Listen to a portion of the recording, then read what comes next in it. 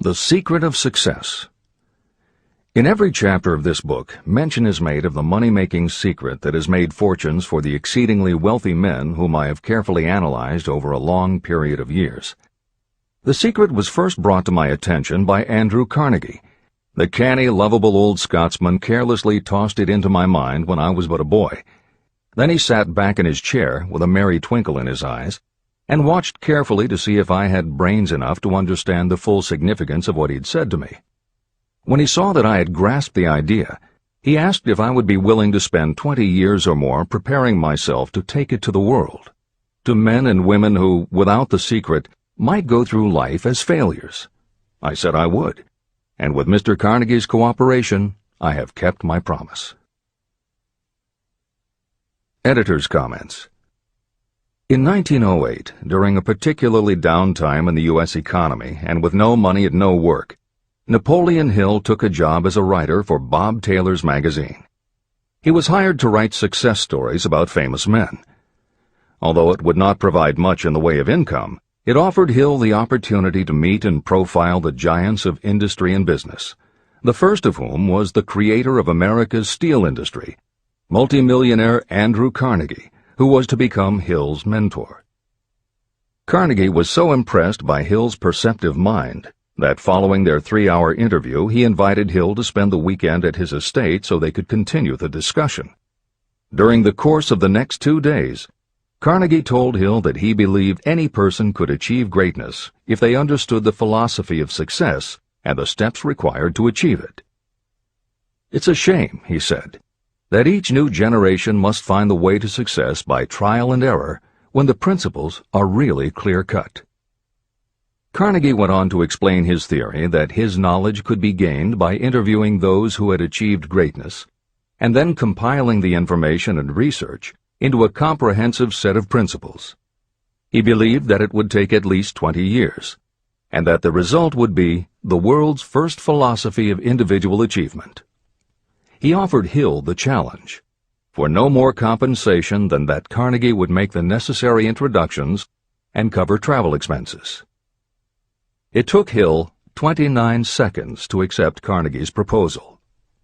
Carnegie told him afterward that had it taken him more than 60 seconds to make the decision, he would have withdrawn the offer, for a man who cannot reach a decision promptly, once he has all the necessary facts, cannot be depended upon to carry through any decision he may make.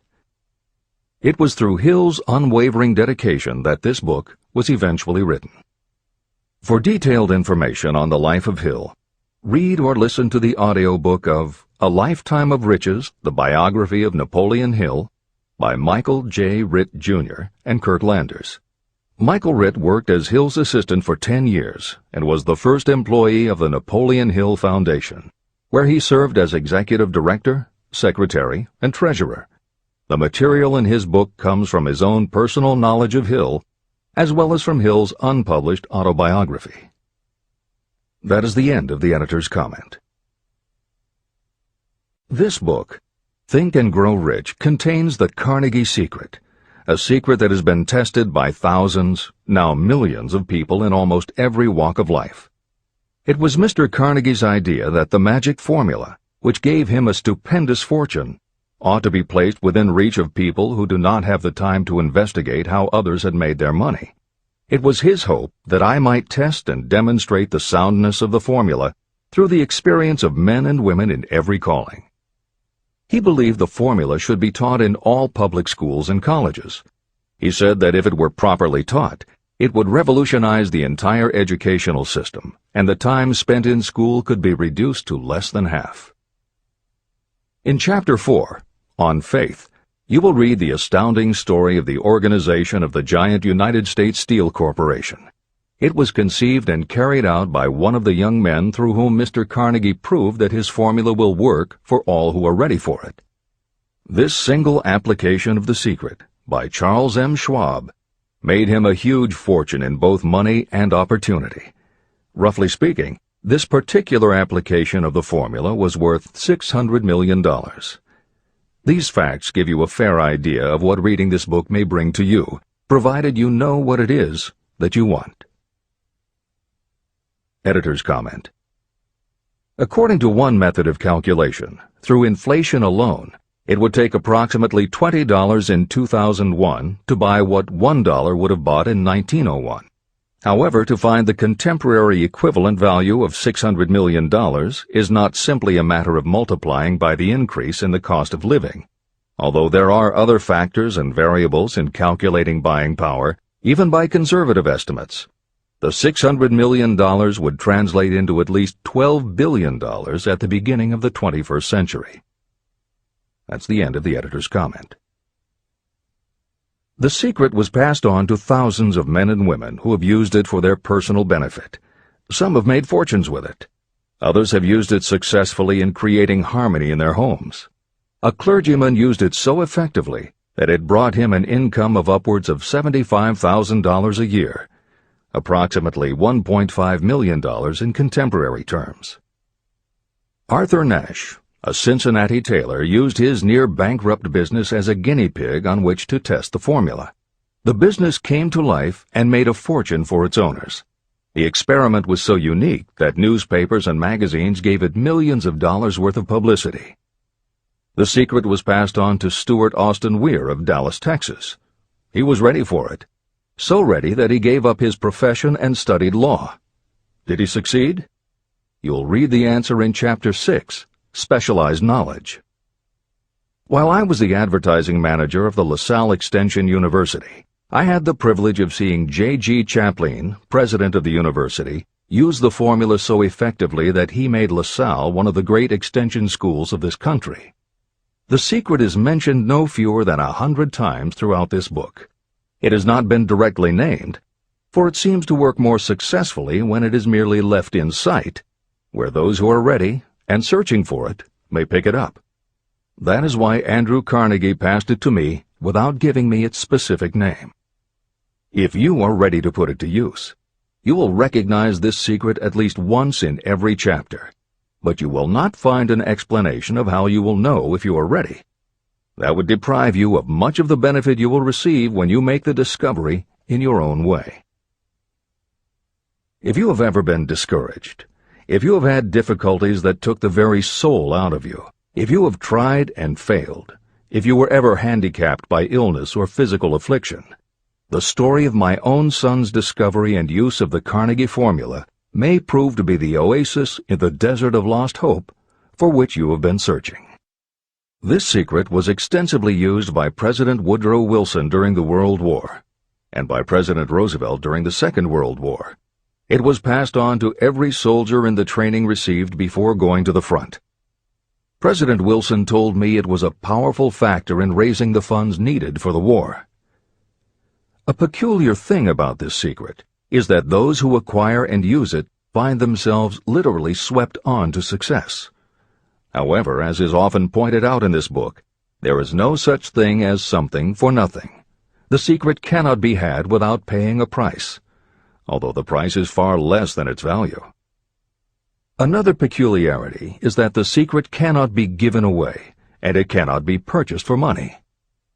Unless you are intentionally searching for the secret, you cannot have it at any price. That is because the secret comes in two parts, and in order for you to get it, one of those parts must already be in your possession. The secret will work for anyone who is ready for it. Education has nothing to do with it. Long before I was born, the secret had found its way into the possession of Thomas A. Edison, and he used it so intelligently that he became the world's leading inventor, although he had only 3 months of schooling. The secret was passed on to Edwin C. Barnes, a business associate of Mr. Edison's. He used it so effectively that he accumulated a great fortune and retired from active business while still a young man. You will find his story at the beginning of the next chapter. It should convince you that riches are not beyond your reach, and that no matter where you are in life, you can still be what you wish to be. Money, fame, recognition, and happiness can be had by you if you are ready and determined to have these blessings. How do I know these things? You should have the answer before you finish this book. You may find it in the very first chapter, or on the last page. While I was doing the research that I had undertaken at Andrew Carnegie's request, I analyzed hundreds of well-known men. Many of them attributed the accumulation of their vast fortunes to the Carnegie secret. Among these men were Henry Ford. Founder of the Ford Automobile Company, Ford started with no money and little education, yet became one of the most successful self-made businessmen in American history. William Wrigley, Jr., a traveling salesman who found that his customers liked the chewing gum he gave away as a premium better than the goods he sold, so he started his own company. John Wanamaker. Known as the Merchant Prince, he created the world's first department store and was hailed for his innovations in marketing, customer service, and employee benefits. James J. Hill. Known as the Empire Builder, he built the transcontinental Great Northern Railway, encouraged homesteading in the West, then established shipping routes linking America to Asia. George S. Parker. A school teacher who grew tired of fixing his students' pens, he created a new design, founded the Parker Pen Company, and turned a simple idea into a fortune. E. M. Statler. The son of a poor pastor, he started as a bellboy and worked his way up until he was able to start his own chain of Statler hotels, famous for their luxury and service with a smile. Henry L. Doherty.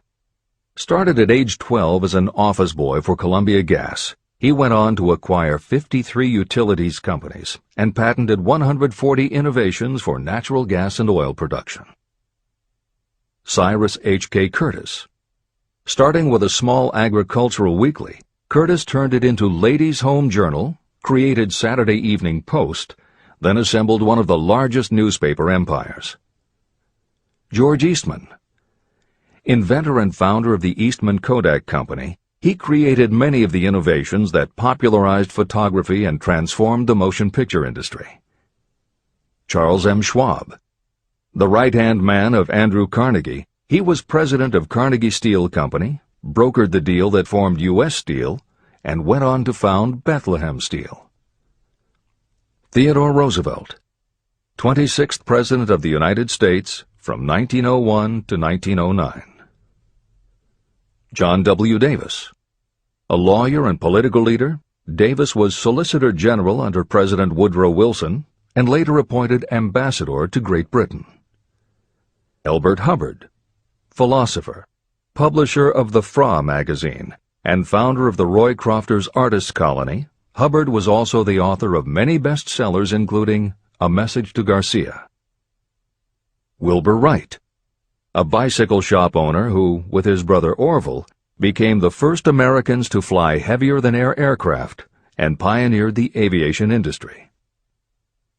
William Jennings Bryan. Newspaper publisher, presidential nominee, Secretary of State under President William McKinley, but perhaps best known as the lawyer who defended creationism at the Scopes monkey trial. Dr. David Starr Jordan. Educator, scientist, author of over 50 books, he was the nation's youngest university president at Indiana University and became the first president of Stanford University. J. Ogden Armour.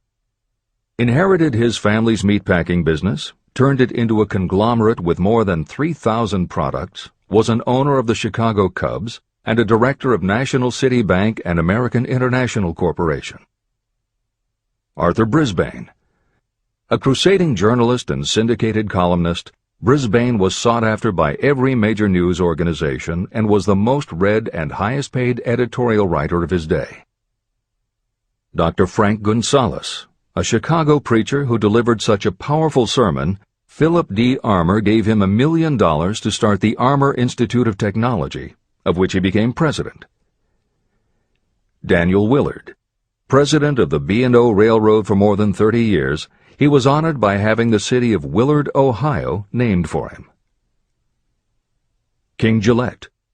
A traveling salesman and born tinkerer, Gillette was trying to shave on a moving train when he came up with the idea of the safety razor, which became the foundation of a corporate giant. Ralph A. Weeks. President of International Correspondence Schools, Weeks helped finance Napoleon Hill's Intra-Wall Institute, established to educate and rehabilitate prison inmates. Judge Daniel T. Wright, instructor at Georgetown Law School, where Napoleon Hill was studying when Bob Taylor's magazine gave him the assignment to write a profile of Andrew Carnegie. John D. Rockefeller. With $1,000 in savings plus another $1,000 borrowed from his father, he started a kerosene company which he grew into the giant Standard Oil and one of the world's greatest fortunes. Thomas A. Edison. Inventor and entrepreneur, he perfected the electric light bulb, the phonograph, the motion picture camera, and owned the rights to more than 1,000 patented inventions. Frank A. Vanderlip.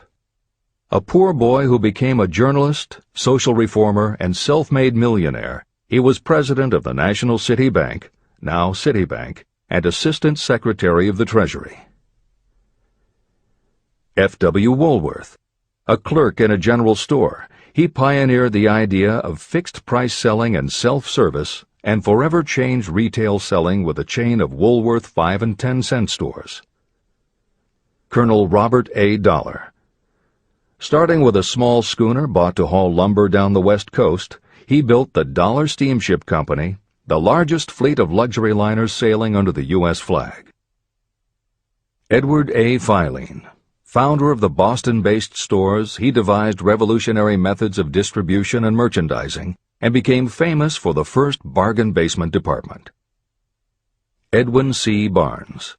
The only man Thomas Edison ever had as a partner, Barnes took Edison's failing dictaphone and sold it so successfully it became a fixture in offices and made him a multimillionaire. Arthur Nash. A Cincinnati tailor who used his bankrupt business as a guinea pig for the Carnegie Secret and was so successful the newspapers made him famous as Golden Rule Nash. Clarence Darrow. Famed as a lawyer, public speaker, and defender of the underdog, Darrow is best known as the lawyer who defended teaching the theory of evolution at the Scopes monkey trial. Woodrow Wilson. 28th President of the United States of America from 1913 to 1921. William Howard Taft. 27th President of the United States of America from 1909 to 1913. Luther Burbank. World-renowned horticulturalist who introduced over 800 varieties of new plants in his effort to improve the quality of plants and thereby increase the world's food supply. Edward W. Buck. Although he had only 6 years' schooling, by the age of 20 he was editor of Ladies' Home Journal, which he helped to build into the world's most widely circulated magazine. Frank A. Munsey. A telegraph operator who quit to launch Argosy magazine, then parlayed his fortune into a newspaper empire that included the Washington Times and the New York Herald. Elbert H. Gary. Chairman of U.S. Steel, at the time the largest corporation in the world, Gary spearheaded the construction of its first major project, the Gary Works Steel Plant, and the city of Gary, Indiana. Dr. Alexander Graham Bell. Best known as the inventor of the telephone, Bell also perfected recording devices, advances in aircraft, and was a co-founder of the National Geographic Society. John H. Patterson. President of National Cash Register, Patterson was known as an advertising visionary and a genius at motivating his sales force, which made NCR the leader in its field. Julius Rosenwald. A small manufacturer who foresaw the future of mail order, he bought 25% of Sears Roebuck & Company, and together with Richard Sears built it into an icon of American business. Stuart Austin Weir. A construction engineer Hill met in the Texas oil fields who, inspired by the Carnegie Secret, went to law school after age 40 and also helped publish Napoleon Hill's magazine. Dr. Frank Crane. A noted psychologist, essayist, and author of the book 4-Minute Essays on subjects such as the price of liberty, pragmatism, the duty of the rich, and how to keep friends. J.G. Chaplin, president of the LaSalle Extension University at the time Napoleon Hill worked in the university's advertising and sales department, where he first realized his talent for motivating people. Jennings Randolph, a congressman, then U.S. Senator from West Virginia. Randolph was a lifelong admirer of Napoleon Hill, and it was he who encouraged Hill to act as advisor to President Franklin Delano Roosevelt. These names represent a small fraction of well-known Americans whose achievements, financial and otherwise, prove that those who understand and apply the Carnegie secret reach high positions in life.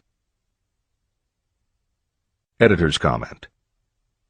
As Napoleon Hill says, the preceding list includes only some of the more than 500 multimillionaires and extraordinarily successful individuals whom Napoleon Hill interviewed prior to writing Think and Grow Rich. It does not include the equally impressive list of people he came in contact with after the publication, nor does it include the names of those who did not have the opportunity to meet Napoleon Hill personally, but who attribute their success to having read this book. It is said that Napoleon Hill and Think and Grow Rich have made more millionaires than any other person in history. It might equally well be said that Napoleon Hill inspired more motivational experts than any other man in history. It is practically impossible to find a motivational speaker who does not draw upon Hill's work. His influence can be seen in the writings of his early peers, Dale Carnegie and Norman Vincent Peale. Later, successful authors and speakers such as W. Clement Stone, Og Mandino, and Earl Nightingale either worked directly with Napoleon Hill or with the Napoleon Hill Foundation. Echoes of Hill's principles can also be found in books by people as diverse as Wally Famous Amos, Mary Kay Ash, Ken Blanchard, Adelaide Bry, Chicken Soup for the Soul authors Jack Canfield and Mark Victor Hansen, Debbie Fields, Shakti Gawain, John Gray, Susan Jeffers, Bruce Jenner, Charlie Tremendous Jones, Tommy Lasorda, Art Linkletter, Joan London, Dr. Maxwell Maltz, James Redfield, Dr. Bernie Siegel, Jose Silva, Brian Tracy, Lillian Vernon, and Dennis Waitley. Stephen Covey, author of The 7 Habits of Highly Effective People, has often spoken of the influence of Napoleon Hill. Anthony Robbins, arguably the most successful motivational author and speaker at the beginning of the 21st century, has acknowledged Napoleon Hill as a personal hero. That is the end of the editor's comment. I have never known anyone who was inspired to use the Carnegie secret who did not achieve noteworthy success. On the other hand, I have never known anyone to distinguish themselves or to accumulate riches of any consequence without possession of the secret. From these two facts, I draw the conclusion that the secret is more important for self-determination than anything you receive through what is popularly known as education. Somewhere, as you read, the secret will jump from the page and stand boldly before you, if you are ready for it. When it appears, you will recognize it. Whether you receive the sign in the first chapter or the last, stop for a moment when it presents itself, and make a note of the time and place. You will want to remember, because it will mark the most important turning point of your life. Remember, too, as you go through the book, that it deals with facts and not with fiction. Its purpose is to convey a great universal truth through which you, if you are ready, may learn what to do and how to do it. You will also receive the needed stimulus to make a start. As a final word of preparation, may I offer one brief suggestion which may provide a clue how the Carnegie secret may be recognized? It is this: achievement and all earned riches have their beginning in an idea. If you are ready for the secret, you already possess one half of it. Therefore, you will recognize the other half the moment it reaches your mind. Editor's comments. Unlike much of the business and motivational literature available, Think and Grow Rich is not written for readers to skip around from chapter to chapter, taking a concept here and an idea there to solve the problem of the moment. This book is written as a carefully integrated whole, to be read in its entirety, from beginning to end. Concepts that are introduced in one chapter recur in other chapters where their meaning and significance rely upon the reader having already assimilated the earlier knowledge. The chapters are designed to build upon one another in such a way that every word is to be read, every idea is to be considered, and every concept is to be understood and absorbed. Think and Grow Rich is often called the first philosophy of personal achievement, and a philosophy is more than a collection of solutions to business problems. A philosophy is a system of principles that will guide your thoughts and actions, and provide you with a code of ethics and a standard of values. Think and Grow Rich will not just change what you think, it will literally change the way you think. In preparing this new and updated edition, every aspect of Think and Grow Rich has been analyzed to ensure its relevance to the current business climate. In those instances where material might be considered dated or out of step with contemporary practices, the original text has been updated or augmented with relevant new material. A hallmark of the original edition of Think and Grow Rich is that in every chapter Napoleon Hill cites real-life examples based on his own first-hand knowledge of America's most successful self-made multimillionaires. In this edition, every one of Hill's stories has been retained, and the editors have added contemporary examples and modern parallels which clearly demonstrate that Hill's principles are as up-to-date as today and still guiding those who succeed. In addition to contemporary examples, where the editors felt it would be of interest to the reader, we have included marginal notes that provide relevant information about recent developments. Where applicable, we have also suggested books or other materials that complement various aspects of Napoleon Hill's philosophy. On a more technical note, the editors have approached the written text as we would that of a living author. When we encountered what modern grammarians would consider run-on sentences, outdated punctuation, or other matters of form, we opted for contemporary usage. Those readers familiar with earlier editions will note that the chapter numbers have been changed in this edition. Originally, Think and Grow Rich began with an unnumbered chapter, a word from the author. In this edition, that text appears as Chapter 1, and is renamed The Secret of Success. The chapters that follow are renumbered sequentially and proceed in their original order.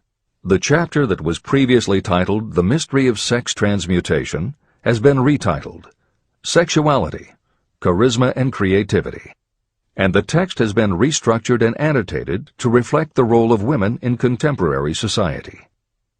All editorial commentary is clearly set off in a font and style that is different from the original text. This is the end of the editor's comments.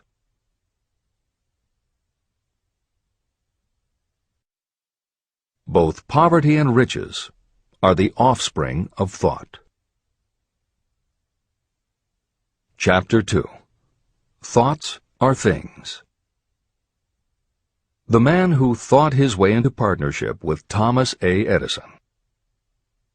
Truly, thoughts are things, and powerful things, when they are mixed with definiteness of purpose, persistence, and a burning desire for their translation into riches or other material objects. Some years ago, Edwin C. Barnes discovered how true it is that you really can think and grow rich. His discovery did not come about at one sitting. It came little by little, beginning with a burning desire to become a business associate of the great Thomas Edison. One of the chief characteristics of Barnes' desire was that it was definite. He wanted to work with Edison, not for him. Pay close attention to the story of how he turned his desire into reality, and you'll have a better understanding of the principles that lead to riches. When this desire, or this thought, first flashed into his mind, he was in no position to act upon it. Two problems stood in his way. He did not know Mr. Edison, and he did not have enough money to buy a train ticket to West Orange, New Jersey, where the famed Edison Laboratory was located. These problems would have discouraged the majority of people from making any attempt to carry out the desire. But his was no ordinary desire. The Inventor and the Tramp. Edwin C. Barnes presented himself at Mr. Edison's laboratory and announced that he had come to go into business with the inventor. Years later, in speaking about that first meeting, Mr. Edison said about Barnes, "He stood there before me looking like an ordinary tramp, but there was something in the expression of his face which conveyed the impression that he was determined to get what he had come after. I had learned from years of experience with men that when a man really desires a thing so deeply that he is willing to stake his entire future on a single turn of the wheel in order to get it, he is sure to win. I gave him the opportunity he asked for, because I saw he had made up his mind to stand by until he succeeded. Subsequent events proved that no mistake was made." It could not have been the young man's appearance that got him his start in the Edison office. That was definitely against him. It was what he thought that counted. Barnes did not get his partnership with Edison on his first interview. What he did get was a chance to work in the Edison offices at a very nominal wage. Months went by. Nothing happened to bring nearer the goal that Barnes had set as his definite major purpose. But something important was happening in Barnes' mind.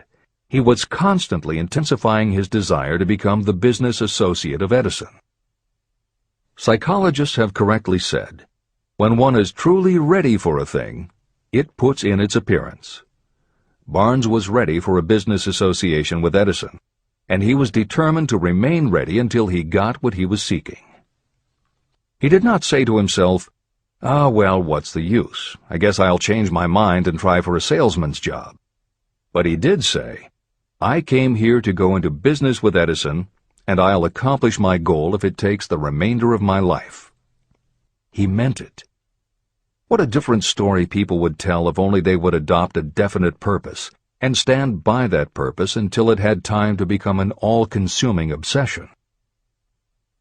Maybe young Barnes did not know it at the time, but his bulldog determination and his persistence in focusing on a single desire was destined to mow down all opposition and bring him the opportunity he was seeking. When the opportunity came, it appeared in a different form and from a different direction than Barnes had expected. That is one of the tricks of opportunity. It has a sly habit of slipping in by the back door, and often it comes disguised in the form of misfortune or temporary defeat. Perhaps this is why so many people fail to recognize opportunity. Mr. Edison had just perfected a new device, known at that time as the Edison dictating machine. His salesmen were not enthusiastic about the machine. They did not believe it could be sold without great effort. Barnes saw his opportunity. It had crawled in quietly, hidden in a queer-looking machine that interested no one but Barnes and the inventor. Barnes knew he could sell the Edison dictating machine, and he told Edison so. Edison decided to give him his chance. And Barnes did sell the machine. In fact, he sold it so successfully that Edison gave him a contract to distribute and market it all over the nation. Out of that business association, Barnes made himself rich in money, but he did something infinitely greater. He proved that you really can think and grow rich. How much actual cash that original desire of Barnes was worth to him, I have no way of knowing. Perhaps it brought him $2 or $3 million. Editor's comment. $3 million in the early years of the 20th century would be comparable to more than $50 million in terms of buying power at the beginning of the 21st century. This is the end of the editor's comment. But the amount becomes insignificant compared with the greater asset he acquired. The definite knowledge that an intangible impulse of thought can be transmuted into material rewards by the application of known principles. Barnes literally thought himself into a partnership with the great Edison. He thought himself into a fortune. He had nothing to start with except knowing what he wanted, and the determination to stand by that desire until he realized it. 3 feet from gold. One of the most common causes of failure is the habit of quitting when you're overtaken by temporary defeat. Every person is guilty of this mistake at one time or another. During the gold rush days, An uncle of my friend R.U. Darby was caught by gold fever, and he went west to Colorado to dig and grow rich. He had never heard that more gold has been mined from the thoughts of men than has ever been taken from the earth. He staked a claim and went to work with pick and shovel.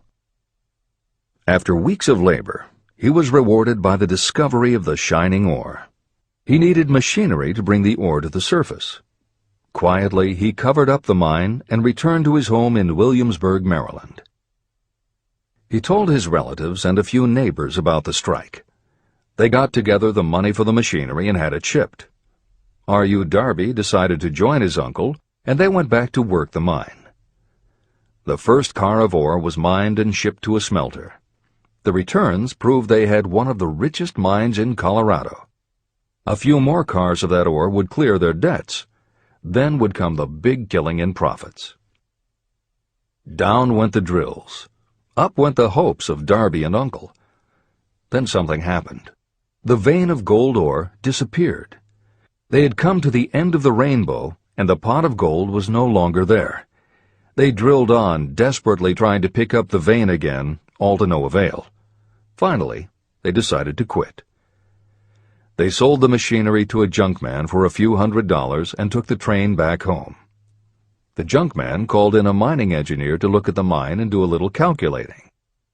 The engineer advised that the project had failed because the owners were not familiar with fault lines. His calculations showed that the vein would be found just 3 feet from where the Darbys had stopped drilling. And that is exactly where it was found.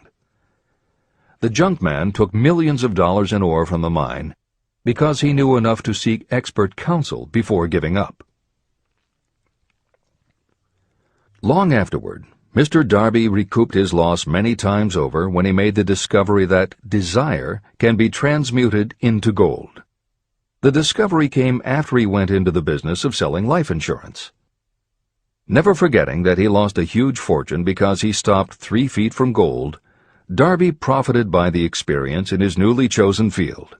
He simply said to himself, "I stopped 3 feet from gold, but I will never stop because men say no when I ask them to buy insurance." Darby became one of a small group of men who sell over $1 million in life insurance annually. He owed his stickability to the lesson he learned from his quitability in the gold mining business. Before success comes in anyone's life, that person is sure to meet with much temporary defeat, and perhaps some failure.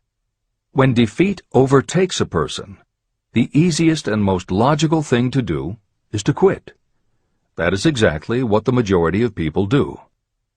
More than 500 of the most successful people this country has ever known told me their greatest success came just one step beyond the point at which defeat had overtaken them.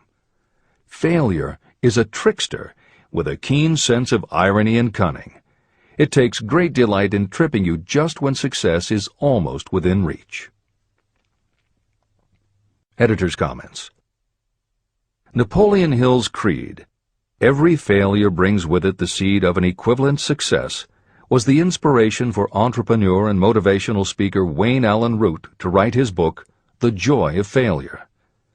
Published in the late 1990s, it not only tells Wayne's personal story of using his failures as stepping stones to success, he also recounts stories from other successful people, which prove that the rich and famous got to be that way only because of what they learned from their failures.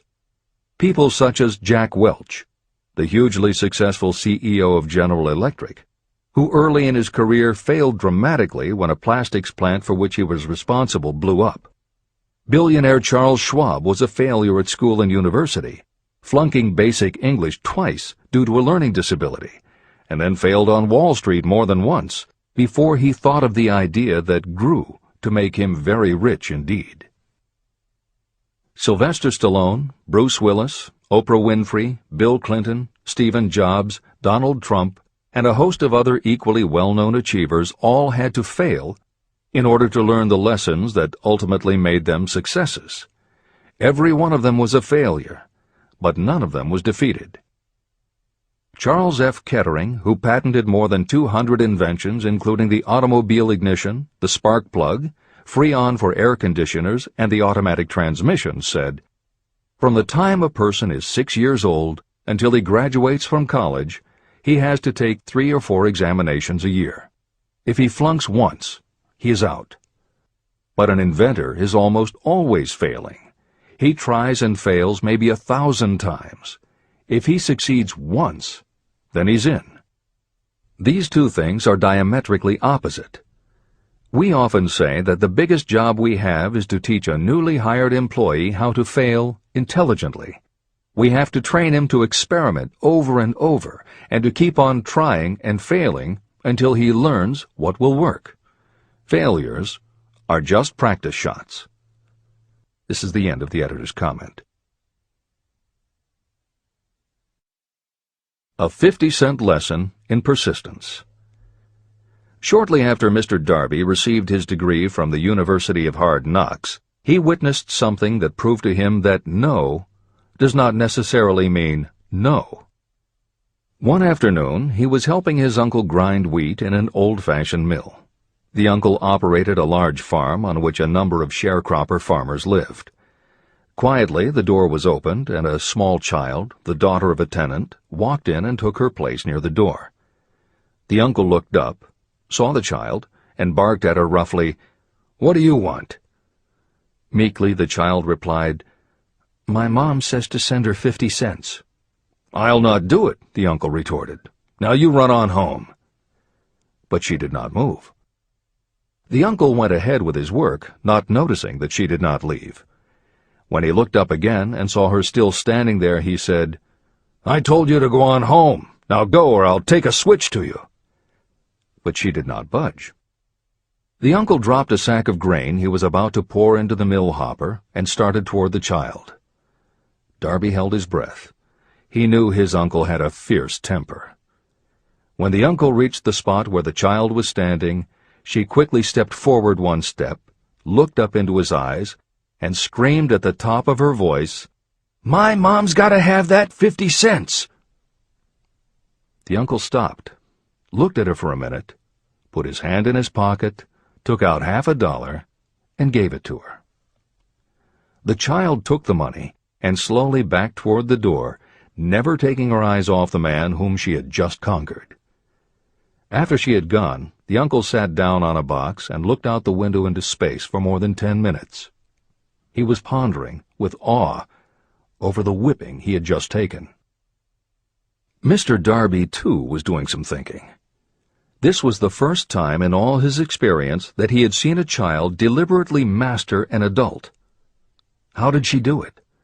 What happened to his uncle that caused him to lose his fierceness and become as docile as a lamb?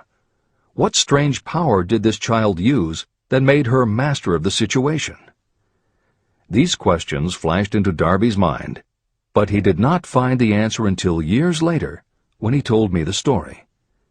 Strangely, the story of this unusual experience was told to me in the old mill on the very spot where the uncle took his whipping. As we stood there in that musty old mill, Mr. Darby repeated the story and finished by asking, "What can you make of it? What strange power did that child use that so completely whipped my uncle?" The answer to his question will be found in the principles described in this book. The answer is full and complete. It contains enough details and instructions for you to understand and apply the same force that the little child accidentally stumbled upon. Keep your mind alert, and you will learn exactly what strange power came to the rescue of the child. You may catch a glimpse of the power in this chapter, or it may flash into your mind in some later chapter. If you stay alert to the possibility, somewhere you will find the idea that will quicken your receptive powers and place at your command this same irresistible power. It may come in the form of a single idea, or it may come as a complete plan or a purpose. It may even cause you to go back over your past experiences of failure or defeat, and in doing so, it may bring to the surface some lesson by which you can regain all that you lost through defeat. After I had explained to Mr. Darby the power unwittingly used by the little child, he mentally retraced his 30 years as a life insurance salesman. As he did so, it became clear to him that his success was due, in no small degree, to the lesson he had learned from the child. Mr. Darby pointed out, "Every time a prospect tried to bow me out without buying, I saw that child standing there in the old mill, her big eyes glaring in defiance, and I said to myself, I've got to make this sale. The better portion of all sales I have made were made after people had said no." He also recalled his mistake in having stopped only 3 feet from gold. "But," he said, "that experience was a blessing in disguise. It taught me to keep on keeping on, no matter how hard the going may be. A lesson I needed to learn before I could succeed in anything." Mr. Darby's experiences were commonplace and simple enough, yet they held the answer to his destiny in life. In fact, to him the experiences were as important as life itself, and he was able to profit from these 2 important experiences because he analyzed them and found the lesson they taught. But what if you don't see the events of your life as being experiences of such profound significance? And what about the young person who doesn't yet have even minor failures to analyze? Where and how will they learn the art of converting defeats into the stepping stones to opportunity? That is exactly why this book was written, to answer those questions. To convey my answer, I have constructed 13 principles. These principles work individually or together as catalysts. The specific answer that you are looking for may already be in your own mind. Reading these principles may be the catalyst that causes your answer to suddenly come to you as an idea, a plan, or a purpose. One sound idea is all you need to achieve success. These 13 principles contain the best and most practical ways and means of creating ideas. Success consciousness. Before I go any further in the description of these principles, you should know this. When riches begin to come, they come so quickly and in such great abundance that you will wonder where they've been hiding during all those lean years. This is an astounding statement, especially when you take into consideration the popular belief that riches come only to those who work hard and long. When you begin to think and grow rich, you will observe that riches begin with a state of mind, with definiteness of purpose, with little or no hard work. What you need to know now is how to acquire the state of mind that will attract riches. I spent 25 years researching the answer to that question, because I, too, wanted to know how wealthy men become that way. What you will learn is that as soon as you master the principles of this philosophy, and begin to apply those principles, your financial status will begin to improve. Everything you touch will begin to transmute itself into an asset for your benefit. Impossible? Not at all. One of the main weaknesses the average person suffers is too much familiarity with the word impossible. We know all the rules that will not work. We know all the things that cannot be done. This book was written for those who seek the rules that have made others successful and are willing to stake everything on those rules. Success comes to those who become success conscious. Failure comes to those who allow themselves to become failure conscious. The object of this book is to help you learn the art of changing your mind from failure consciousness to success consciousness. Another weakness is the habit of measuring everything and everyone by your own impressions and beliefs. Some of you reading this will have trouble believing that you can think and grow rich because your thought habits have been steeped in poverty, misery, failure, and defeat. This kind of thinking reminds me of the story about the man who came from China to study at the University of Chicago. One day, President Harper met this young man on campus and stopped to chat with him for a few minutes. He asked what had impressed him as being the most noticeable characteristic of the American people. "Why," the student exclaimed, "the unusual shape of your eyes." It's all a matter of perspective and habit. The same is true of your belief in what a person can achieve. If you have formed the habit of seeing life only from your own perspective, you may make the mistake of believing that your limitations are in fact the proper measure of limitations. The impossible Ford V8 motor. When Henry Ford decided to produce his famous V8 motor, he chose to build an engine with the entire 8 cylinders cast in one block. Ford instructed his engineers to produce a design for the engine. The design was drawn up on paper, but the engineers agreed to a man that it was simply impossible to cast an 8-cylinder engine block in one piece. Ford said, "Produce it anyway." But they replied, "It's impossible." "Go ahead," Ford commanded, "and stay on the job until you succeed, no matter how much time is required." So the engineers went ahead. 6 months went by. Nothing happened. Another 6 months passed, and still nothing. The engineers tried every conceivable plan to carry out the orders, but the thing seemed out of the question. Impossible. At the end of the year, Ford again checked with his engineers, and again they told him they had found no way to carry out his orders. "Go right ahead," said Ford. "I want it, and I'll have it." They went ahead. And then, as if by a stroke of magic, the secret was discovered. The Ford determination had won once more. Henry Ford was a success because he understood and applied the principles of success. One of these principles is desire, knowing clearly what you want. Remember this Ford story as you continue reading this book. Pick out the lines in which the secrets of his stupendous achievement have been described. If you do this, if you can put your finger on those particular principles that made Henry Ford rich, you may equal his achievements in almost any calling for which you are suited. Editor's comments. To those readers who may interpret Ford's actions as nothing more than obstinacy, the editors would point out that he was employing a technique that has become a common part of strategic planning in many industries, including aerospace, computers, medicine, and the military. When launching large, complicated, long-term projects, the planners often know that at certain points along the way they will need components that simply do not yet exist.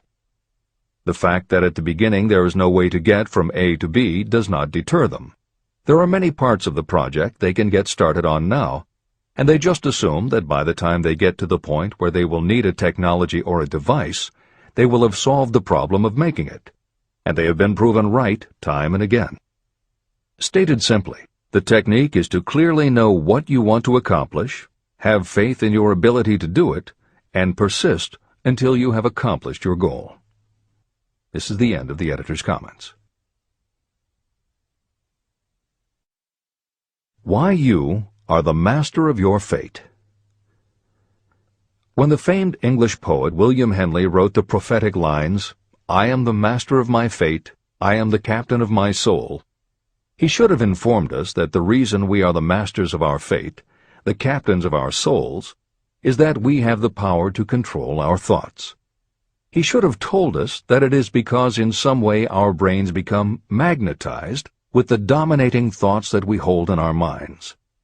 And it is as though our magnetized minds attract to us the forces, the people, and the circumstances of life that are in sync with our dominating thoughts. He should have told us that before we can accumulate riches in great abundance, we must magnetize our minds with intense desire for riches. That we must become money-conscious until the desire for money drives us to create definite plans for acquiring it. But, being a poet, Henley contented himself by stating a great truth in poetic form, leaving those who followed him to interpret the philosophical meaning of his lines. Little by little, the truth has unfolded itself, until I have come to know with certainty that the principles described in this book hold the secret of mastery over our economic fate.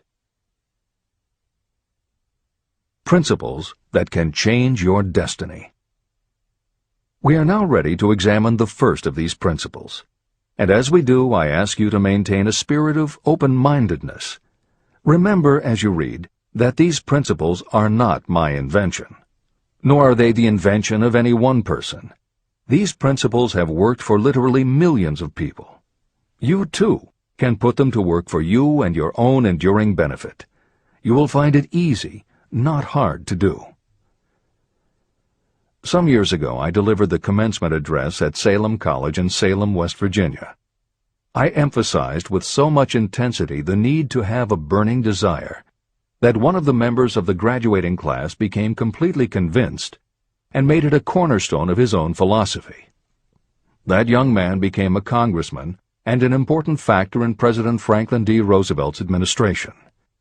He wrote me a letter in which he so clearly stated his opinion of the principle of desire outlined in the next chapter that I have chosen to publish his letter as an introduction to that chapter. It gives you an idea of the rewards to come. My dear Napoleon, my service as a member of Congress having given me an insight into the problems of men and women, I am writing to offer a suggestion which may become helpful to thousands of worthy people.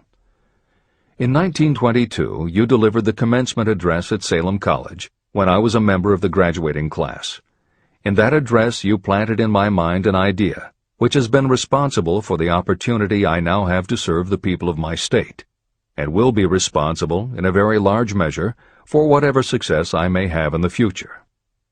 I recall, as though it were yesterday, the marvelous description you gave of the method by which Henry Ford, with but little schooling, without a dollar, with no influential friends, rose to great heights. I made up my mind then, even before you had finished your speech, that I would make a place for myself, no matter how many difficulties I had to surmount. Thousands of young people will finish their schooling this year and within the next few years. Every one of them will be seeking just such a message of practical encouragement as the one I received from you. They will want to know where to turn, what to do to get started in life.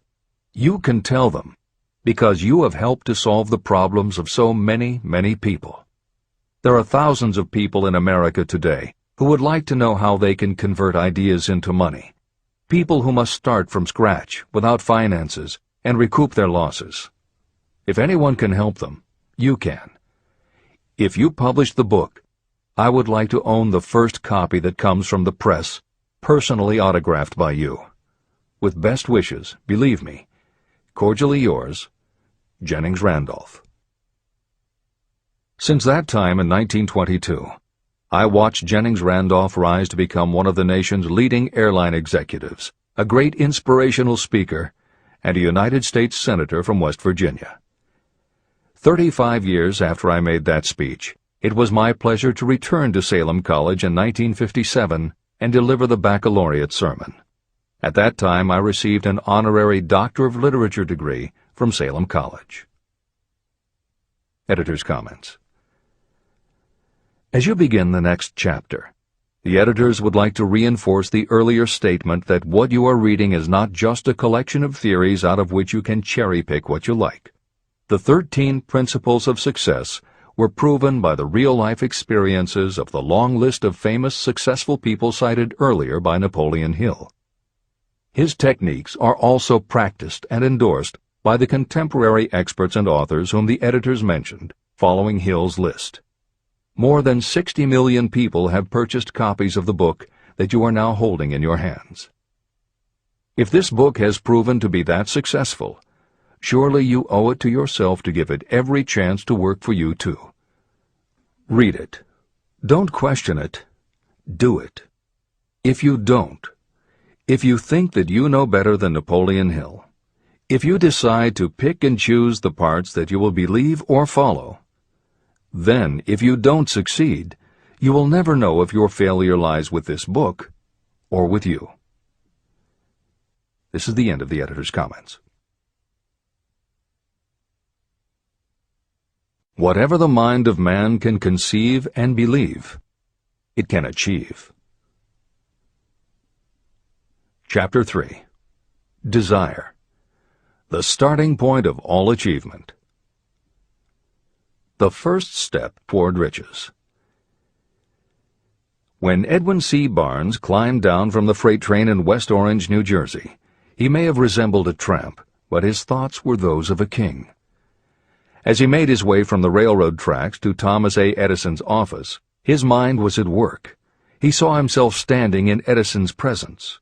He heard himself asking Mr. Edison for an opportunity to carry out the one consuming obsession of his life, a burning desire to become the business associate of the great inventor. Barnes' desire was not a hope. It was not a wish. It was a pulsating desire which transcended everything else. It was definite. A few years later, Edwin C. Barnes again stood before Edison, in the same office where he first met the inventor. This time, his desire had been translated into reality. He was in business with Edison. The dominating dream of his life had become a reality. Barnes succeeded because he chose a definite goal, placed all his energy, all his willpower, all his effort. He put everything he had into achieving that goal. 5 years passed before the chance he had been seeking made its appearance. To everyone except himself, he appeared to be just another cog in the Edison business wheel. But in Edwin Barnes' own mind, he was the partner of Edison every minute from the very day that he first went to work there. It is a remarkable illustration of the power of a definite desire.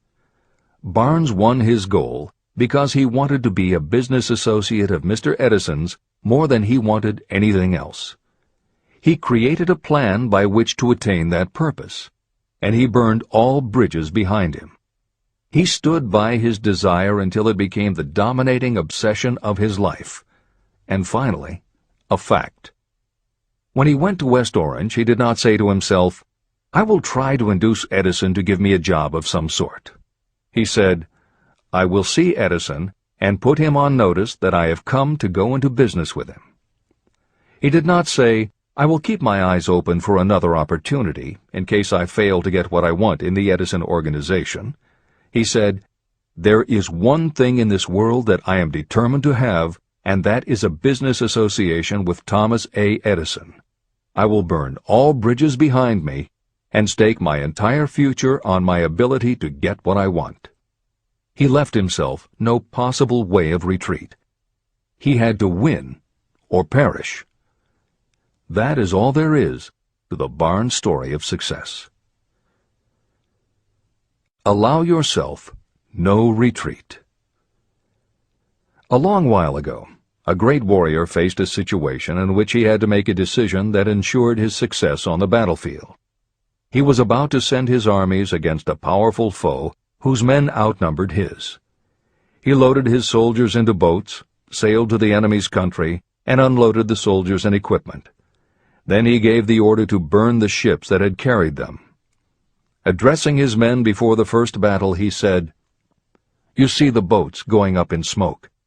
That means we cannot leave these shores alive unless we win. We now have no choice. We win or we perish." They won. Every person who wins in any undertaking must be willing to burn his ships and cut all sources of retreat.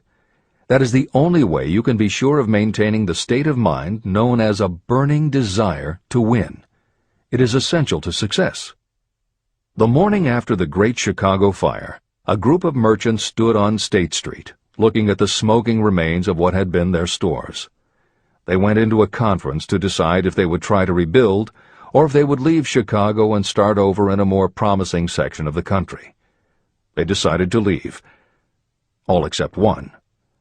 The merchant who decided to stay and rebuild pointed a finger at the remains of his store and said, "Gentlemen, on that very spot I will build the world's greatest store, no matter how many times it may burn down." That was in 1871. The store was built. It still stands there today. The Marshall Field's department store is a towering monument to the power of that state of mind known as a burning desire. The easy thing would have been for Marshall Field to do exactly what his fellow merchants did. When the going was hard and the future looked dismal, they pulled up and went where the going seemed easier. Mark well this difference between Marshall Field and the other merchants. It is that difference which distinguishes those who succeed from those who fail. Every human being old enough to understand the value of money wishes for it, but wishing will not bring riches.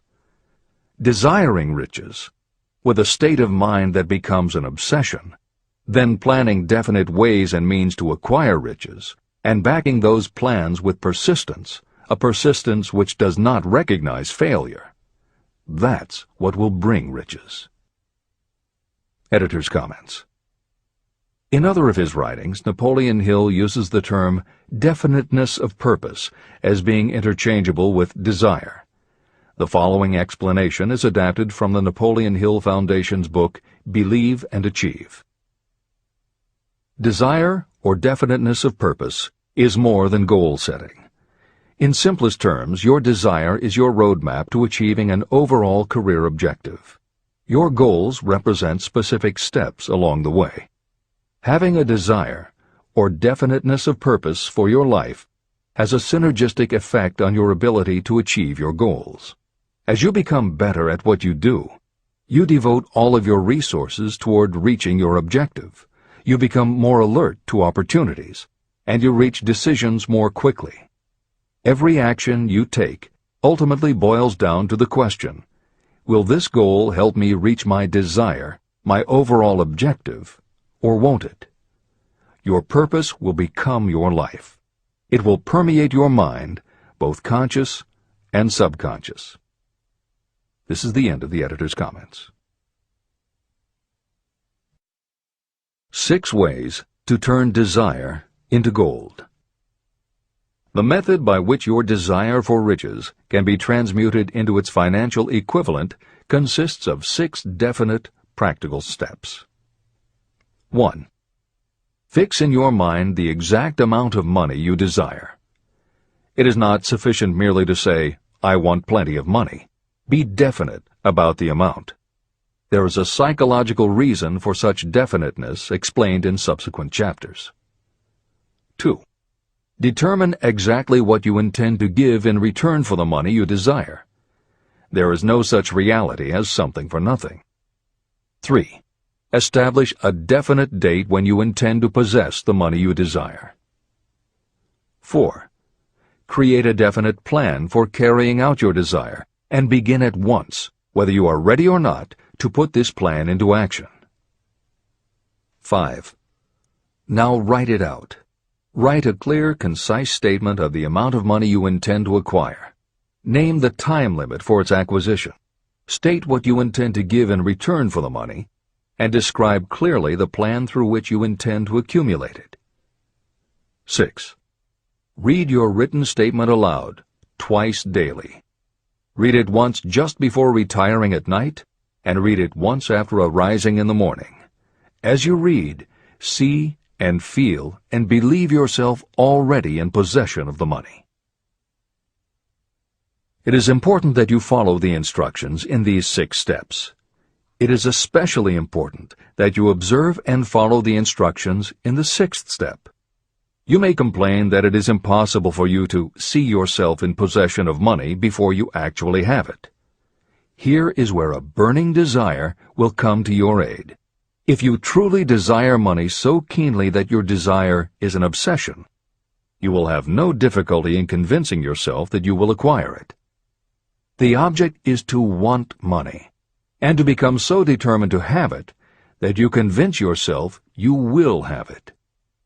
If you have not been schooled in the workings of the human mind, these instructions may appear impractical. It may help you to know that the information they convey was given to me by Andrew Carnegie, who made himself into one of the most successful men in American history. Carnegie began as an ordinary laborer in the steel mills, but managed, despite his humble beginning, to make these principles yield him a fortune of considerably more than $100 million. Editor's comment. In today's terms, the value of Carnegie's fortune would be at least $20 billion and probably a good deal more. End of editor's comment. It may be of further help to know that the 6 steps were carefully scrutinized by the famed inventor and successful businessman, Thomas A. Edison. He gave his stamp of approval, saying they are not only the steps essential for the accumulation of money, but also for the attainment of any goal. Editor's comments. In the time since Napoleon Hill wrote these words, advances in our understanding of both the physiology of the brain and the psychology of the mind have yielded a much greater understanding of human motivation. Even so, the methods used by modern motivational experts are essentially the same techniques advised by Hill. Research studies confirm that there is sound psychological basis for doing as Hill advises. Be very specific when setting goals. Perform the physical act of committing those goals to paper, and repeat your stated goal aloud to yourself often. These techniques have gained wide acceptance among modern experts in the field. The psychological principle at work is similar to that which underlies auto-suggestion and self-hypnosis, concepts that will be discussed in greater depth in Chapter 5, Auto-Suggestion, and in Chapter 13, The Subconscious Mind. Hill's instruction to see yourself as you will be when you have already achieved your objective is also a specific technique. Today it is commonly taught by motivational experts under the term creative visualization. In Chapter 4 on faith and in Chapter 5 on auto-suggestion, Hill elaborates on his method. Before moving on, the editors would like to reinforce Hill's advice to follow his instructions to the letter. The editors know there is a tendency for the reader to assume that it is enough for them just to intellectually understand a concept. As you read Hill's 6 points, you probably found yourself thinking, sure, some people might need to write things down, but I'm not a kid, I get the idea. Or, okay, I understand that saying it out loud might help some less sophisticated people, but I already understand the point intellectually. If you feel that way, let us remind you that many of the most successful people whom you admire did not think they were too smart or too sophisticated to follow Hill's instructions. The editors would again point out that if Napoleon Hill believed the actual acts of writing and speaking your goals is important, and if psychologists and motivational experts agree, then you would be foolish not to follow this simple advice. Just do it. This is the end of the editor's comments. The steps call for no hard labor. They call for no sacrifice. To apply them does not call for a great amount of education. But the 6 steps do call for enough imagination to see and to understand that the accumulation of money cannot be left to chance or luck. You may as well know right here that you can never have riches in great quantity unless you can work yourself into a white heat of desire for money and actually believe you will possess it.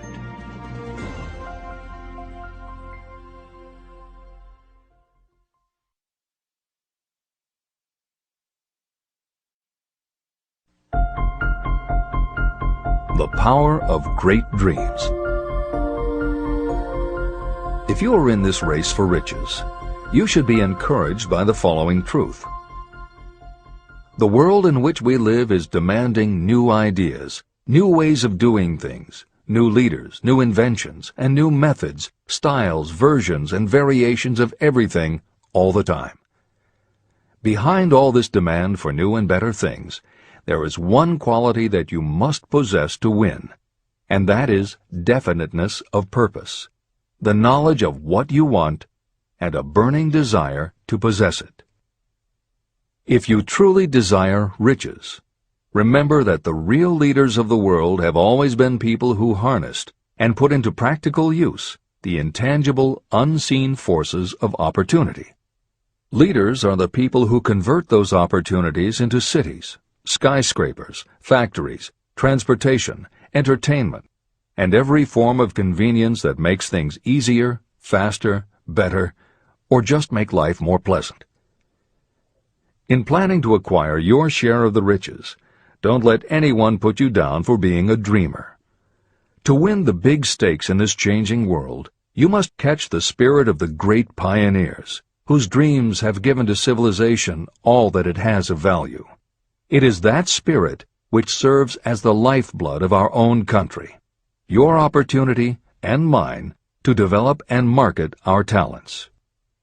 A burning desire to be and to do is the starting point from which the dreamer must take off. Dreams are not born of indifference, laziness, or lack of ambition. If the thing you wish to do is right, and you believe in it, go ahead and do it.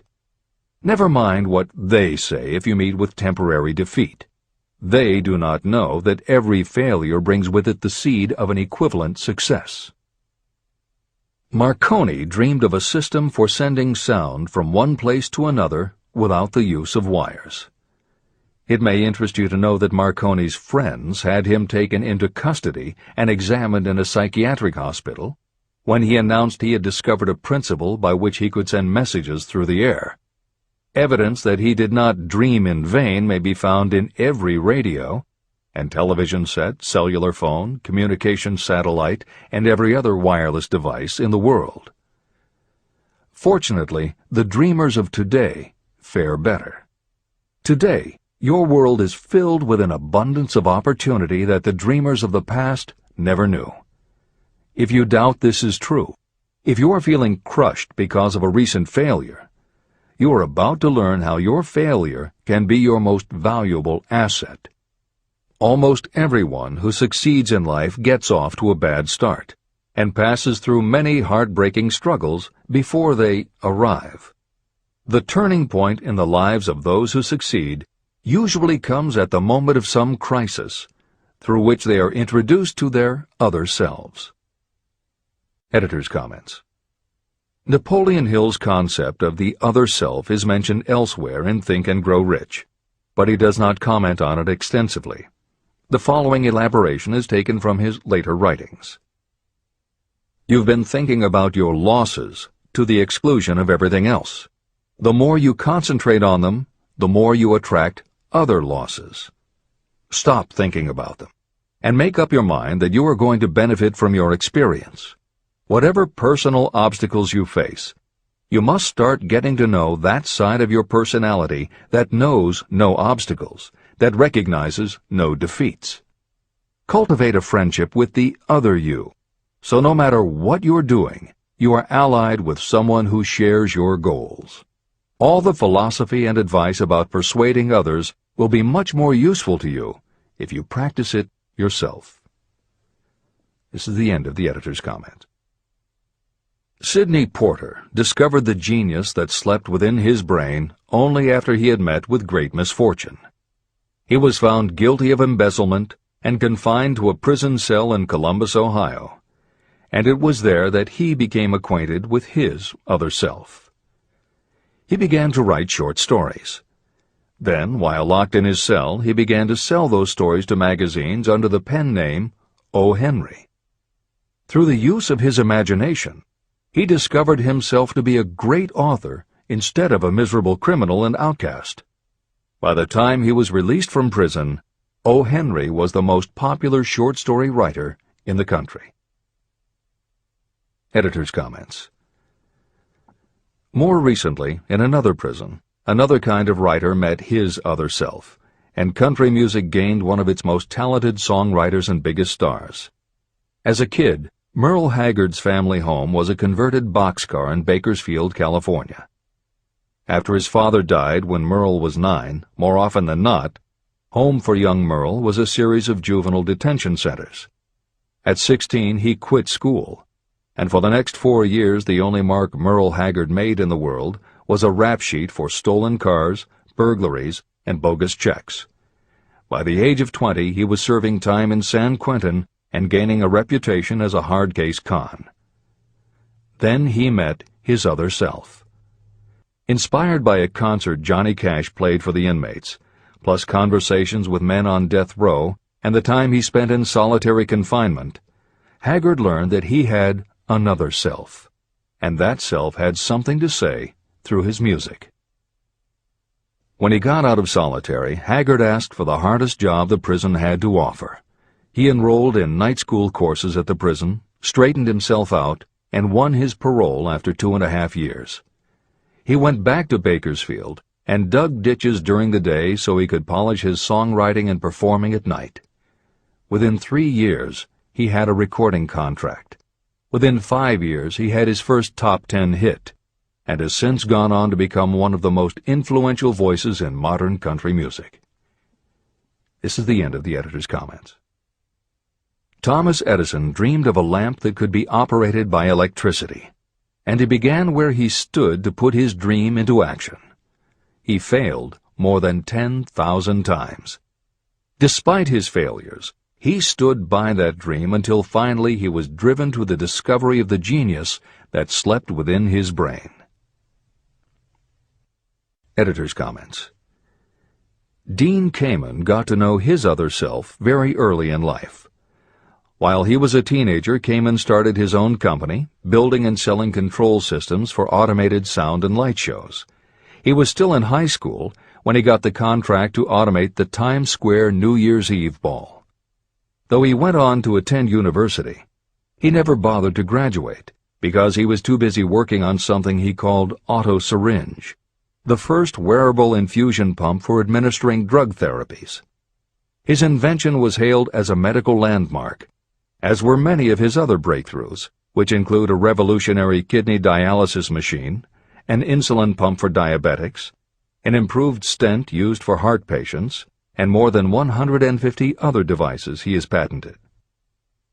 One day, seeing the difficulty a man in a wheelchair was having getting up a curb, Kamen set his mind to creating a device that would liberate people confined to wheelchairs.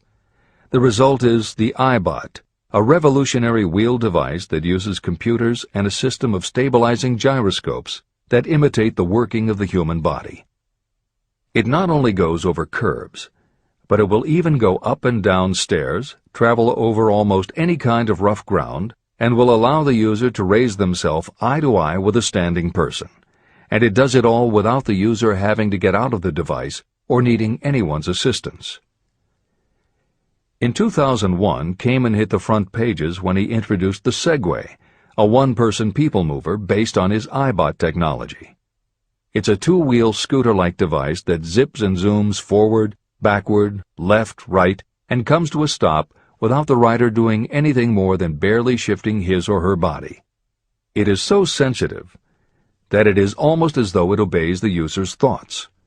The Segway may be a world-changing invention, with possible applications for work and travel that stagger the imagination.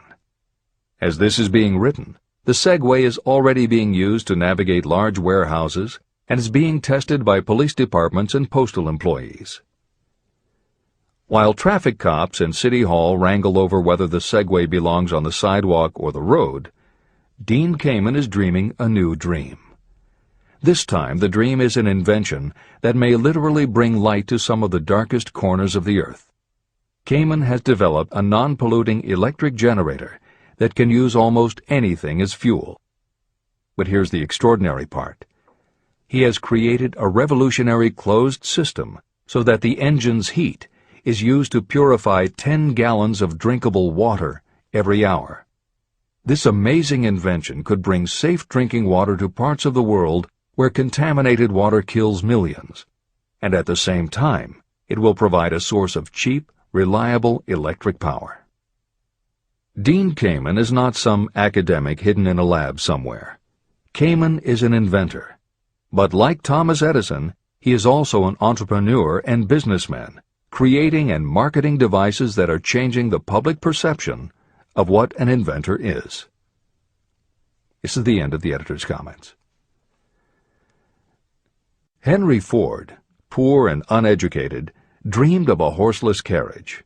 He went to work with what tools he possessed without waiting for opportunity to favor him, and now evidence of his dream belts the entire earth. He put more wheels into operation than any man who ever lived, because he was not afraid to back his dreams. Editor's comments. Stephen Jobs and Steve Wozniak, two university dropouts, dreamed of making and selling computers that the average person could use. Like Ford, working with the tools they possessed, they built the first Apple computer in the Jobs family garage. And like Ford, they weren't afraid to back their dreams. After showing their prototype to a local retailer, they got an order for 25 machines. Jobs sold his Volkswagen, and Woz sold his expensive Hewlett-Packard scientific calculator to raise $1,300 to start their new company. They took the money, convinced the local electronics suppliers to grant them a line of credit, and started production of the Apple I. they revolutionized the computer hardware and software industry. Released in 1976 and priced at $666, the Apple I earned them $774,000. 2 years later, they introduced the Apple II, which in the next 3 years earned $140 million. In 1980, Apple went public, and after the first day of trading, the company had a market value of $1.2 billion. Wozniak left the company in 1981, but Jobs pushed through the development of the Macintosh in 1984. In 1985, Jobs left too, but in 1998 he came back to Apple to revitalize the floundering company with the creation of the iMac computers, the animation company Pixar, the iPod, and iTunes. In presenting stories of contemporary successes, the editors have followed Hill's style of using real people to illustrate the principles of success. But Napoleon Hill was granted a rare privilege. Unlike anyone before or after, he had the opportunity to personally meet the most powerful and successful people and learn firsthand the dreams that inspired them, the obstacles that confronted them, and how they found the courage within themselves to overcome their failures. Hill met many of the inventors and the empire builders who laid the foundations of 20th century American industry while they were still news, not history. Then for more than 25 years, he studied the habits and learned the secrets of the next generations who built on the foundations, forged new industries, devised new systems, and dreamed new dreams. It was only because Hill was given such unprecedented access over such a long period that he was able to compare, contrast, analyze, and then formulate a philosophy of achievement based on the real stories of real people who had used these techniques to create their success. Think and Grow Rich revolutionized self-help writing, and to this day is the standard against which all motivational literature is measured.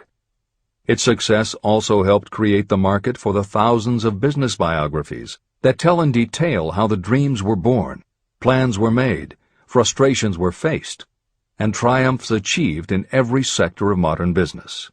And because this wealth of information is now available, with little more than the click of a mouse, you can read, hear, or watch today's greatest entrepreneurs and most successful CEOs confirming in their own words the basic truth behind every one of the principles Napoleon Hill explains in this book. The products or services they sell may be different, but the story of their success is the same. Dreams, followed by failures, followed by lessons learned, then success. For every Henry Ford, Thomas Edison, or O. Henry that Napoleon Hill cites to make a point, today there is a Steve Jobs, Dean Kamen, or Merle Haggard, proving that Hill's points are still valid. This is the end of the editor's comments. There is a difference between wishing for a thing and being ready to receive it. No one is ready for a thing until they believe they can acquire it. The state of mind must be belief, not mere hope or wish. Open-mindedness is essential for belief. Closed minds do not inspire faith, courage, and belief. Remember, no more effort is required to aim high in life, to demand abundance and prosperity, than is required to accept misery and poverty. A great poet has correctly stated this universal truth through these lines. I bargained with life for a penny, and life would pay no more. However, I begged at evening when I counted my scanty store. For life is a just employer. He gives you what you ask. But once you have set the wages, why, you must bear the task. I worked for a menial's hire, only to learn dismayed that any wage I had asked of life, life would have willingly paid. Desire outwits Mother Nature. As a fitting climax to this chapter, I wish to introduce one of the most unusual persons I have ever known. I first saw him a few minutes after he was born. He came into the world without any physical sign of ears. When pressed for an opinion, the doctor concluded that the child might be deaf and mute for life. I challenged that doctor's opinion. I had the right to do so. I was the child's father. I, too, reached a decision. But I expressed my opinion silently, in the secrecy of my own heart. In my own mind, I knew that my son would hear and speak. How? I was sure there must be a way, and I knew I would find it. I thought of the words of the immortal Emerson. The whole course of things goes to teach us faith. We need only obey. There is guidance for each of us, and by lowly listening, we shall hear the right word. The right word? Desire. More than anything else, I desired that my son should not be deaf and unable to speak. From that desire, I never receded, not for a second. What could I do about it? Somehow, I would find a way to transplant into that child's mind my own burning desire for ways and means of conveying sound to his brain without the aid of ears. As soon as the child was old enough to cooperate, I would fill his mind so completely with a burning desire to hear that nature would, by methods of her own, translate it into physical reality. All this thinking took place in my own mind, but I spoke of it to no one. Every day I renewed the pledge I had made to myself that my son should not be deaf. As he grew older and began to take notice of things around him, we observed that he had a slight degree of hearing. When he reached the age when children usually begin talking, he made no attempt to speak, but we could tell by his actions that he could hear certain sounds slightly. That was all I needed to know. I was convinced that if he could hear, even slightly, he might develop still greater hearing capacity. Then something happened that gave me hope. It came from an entirely unexpected source. We bought a phonograph. When the child heard the music for the first time, he went into ecstasies. He promptly appropriated the machine. On one occasion, he played a record over and over for almost 2 hours, standing in front of the phonograph with his teeth clamped on the edge of the case. The significance of this did not become clear to us until years afterward. At the time, we had never heard of the principle of bone conduction of sound. Shortly after he appropriated the phonograph, I discovered that he could hear me quite clearly when I spoke with my lips touching his mastoid bone at the base of the skull. Having determined that he could hear the sound of my voice plainly, I began immediately to transfer to his mind the desire to hear and speak. When I discovered that my son enjoyed bedtime stories, I went to work creating stories designed to develop in him self-reliance, imagination, and a strong desire to hear.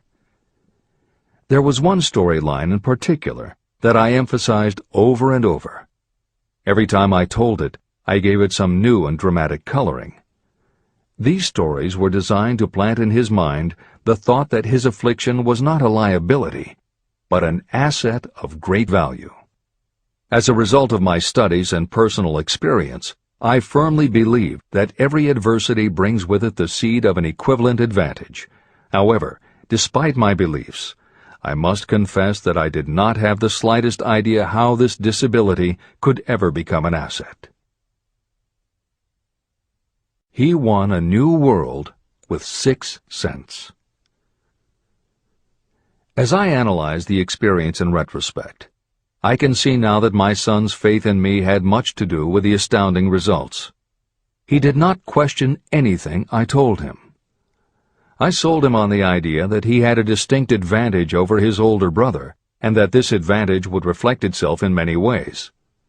For example, the teachers in school would observe that he had no ears, and because of this they would show him special attention and treat him with extraordinary kindness. And they always did.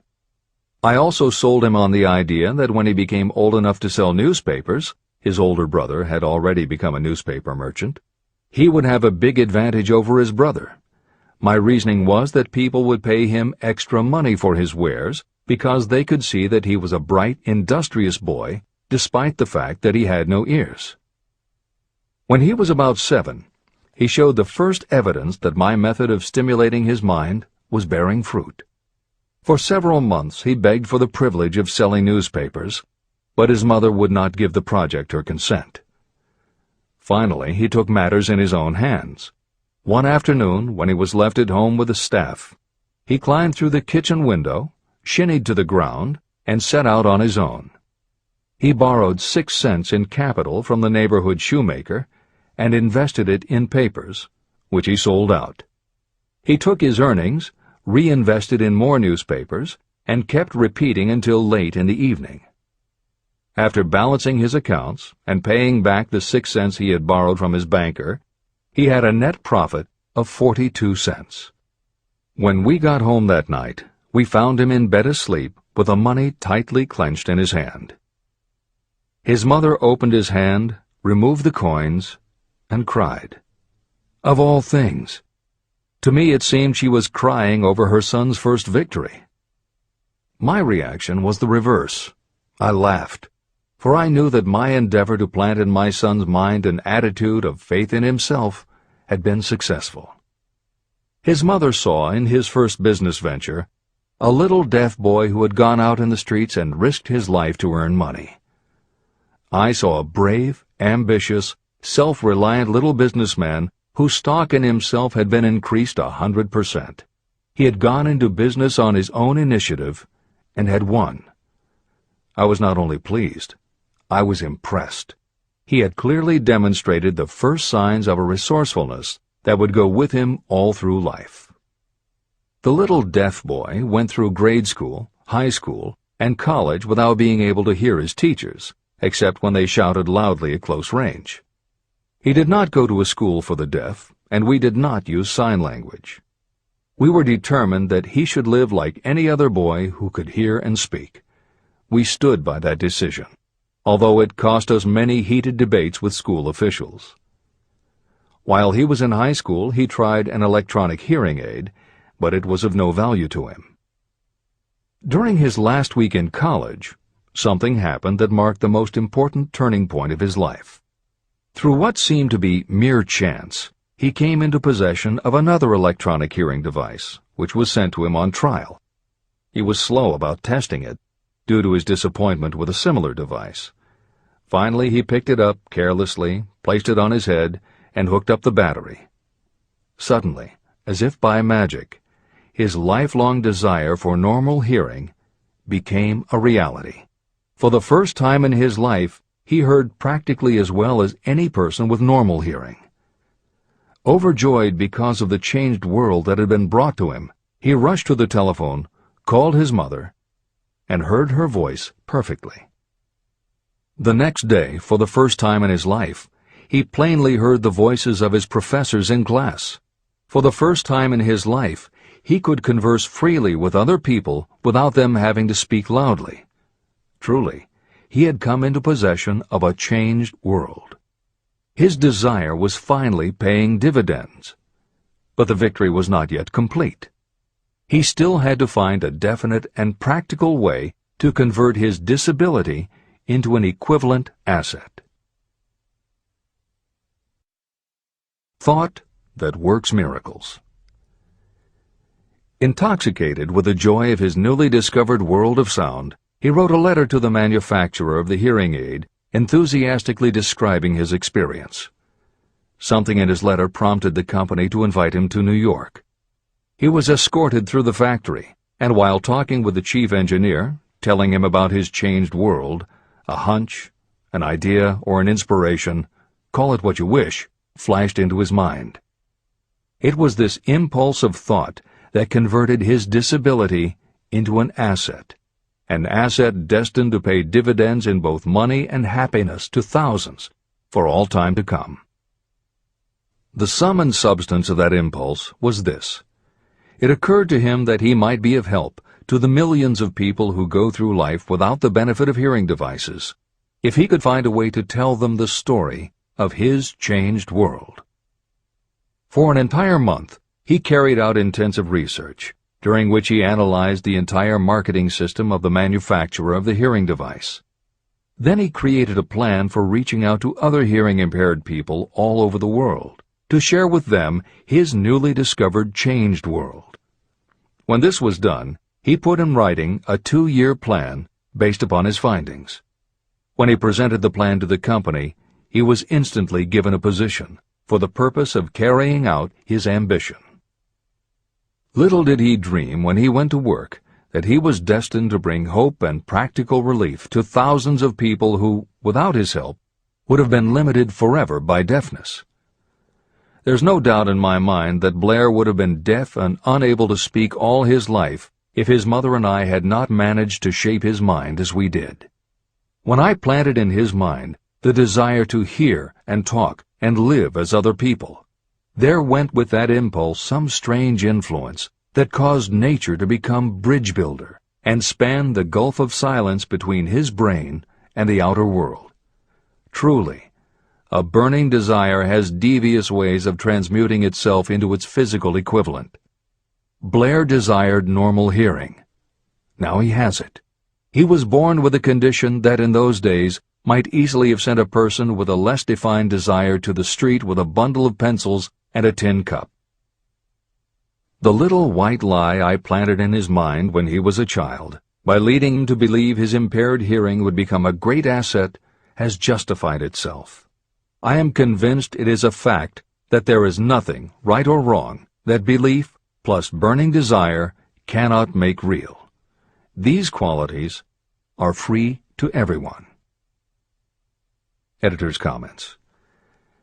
As Napoleon Hill was finishing this chapter on desire, it was reported that the famed opera singer Madame Schumann-Heink had died. A passage in her obituary struck Hill as being so appropriate to the subject of this chapter that he was moved to comment as follows. End of editor's comment. One short paragraph in the newspaper story about the famed opera singer Madame Schumann-Heink gives the clue to this unusual woman's stupendous success. I quote the paragraph because the clue it contains is none other than desire. Early in her career, Madame Schumann-Heink visited the director of the Vienna Court Opera to have him test her voice. But he did not test it. After taking one look at the awkward and poorly dressed girl, he exclaimed, none too gently, "With such a face, and with no personality at all, how can you ever expect to succeed in opera?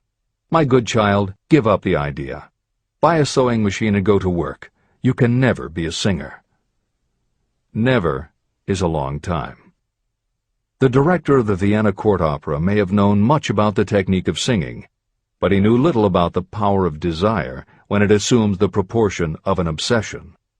If he had known more of that power, he would not have made the mistake of condemning genius without giving it an opportunity. Editor's comments. Although few readers of this edition will be familiar with Madame Schumann-Heink, every reader knows a half-dozen similar stories. It is true for every generation and every kind of music. At some time, even the biggest stars were failures. At some time, someone told them they weren't good enough. But every one of those times that they failed, their desire was bigger than their failure. That is why you know their stories. And it's also why you've never heard about the thousands of other performers who were also told they weren't good enough.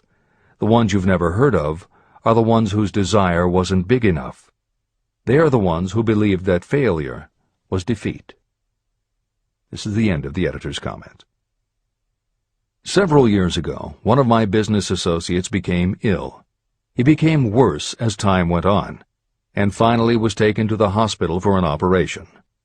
The doctor warned me that there was little if any chance of my ever seeing him alive again. But that was the doctor's opinion. It was not the opinion of the patient. Just before he was wheeled away, he whispered to me, "Do not be disturbed, Chief. I will be out of here in a few days." The attending nurse looked at me with pity. But the patient did come through safely. After it was all over, his physician said, "Nothing but his own desire to live saved him. He never would have pulled through if he had not refused to accept the possibility of death." Editor's comments. By the 1980s, the phenomenon that Napoleon Hill wrote about in the preceding paragraph was embraced by a growing segment of the population.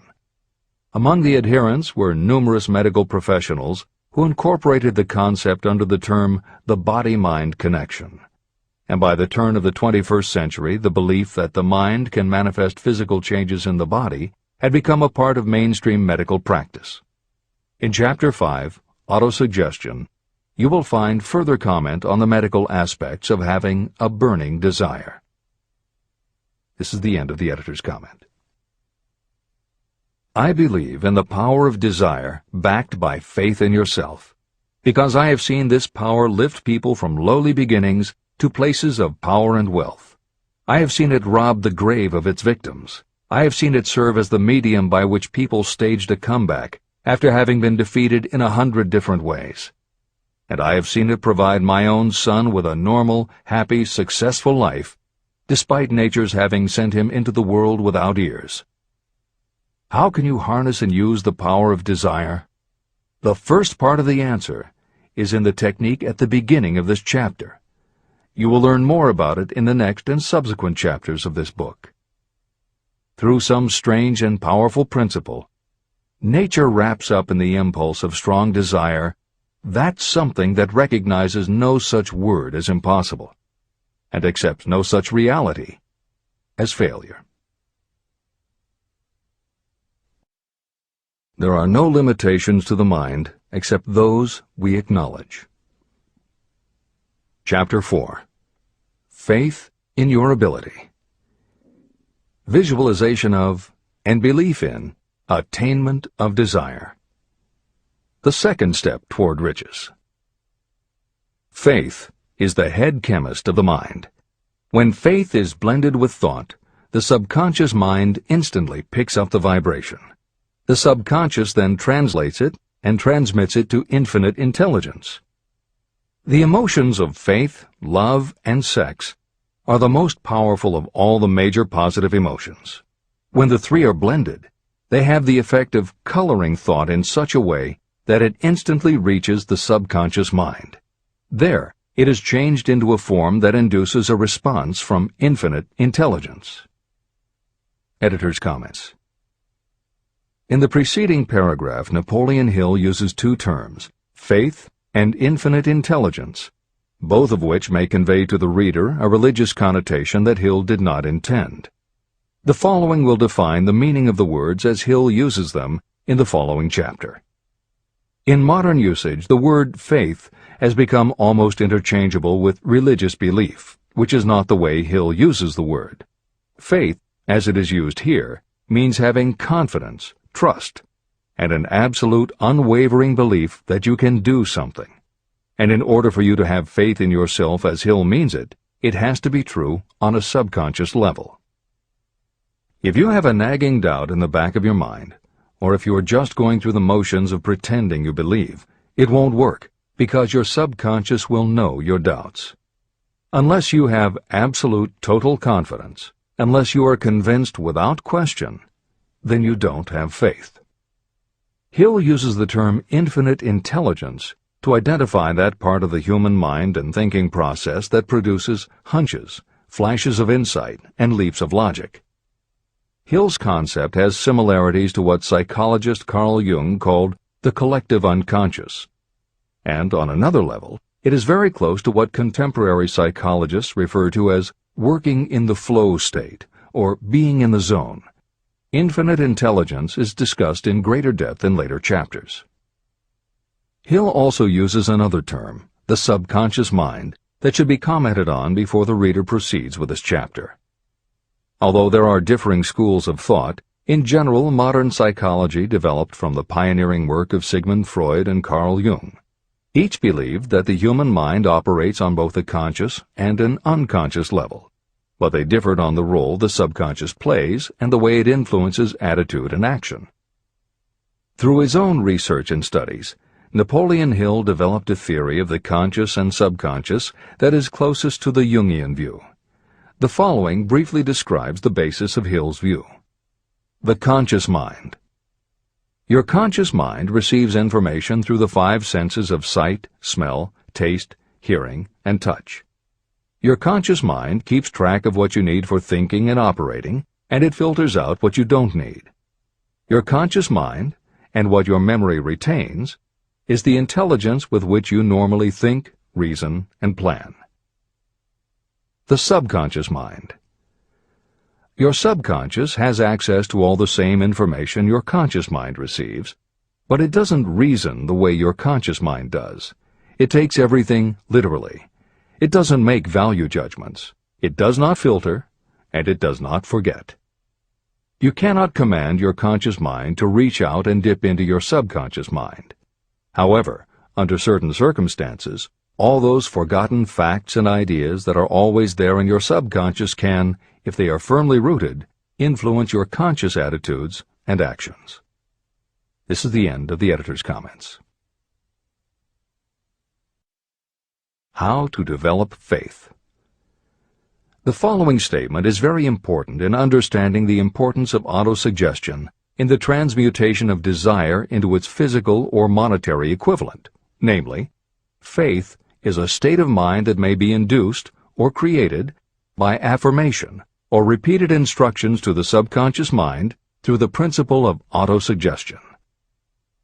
The repetition of affirmations is like giving orders to your subconscious mind, and it is the only known method of voluntary development of the emotion of faith, absolute belief that you can do something. As an illustration, consider why you are reading this book. You want to acquire the ability to transmute the intangible thought impulse of desire into its physical counterpart, money. By following the instructions laid down in the later chapters on auto-suggestion and the subconscious mind, you will learn techniques to convince your subconscious mind that you believe you will receive that for which you ask. Your subconscious will act upon that belief and pass it back to you in the form of faith, followed by definite plans for procuring that which you desire. Faith in yourself and your abilities is a state of mind that you will be able to develop at will after you have mastered the 13 principles in this book. This is true because faith is a state of mind that will develop naturally within you when you use and apply these principles. The emotions, or the feeling portion of thoughts, are what give your thoughts vitality, life, and action. The emotions of faith, love, and sex, when mixed with any thought impulse, give it even greater action. All thoughts that have been emotionalized, given feeling, and mixed with faith, absolute belief in your ability, begin immediately to translate themselves into their physical equivalent or counterpart. However, this is not only true of thought impulses that have been mixed with faith, but it is true with any emotion, including negative emotions. What this means is that the subconscious mind will translate into its physical equivalent a thought impulse of a negative or destructive nature just as readily as it will act upon thought impulses of a positive or constructive nature.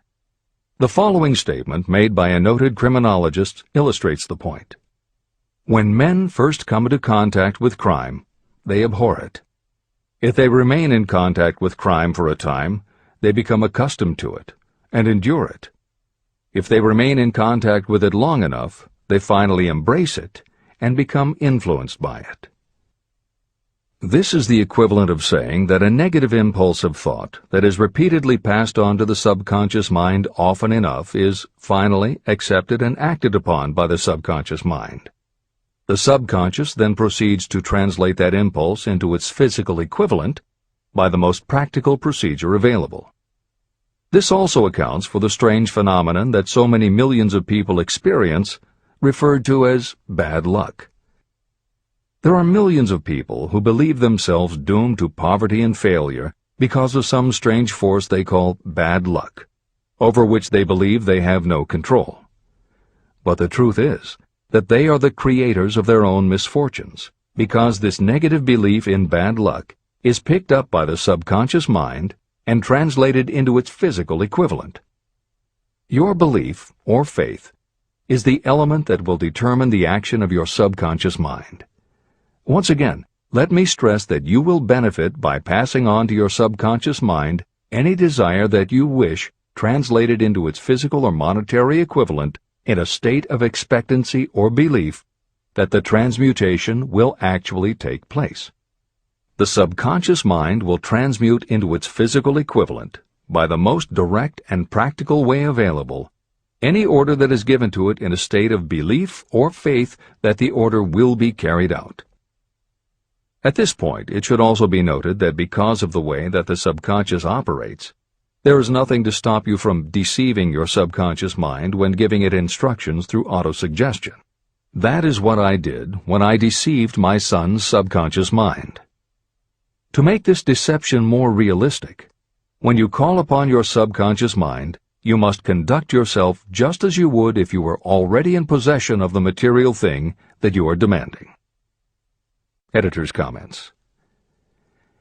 It is an axiom of contemporary motivation theory that the subconscious mind cannot distinguish between what is real and what is vividly imagined.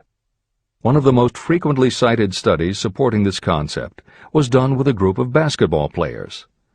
The players were divided into 3 teams, and the players on each team were tested on their ability to make free throws.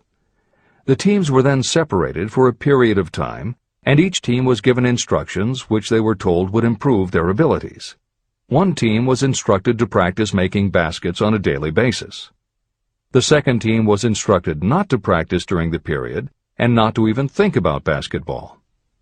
The third team was also instructed not to practice during the period, but instead the members were told to spend their daily practice time visualizing in detail the process of making baskets.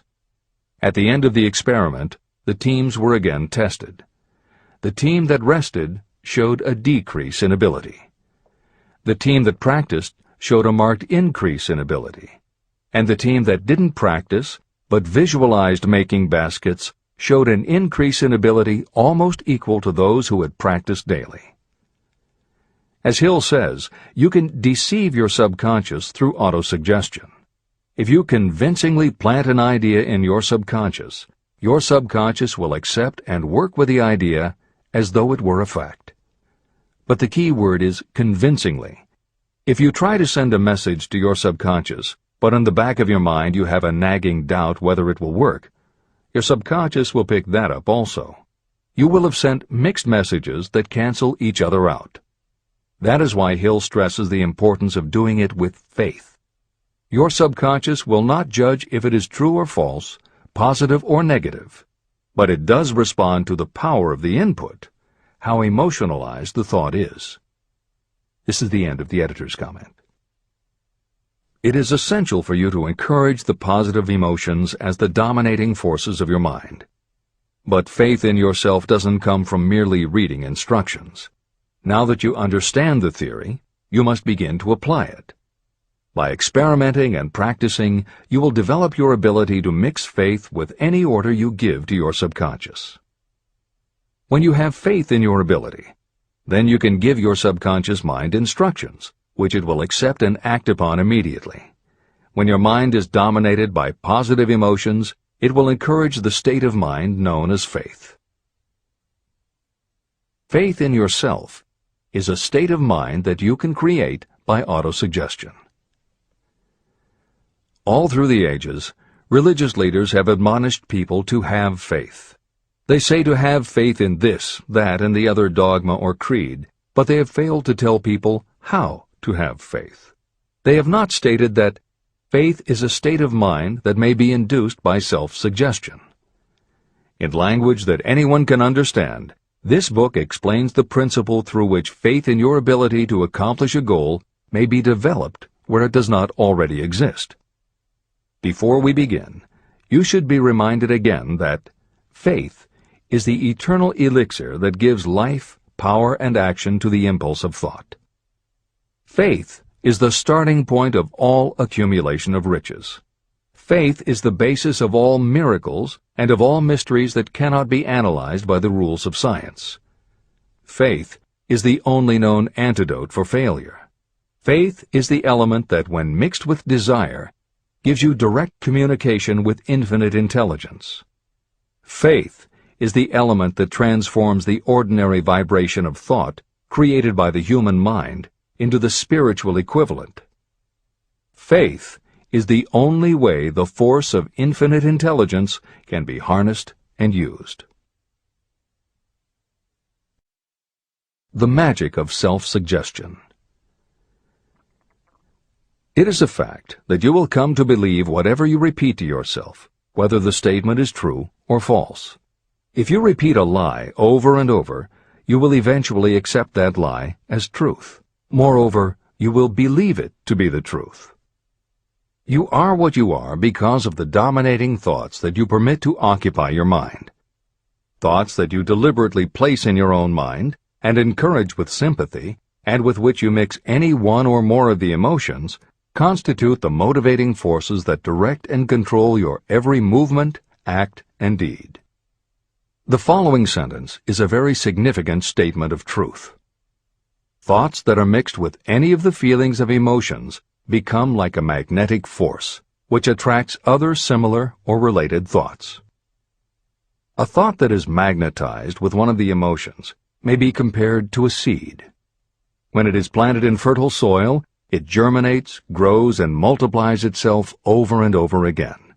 What was originally one small seed becomes countless millions of seeds of the same kind. The human mind is constantly attracting vibrations that are in sync with whatever dominates the mind. Any thought, idea, plan, or purpose that you hold in your mind attracts a host of its relatives. Add these relatives to its own force, and it grows until it becomes the prime motivator of the person in whose mind it has been housed. Now, let us go back to the starting point. How can the original seed of an idea, plan, or purpose be planted in the mind? The answer? Any idea, plan, or purpose may be placed in the mind through repetition of thought. This is why you are asked to write out a statement of your major purpose, or definite chief aim. Commit it to memory, and repeat it out loud day after day until these vibrations of sound have reached your subconscious mind. You are what you are because of the dominating thoughts that you permit to occupy your mind.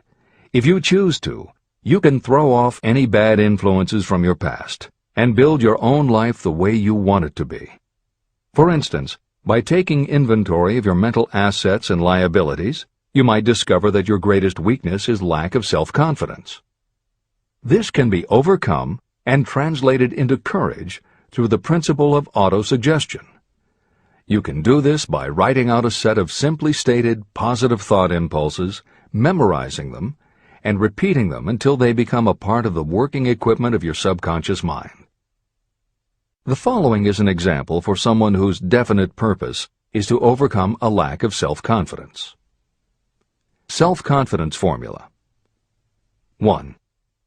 I know that I have the ability to achieve the object of my definite purpose in life. Therefore, I demand of myself persistent, continuous action toward its attainment, and I here and now promise to render such action. 2. I realize the dominating thoughts of my mind will eventually reproduce themselves in outward physical action and gradually transform themselves into physical reality. Therefore, I will concentrate my thoughts for 30 minutes each day, visualizing the person I intend to become. In this way, I will create in my mind a clear mental picture. 3. I know, through the principle of auto-suggestion, that any desire I persistently hold in my mind will eventually find some practical means of attaining my objective. Therefore, I will devote 10 minutes daily to demanding of myself the development of self-confidence. 4. I have clearly written down a description of my definite chief aim in life, and I will never stop trying until I have developed sufficient self-confidence for its attainment. 5. I fully realize that no wealth or position can last unless it is built upon truth and justice. Therefore, I will engage in no transaction that does not benefit all whom it affects. I will succeed by attracting to myself the forces I wish to use and the cooperation of others. I will persuade others to help me because of my willingness to help others. I will eliminate hatred, envy, jealousy, selfishness, and cynicism by developing love for all humanity. because I know that a negative attitude toward others can never bring me success. I will cause others to believe in me because I will believe in them and in myself. I will sign my name to this formula, commit it to memory, and repeat it aloud once a day, with full faith that it will gradually influence my thoughts and actions so that I will become a self-reliant and successful person. Behind this formula is a law of nature that psychologists call auto-suggestion or self-suggestion. It is a proven technique that will work for your success if it is used constructively. On the other hand, if used destructively, it will destroy just as readily. In this statement may be found a very significant truth, namely that those who go down in defeat and end their lives in poverty, misery, and distress do so because of negative application of the principle of auto-suggestion. All impulses of thought have a tendency to clothe themselves in their physical equivalent. The disaster of negative thinking. The subconscious mind makes no distinction between constructive and destructive thought impulses. It works with the material we feed it through our thought impulses. The subconscious mind will translate into reality a thought driven by fear just as readily as it will translate into reality a thought driven by courage or faith. Just as electricity will turn the wheels of industry and render useful service if used constructively, it will snuff out life if wrongly used. So, too, will the law of auto-suggestion lead you to peace and prosperity, or down into the valley of misery, failure, and death. It depends on your degree of understanding and application of it. If you fill your mind with fear or doubt, and if you do not believe in your ability to connect with and use the forces of infinite intelligence, then you will not be able to use those forces. The law of auto-suggestion will take your lack of belief and use that doubt as a pattern by which your subconscious mind will translate it into its physical equivalent. Editor's comments. When you have faith in your ability to accomplish what you want, it not only firmly plants ideas in your subconscious, but it then works to reinforce itself. When you have faith in your abilities, part of what you must have faith in is that it is possible to tap into infinite intelligence. And because you have faith that it will work, your conscious mind won't be resistant. When your conscious doesn't resist, your subconscious mind can send creative ideas to your conscious mind more easily. Then, the more you see the power working in your life, the easier it is for you to act on faith the next time. Will it work for you? You will never know unless you relax your resistance and just have faith that it will. This is the end of the editor's comment. Like the wind that carries one ship east and another west, the law of auto-suggestion will lift you up or pull you down according to the way you set your sails of thought. The law of auto-suggestion, through which any person may rise to altitudes of achievement that stagger the imagination, is well described in the following verse. Observe the words that have been emphasized, and you will catch the deep meaning that the poet had in mind. If you think you are beaten, you are. If you think you dare not, you don't. If you like to win, but you think you can't, it is almost certain you won't. If you think you'll lose, you're lost. For out in the world we find, success begins with a fellow's will. It's all in the state of mind. If you think you are outclassed, you are. You've got to think high to rise. You've got to be sure of yourself before you can ever win a prize. Life's battles don't always go to the stronger or faster man, but soon or late the man who wins is the man who thinks he can. Editor's comments. As noted at the beginning of this chapter, the way in which Napoleon Hill uses the word faith is meant to have no religious connotation. However, it would be impossible for Hill to write this chapter without acknowledging the power of religious faith. Therefore, in the following two paragraphs, when Hill discusses Jesus Christ and Mahatma Gandhi as exemplifying the power of faith, he is referring to their personal faith, the absolute trust in his beliefs that Jesus exhibited, and Gandhi's total conviction and confidence in his cause. In this way, they perfectly exemplify thought impulse mixed with faith. This is the end of the editor's comment. If you wish evidence of the power of faith, study the achievements of men and women who have employed it. At the head of the list comes the Nazarene. The basis of Christianity is faith, no matter how many people may have perverted or misinterpreted the meaning of this great force. The sum and substance of the teachings and the achievements of Christ, which may have been interpreted as miracles, were nothing more nor less than faith. If there are any such phenomena as miracles, they are produced only through the state of mind known as faith. Consider Mahatma Gandhi of India, one of the most astounding examples of the possibilities of faith. Gandhi wielded more potential power than any man living in his time, and he had this power despite the fact that he had none of the orthodox tools of power, such as money, battleships, soldiers, and materials of warfare. Gandhi had no money, no home. He did not own a suit of clothes, but he did have power. How did he come by that power? He created it out of his understanding of the principle of faith and through his ability to transplant that faith into the minds of 200 million people. Gandhi accomplished the astounding feat of influencing 200 million minds to coalesce and move in unison as a single mind. What other force on earth, except faith, could do as much? How an idea built a fortune. Editor's comment. Although the following story is not exclusively about faith, and it makes no mention of auto-suggestion or the subconscious mind, Napoleon Hill included it at this point in every edition of Think and Grow Rich. In fact, as Hill says, this story illustrates at least 6 of the 13 principles of success, but faith is at the center of it. If the central figure, Charles M. Schwab, had not mixed his big idea with absolute unwavering faith that he could pull it off, the whole history of American business would have been different. This is the end of the editor's comment. The event chosen for this illustration dates back to 1900, when the United States Steel Corporation was being formed. As you read the story, keep in mind the following fundamental facts and you will understand how ideas have been converted into huge fortunes. First, the United States Steel Corporation was born in the mind of Charles M. Schwab in the form of an idea he created through his imagination. Second, he mixed faith with his idea. Third, he formulated a plan for the transformation of his idea into physical and financial reality.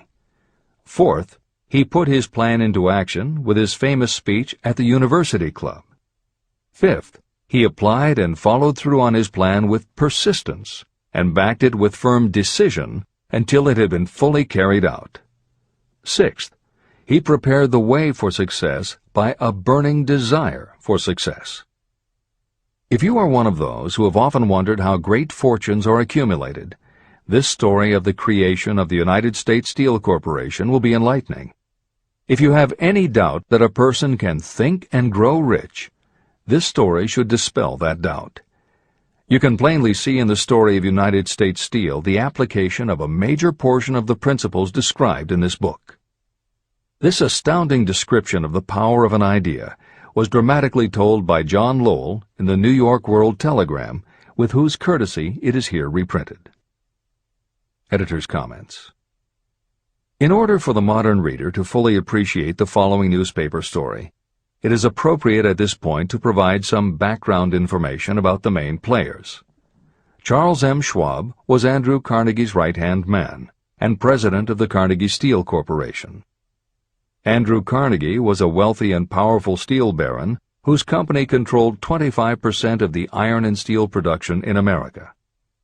J.P. Morgan was a wealthy and powerful Wall Street banker whose company had arranged the financing for many of the major industrial companies in America at the beginning of the 20th century.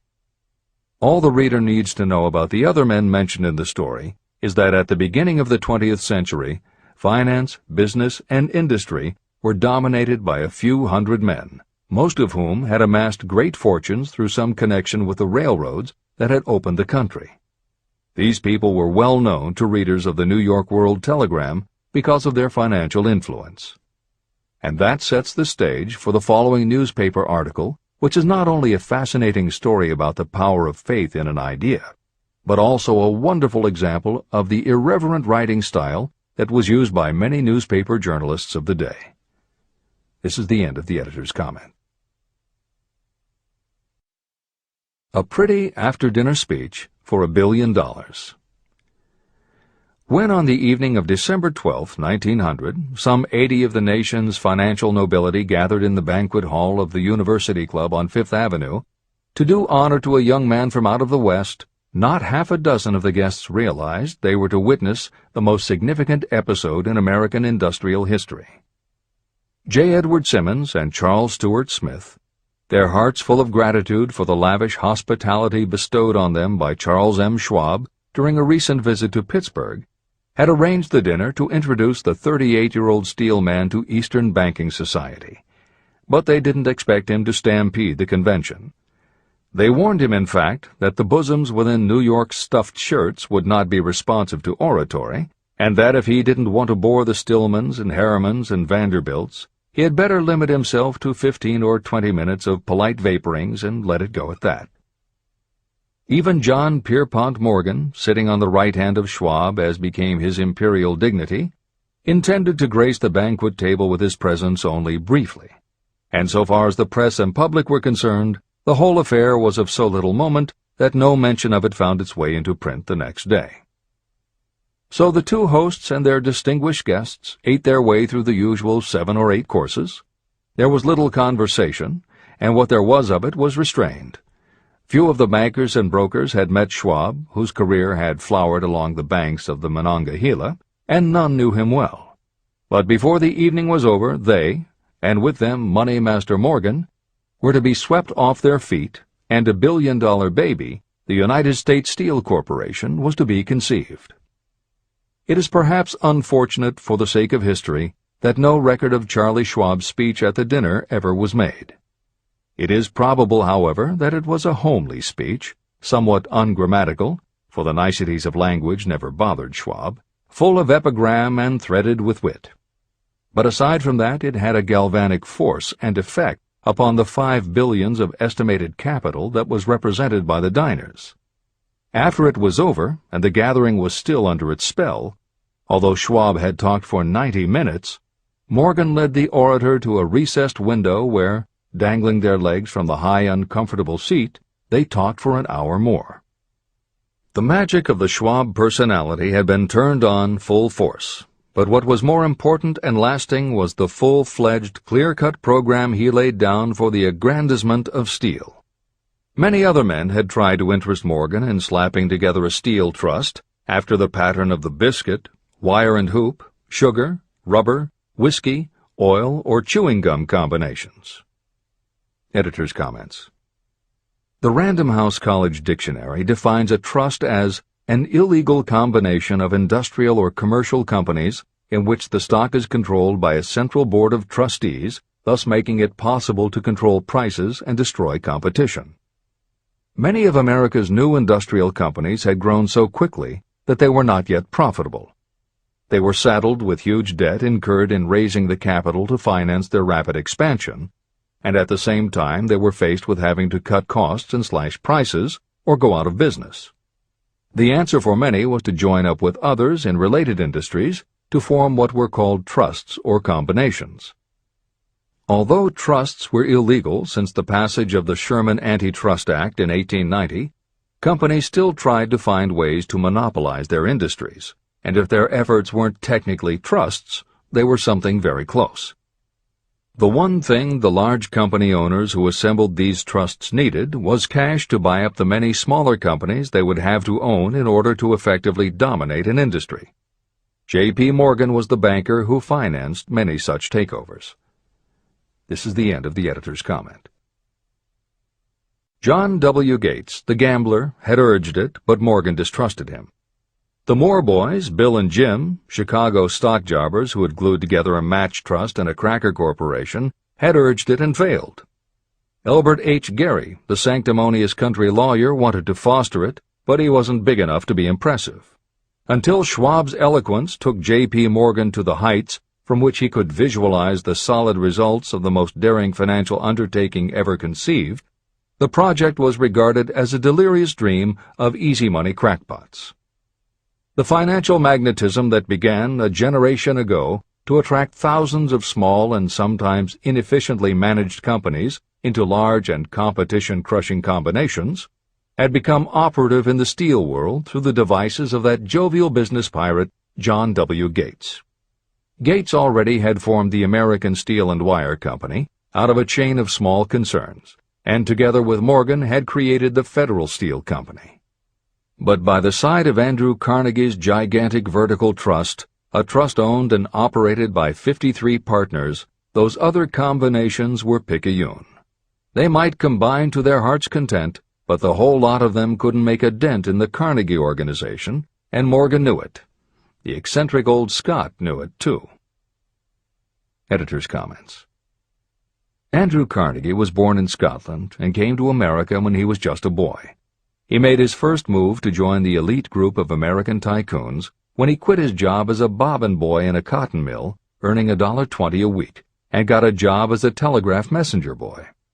He soon taught himself to operate a telegraph key, which got him hired as personal telegrapher and secretary to the head of the Pennsylvania Railroad. It wasn't long before he'd worked his way up the ranks to superintendent of the Pittsburgh division, which in turn put him in a position to become an early investor in the Pullman Company, which became the leading manufacturer of railway cars. Carnegie's investment in Pullman and some successful real estate ventures gave him the capital to go into business for himself. At the end of the Civil War, Carnegie left railroading and started a company that built iron bridges for railroad companies. From building iron bridges, it was a short step to starting his own steel mill, which led him to acquire control of other steel mills, then his own coal fields to supply his smelters, then his own ore boats and rail lines to haul the ore and coal. Because of Carnegie's vertical integration and his use of the most up-to-date manufacturing methods, he was able to sell top-grade steel at the lowest price. He managed to drop the price of steel from $140 a ton to $20 a ton. By 1899, the Carnegie Steel Company controlled about 25% of the iron and steel production in America. The smaller steel manufacturers couldn't compete with Carnegie, so they went to J.P. Morgan for help. He arranged for the financing, and a wide-ranging alliance was put together of companies that were in the business of manufacturing products made from steel. Part of the deal was that they would not buy steel from Carnegie. Andrew Carnegie was not about to be put out of business by a collection of small companies. He announced that he would buy or build his own manufacturing companies to produce finished goods made of steel. This is the end of the editor's comments, and the New York World Telegram story continues. From the magnificent heights of Skibo Castle he had viewed, first with amusement and then with resentment, the attempts of Morgan's smaller companies to cut into his business. When the attempts became too bold, Carnegie's temper was translated into anger and retaliation. He decided to duplicate every mill owned by his rivals. Hitherto, he hadn't been interested in wire, pipe, hoops, or sheet. Instead, he was content to sell such companies the raw steel and let them work it into whatever shape they wanted. Now, with Schwab as his chief and able lieutenant, he planned to drive his enemies to the wall. So it was that in the speech of Charles M. Schwab, Morgan saw the answer to his problem of combination. A trust without Carnegie, giant of them all, would be no trust at all, a plum pudding, as one writer said, without the plums. Schwab's speech on the night of December 12, 1900, undoubtedly carried the inference, though not the pledge, that the vast Carnegie enterprise could be brought under the Morgan tent. He talked of the world future for steel, of reorganization for efficiency, of specialization, of the scrapping of unsuccessful mills and concentration of effort on the flourishing properties, of economies in the ore traffic, of economies in overhead and administrative departments, of capturing foreign markets. More than that, he told the buccaneers among them wherein lay the errors of their customary piracy. Their purposes, he inferred, had been to create monopolies, raise prices, and pay themselves fat dividends out of privilege. Schwab condemned the system in his heartiest manner. The short-sightedness of such a policy, he told his hearers, lay in the fact that it restricted the market in an era when everything cried for expansion. By cheapening the cost of steel, he argued, an ever-expanding market would be created.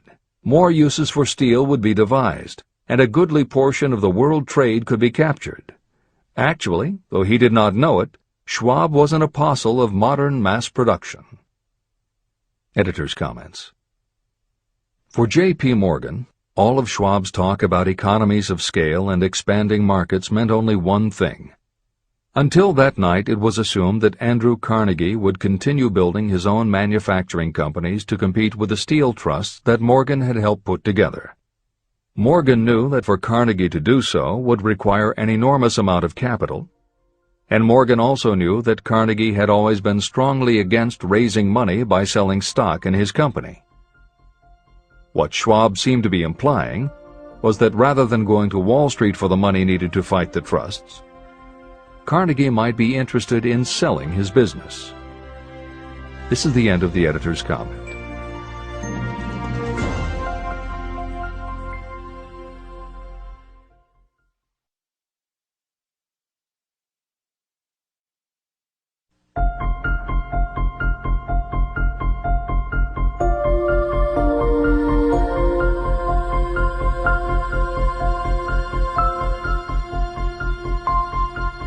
New York World Telegram story continues.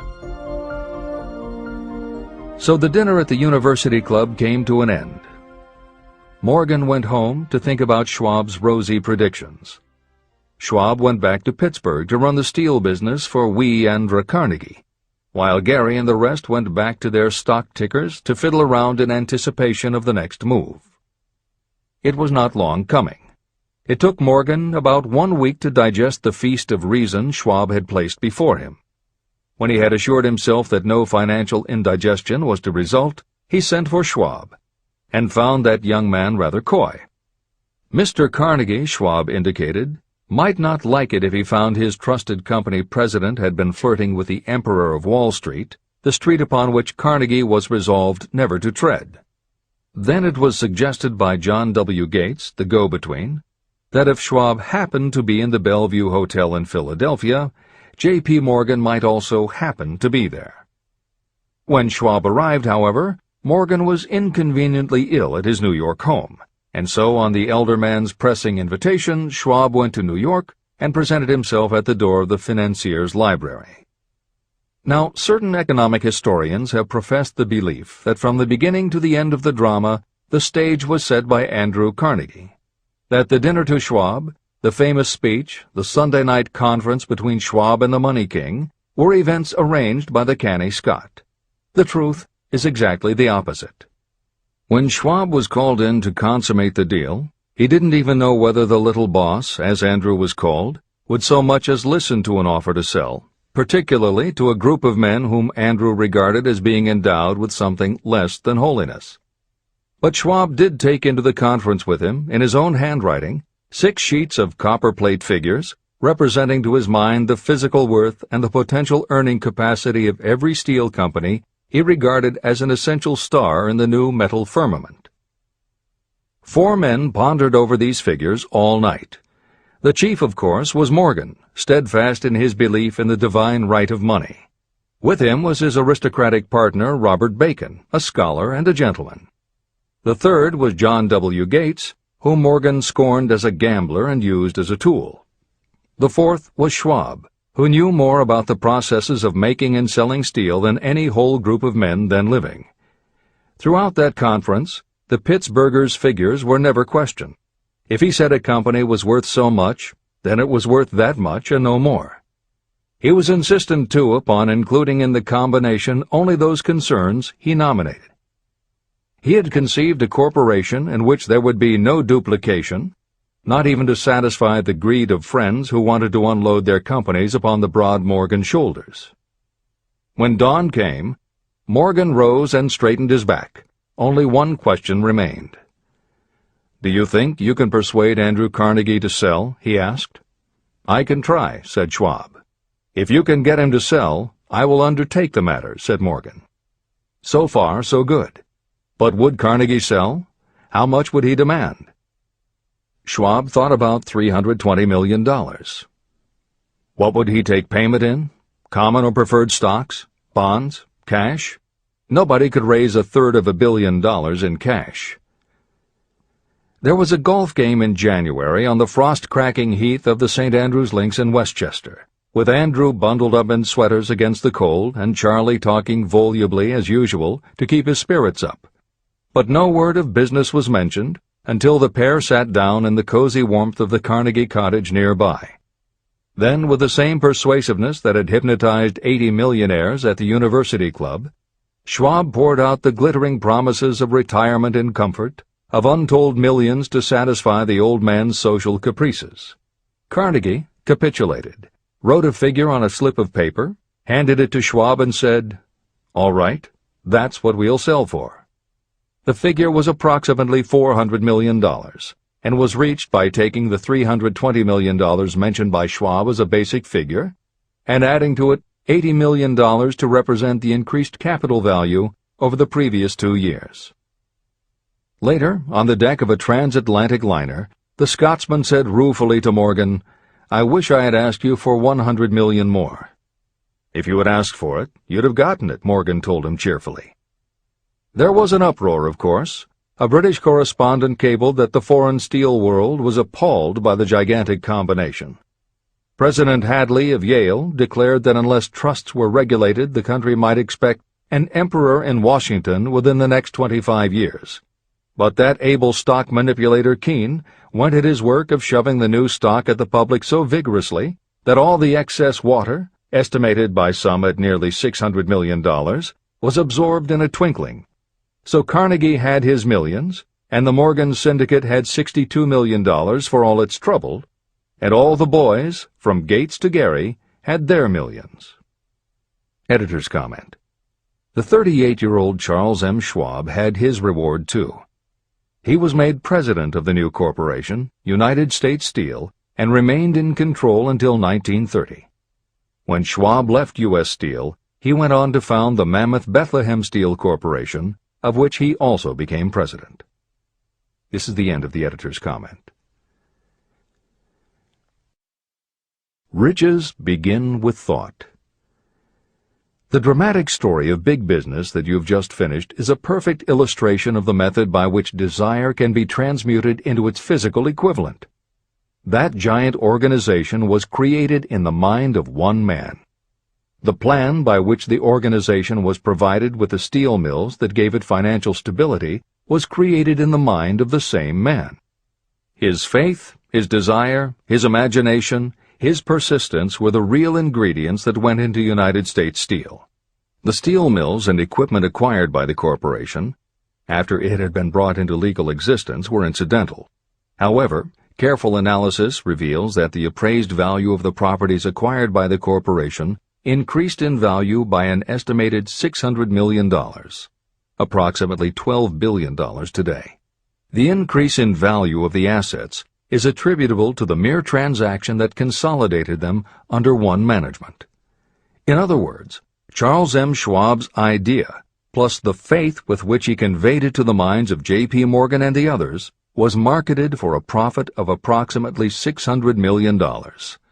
Not an insignificant sum for a single idea. The United States Steel Corporation prospered and became one of the richest and most powerful corporations in America, employing thousands of people, developing new uses for steel and opening new markets, thus proving that the $600 million in profit that the Schwab idea produced was earned. Riches begin in the form of thought. The amount is limited only by the person in whose mind the thought is put into motion. Faith removes limitations.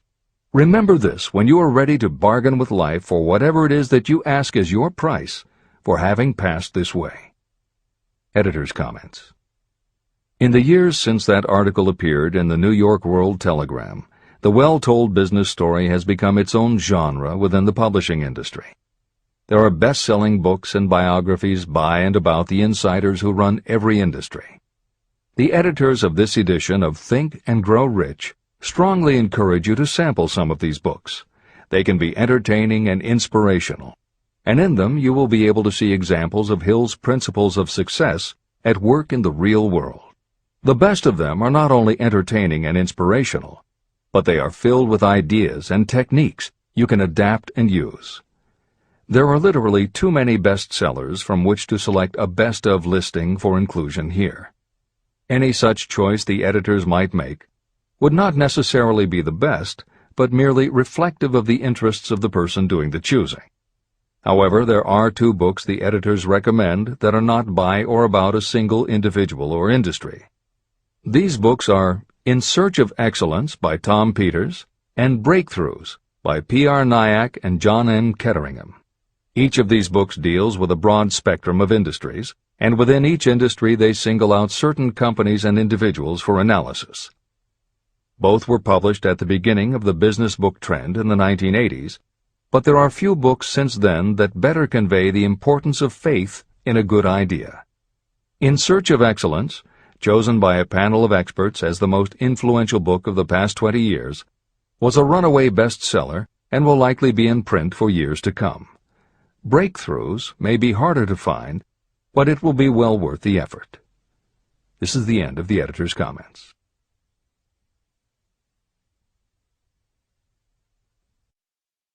A quitter never wins, and a winner never quits.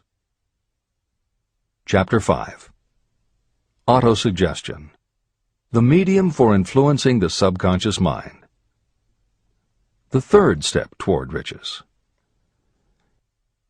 Auto-suggestion is a term that applies to all suggestions and all self-administered stimuli that reach your mind through the 5 senses.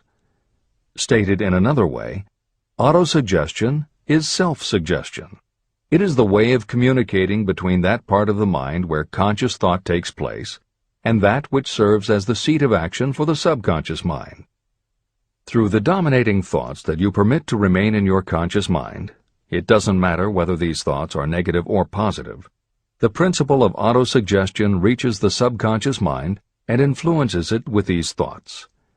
Nature has built human beings so that we can have control over the material that reaches our subconscious mind through our 5 senses. However, this does not mean that we always exercise this control. In the great majority of instances, we do not exercise it, which explains why so many people go through life in poverty. Recall what I said about the subconscious mind resembling a fertile garden, in which weeds will grow if the seeds of more desirable crops are not sown. Auto-suggestion is the way you may feed your subconscious on creative thoughts. Or you can, by neglecting it, permit thoughts of a destructive nature to find their way into this rich garden of the mind. Editor's comments. Numerous psychological studies and experiments with hypnotherapy have validated Napoleon Hill's concept that a person's subconscious mind retains everything that person ever experienced. Studies also support the theory that the subconscious is non-judgmental. It does not filter or interpret, it simply processes information literally and stores it. For those readers who may be dubious about the subconscious, or that thoughts stored below the level of consciousness can exert enough influence to affect attitude and behavior, the following explanation should alleviate any such doubts. There is no doubt about the existence of the conditions known by the psychological terms fixations, phobias, and compulsive behaviors. These conditions occur when a child has learned something in such a powerful or dramatic way that the knowledge becomes firmly planted in the child's subconscious mind. Then, even as the child grows to adulthood and the conscious mind learns to understand that information from a mature point of view, because the childhood learning experience was so powerful, the subconscious still retains the childhood understanding of the information. The result is a fixation, phobia, or compulsive behavior that causes a response rooted in childhood, which does not make logical sense to the adult's conscious mind. That is because it does not come from the conscious. It comes from the subconscious belief that was so emotionalized it overrides the adult's logical conscious mind. Hill's theory is based on exactly the same psychological principles. Thoughts do remain stored in the subconscious. They remain just as they were when they were input, and the more highly emotionalized the thoughts are when they are input, the more influence they exert on attitude and behavior. It is this aspect of the subconscious that will allow you to use auto-suggestion as a tool with which to input the positive thoughts that will help you achieve the success you desire. This is the end of the editor's comments. See and feel money in your hands. You were instructed in the last of the 6 steps described in Chapter 3 on Desire to read aloud twice daily the written statement of your desire for money. You were also directed to see and feel yourself already in possession of the money. By following these instructions, you communicate the object of your desire directly to your subconscious mind in a spirit of absolute faith. Through repetition of this procedure, you will create thought habits that reinforce your efforts to transmute desire into its monetary equivalent. Read these steps again, very carefully, before you proceed further. 1. Fix in your mind the exact amount of money you desire. It is not sufficient merely to say, "I want plenty of money." Be definite about the amount. 2. Determine exactly what you intend to give in return for the money you desire. There is no such reality as something for nothing. 3. Establish a definite date when you intend to possess the money you desire. 4. Create a definite plan for carrying out your desire and begin at once, whether you are ready or not, to put this plan into action. 5. Now write it out.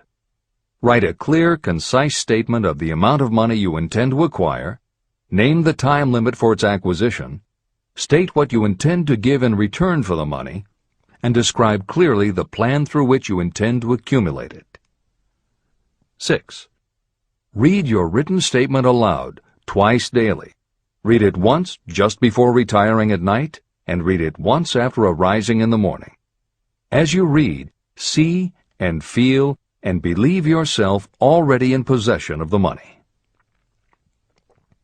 Remember, when reading aloud the statement of your desire, through which you will develop a money consciousness, that the mere reading of the words is of no consequence, unless you mix emotion or feeling with your words. Your subconscious mind recognizes and acts only upon thoughts that have been well mixed with emotion or feeling. This is a fact of such importance as to warrant repetition in practically every chapter.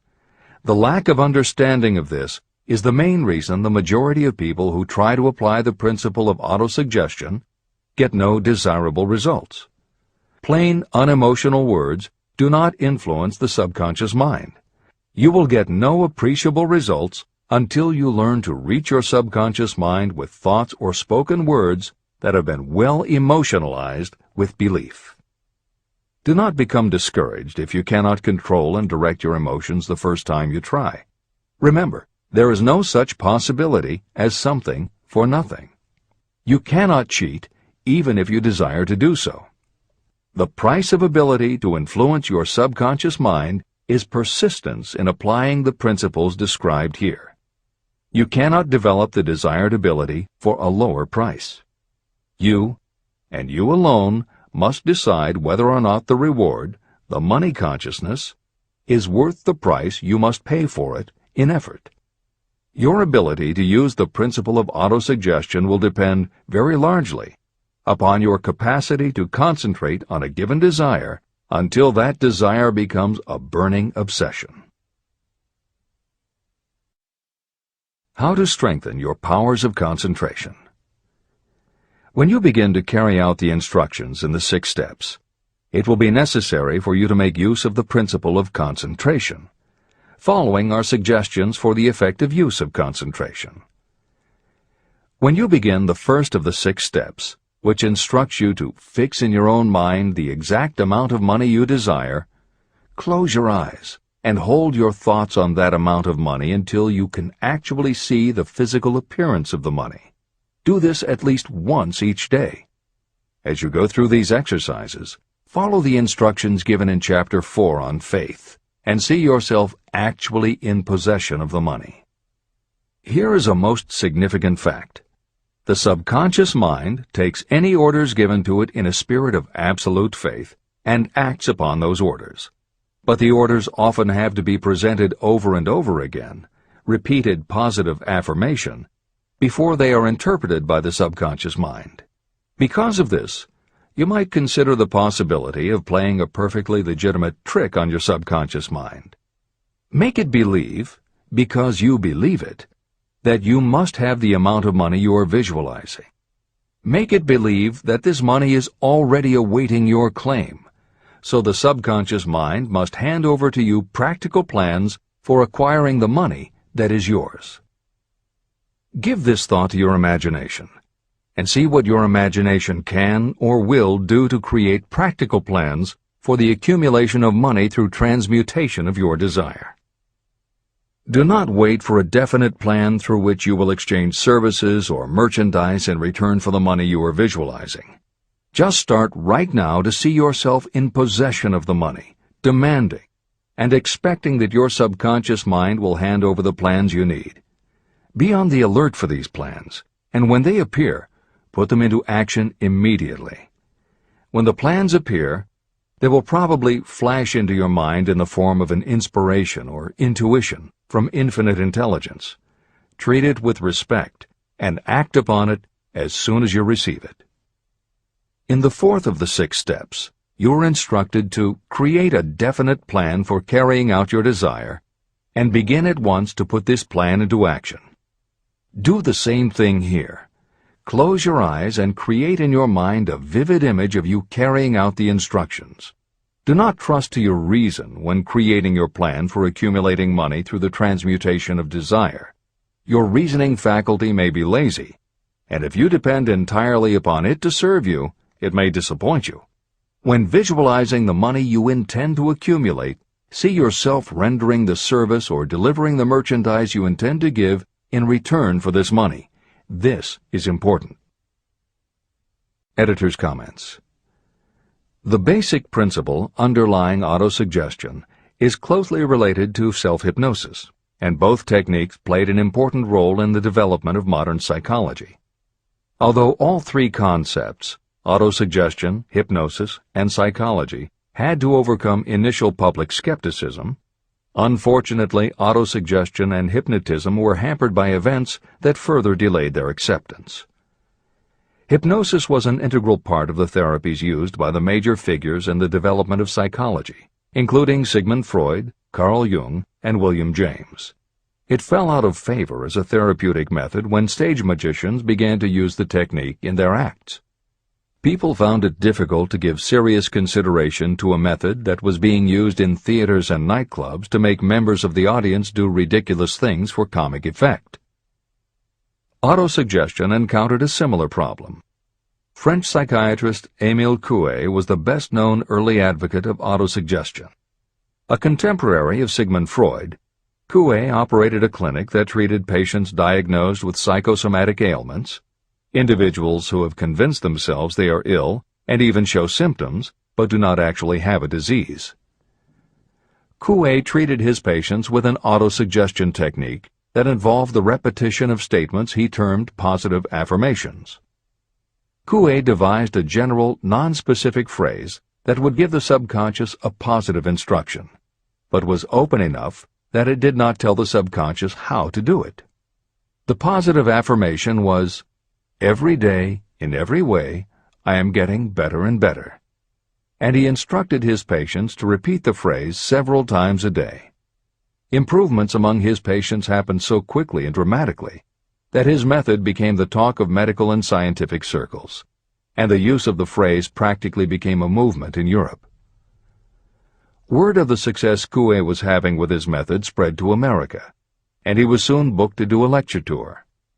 At one of his early speaking engagements, a cynical newspaper reporter made a joke of the technique, calling it, "Hell's bells, I'm well."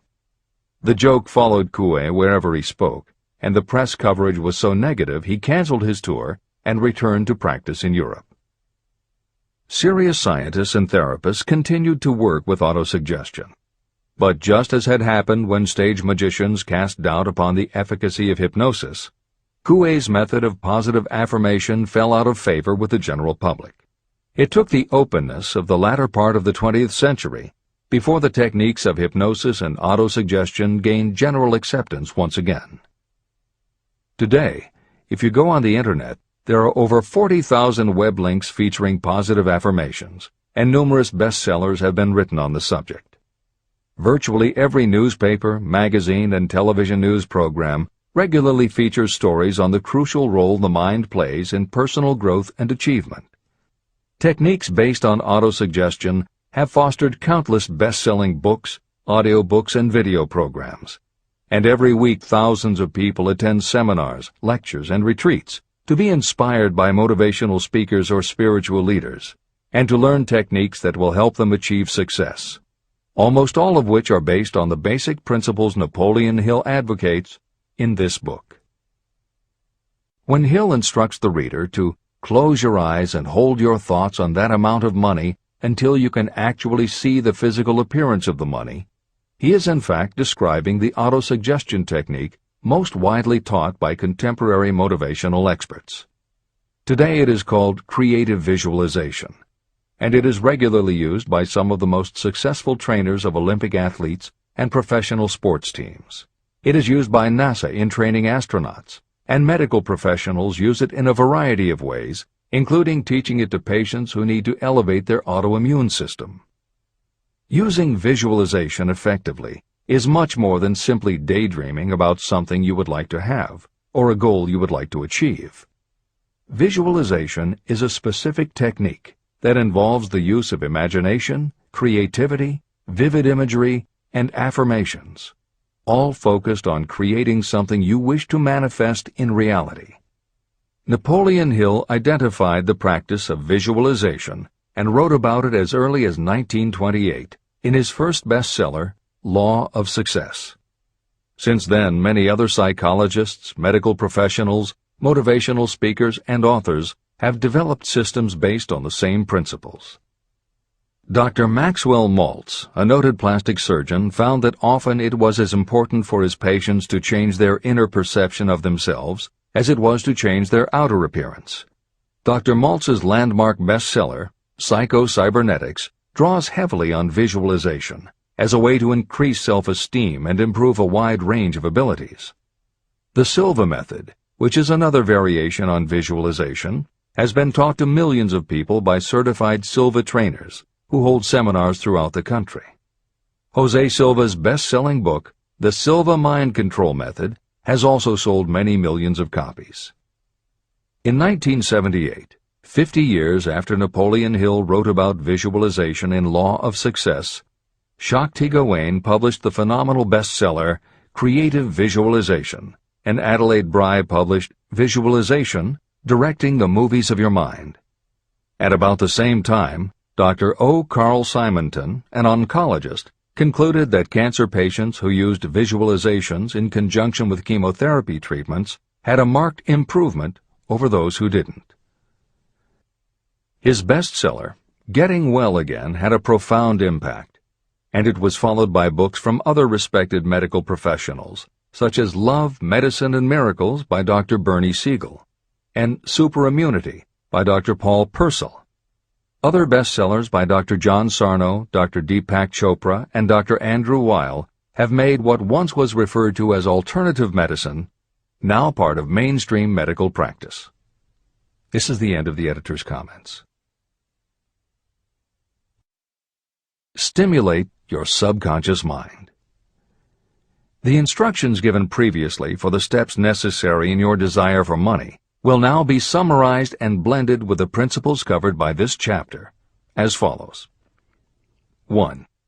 Go to some quiet spot, preferably in bed at night, where you will not be disturbed or interrupted.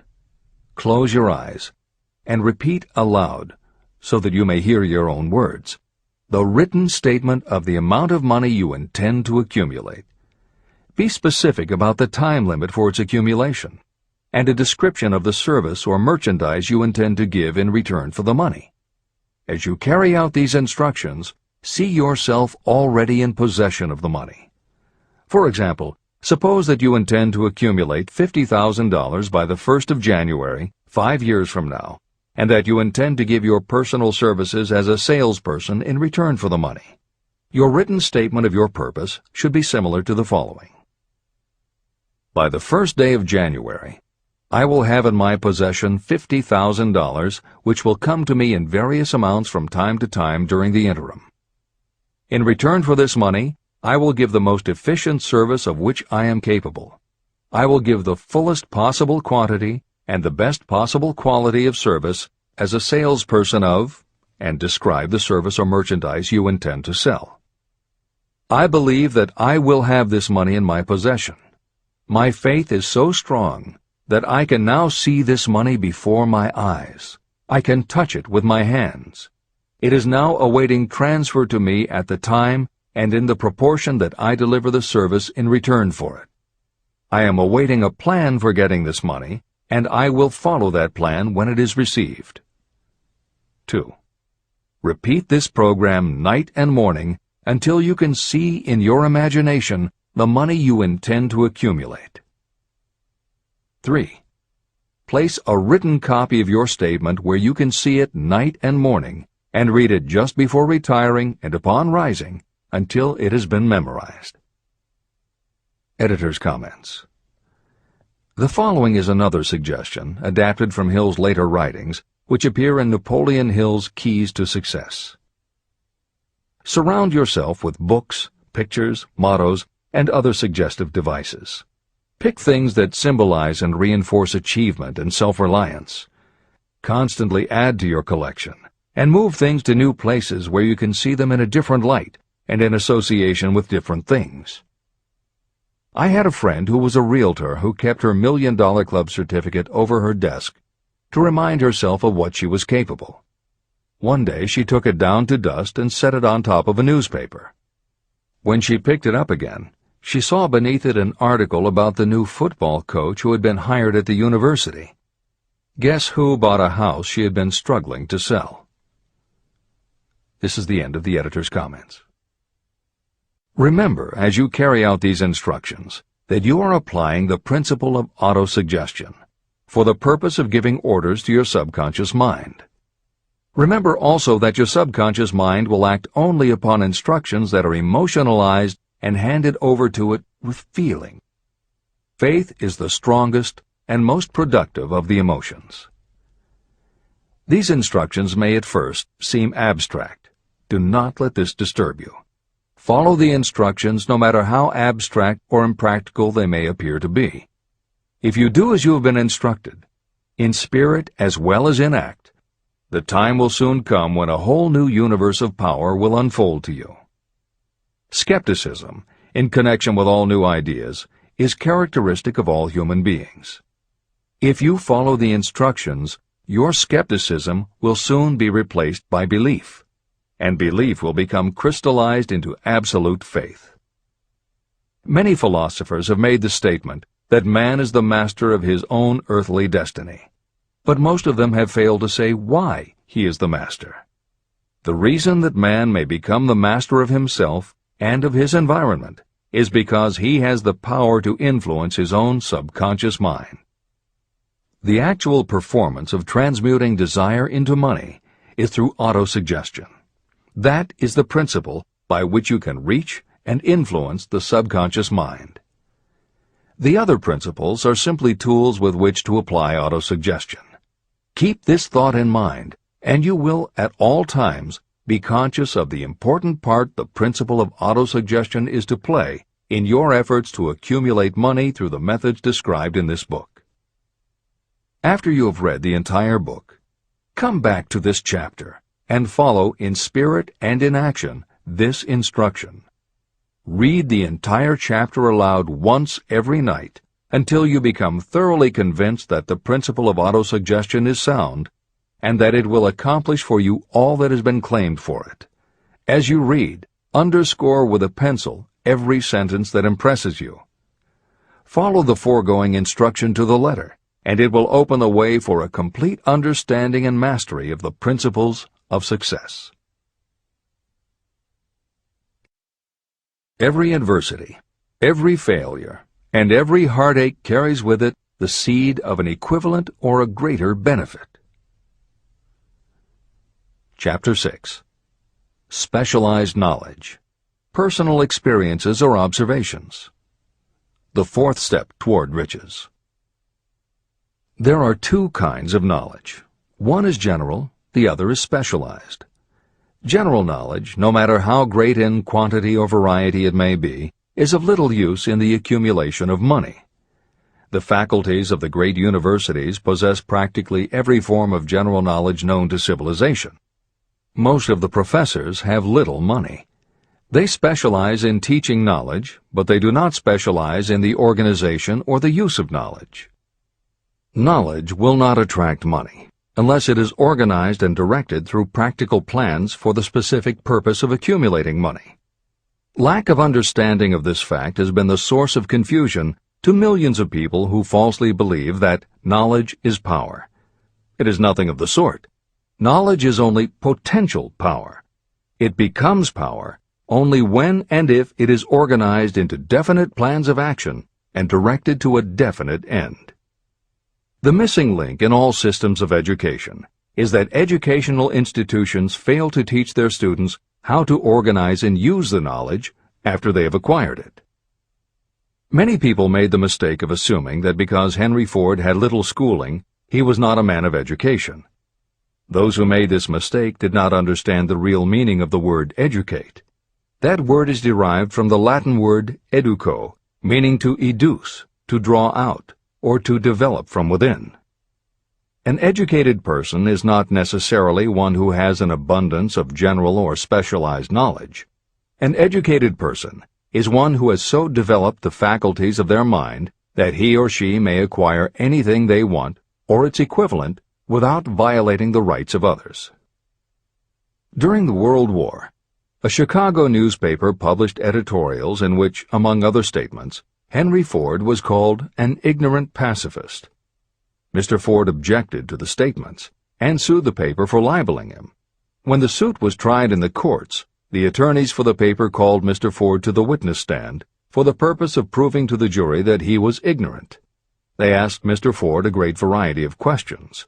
All of them intended to prove that while he might possess considerable specialized knowledge about manufacturing automobiles, he was in the main ignorant. Mr. Ford was asked such questions as, who was Benedict Arnold, and how many soldiers did the British send over to America to put down the rebellion of 1776?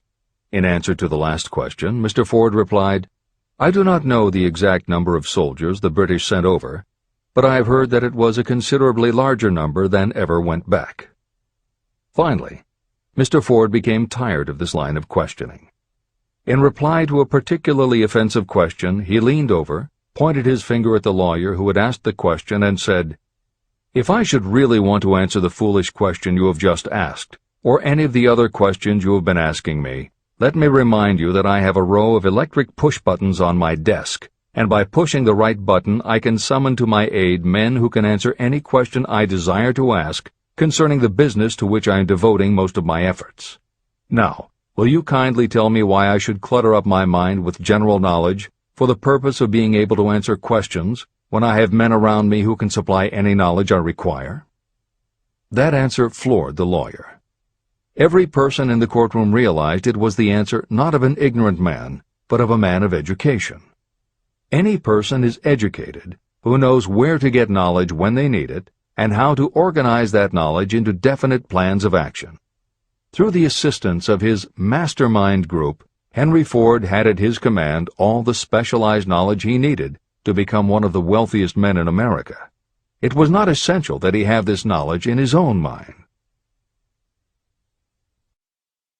You can get all the knowledge you need. Before you can transmute your desire into money, you will require specialized knowledge of the service, merchandise, or profession that you intend to offer in return for fortune. Perhaps you may need much more specialized knowledge than you have the ability or the inclination to acquire.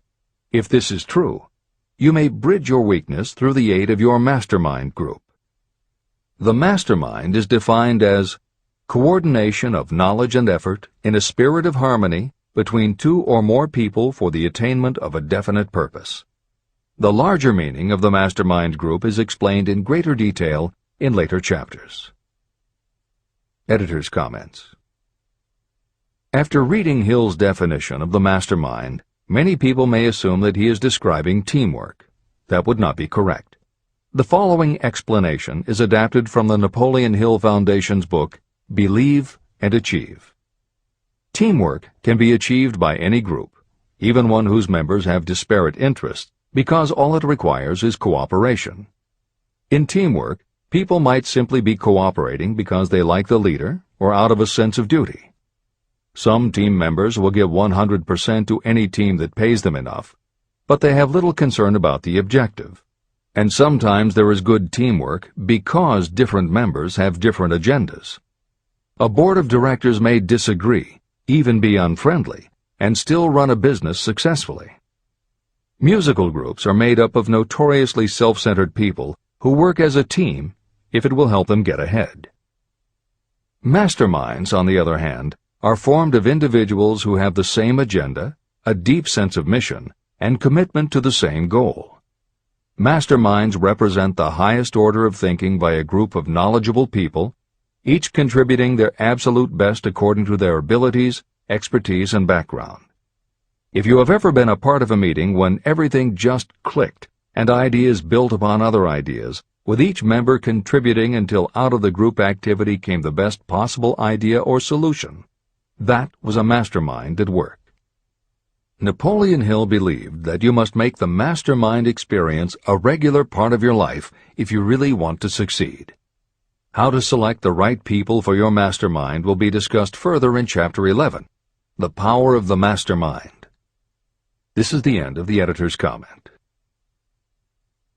The accumulation of great fortunes calls for power, and power is acquired through highly organized and intelligently directed specialized knowledge. That knowledge does not, necessarily, have to be in the possession of the person who accumulates the fortune. This should give hope and encouragement to those who want to accumulate a fortune, but don't have the necessary education to supply such specialized knowledge. People sometimes go through life suffering from inferiority complexes because they are not people of education. The person who can organize and direct a mastermind group of people who possess the knowledge needed is just as much a person of education as any other individual in the group. Thomas A. Edison had only 3 months of schooling during his entire life, but he did not lack education. Neither did he die poor. Henry Ford had less than a 6th grade schooling, but he managed to do pretty well by himself financially.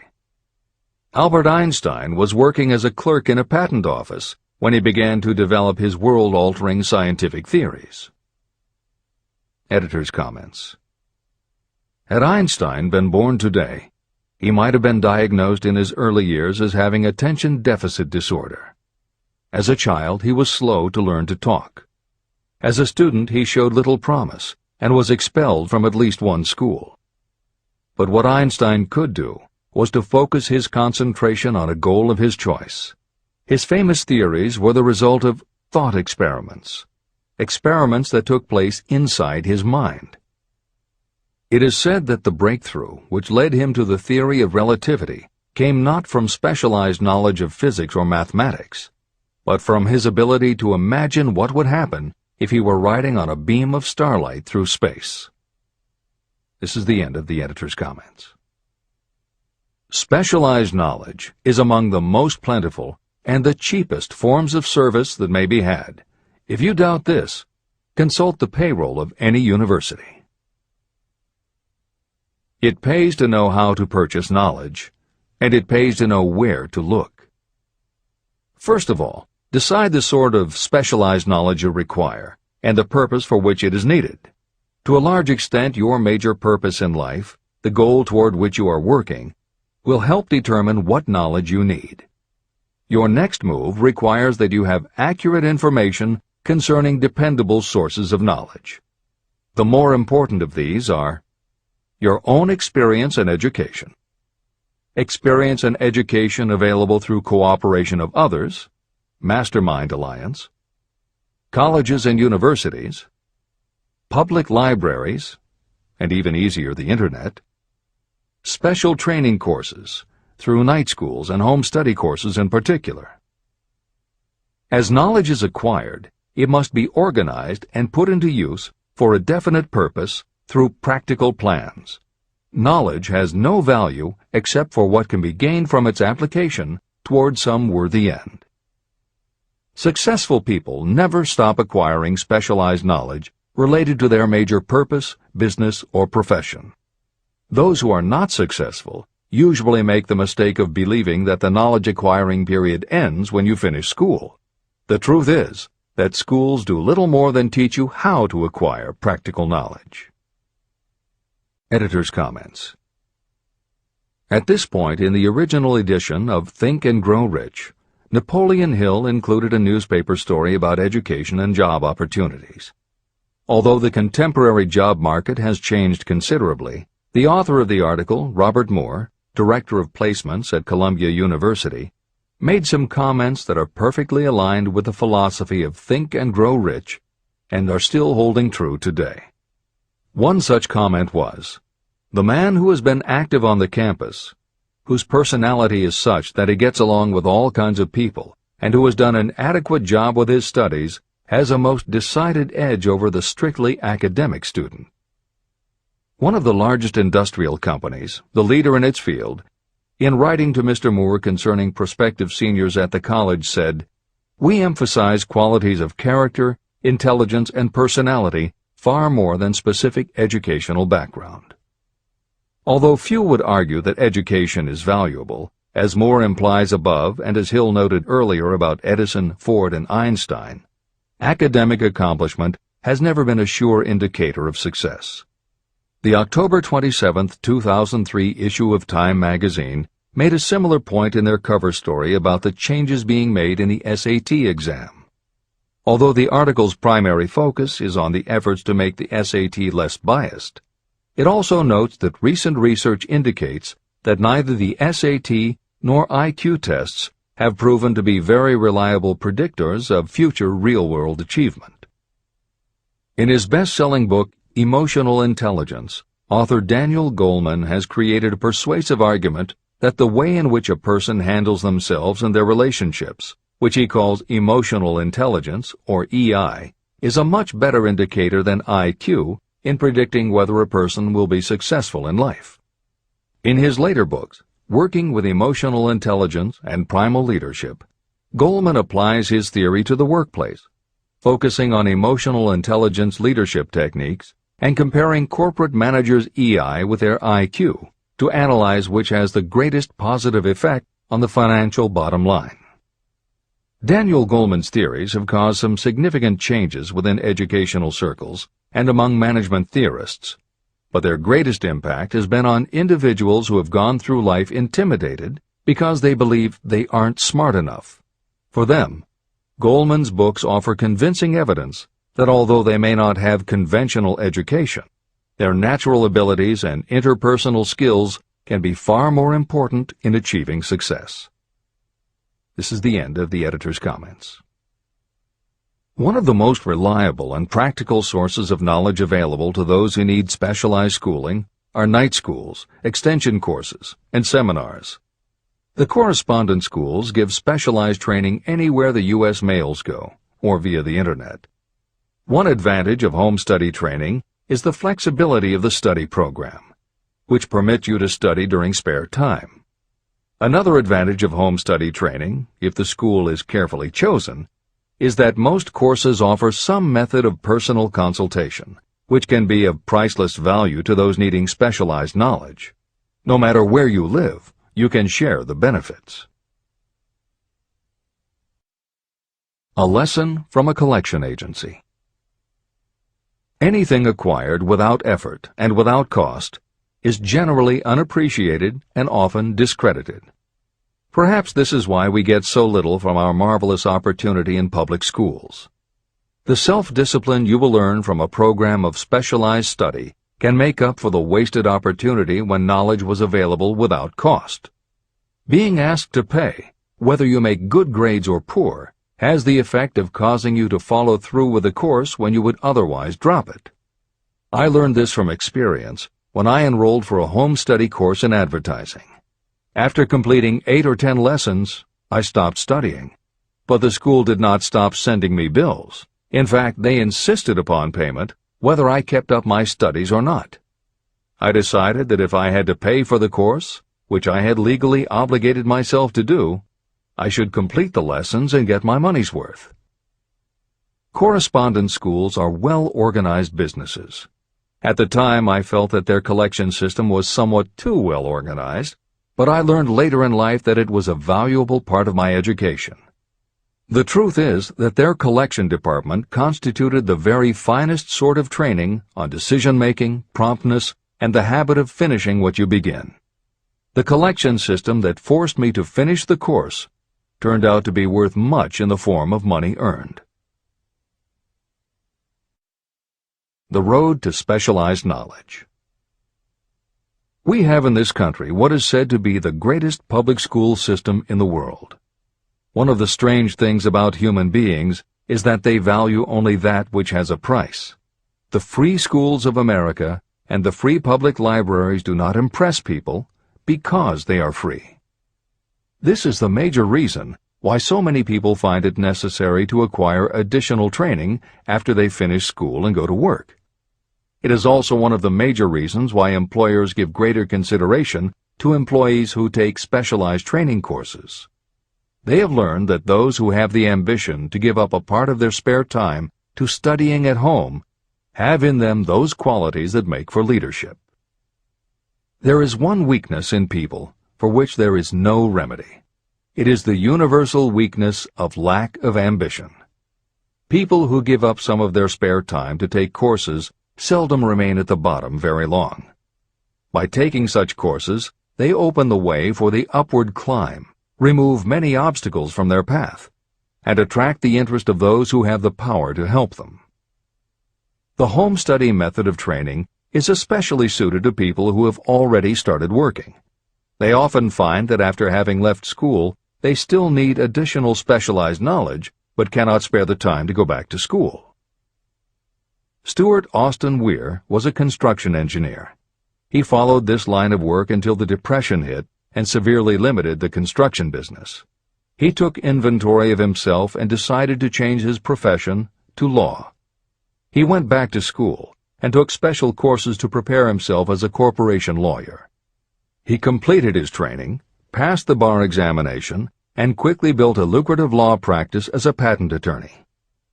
Just to keep the record straight, and to anticipate the excuses of those who will say, "I couldn't go to school because I have a family to support," or "I'm too old," I will add that Mr. Weir was past 40 and married when he went back to school.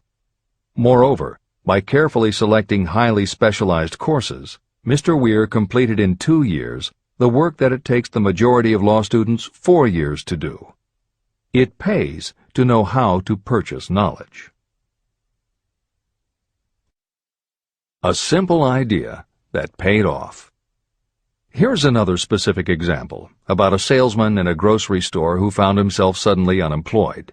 Having had some bookkeeping experience, he took a special course in accounting, familiarized himself with all the latest bookkeeping and office equipment, and went into business for himself. Starting with a grocer for whom he had formerly worked, he made contracts with more than 100 small merchants to keep their books at a very nominal monthly fee. His idea was so practical that he soon found it necessary to set up a portable accounting office in a light delivery truck. He now has a fleet of these bookkeeping offices on wheels. He employs a large staff of assistants who provide small merchants with accounting services equal to the best that money can buy at very nominal cost. Specialized knowledge plus imagination were the ingredients that went into this unique and successful business. Last year, the owner of that business paid income taxes of almost 10 times as much as was paid by the grocery store that fired him. Editor's comments. It would be impossible to write a contemporary book about success without including the story of Bill Gates. And although the connection between the world's wealthiest man and Hill's story about a man who started a mobile accounting business may not be immediately obvious, the fact is that this is a very apt place to include the story of Microsoft.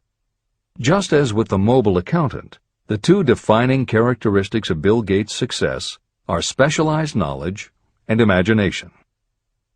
Everyone had recognized at an early age that Bill Gates was a very bright student, but he had little interest in anything other than science and math. And when the mothers group at his school arranged for the students to learn about computing, that became his passion. By the time he was 13, he taught himself computer programming.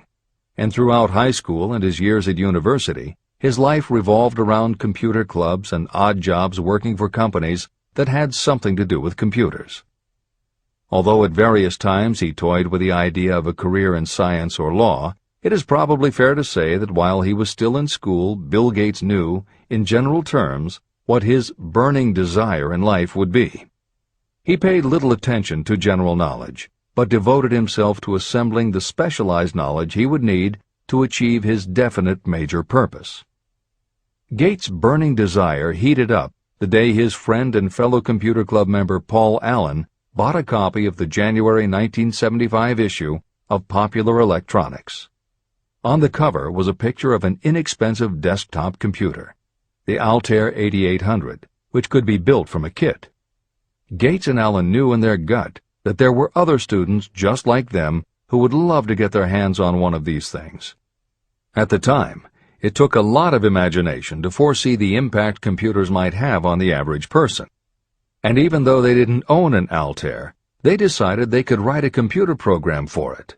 That took even more imagination. They contacted Ed Roberts, the founder of the company that made the Altair, and pitched their idea. Roberts told them he was getting offers from all over, and his policy was that whoever wrote it first would get the job. For the next 2 months, they tore apart the manual, gleaning the specialized knowledge they would need to write the program. They were the first to deliver a workable operating system, and Roberts bought it from them for $3,000 plus a royalty on sales.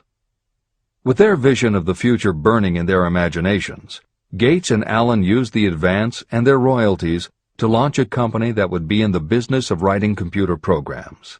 They named their new company Microsoft and called old friends from their high school computer club to staff it. Bill Gates was 19 and Paul Allen was only a few years older. They and about 9 of their friends started writing programs for Apple Computer, Commodore, and anyone else who would contract with the company for their services. For the next 5 years, Bill Gates and Paul Allen had their share of imaginative ideas, but mostly they concentrated on learning the specialized knowledge needed to run and grow a successful business. Then in 1980, IBM, which had finally decided to get into the small computer business, needed help getting up to speed. They approached Microsoft to write an operating system for the new computer venture. Once again, specialized knowledge and imagination were the qualities that guided Bill Gates. In their imagination, Gates and Allen could see an even bigger future than before, and through specialized knowledge of what computers were capable of, they knew the role they could play in that future. They then made 2 business moves that are the foundation of the Microsoft success. First, because IBM had such a tight schedule, Gates went to a computer programmer, Tim Patterson, and bought from him a rudimentary but already developed operating system. Gates then set to work modifying the system, and he renamed it MS-DOS, for Microsoft Disk Operating System. The other move that was crucial to their success was the negotiation with IBM. They started from the position that they would not sell an operating system to IBM. What they would do was license the system to IBM in exchange for a royalty on every copy sold with an IBM computer. And it would not be an exclusive license, which meant that Microsoft could also license the system to other computer companies. If you were to continue to track the history of Microsoft, you would find those same qualities: a burning desire, an idea, specialized knowledge, and imagination behind each move Bill Gates made and continues to make, just as they were behind the success of the man who started the mobile accounting business. This is the end of the editor's comments. The beginning of the successful mobile accounting business was an idea. I know this is true because I was the one who gave him that idea. Now I'd like to pass on the story of another idea. and it was my accountant friend who indirectly suggested this one to me. When I first proposed the accounting idea to him, he said, "I like the idea, but I would not know how to turn it into cash." In other words, he did not know how to market his bookkeeping knowledge after he had acquired it. So, with the aid of a young woman copywriter, a very attractive presentation was prepared describing the advantages of the new system of bookkeeping. The brochure told the story of this new business so effectively that its owner soon had more accounts than he could handle. There are thousands of people all over the country who need the services of a merchandising specialist capable of preparing an attractive way to market personal services. This idea was born of the necessity to solve a specific problem. But it did not stop by serving merely one person. The woman who created the presentation has a keen imagination. She saw in her newly born brainchild the making of a new profession to serve thousands of people who need practical guidance in marketing personal services. Spurred to action by the success of her first prepared plan to market personal services, this woman turned to solving a similar problem for her son. He had just finished college, but had been totally unable to find a market for his services. The plan she created for him was the best example of merchandising personal services I have ever seen. When the presentation had been completed, it contained nearly 50 pages of beautifully typed, properly organized information. It told the story of her son's natural abilities, schooling, personal experiences, and a great variety of other information. The book also contained a complete description of the position her son desired, together with a marvelous word picture of the exact plan he would use in filling his position. The preparation of the presentation required several weeks of her time, during which she sent her son to the public library almost daily to get specific data needed to sell his services to best advantage. She also sent him to all the competitors of his prospective employer, where he gathered information concerning their business methods. This was of great value in the formation of the plan he intended to use in filling the position he sought. When the plan was finished, it contained more than half a dozen very fine suggestions that would benefit the prospective employer. You don't have to start at the bottom. You may be inclined to ask, why go to all this trouble to secure a job? The answer is, doing a thing well is never trouble. The plan prepared by this woman for her son helped him get the job at the first interview and at a salary fixed by himself. Moreover, and this too is important, the position did not require the young man to start at the bottom. He began as a junior executive at an executive salary. Why go to all this trouble? Well, for one thing, this young man's planned presentation saved him no less than 10 years of working his way up. The idea of starting at the bottom and working your way up may appear to be sound, but the major objection to it is this. Too many of those who begin at the bottom never manage to lift their heads high enough to be seen by those who count. And the outlook from the bottom is not very bright or encouraging. It has a tendency to kill off ambition. You get into a rut, and you accept your fate because you form the habit of daily routine. Often this habit finally becomes so strong you don't even try to throw it off. And that is another reason why it pays to start 1 or 2 steps above the bottom. By so doing, you will form the habit of looking around, of observing how others get ahead, of seeing opportunity, and of embracing it without hesitation. A splendid example of what I mean is Dan Halpin. During his college days, he was manager of the famous 1930 championship Notre Dame football team, when it was under the direction of the late Knute Rockne. Halpin finished college at a very unfavorable time. The Depression had made jobs scarce. So after a fling at investment banking and motion pictures, he took the first job with a potential future he could find. It was selling electrical hearing aids on a commission basis. Anyone could start in that sort of job, and Halpin knew it, but it was enough to open the door of opportunity to him. For almost 2 years he worked at the job, but it didn't satisfy him. He would never have risen above that job if he had not done something about his dissatisfaction. He aimed first at the job of assistant sales manager of the company. and he got the job. That single step upward placed him high enough above the crowd for him to see still greater opportunity. Also, it placed him where opportunity could see him. In his new position, he did so well selling hearing aids that A.M. Andrews, chairman of the board of the Dictograph Products Company, a competitor of the company for which Halpin worked, asked to meet with him. Mr. Andrews wanted to know something about that man Dan Halpin who was taking big sales away from the long-established Dictograph Company. When the interview was over, Halpin was the new sales manager in charge of the Acousticon division of Dictograph. Then, to test young Halpin's mettle, Mr. Andrews went away to Florida for 3 months, leaving him to sink or swim in his new job. He did not sink. Newt Rockney's spirit of all the world loves a winner and has no time for a loser inspired him to put so much into his job that he was elected vice president of the company. Vice president was a job that most would be proud to earn through 10 years of loyal effort, but Halpin turned the trick in little more than 6 months. One of the major points I'm trying to emphasize through this entire philosophy is that we rise to high positions or remain at the bottom because of conditions we can control, but only if we desire to control them. I am also trying to emphasize another point, that both success and failure are largely the results of habit.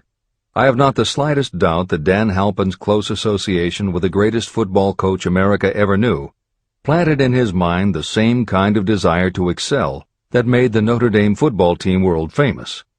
Truly, there's something to the idea that hero worship is helpful, provided you worship a winner. My belief in the theory that business associations are vital factors, both in failure and in success, was clearly demonstrated when my son Blair was negotiating with Dan Halpin for a position. Mr. Halpin offered him a beginning salary of about 1/2 what he could have gotten from a rival company. I brought parental pressure to bear, and encouraged Blair to accept the job with Mr. Halpin. I believe that close association with people who refuse to compromise with circumstances is an asset that can never be measured in terms of money. The bottom is a monotonous, dreary, unprofitable place for any person. That is why I have taken the time to describe how lowly beginnings can be overcome by proper planning. Make your ideas pay off through specialized knowledge. The woman who prepared the personal service sales plan for her son now receives requests from all parts of the country, from others who want to market their personal services for more money. But don't think that all her plan consists of is clever salesmanship to help her clients get more money for the same services they formerly sold for less. She looks after the interests of the purchaser as well as the seller of personal services. She prepares her plans so that the employers receive full value for the additional money they pay. If you have the imagination and seek a more profitable outlet for your personal services, this suggestion may be the stimulus for which you have been searching. The idea could earn you an income far greater than that of the average doctor, lawyer, or engineer whose education required several years in college. Editor's comments. Mary Kay Ash was literally researching and writing down specialized knowledge when the idea for a new business was born in her imagination. Mary Kay had quit her job as a very successful sales manager in the gift business because she had become discouraged by seeing the men she had trained earning more and being promoted ahead of her. She decided to write an advice book for career women, but as she assembled the knowledge women would need to get ahead, she realized she was writing a business plan for the kind of business she would like to run. She took her life savings of $5,000, went out and found a skincare cream she liked, acquired the rights to it, and began to contact her friends and friends of friends to see if they would like to be beauty consultants for her new company. But what she was offering wasn't just a chance to sell skincare products. It was a very imaginative combination of philosophy and opportunity that gave women the chance to achieve both personal satisfaction and financial success. The company showed a modest profit in its first year, and continued to grow each year until, by the beginning of the 21st century, There are over 1 million independent beauty consultants in 30 countries with wholesale sales of more than $1.5 billion. 3 times Mary Kay Cosmetics was named as one of the 100 best companies to work for in America, and Lifetime Television Network named Mary Kay the businesswoman of the century. She became one of the most in-demand motivational speakers and the best-selling author of 3 books. Neil Balter also started his company based on specialized knowledge and imagination. He got his specialized knowledge from his job as a carpenter's apprentice. His imagination came into play the day he was hired by a customer who wanted to clear up a messy closet by having shelves installed. Now that kind of job must have been offered to thousands of carpenters, but not one of them had the imagination to see in it what Neil Balter saw. When he finished the work, Balter didn't just see nicely fitted shelves. He saw that he had created a solution for a problem that was common to every household in America. He took the money he earned from the job and started his own business, California Closet Company, which specialized in shelves and fittings designed to attractively organize closet space for maximum efficiency. But Balter's imagination didn't stop once he had his own business up and running. Now he could imagine an even bigger operation. So he went out to find new specialized knowledge about operating and franchising a business. Neil Balter had licensed more than 100 California closet franchises when Williams-Sonoma offered to buy the company for $12 million. Lillian Vernon's specialized knowledge was in an area that many women had, but they didn't have the imagination she had. To quote from her autobiography, An Eye for Winners, handbags. I knew about those. Why not sell them? And belts to match. Didn't every teenage girl strolling along the street anywhere in the United States sport a handbag and belt? And my handbags would offer something special. Each one would be personalized with initials.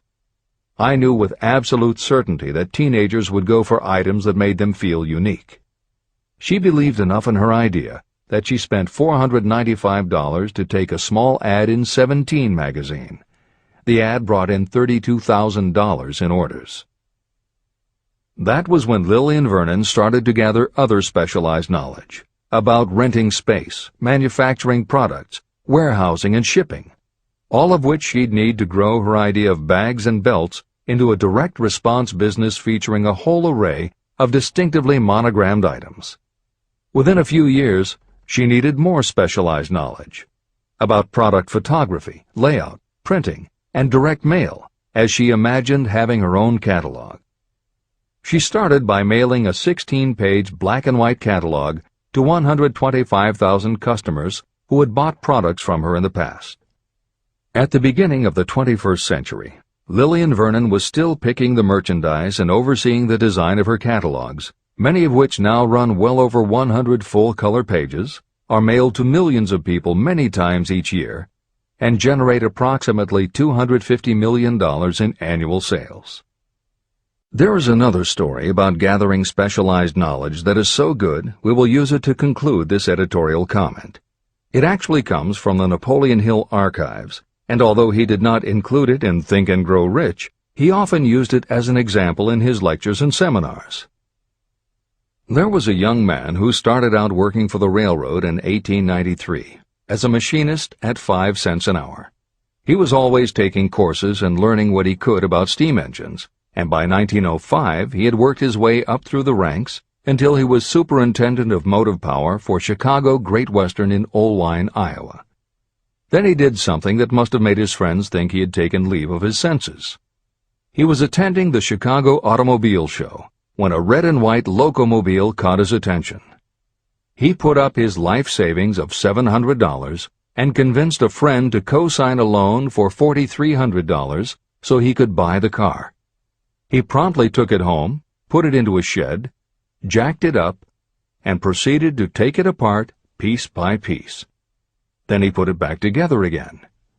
Then he took it apart and put it back together again. After doing that a few more times, he had learned what he wanted to know. And that was how Walter P. Chrysler gathered the specialized knowledge he needed to get himself out of railroading and into the automobile business. This is the end of the editor's comment. There is no fixed price for sound ideas. Behind all ideas is specialized knowledge. But remember, specialized knowledge is more abundant and more easily acquired than ideas. Because of this truth, there are ever-increasing opportunities for the person capable of helping men and women sell their personal services. Capability means imagination, the one quality needed to combine specialized knowledge with ideas to create organized plans that will yield riches. If you have imagination, this chapter may present you with an idea that is the beginning of the riches you desire. Remember, the idea is the main thing. Specialized knowledge may be found just around the corner. Any corner.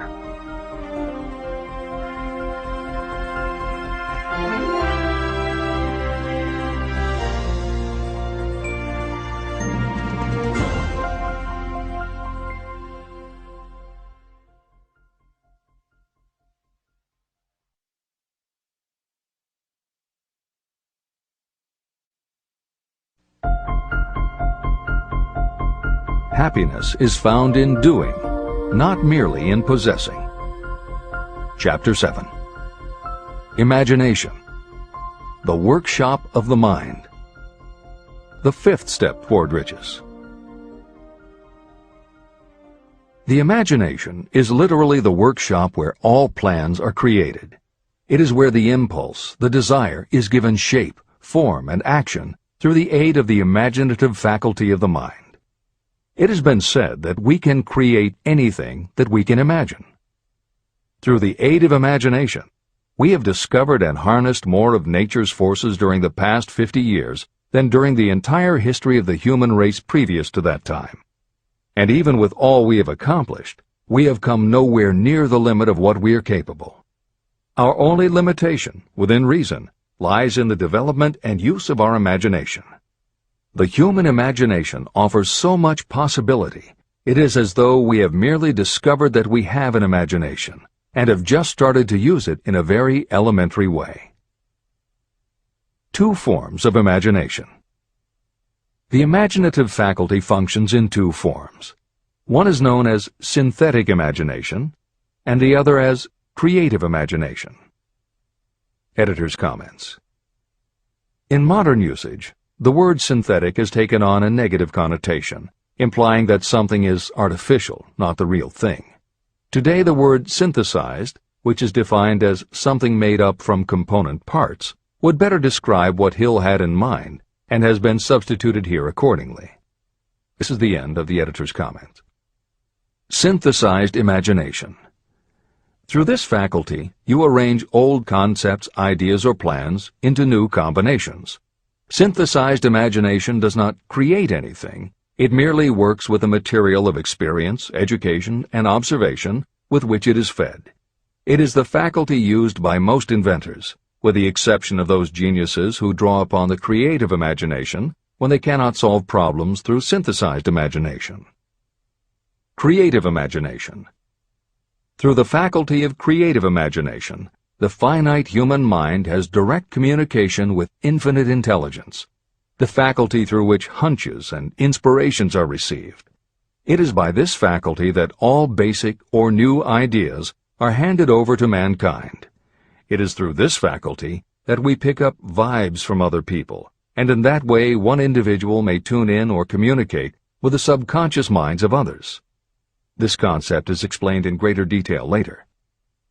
The creative imagination works automatically, but only when your conscious mind is motivated, energized, and working at such a high rate that it becomes very perceptive and receptive, such as when the conscious mind is stimulated through the emotion of a strong desire. The great leaders of business, industry, and finance, and the great artists, musicians, poets, and writers became great because they developed the faculty of creative imagination. Editor's comment. At this point, it should be noted that both kinds of imagination are equally valuable to you, and they work together so seamlessly it is often hard to tell where one ends and the other begins. For instance, when Jeff Bezos created the idea of Amazon.com, was it synthesized imagination or creative imagination? At the time, Many people were getting onto the idea of the Internet as a sales medium.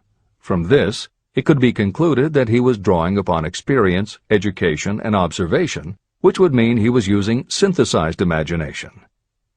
But why did he decide to sell books? Was that synthesized or creative? Did that idea come out of something in his subconscious that just felt like books were the right thing? And what about that name? Calling a bookstore Amazon didn't make sense to anyone but Bezos, but it certainly caught the public's attention.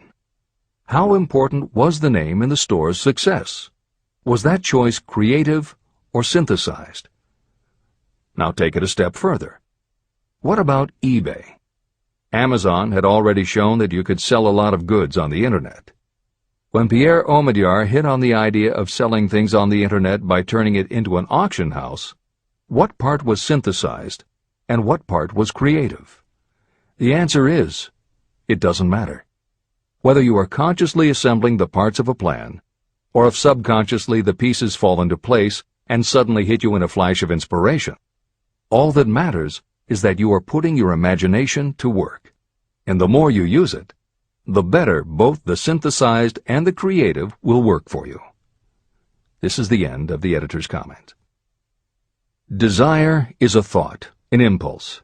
It is nebulous and ephemeral. It is abstract and of no value until it has been transformed into its physical counterpart. While the synthesized imagination is the one that will be used most frequently in the process of transforming desire into money, there will be circumstances and situations that demand the use of the creative imagination as well. Both the synthesized and the creative imagination become more alert and receptive with use. And though your imaginative faculty may have become weak through lack of use, you can revive it. Just as any muscle or organ of the body develops the more it is used, your imagination also becomes more receptive in direct response to the amount that you use it. Use your synthesized imagination. First, let us focus attention on the development of the synthesized imagination. This is the faculty that you will use more often in converting desire into money. Transformation of the intangible impulse of desire into the tangible reality of money calls for the use of a plan or plans. To make plans, you must use your imagination. Mainly, this will require you to use your synthesized imagination as you draw upon your experience, your education, and your observations. Editor's comment. The following is adapted from Hill's later writing and appears in Napoleon Hill's Keys to Success. An excellent example of synthesized imagination is Edison's invention of the light bulb. He began with one recognized fact that other people had discovered. A wire could be heated by electricity until it produced light. The problem was that the intense heat quickly burned the wire out, and the light never lasted more than a few minutes. Edison failed more than 10,000 times in his attempt to control this heat. When he found the method, it was by applying another common fact that had simply eluded everyone else. He realized that charcoal is produced by setting wood on fire, covering it with soil, and allowing the fires to smolder. The soil permits only enough air to reach the fire to keep it burning without blazing, and that way the wood isn't burned up. When Edison recognized this fact, his imagination immediately associated it with the idea of heating the wire. He placed the wire inside a bottle, pumped out most of the air, and produced the first incandescent light. It burned for 8.5 hours. Everything that Edison used to make the electric light was widely known, but the way he synthesized the knowledge changed the world and made him a very wealthy man. W. Clement Stone called the process the R2A2 formula: recognize and relate, assimilate and apply.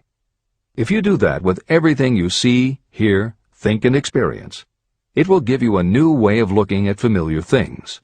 If you do that, you can achieve what others believe is impossible. Later in this chapter, you will read of other fortunes that grew from even simpler synthesized ideas. And these stories should lead you to conclude that the combination of ideas is nothing that you couldn't have thought of yourself. That alone should start your own imagination synthesizing ideas. However, Even though these stories will inspire you, and you will be anxious to get started, this is not yet the point for you to start making plans. Here, and throughout Think and Grow Rich, Napoleon Hill reminds the reader that this book is meant to be read all the way through before beginning to put the philosophy into practice. There are other ideas to be assimilated from later chapters that will influence your imagination and therefore affect the plans you may develop. This is the end of the editor's comments. Read the entire book through, then come back to this chapter and begin to put your imagination to work on the building of a plan for transforming your desire into money. Examples and instructions for creating plans are given in almost every chapter. Carry out the instructions that are best suited to your needs and put your plan in writing. The moment you complete this, you will have definitely given concrete form to your intangible desire. Now, read that sentence once more in a slightly different way. The moment I put my plan in writing, I will have definitely given concrete form to my desire. Now read it aloud and realize what you are telling yourself.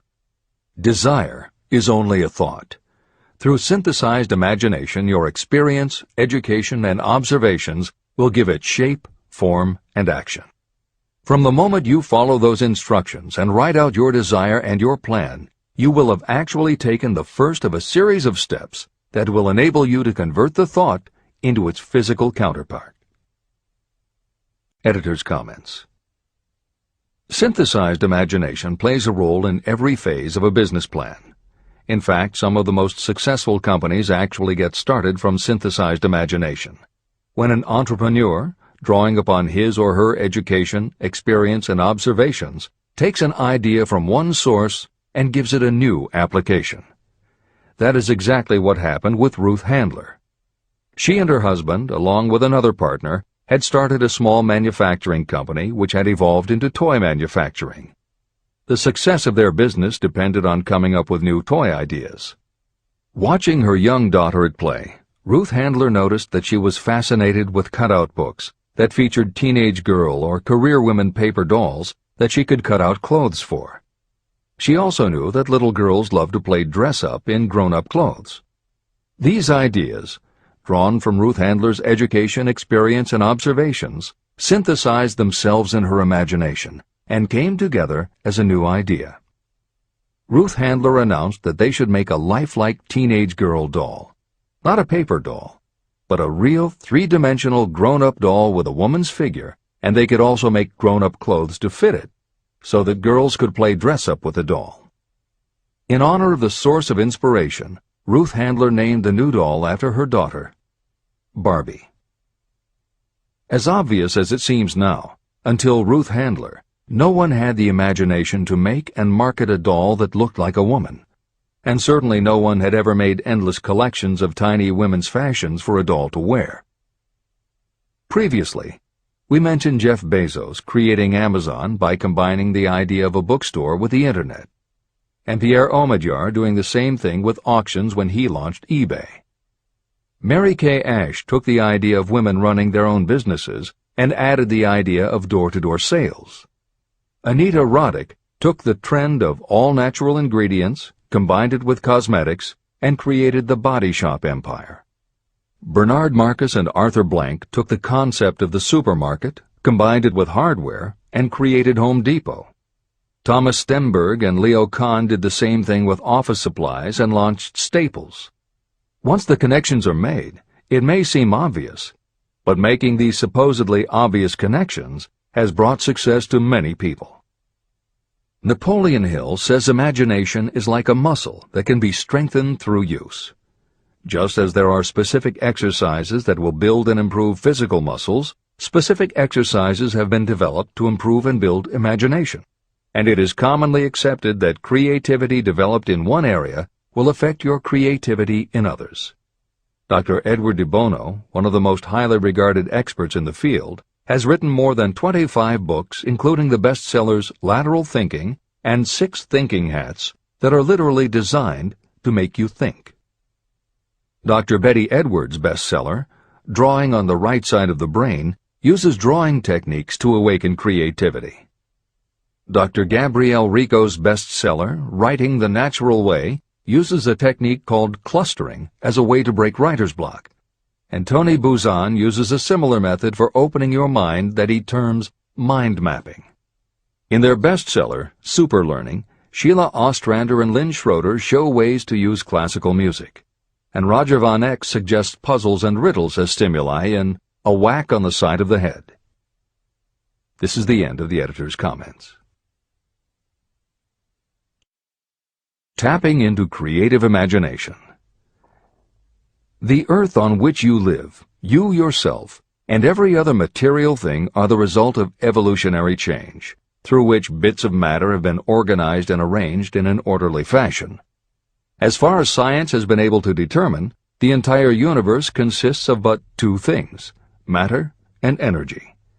Moreover, and this statement is of stupendous importance, this earth, every one of the billions of individual cells of your body, and every subatomic particle of matter began as an intangible form of energy. Through the combination of energy and matter has been created everything perceptible, from the largest star in the heavens down to and including man himself. Desire is a thought impulse.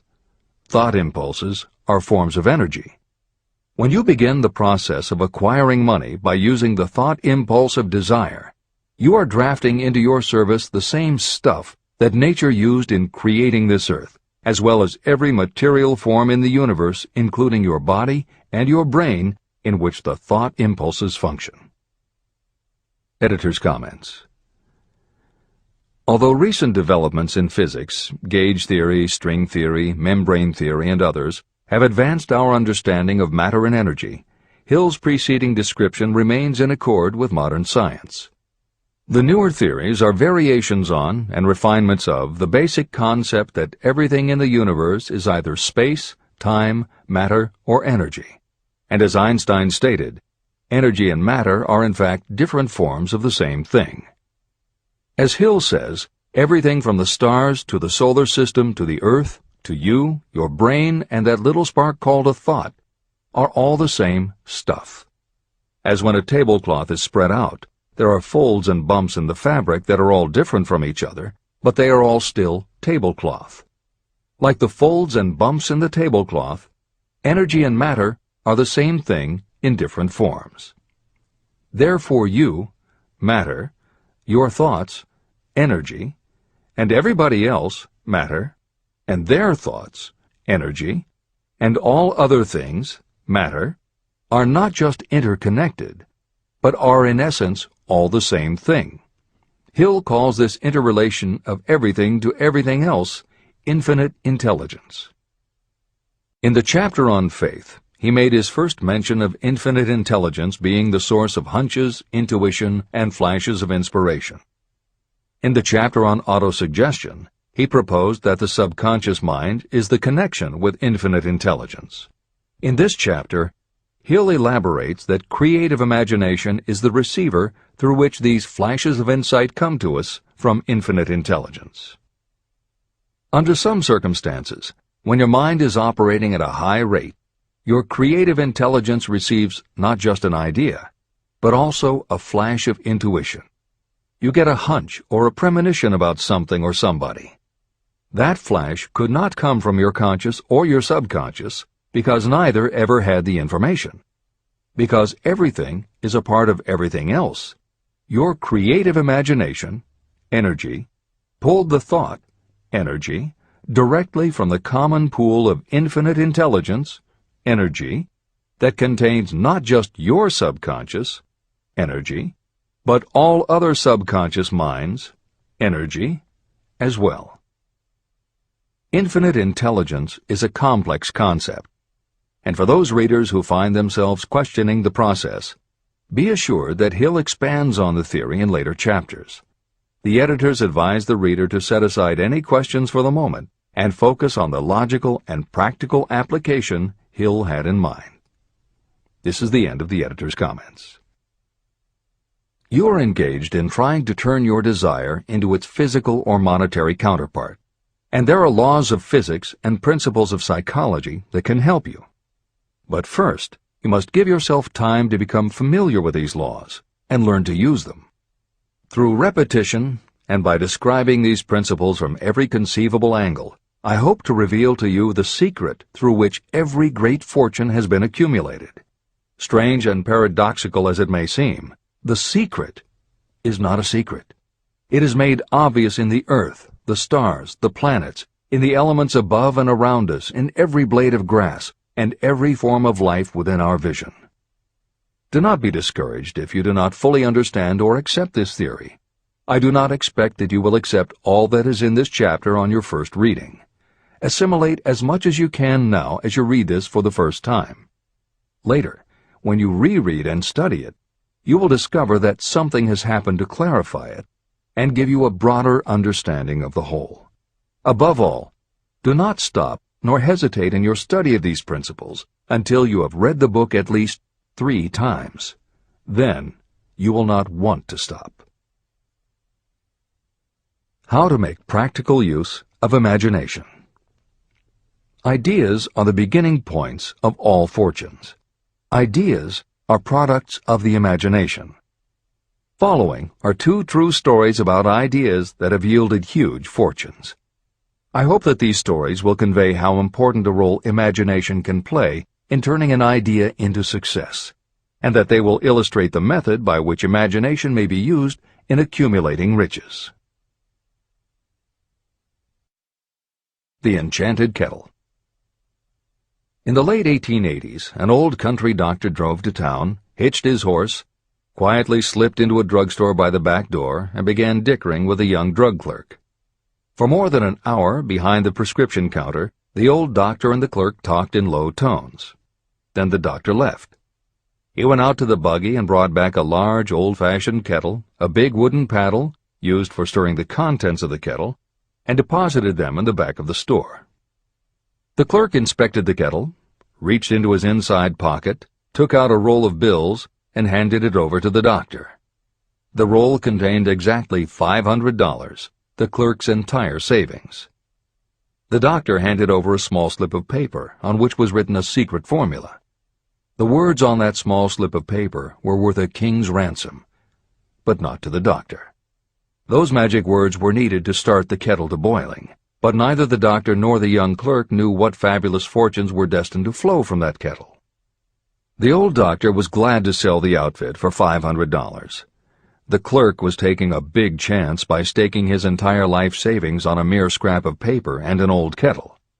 He never dreamed his investment would start a kettle to overflowing with gold that would one day surpass the miraculous performance of Aladdin's lamp. What the clerk really purchased was an idea. The old kettle and the wooden paddle and the secret message on a slip of paper were incidental. The miracle of that kettle only began to take place after the new owner mixed with the secret instructions an ingredient of which the doctor knew nothing. See if you can discover what it was that the young man added to the secret message, which caused the kettle to overflow with gold. Here you have a story of facts stranger than fiction, facts that began in the form of an idea. Just look at the vast fortunes of gold this idea has produced. It has paid, and still pays, huge fortunes to men and women all over the world who distribute the contents of the kettle to millions of people. The old kettle is now one of the world's largest consumers of sugar, thus providing jobs to thousands of men and women engaged in growing sugar cane and in refining and marketing sugar. The old kettle consumes annually millions of bottles and cans, providing jobs to huge numbers of workers. The old kettle gives employment to an army of clerks, stenographers, copywriters, and advertising experts throughout the nation. It has brought fame and fortune to scores of artists who have created magnificent pictures describing the product. The old kettle has converted Atlanta, which was a small southern city, into the business capital of the South, where it now benefits, directly or indirectly, every business and practically every resident of the city. The influence of this idea now benefits every civilized country in the world, pouring out a continuous stream of gold to all who touch it. Gold from the kettle built and maintains one of the most prominent colleges of the South, where thousands of young people receive the training essential for success. If the product of that old brass kettle could talk, it would tell thrilling tales in every language, tales of love, of business, of professional men and women who are daily being stimulated by it. I am sure of at least one such tale of romance, for I was a part of it, and it all began not far from the very spot on which the drug clerk purchased the old kettle. It was there that I met my wife, and it was she who first told me of the enchanted kettle. It was the product of that kettle we were drinking when I asked her to accept me for better or worse. Whoever you are, wherever you may live, whatever your occupation, just remember every time you see the words Coca-Cola that its vast empire of wealth and influence grew out of a single idea. And that idea, the mysterious ingredient the drug clerk, Asa Candler, mixed with a secret formula, was imagination. Stop and think of that for a moment. Keep in mind that the steps to riches described in this book are the very same principles through which the influence of Coca-Cola has been extended to every city, town, village, and crossroads of the world. Now here's the most important thing to remember. The ideas you create may have the possibility of duplicating the enormous success of this worldwide thirst killer. Editor's comments. Harlan Sanders, too, had a recipe in a magic kettle. Actually, his kettle was a pressure cooker, but neither his cooker nor his recipe of 11 herbs and spices would be mentioned here if he didn't also have imagination. Harlan Sanders owned and operated a successful motel and cafe in Corbin, Kentucky. Then, when the new interstate highway came through, it bypassed Sanders' location. In a short time, his business went broke, leaving him with little more than his recipe for fried chicken and a way to make it quickly in a pressure cooker. At 62 years of age, the Colonel, as people called him, had to find a new way to make a living. That's when the magic ingredient, imagination, came in. He decided he wasn't going to sell fried chicken anymore. Instead, he would sell his method for making it. He packed his recipe and cooker into the back of his car and hit the road to demonstrate his fried chicken to other restaurant owners. In the first 2 years, he managed to sell 5 franchises. 2 years later, he'd sold 200. 4 years later, he was up to 600 locations when he was approached by an investment group to sell his company. Recognizing that the magic wasn't just in the kettle or the recipe, the new owners asked Colonel Sanders to stay on as spokesman for the company, which he did until his death in 1980. Today, there are almost 12,000 KFC locations in more than 80 countries with sales of nearly $10 billion a year. Debbie Fields was a 20-year-old housewife who loved to bake cookies. She had no formal education and no business experience, but she had a recipe and an imaginative idea that people would like to buy fresh, hot, soft cookies from a walk-up store. The business people and bankers she approached told her she was crazy, but she and her husband continued to pitch her idea to banker after banker until they finally wore one down enough to give Debbie Fields a loan to open a store in Palo Alto, California. By noon on her first day, she still hadn't sold a cookie, so she went out into the street and gave away samples. That did it. Her walk-in try-a-sample cookie store took off. Today, Mrs. Fields' stores are all across America. Harvard Business School uses her methods as a case study in efficiency, and Debbie Fields has become a best-selling author, an in-demand motivational speaker, and a television personality. Wally Famous Amos was a Los Angeles talent agent who copied a cookie recipe off the back of a bag of Nestle's chocolate chips. He made a few changes to personalize the recipe and started to give out his version of homemade cookies as a sort of calling card. His clients and business associates liked them so much that Wally finally decided to quit show business and open a store. He did it with a Hollywood agent's flair.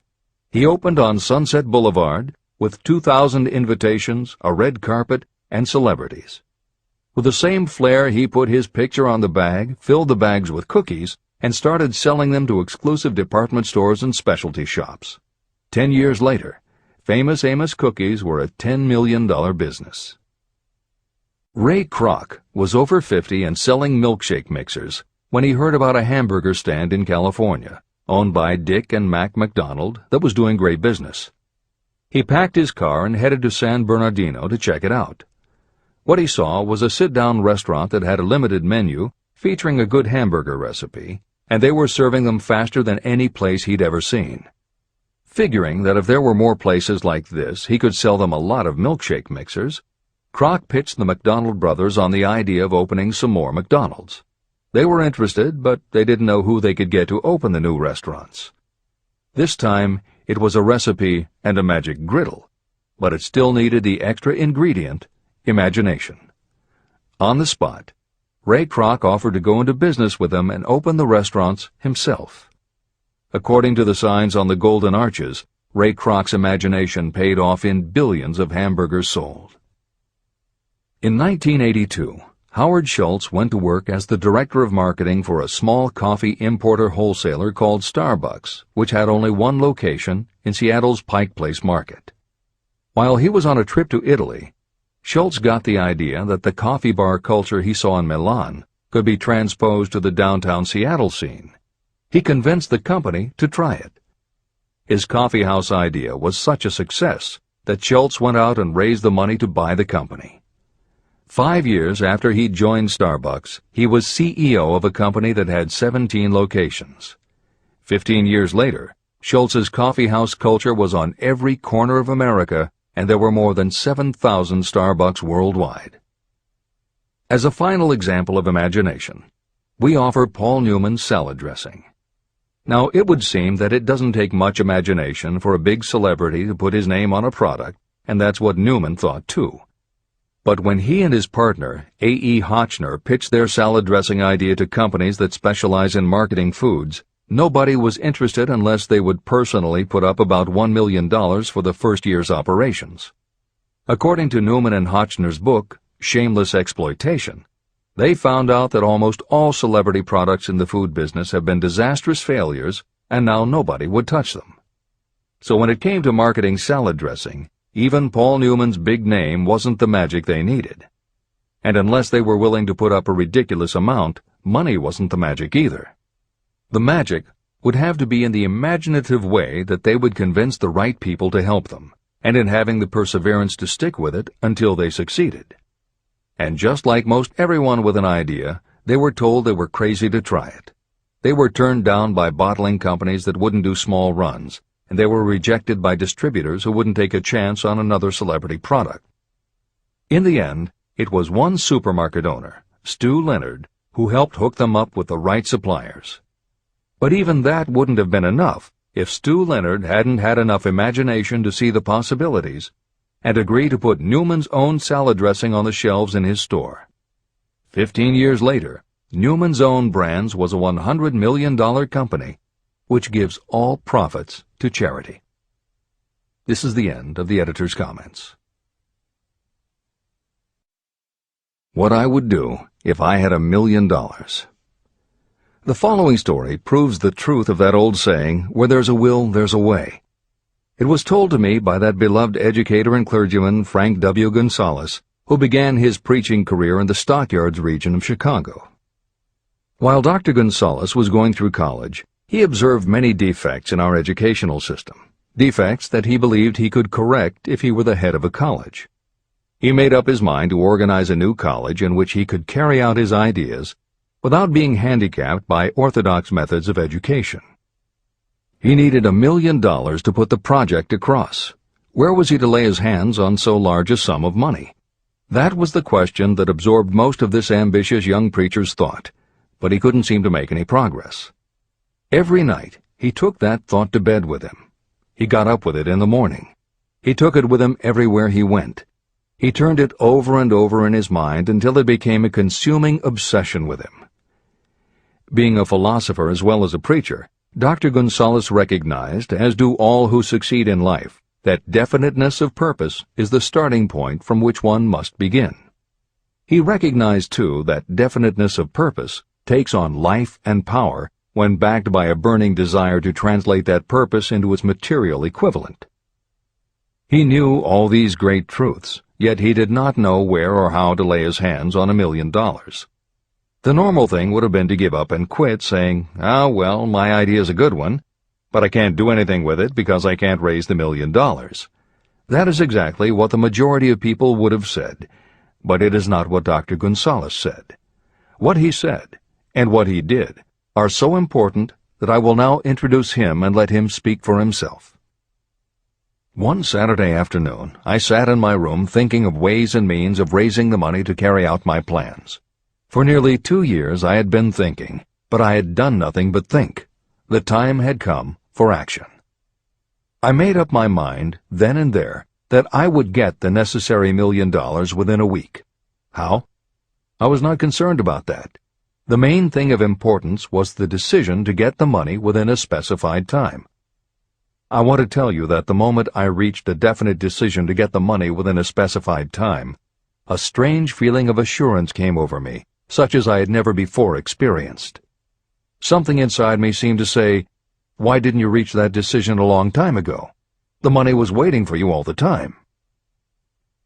I called the newspapers and announced I would preach a sermon the following morning entitled, "What I Would Do If I Had $1 Million." I went to work on the sermon immediately, but I must tell you frankly that the task was not difficult because I had been preparing that sermon for almost 2 years. Long before midnight, I had finished writing the sermon. I went to bed and slept with a feeling of confidence, for I could see myself already in possession of the $1 million. Next morning I arose early, went into the bathroom, read the sermon, then knelt on my knees and asked that my sermon might come to the attention of someone who would supply the needed money. While I was praying, I again had that feeling of assurance that the money would be forthcoming. In my excitement, I walked out without my sermon and did not discover the oversight until I was in my pulpit and about ready to begin delivering it. It was too late to go back for my notes, and what a blessing that I couldn't go back. Instead, my own subconscious mind yielded the material I needed. When I arose to begin my sermon, I closed my eyes and spoke with all my heart and soul of my dreams. I not only talked to my audience, but I fancy I talked also to God. I told what I would do with $1 million if that amount were placed in my hands. I described the plan I had in mind for organizing a great educational institution, where young people would learn to do practical things and at the same time develop their minds. When I had finished and sat down, a man slowly arose from his seat, about 3 rows from the rear, and made his way toward the pulpit. I wondered what he was going to do. He came into the pulpit, extended his hand, and said, "Reverend, I liked your sermon.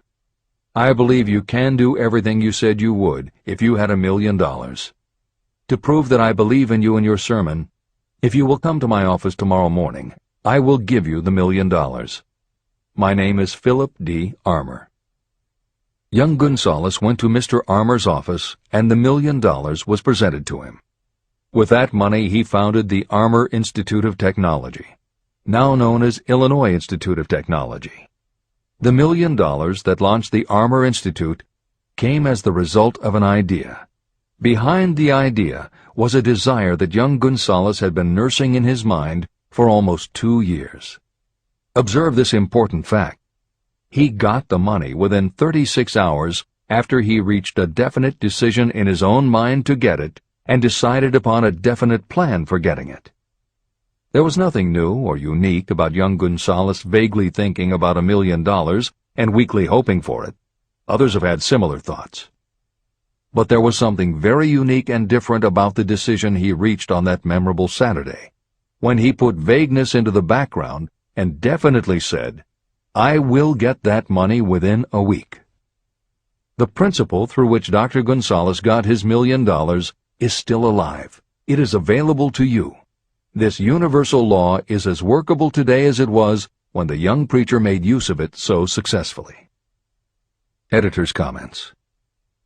The Armour Institute of Technology opened in 1893, offering courses in engineering, chemistry, architecture, and library science, and in 1940 became the Illinois Institute of Technology when the Armour Institute merged with the Lewis Institute, a Chicago college that had opened in 1895 and offered liberal arts as well as science and engineering courses.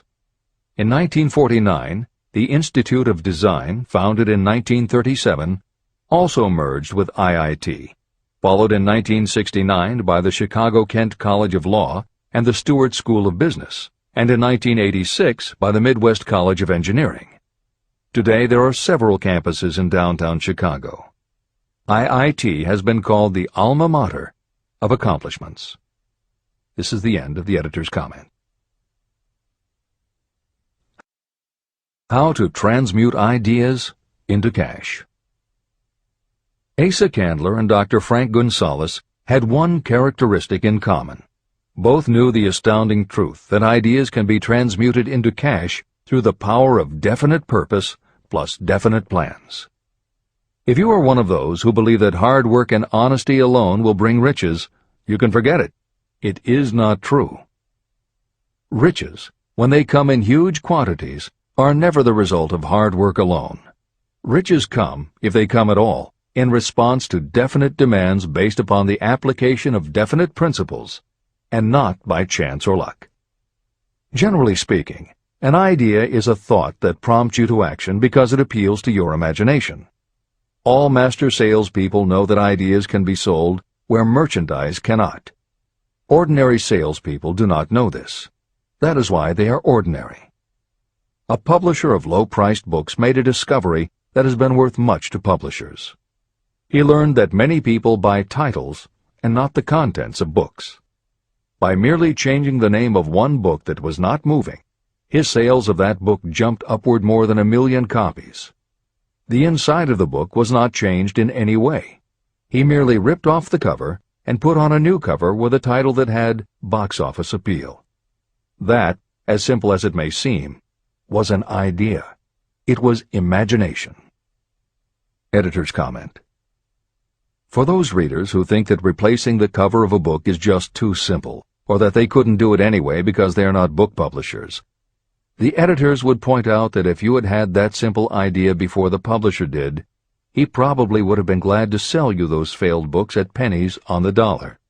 Then you could have been the one to change the cover, and suddenly you would have been the publisher of a bestseller. However, the idea of replacing the covers wouldn't have meant a thing if you didn't also have ideas about how to market and promote that flashy new cover. And that is Hill's point. Coca-Cola was a recipe, a creative idea. But it would have stayed just a recipe if Asa Candler hadn't also had other creative ideas to market it and the faith in himself to carry through on those ideas. Spence Silver was a chemist working for 3M when, by accident, he created a glue that wasn't very sticky. Needless to say, 3M was not much interested in glue that didn't stick, and Silver's invention was shelved as a failure. But Silver liked his glue, so for 5 years he kept demonstrating it to anyone who would listen. Nobody did, until Arthur Fry, who worked in the tape division at 3M, found that when he was at choir practice, he kept losing his place in the hymnal because the pieces of paper he used to mark his place slipped down or fell out of the book. A little of Silver's not very sticky glue on the slips of paper, and they stayed where he wanted them, then peeled off easily when he was done. That was the eureka moment. They had just invented the world's best bookmark, Post-its. But that's not the end of the story, or the end of the imaginative ideas that were needed to make Post-its happen. Fry would also need perseverance. First, he had to convince the engineers to solve production problems, and to do it, he knocked a hole in his basement wall so he could install a prototype of the production equipment. He stuck with it, and finally, 2 years later, 3M gave the project to their marketing department. The marketing experts put together ads and brochures selling this sticky notepad idea and rolled it out in a 4-city test. The results were a disaster. Nobody got it, so nobody bought it. Who would pay money for scratch paper? The Post-it project was about to be scrapped when Jeffrey Nicholson and Joseph Ramey added their imaginations. Like Silver and Fry, Nicholson and Ramey had faith in the idea because they saw how people in their office fell in love with these little sticky pieces of paper once they started working with them.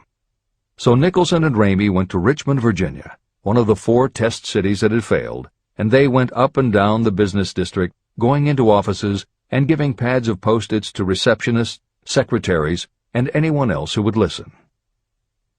Whereas 3M's conventional marketing machinery had failed, Giving Post-its to the people who would actually use them did the trick. Once those Richmond office workers started to use Post-its, it didn't seem like a bad idea at all to pay for scratch paper. They got it, and they bought it. The Richmond test turned from failure to success, and soon Post-its were sticking to everything around the world. Here's another simple idea that imagination turned into success. The story began with a man whose problem was just the opposite of spent silvers. This man had something that stuck too well. George de Mestral was a Swiss mountaineer who went hunting one day with his dog. But when they got home, they were both covered with burrs.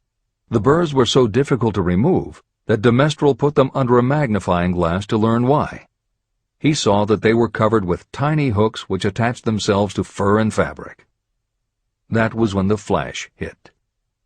If burrs stuck where you didn't want them, why couldn't you put tiny hooks on things so they would stick where you did want them? Like everyone else mentioned in this book, de Mestral had an imaginative idea, but that was just the beginning. He also had the faith in himself to keep going when people laughed at his idea, which many did, until he eventually found a French textile plant that would help him do what he wanted. However, even when they finally worked out a way to use cotton fabric to make what they called locking tape, they couldn't afford to mass-produce it. And that's when de Mestral accidentally discovered that when you sew nylon under infrared light, it naturally made little hooks. Now they could manufacture it economically. All they needed was a name. One side was fuzzy like velvet, and the other side was crochet, the French word for hook. Take half vel and half crow, combine it with imagination. The result is Velcro, and a Swiss mountaineer becomes a business tycoon. The Sony Corporation once tried to make a very small stereo tape recorder that would work with standard-size cassettes, but they couldn't do it. They could make a small playback machine, but at the time the electronics needed to also make it a recording machine just couldn't be made small enough. They concluded that the design was a failure. Then one day Sony's honorary chairman, Masaru Ibuka, walked into the laboratory and saw that a few of the engineers were using the prototypes of the failed tape recorder to listen to music tapes. They didn't seem to care that it couldn't record. They just liked to be able to walk around listening to their favorite music. Then came the imaginative idea that made all the difference. Ibuka remembered that another division was working on lightweight headphones. That was the flash. Ibuka's imagination made the connection that the rest of the engineers had not. In Ibuka's view, they hadn't made a failed recorder. They had created a successful private stereo listener. They added the headphones, named it the Walkman, and it revolutionized both the music business and the electronics industry. Clarence Saunders was a grocery clerk in a small southern retail store.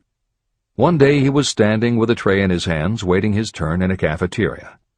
He had never earned more than $20 a week before then, and no one had ever noticed anything about him that indicated unusual ability, but something took place in his mind as he stood in the line of waiting people that put his imagination to work.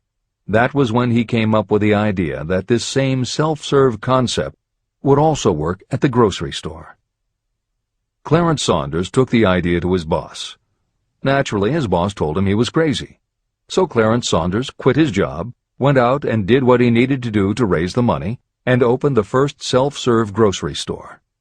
He called it Piggly Wiggly, and Clarence Saunders, the $20-a-week grocery clerk, rapidly became the multi-million-dollar chain store grocery man of America.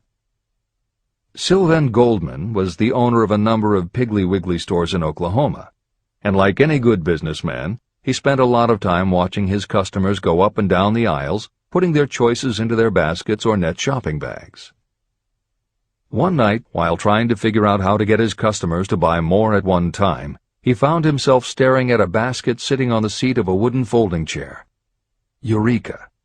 He called in his mechanic, Fred Young. They put some wheels on the bottom of the legs, added another basket below the seat, and the shopping cart was born. As this edition is being readied for publication, there are about 35 million shopping carts in America, and approximately 1.25 million new carts are sold each year. Thomas Stemberg, whom we also mentioned earlier, was another supermarket executive who watched his customers as they shopped. By this time, shopping carts were well established in supermarkets, and it was because his customers were pushing shopping carts up and down the aisles that he got his flash of inspiration. He was so sure of his idea that he convinced another supermarket executive, Leo Kahn, to join him. Together, they took the supermarket concept and applied it to selling office supplies. And in 1986 they opened their first store in Brighton, Massachusetts. They called it Staples. In 1989 they took the company public, and 10 years later there were more than 1,000 Staples stores with revenues exceeding $7 billion. We'll end this commentary with another set of connected stories, which make the point that sometimes the most imaginative part of marketing is in the timing. If you were to go shopping in the late 1800s, it usually meant bartering with a merchant who would then have to get the goods from storage shelves kept behind the counter. In the 1870s, fixed pricing was just starting to be used by storekeepers. Merchants were trying the idea by setting out a table of merchandise that was all priced the same, usually 5 cents. Frank Winfield Woolworth was a clerk in a general store, and he convinced the store owner to let him try the 5-cent table idea. Although it worked, the owner wasn't impressed. So Woolworth borrowed $350 from his boss, and in 1879 opened his first 5-cent store in Utica, New York. It was an entire store full of goods where everything cost a nickel. A year later, he had 4 stores, and the 4th one, in Lancaster, Pennsylvania, was the first that he named F.W. Woolworth's 5 and 10 cent store. 20 years later, he had 238 stores. By the time of his death in 1919, there were over 1,000 F.W. Woolworth locations. He had established the first nationwide chain of general merchandise stores, and he had built the tallest building in New York City as his headquarters. The Woolworth Company stayed true to the original idea and didn't carry any merchandise that cost more than a dime until 1932, when the top price was raised to 20 cents. But as times changed, the fixed price was dropped, the merchandise became more varied, and the company kept growing until it had over 8,000 stores worldwide, selling everything from notions to appliances and furniture. Then in the 1960s and 1970s, something started to happen. The mood of America was changing, but the Woolworth stores weren't. And that was when Sam Walton opened the first Walmart in Rogers, Arkansas, in 1962. Walton got into the retail business after the Second World War, when his father-in-law loaned him the money to buy a franchise Butler Brothers store in Bentonville, Arkansas. By 1962, Sam and his brother Bud owned 16 variety stores in Arkansas, Missouri, and Kansas. It was in these stores that Sam Walton first started adding the magic ingredient of imagination. In addition to his flair for promotion, Sam tried new approaches to the way household goods and general merchandise could be sold at retail. He insisted on clean, well-lighted interiors, and he introduced the concept of self-service, with aisles wide enough for shopping carts and checkout counters at the front of the store. He also started buying direct from manufacturers, and he created profit-sharing plans that kept his family of employees loyal, hard-working, and neighborly. In 1962, he incorporated those and other imaginative ideas when he opened his first store that he called Walmart. The basic magic was that he sold brand-name merchandise at discount prices, but there was also magic in the way he kept a friendly hometown feel to his store, even though it was what is now called a big box store. Sam Walton's Walmart store was a success, so he just kept building and opening more of them, first in small towns and rural areas, then in larger towns, then big cities, and it wasn't long before he had a national chain. By 1992, when Sam Walton died, there were more than 1,700 Walmart stores. It was the biggest retailer in the country, it employed more than 600,000 people, and Sam Walton was the richest man in America. In 2003, the stores numbered more than 3,200 in the U.S. and more than 1,100 in foreign countries. The company employed more than 1,300,000 people worldwide and served more than 1 million customers a week.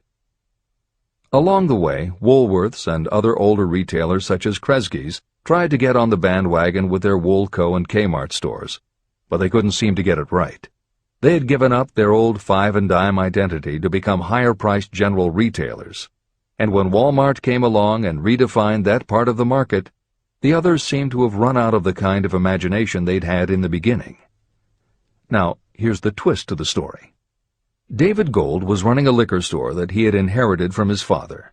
He noticed that whenever he put out a display of goods priced at 98 cents or $1, the goods would sell okay, but if his sign said 99 cents, the goods sold out in no time. He decided that he would open a store called the 99-cent only store, where everything would be priced at 99 cents. Sound familiar? Frank Woolworth's imaginative idea from 1879, which had been dropped at his namesake chain by the 1940s and 1950s, had just gotten a fresh shot of imagination from David Gold in 1982. As usual, friends and family told him he was crazy, but David Gold went out to find suppliers who would sell him discontinued merchandise or overproduced products at a price low enough that he could offer them to the public at 99 cents. He found them. And they even had brand-name products of everything from hardware to pantyhose, cleaning products, motor oil, kitchenware, cosmetics, electronics, toys, canned goods, frozen foods, cookies, fresh fruit, even gourmet foods. More than 5,000 items that he could sell for 99 cents and still make a profit. David Gold opened his first well-lighted, brightly colored green and fuchsia wide-aisle store in Inglewood, California in 1982. By 2003, he had 142 stores in California, Nevada, and Arizona, and he was listed on the Forbes 400 as having earned a personal fortune estimated at more than $650 million. As Napoleon Hill wrote elsewhere about the creation of Piggly Wiggly, where in this story do you see the slightest indication of something that you could not duplicate? The plan, which made millions of dollars for its originator, was a very simple idea that anyone could have adopted, yet considerable imagination was required to put the idea to work in a practical sort of way. The more simple and easily adapted an idea is, the greater is its value, as no one is looking for ideas that are involved with great detail or are in any way complicated. This is the end of the editor's comments. There is no standard price on ideas. The creator of ideas sets his or her own price, and if they are smart, they get it. The story of practically every great fortune starts with a day when a creator of ideas and a seller of ideas got together and worked in harmony. Carnegie surrounded himself with men who could do what he could not do, men who created ideas and men who put ideas into operation, and that was what made him and the others fabulously rich. Millions of people go through life hoping for favorable breaks. Perhaps a favorable break can get you an opportunity, but the safest plan is not to depend upon luck.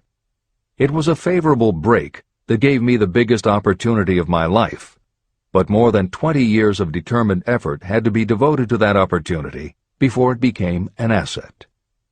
The break consisted of my good fortune in meeting and gaining the cooperation of Andrew Carnegie. On that occasion, Carnegie planted in my mind the idea of organizing the principles of achievement into a philosophy of success. Millions of people have profited by the discoveries made in the years of research, and fortunes have been accumulated through the application of the philosophy. The beginning was simple. It was an idea that anyone might have developed. The favorable break came through Carnegie. But what about the determination, definiteness of purpose, and the desire to attain the goal, and the persistent effort of all those years of research? It was no ordinary desire that survived disappointment, discouragement, temporary defeat, criticism, and the constant reminding that I was wasting my time. It was a burning desire, an obsession. When the idea was first planted in my mind by Mr. Carnegie, it was coaxed, nursed, and enticed to remain alive. Gradually, the idea became a giant under its own power, and it coaxed, nursed, and drove me. Ideas are like that. First you give life and action and guidance to ideas.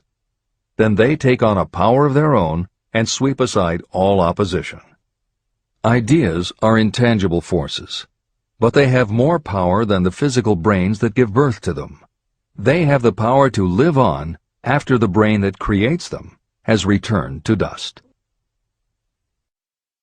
Tell the world what you intend to do, but first, show it. Chapter 8.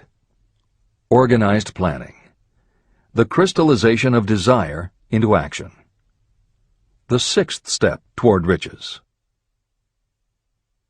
You have learned that everything we create or acquire begins in the form of desire. Desire is taken on the first lap of its journey from the abstract to the concrete in the workshop of the imagination, where plans for its transition are created and organized. In Chapter 3, Desire, you were instructed to take 6 practical steps to begin translating your desire for money into its monetary equivalent. One of the steps you must take is the formation of a definite, practical plan or plans through which this transformation may be made. Following are the basic instructions for making practical plans. Ally yourself with a group of as many people as you may need for the creation and carrying out of your plan or plans for the accumulation of money, making use of the mastermind principle. Compliance with this instruction is absolutely essential. Do not neglect it. Editor's comment: the Mastermind Alliance is built of 2 or more minds working actively together in perfect harmony toward a common goal. This concept was introduced in Chapter 6, Specialized Knowledge, and is described in more detail in Chapter 11, The Power of the Mastermind. This is the end of the editor's comment. Before forming your Mastermind Alliance, decide what advantages and benefits you may offer the individual members of your group in return for their cooperation. No one will work indefinitely without some form of compensation. No intelligent person should request or expect another to work without adequate compensation, although this may not always be in the form of money. Arrange to meet with the members of your mastermind group at least twice a week, and more often if possible, until you have jointly perfected the necessary plan or plans for the accumulation of money. Maintain perfect harmony between yourself and every member of your mastermind group. If you fail to carry out this instruction to the letter, you may expect to meet with failure. The mastermind principle cannot work where perfect harmony does not prevail. Keep in mind these facts. You are engaged in an undertaking of major importance to you. To be sure of success, you must have plans that are faultless. You must have the advantage of the experience, education, native ability, and imagination of other minds. This is the way it has been done by every person who has accumulated a great fortune.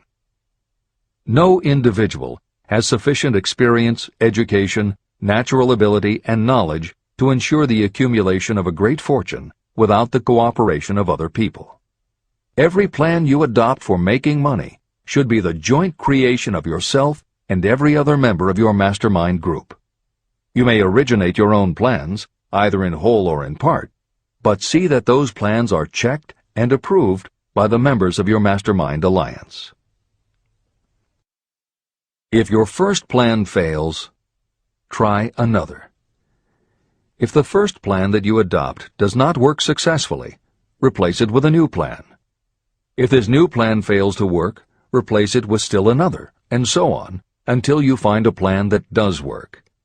Right here is the point at which the majority of people meet with failure, because of their lack of persistence in creating new plans to take the place of those that fail. The most intelligent person living cannot succeed in accumulating money, or in any other undertaking, without plans that are practical and workable. Just keep this fact in mind, and remember when your plans fail that temporary defeat is not permanent failure. It may only mean that your plans have not been sound. Build other plans. Start all over again. Temporary defeat should mean only one thing: the certain knowledge that there is something wrong with your plan. Millions of people go through life in misery and poverty because they lack a sound plan through which to accumulate a fortune. Your achievement can only be as good as the plans you make. You are never whipped until you quit in your own mind. James J. Hill, who was the greatest railroad builder of them all, met with temporary defeat when he first tried to raise the capital needed to build the Great Northern Railroad from the east to the west. But he turned defeat into victory through new plans. Henry Ford met with temporary defeat not only at the beginning of his automobile career, but even after he had gone a long way toward the top. But he, too, created new plans, and went marching on to financial victory. We see people who have accumulated great fortunes, but we often recognize only their triumph, and we overlook the temporary defeats that they had to surmount before arriving. No follower of this philosophy can reasonably expect to accumulate a fortune without experiencing temporary defeat. When defeat comes, accept it as a signal that your plans are not sound. Rebuild those plans and set sail once more toward your goal. If you give up before your goal has been reached, you're a quitter. A quitter never wins, and a winner never quits. Write this sentence on a piece of paper in letters an inch high and place it where you will see it every night before you go to sleep and every morning before you go to work. When you begin to select members for your mastermind group, choose those who do not take defeat seriously. Some people foolishly believe that only money can make money. This is not true. Desire, transmuted into its monetary equivalent through the principles in this book, is the way money is made. Money, of itself, is nothing but inert matter. It cannot move, think, or talk, but it can hear when someone who desires it calls it to come. Intelligent planning is essential for success in any undertaking designed to accumulate riches. Following are detailed instructions to those who must begin the accumulation of riches by selling personal services. It should encourage you to know that practically all the great fortunes began either from selling personal services or from the sale of ideas.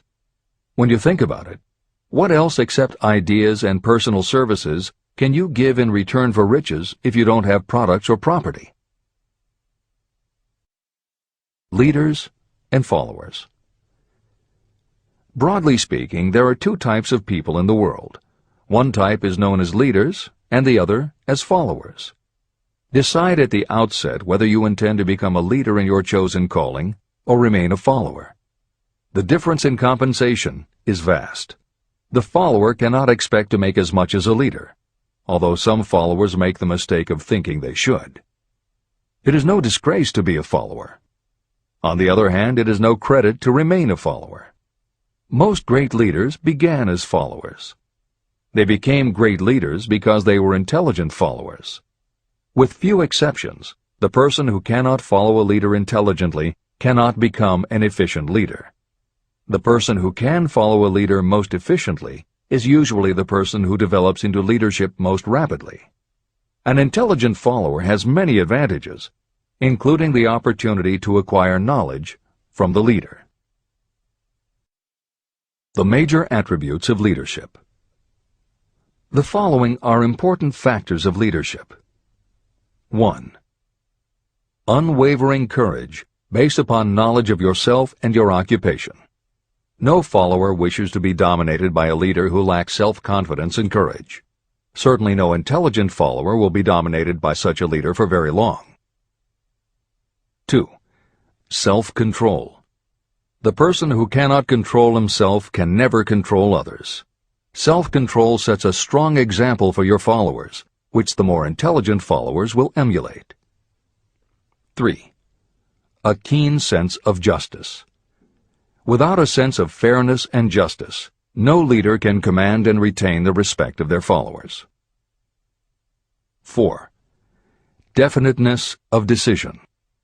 Those who waver in decisions show that they are not sure of themselves and therefore cannot lead others successfully. 5. Definiteness of plans.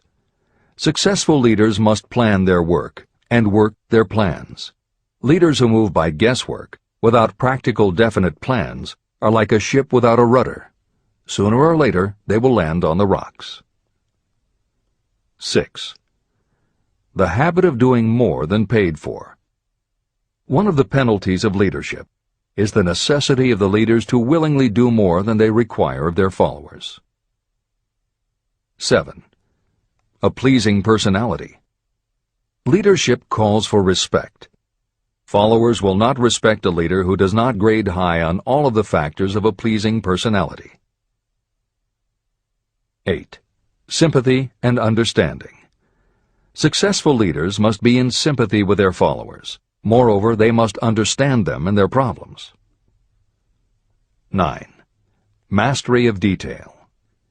Successful leadership calls for mastery of the details of the leader's position. 10. Willingness to assume full responsibility.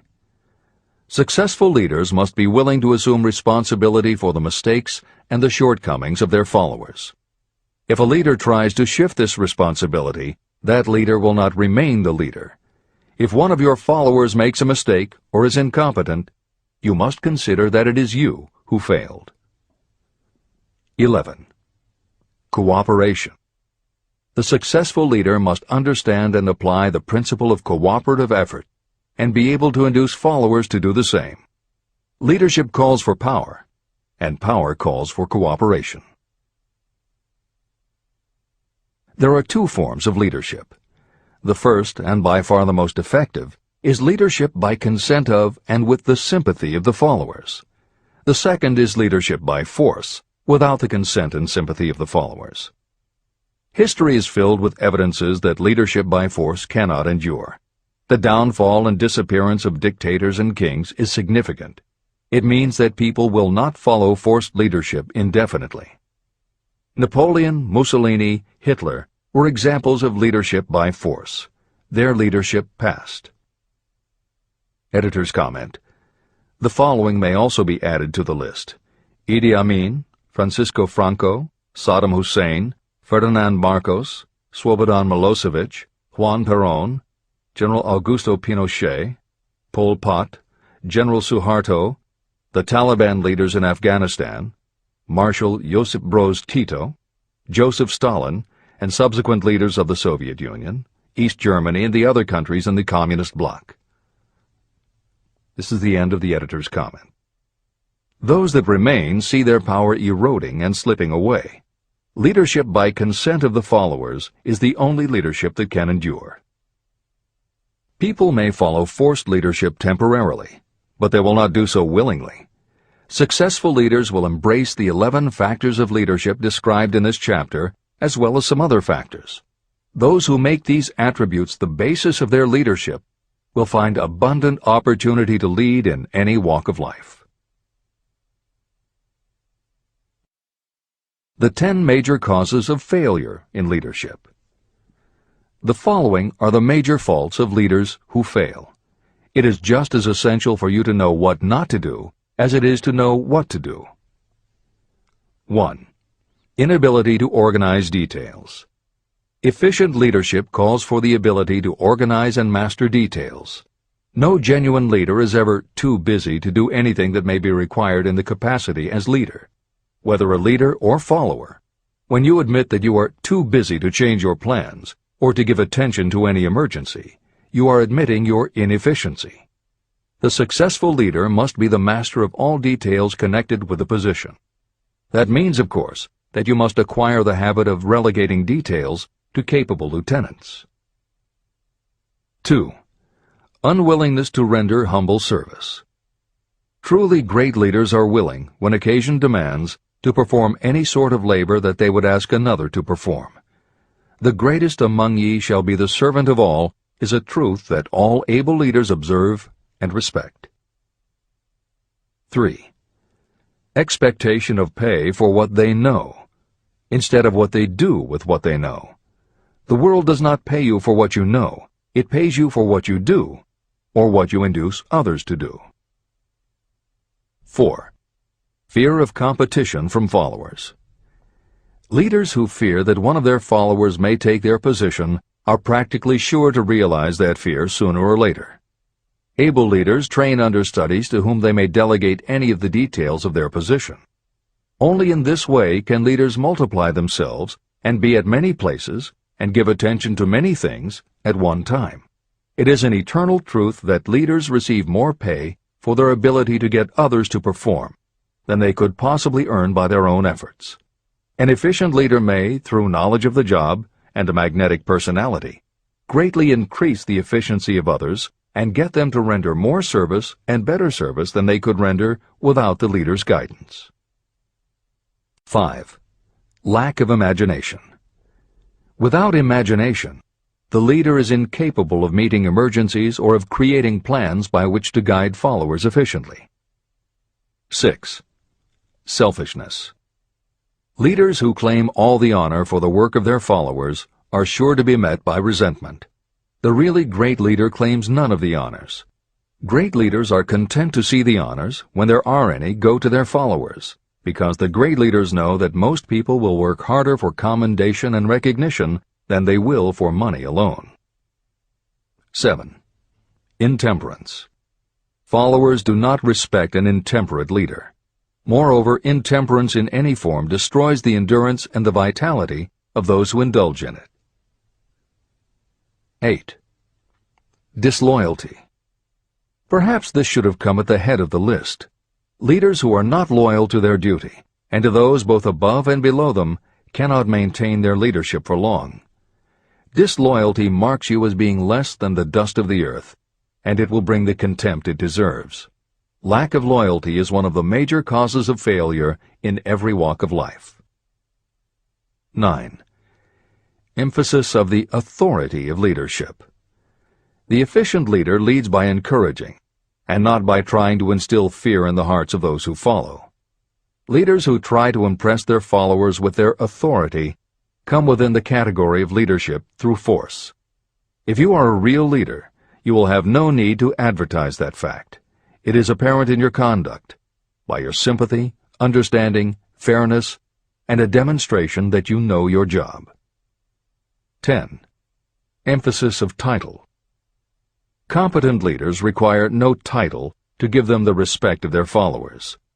Leaders who make too much of their titles generally have little else to emphasize. The doors to the office of the real leader are open to all and free from formality or ostentation. These are among the most common causes of failure in leadership. Any one of these faults is sufficient to cause failure. Study the list carefully if you aspire to leadership, and make sure that you are free of these faults. Editor's comment. Warren Bennis, a professor who teaches management and organization, said, "A manager is someone who does things right. A leader is someone who does the right thing." Admiral Grace Hopper was the ranking female Navy officer when she was interviewed for 60 Minutes. She said, "You manage things. You lead people." This is the end of the editor's comment.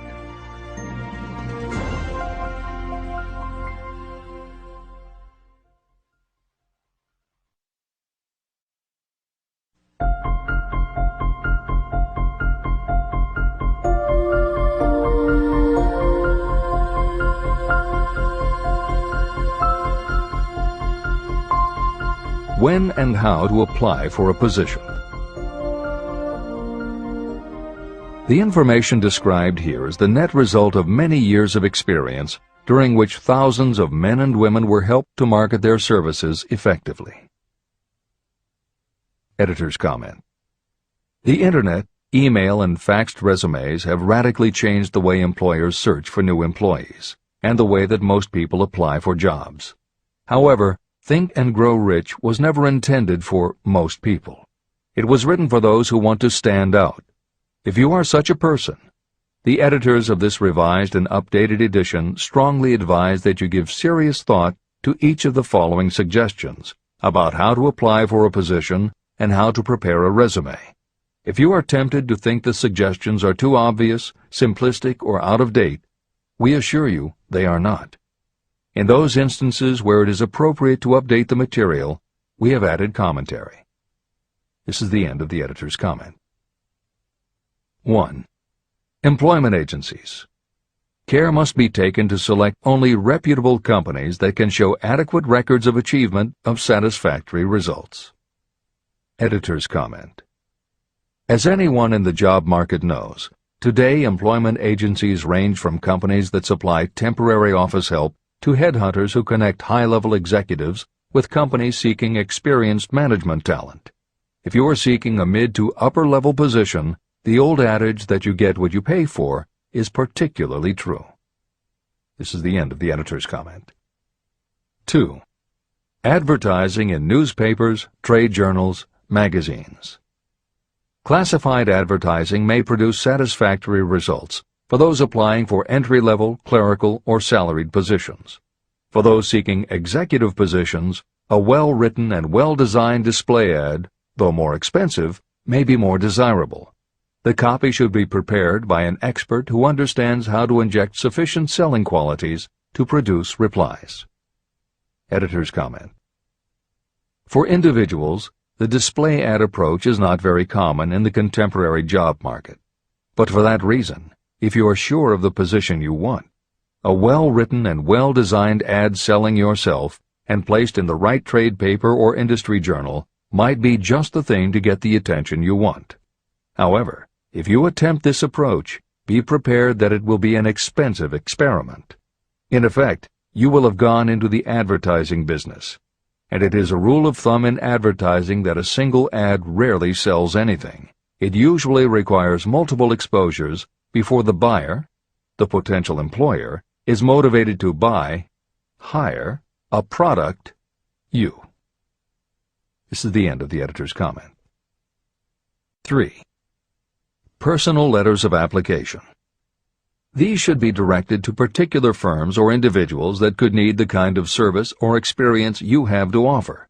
Letters should be neatly typed always and signed by hand. You should include a complete resume or outline of your qualifications. Both the letter of application and the resume should be prepared by an expert. Editor's comment. In the contemporary job market, sending a letter of application when no job has been advertised can in fact be a very successful approach. But this is only for those who truly know what they want and will take the time to prepare a convincing presentation.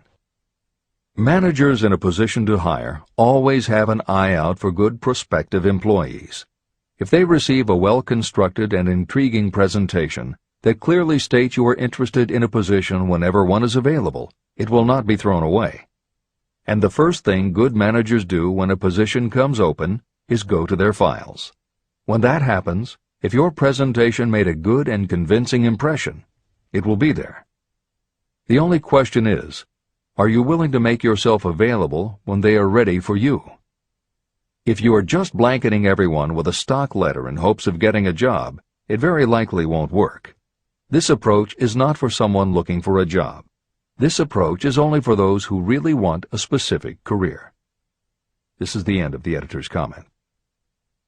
4. Application in person.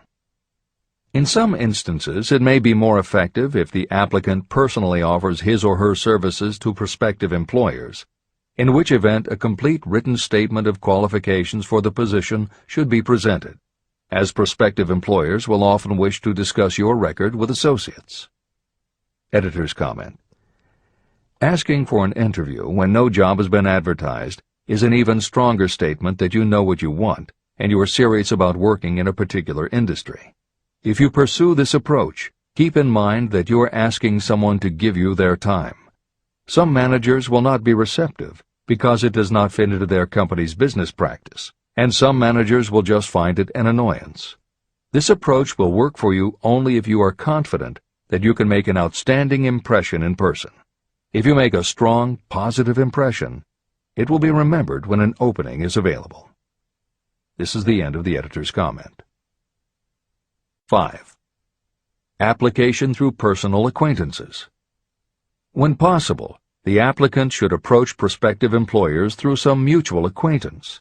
This method is particularly advantageous in the case of those who seek executive connections and do not wish to appear to be peddling themselves.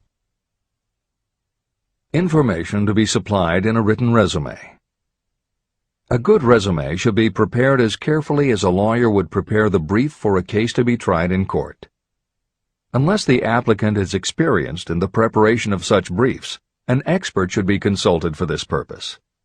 When successful businesses want to advertise, they hire specialists who understand the psychology of advertising to sell their products.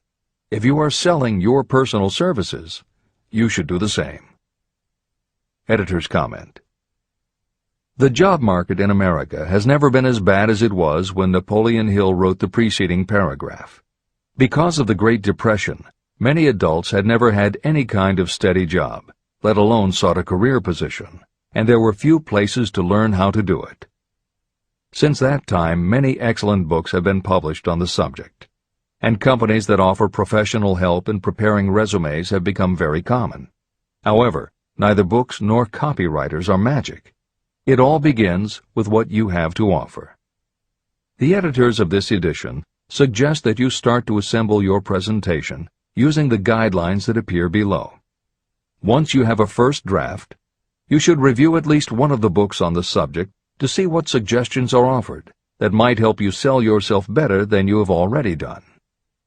Then, depending how satisfied you are, you might also want to seek advice from a professional who specializes in such presentations. We offer 2 notes of caution. First, make sure that your presentation does not look like something turned out by a resume mill. Having received many resumes over the years, the editors warn you that some professionals use the same stock phrases, buzzwords, and formats for every client, and this can be a dead giveaway that someone else prepared your resume, or that you have simply copied from a book. Your intention should be to make yours stand out. The second word of caution is, don't go overboard in trying to stand out. There is a balance between catching an employer's attention and looking like you are trying too hard.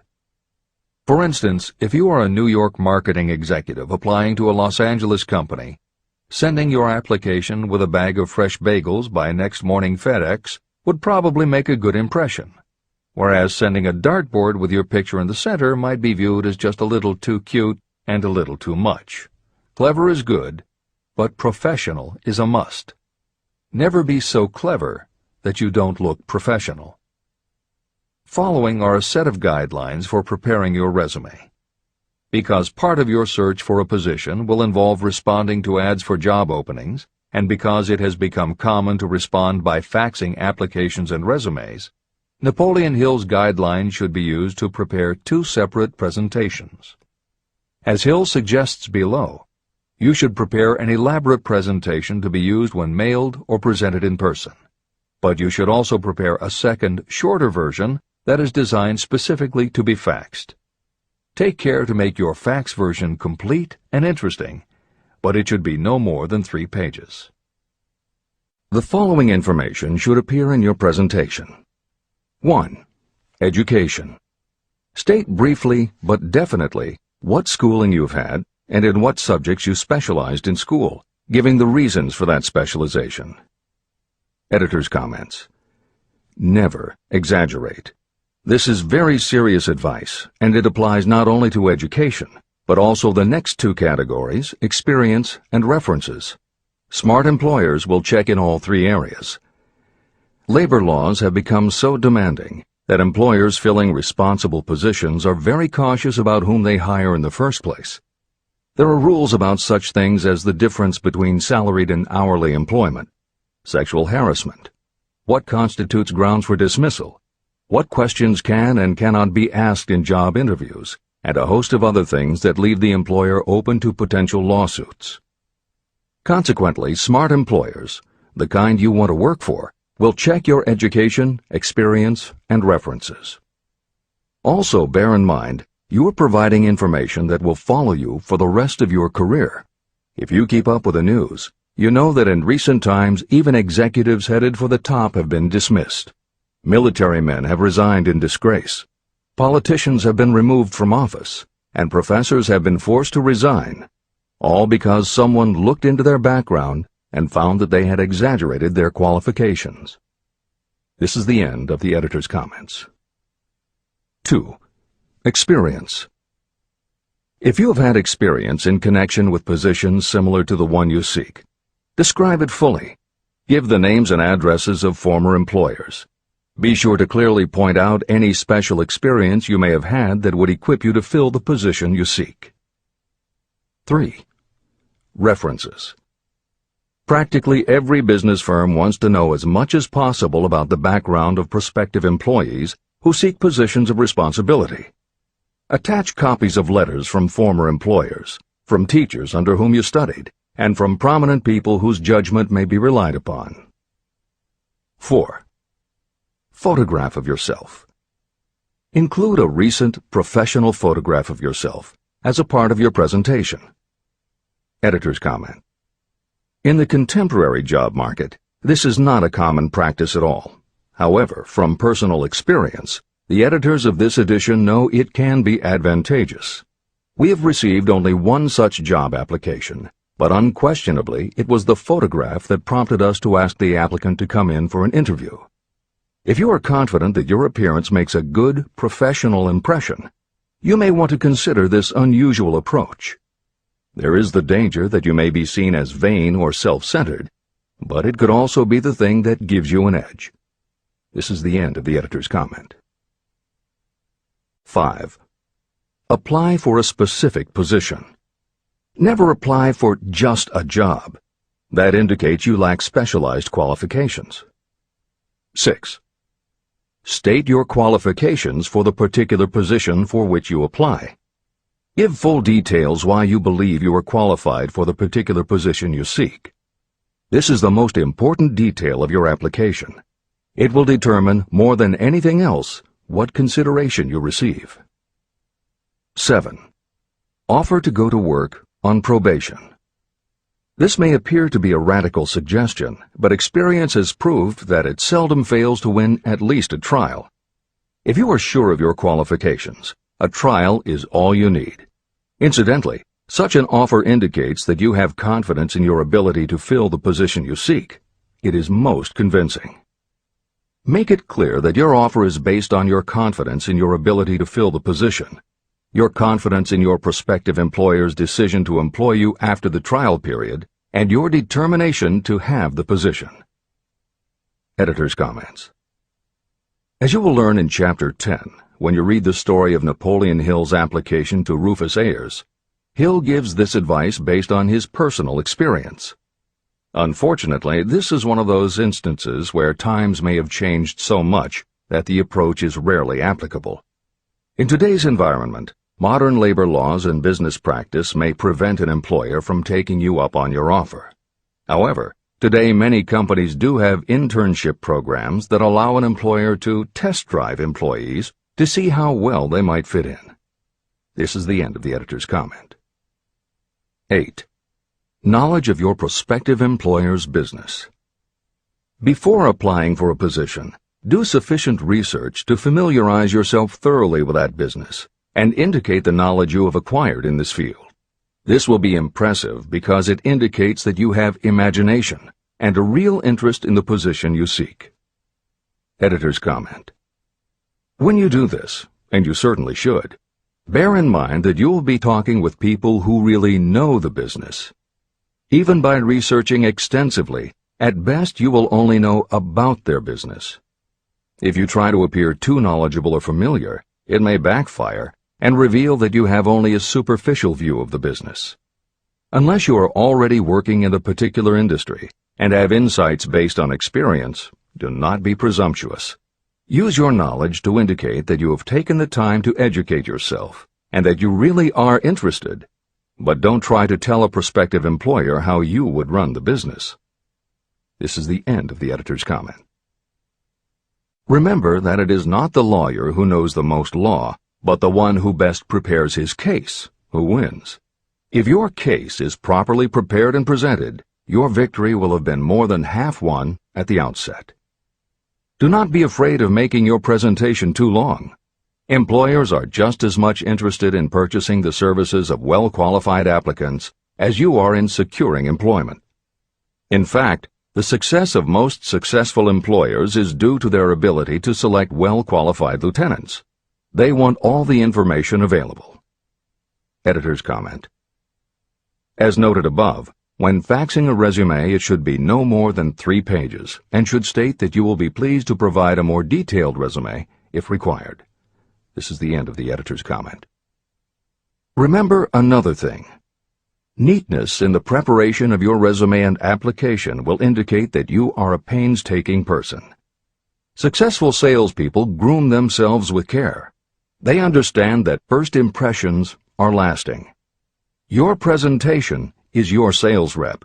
Give it a good suit of clothes, so it will stand out in bold contrast to anything else your prospective employer ever saw. If the position you seek is worth having, it is worth going after with care.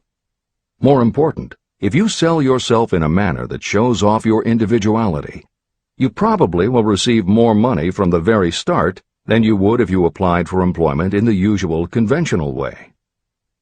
When your resume package has been completed, you should prepare individual and personalized copies for each company or person to whom it will be presented. This personal touch is sure to command attention. Have it neatly typed, proofread, printed, and properly bound on the finest paper you can obtain. Your photograph should be mounted and included on one of the pages. Prepare a separate binding with the proper company name inserted if it is to be shown to more than one company. If you seek employment through an employment agency, have the agent use copies of your presentation in marketing your services. This will help to gain preference for you, both with the agent and the prospective employers. I've helped to prepare presentations for clients that were so striking and out of the ordinary that they resulted in the employment of the applicant without a personal interview. If you want similar results, follow the instructions to the letter, improving upon them however your imagination suggests. Editor's comments. Today, every office supply store offers a wide variety of paper stock, folders, binders, and presentation materials that can be put together in a way that is both unique and professional looking. With all of those possibilities available, if you simply present standard sheets of paper stapled in the corner, the response will very likely be standard too. If you apply a little creativity, you should have no trouble preparing a presentation that is tailored to the company to which you are applying, appropriate for the position you seek, and reflective of your personality and style. This is the end of the editor's comments. How to get the exact position you desire. Everyone enjoys doing the kind of work for which he or she is best suited. An artist loves to work with paints, a craftsman with his or her hands, a writer loves to write. Those with less definite talents have their preferences for certain fields of business and industry. If America does anything well, it offers a full range of occupations. 1. Decide exactly what kind of a job you want. If the job doesn't already exist, perhaps you can create it. 2.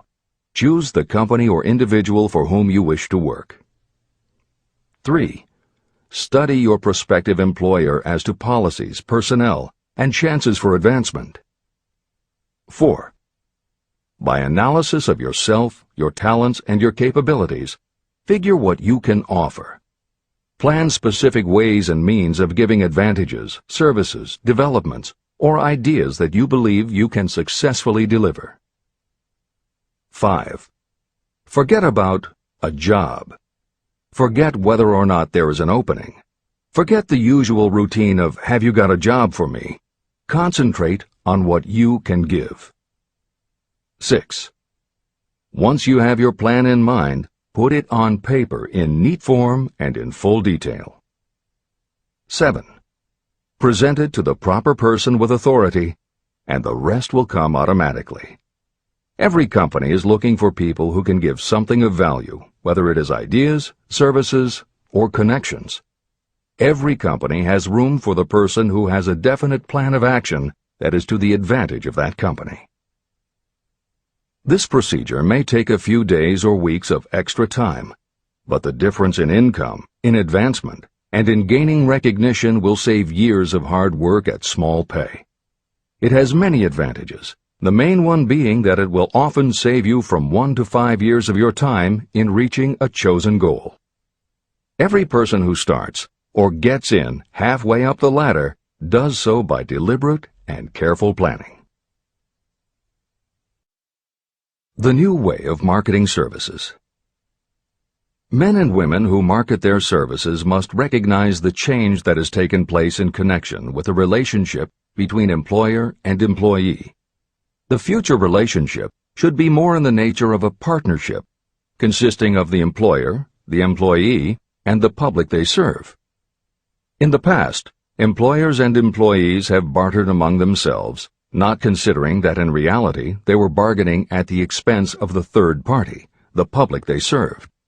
Both the employer and the employee should consider themselves as fellow employees whose business it will be to serve the public efficiently. Editor's comment. In the preceding paragraph, Napoleon Hill once again demonstrates his foresight into the future direction of American business. As you will recognize in the following section, the point he makes by citing the coal and gas companies would at a later time be equally applicable to the telephone monopolies, and later still to computer software and internet companies, and to cable television suppliers when competitors started to offer satellite TV. This snapshot of how and why business has changed should provide you with a blueprint for the attitude you must adopt and the way you must conduct yourself if you are going to attain the success you're seeking. This is the end of the editor's comment. During the Depression, I spent several months in the anthracite coal region of Pennsylvania, studying conditions that all but destroyed the coal industry. The coal operators and the unions drove hard bargains in negotiating their labor contracts. The cost of the bargaining was passed on to the customer by adding to the price of the coal. However, in the end, they discovered their actions had worked against them. What their delays and high prices had actually accomplished was to open the market to their competitors.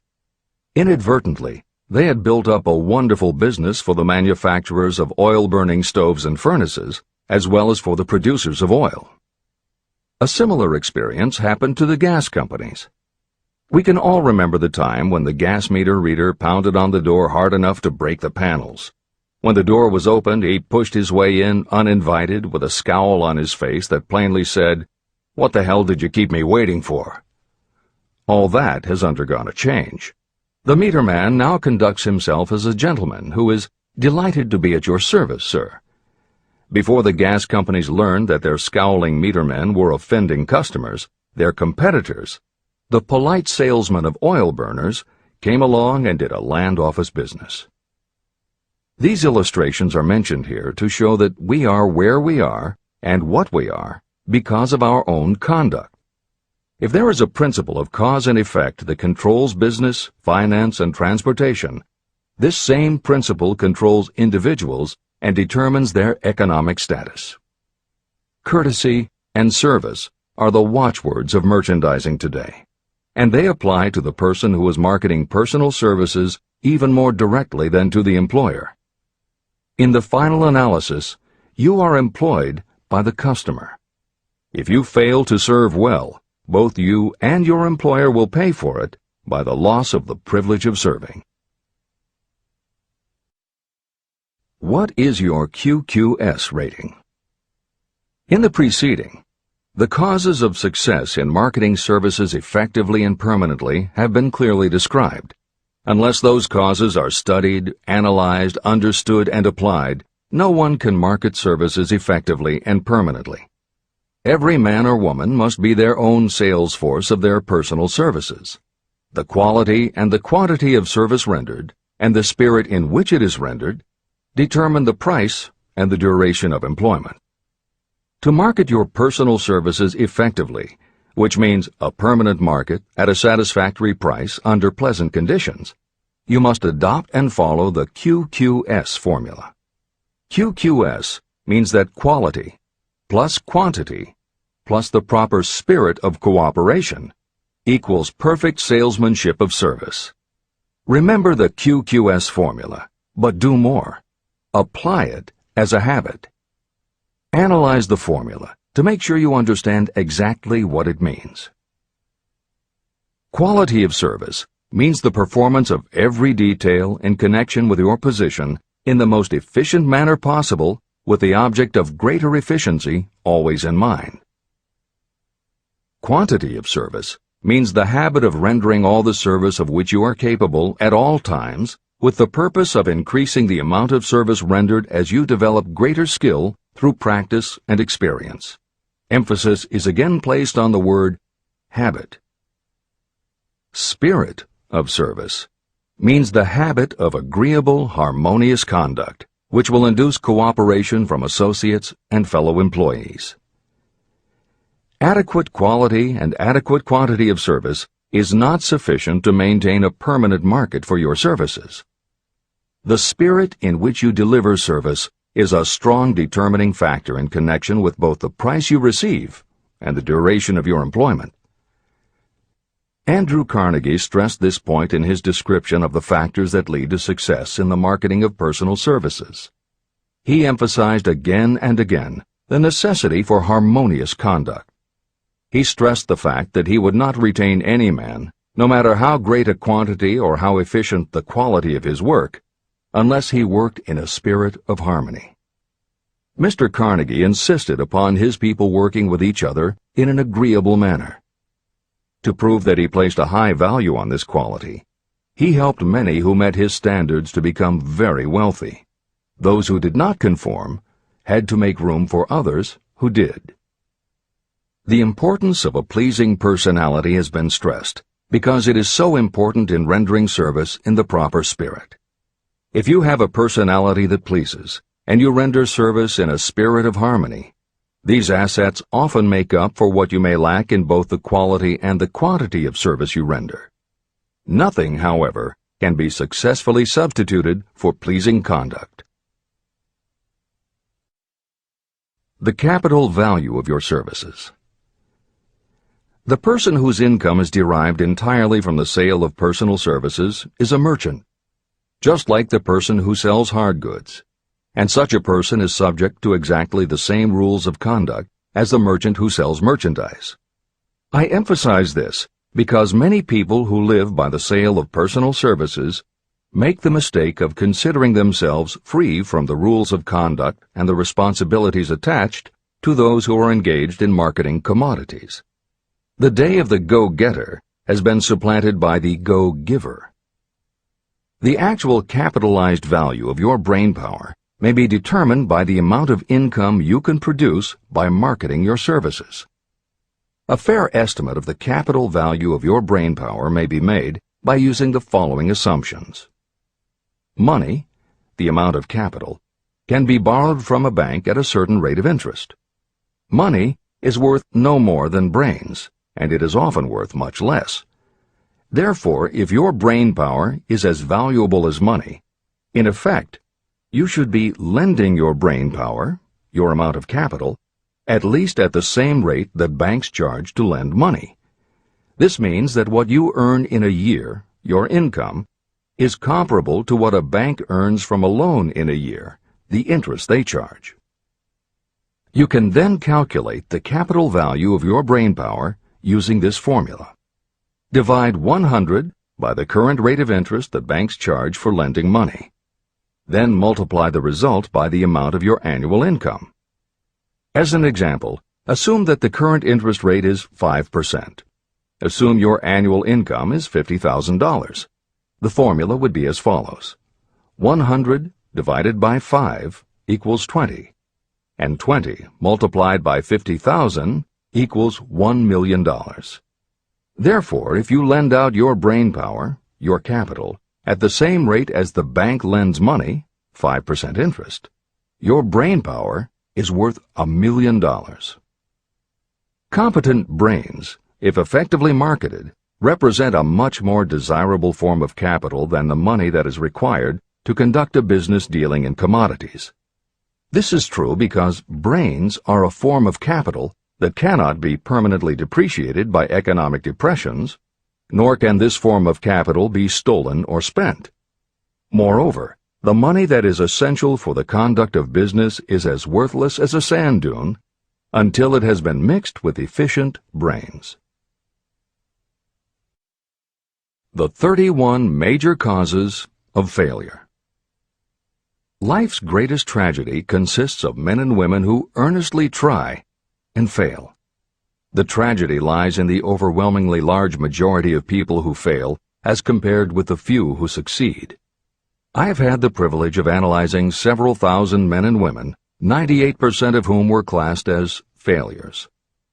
My analysis proved that there are 13 major principles through which people accumulate fortunes. Each of the 13 principles of success has its own chapter in this book, and there are 31 major reasons for failure. The 31 causes of failure are listed below. As you go through the list, measure yourself point by point. It will help you to discover how many of these causes of failure stand between you and success. 1. Unfavorable hereditary background. There is little, if anything, that can be done for people who are born with a deficiency in brain power. This is the only one of the 31 causes of failure that may not be easily corrected by any individual. My philosophy can offer only one method of bridging this weakness, through the aid of the mastermind. 2. Lack of a well-defined purpose in life. There is no hope of success for the person who does not have a central purpose or definite goal at which to aim. 98 out of every 100 of those whom I have analyzed had no such aim. Perhaps this was the major cause of their failure. 3. Lack of ambition to aim above mediocrity. I can offer no hope for those who are so indifferent they do not want to get ahead in life and are not willing to pay the price. 4. Insufficient education. This is a handicap that may be overcome with comparative ease. Experience has proven that the best educated people are often those who are self-made or self-educated. It takes more than a college degree to make you a person of education. Any person who is educated has learned to get whatever they want in life without violating the rights of others. Education consists not so much of knowledge, but of knowledge effectively and persistently applied. You are paid not merely for what you know, but for what you do with what you know. 5. Lack of self-discipline. Discipline comes through self-control. This means that you must control all negative qualities. Before you can control conditions, you must first control yourself. Self-mastery is the hardest job you will ever tackle. If you do not conquer yourself, you will be conquered by yourself. By stepping in front of a mirror, you may see both your best friend and your greatest enemy. 6. Ill health. No person may enjoy outstanding success without good health. Many of the causes of ill health are subject to mastery and control. These, in the main, are overeating of foods not conducive to health, wrong habits of thought or negative thinking, wrong use of and overindulgence in sex, lack of proper physical exercise, an inadequate supply of fresh air due to improper breathing. 7. Unfavorable environmental influences during childhood.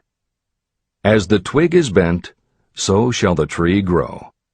Most people who have criminal tendencies acquire them as the result of bad environment and improper associates during their childhood or youth. Procrastination. This is one of the most common causes of failure. Procrastination stands within the shadow of every human being, waiting its opportunity to spoil your chances of success.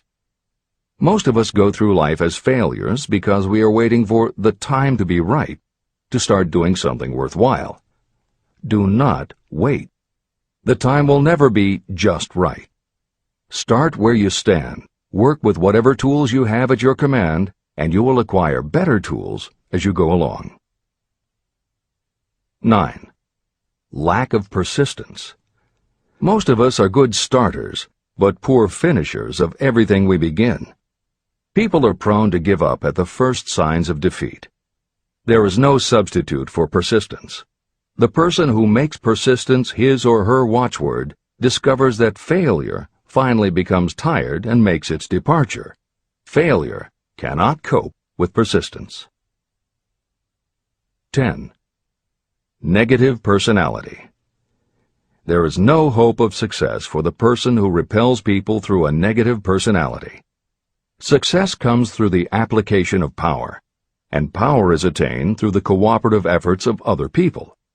A negative personality will not induce cooperation. 11. Lack of control of sexual urges. Sexual energy is the most powerful of all the stimuli that move people into action. Because it is the most powerful of the emotions, if it is controlled, it can be converted into other creative channels. 12. Uncontrolled desire for something for nothing. The gambling instinct drives millions of people to failure.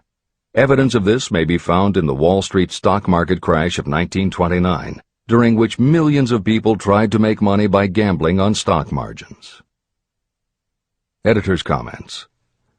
For those who are not familiar with the stock market and buying on margin, the following is a simplified explanation of what caused the crash of '29. The first thing to understand is that prior to the Great Depression there was widespread optimism about the expanding economy. Businesses were booming, and the people who had invested in those companies were making fortunes almost overnight. When the average person saw how much money was being made, they wanted to get in on it, and there was a way for them to do it. Even average people who didn't have enough ready cash to buy stocks could do so because brokers allowed customers to purchase stocks on margin by making what amounted to a down payment. However, part of the purchase agreement stated that when the brokers called in the margin accounts, which they could do at any time, the customers would have to come up with the rest of the cash immediately to pay the balance owing on the original purchase price. That is why Hill used the term gambling when he referred to the stock market. These average people weren't investing in companies. They were betting on the future rise in value. The idea, in the average person's mind, was that they would only have to scrape together enough to pay the margin, which was a small percentage of the full cost. Then when the price of the stock went up, they would sell, which would give them more than enough money to pay the broker the balance owing on the purchase price, and they could pocket the difference. This worked fine as long as stock prices continued to rise, but when the stock market crashed, the stockbrokers called in the margins, and the people who had bought at prices they really couldn't afford suddenly found that they had to come up with the cash. And that was why so many average people got wiped out in the crash of '29. They gambled money they didn't have by buying on margin. This is the end of the editor's comments. 13. Lack of a well-defined power of decision. Those who succeed reach decisions promptly and change them very slowly. Those who fail reach decisions very slowly and change them frequently and quickly. Indecision and procrastination are twins. Where one is found, the other is also usually found. Kill off this pair before they completely tie you to the treadmill of failure. 14. One or more of the 6 basic fears: fear of poverty, fear of criticism, fear of ill health, fear of loss of love, fear of old age, and fear of death. You will find an in-depth analysis of these 6 basic fears in the final chapter. They must be mastered before you can market your services effectively. 15. Wrong selection of a mate in marriage. This is a most common cause of failure. The relationship of marriage brings people intimately into contact. Unless this relationship is harmonious, failure is likely to follow. Moreover, it will be a form of failure that destroys ambition. 16. Overcaution. The person who takes no chances generally has to take whatever is left when others are through choosing. Overcaution is as bad as undercaution. Both are extremes to be guarded against. Life itself is filled with the element of chance. 17. Wrong selection of associates in business. This is one of the most common causes of failure in business. In marketing personal services, you should use great care to select an employer who will be an inspiration and who is intelligent and successful. We emulate those with whom we associate most closely. Pick an employer who is worth emulating. 18. Superstition and prejudice. Superstition is a form of fear. It is also a sign of ignorance. Successful people keep open minds and are afraid of nothing. 19. Wrong selection of a vocation. You cannot have outstanding success in work that you do not like. The most essential step in the marketing of personal services is that of selecting an occupation into which you can throw yourself wholeheartedly. Although money or circumstances may require you to do something you don't like for a time, no one can stop you from developing plans to make your goal in life a reality. Editor's comments.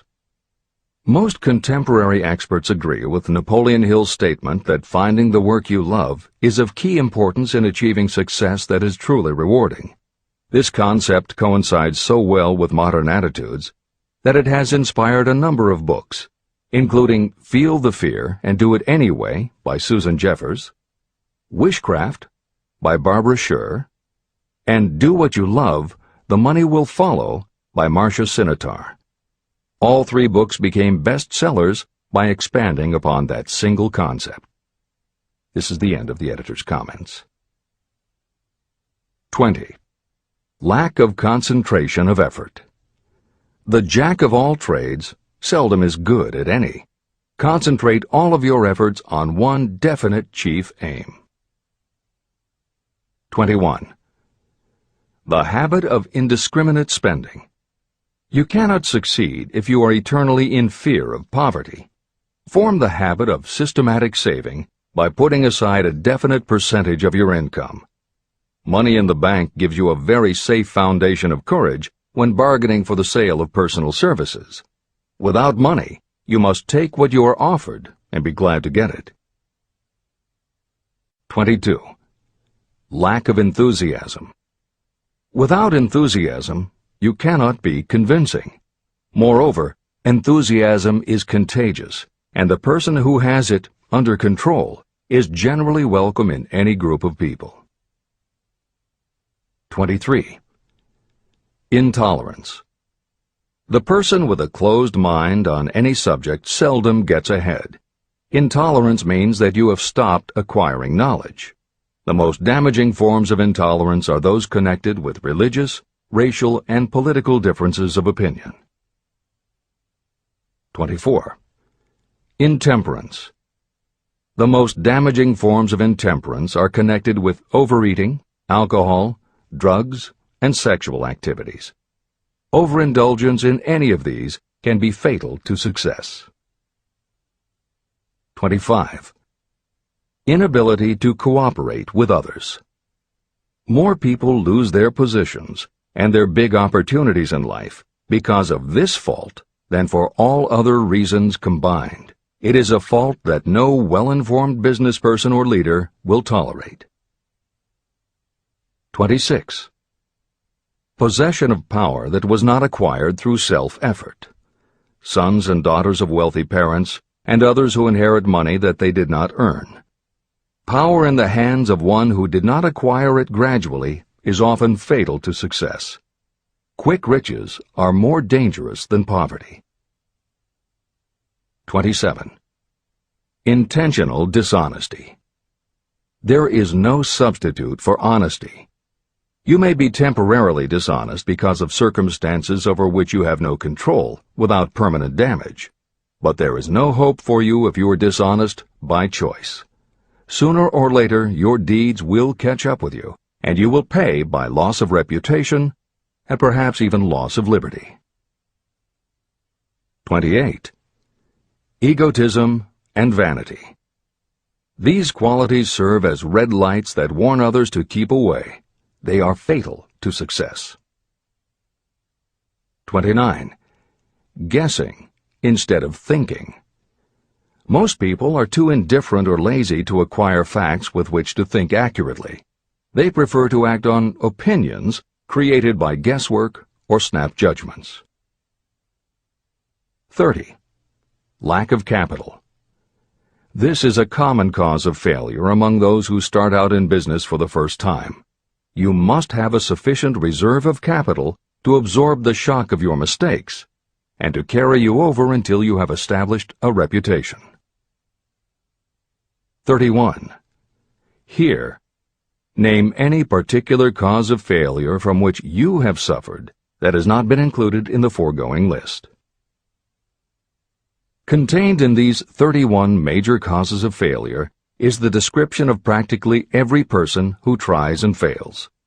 It will be helpful if you get someone who knows you well to go over this list with you and help you to analyze yourself by each of these causes of failure. Most people cannot see themselves as others see them. You may be one who cannot. Do you know your own worth?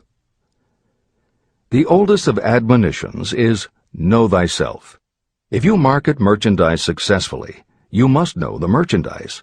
The same is true in marketing personal services. You should know all of your weaknesses in order to bridge them or eliminate them entirely. You should know your strengths in order to call attention to them when selling your services. You can know yourself only through accurate analysis. There is a story about a young man applying for a job who was making a good impression until the manager asked him what salary he expected. He replied that he had no fixed sum in mind, lack of a definite aim. The manager then said, "We will pay you all you are worth after we try you out for a week." "I can't accept that," the applicant replied. "I'm already getting more than that where I'm now employed." It may seem funny, but it makes a serious point. Before you even begin to negotiate for a better salary in your present position or begin to seek employment elsewhere, be sure that you are worth more than you now receive. It is one thing to want money. Everyone wants more. But it is something entirely different to be worth more. Many people mistake their wants for their just dues. Your financial wants have nothing whatever to do with your worth. Your value is established entirely by your ability to render useful service or your capacity to induce others to render such service. Take inventory of yourself. Annual self-analysis is essential in the effective marketing of personal services, just like you would take an annual inventory if you were in merchandising. Moreover, your yearly analysis should show a decrease in your faults and an increase in your virtues. You go ahead, stand still, or go backward in life. Your objective should be to go ahead. Annual self-analysis will disclose whether advancement has been made and, if so, how much. It will also disclose any backward steps you may have taken. The effective marketing of personal services requires you to move forward, even if the progress is slow. Your annual self-analysis should be made at the end of each year, so you can include in your New Year's resolutions any improvements that the analysis indicates should be made. Take this inventory by asking yourself the following questions, and by checking your answers with the aid of someone who will not permit you to deceive yourself. Self-Analysis Questionnaire. 1. Have I attained the goal that I established as my objective for this year? You should work with a definite yearly objective to be attained as a part of your major life objective. 2. Have I delivered service of the best possible quality of which I was capable, or could I have improved any part of this service? 3. Have I delivered service in the greatest possible quantity of which I was capable? 4. Has the spirit of my conduct been harmonious and cooperative at all times? 5. Have I permitted the habit of procrastination to decrease my efficiency, and if so, to what extent? 6. Have I improved my personality, and if so, in what ways? 7. Have I been persistent in following my plans through to completion? 8.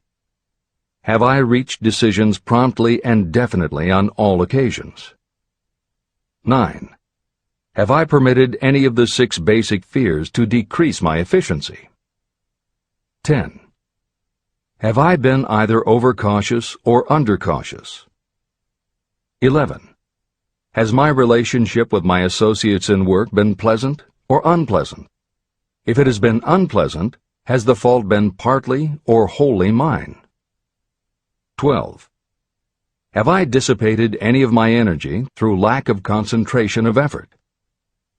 13. Have I been open-minded and tolerant in connection with all subjects? 14. In what ways have I improved my ability to render service? 15. Have I been intemperate in any of my personal habits? 16.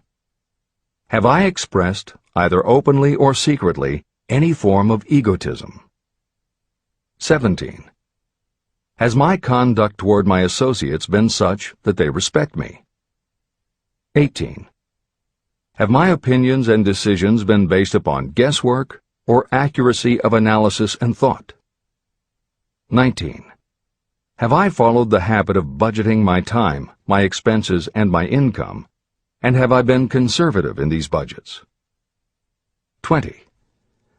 How much time have I devoted to unprofitable effort which I might have used to better advantage? 21. How may I rebudget my time and change my habits so I will be more efficient during the coming year? 22. Have I been guilty of any conduct that was not approved by my own conscience? 23. In what ways have I rendered more service and better service than I was paid to render? 24. Have I been unfair to anyone, and if so, in what way? 25. If I had been the purchaser of my own services for the year, would I be satisfied with my purchase? 26. Am I in the right vocation, and if not, why not? 27. Has the purchaser of my services been satisfied with the service I have rendered, and if not, why not? 28. What is my present rating on the fundamental principles of success? Make this rating fairly and frankly, and have it checked by someone who is courageous enough to do it accurately. After you have finished reading through to the end of this book at least once, and you are sure you have assimilated the information in this chapter, you will be ready to create a practical plan for marketing your personal services. In this chapter, you should have found adequate descriptions of every principle essential in planning the sale of personal services. These include the major attributes of leadership, the most common causes of failure in leadership, a description of the fields of opportunity for leadership, the main causes of failure in all walks of life, and the important questions that should be used in self-analysis. This extensive and detailed presentation has been included because it will be needed by you if you are going to earn your riches by marketing your personal services. Those who have lost their fortunes and those who are just beginning to earn money have nothing but personal services to offer in return for riches. Therefore, it is essential that you have real, practical information that you'll need to market your services to best advantage. Complete assimilation and understanding of the information will help you to market your services, and it will help you to become more analytical and capable of judging people.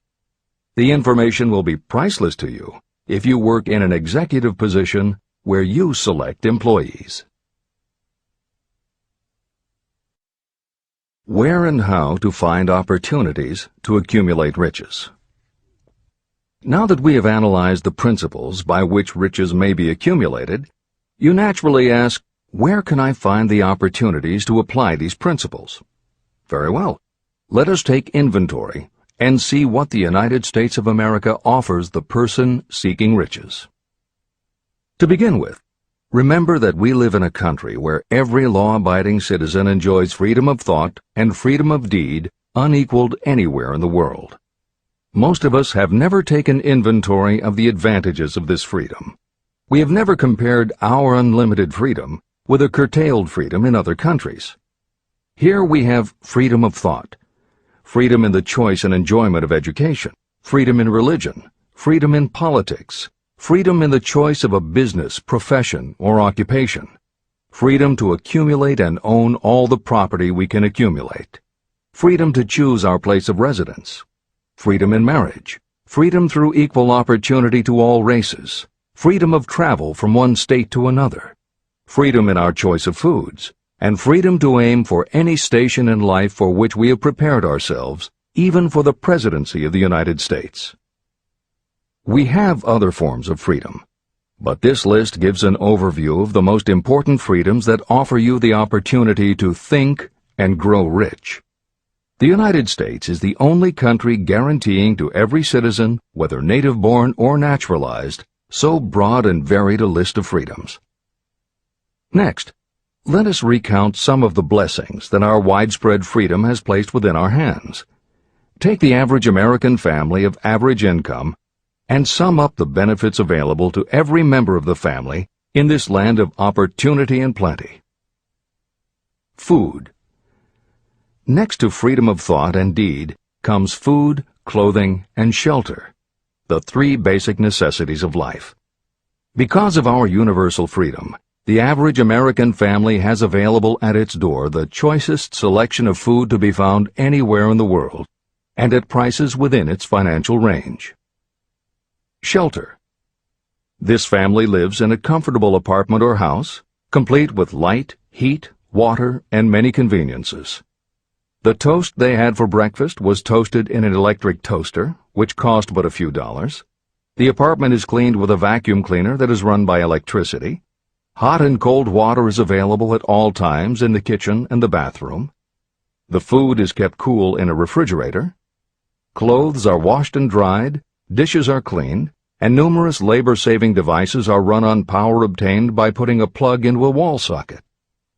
The family receives entertainment and information from all over the world 24 hours a day if they want it, by merely flipping a switch on their radio or television or computer. There are other conveniences, but the foregoing list will give a fair idea of some of the concrete evidences of the freedoms that we, of America, enjoy. Clothing. Anywhere in the United States, the family with average clothing requirements can dress very comfortably at a cost that is only a small portion of their earnings. Only the three basic necessities of food, clothing, and shelter have been mentioned. The average American also has other options and advantages that are available in return for reasonable effort. The average American has security of property rights not found in any other country in the world. We can place any surplus money in a bank with the assurance that our government will protect it and make good to us if the bank fails. If an American citizen wants to travel from one state to another, he or she needs no passport and no one's permission. You may go when you please, and you may travel by car, train, bus, airplane, ship, or any other method that you can afford. The miracle that has provided these blessings. We often hear politicians proclaiming the freedom of America when they solicit votes, but they seldom take the time or trouble to analyze the source of this freedom.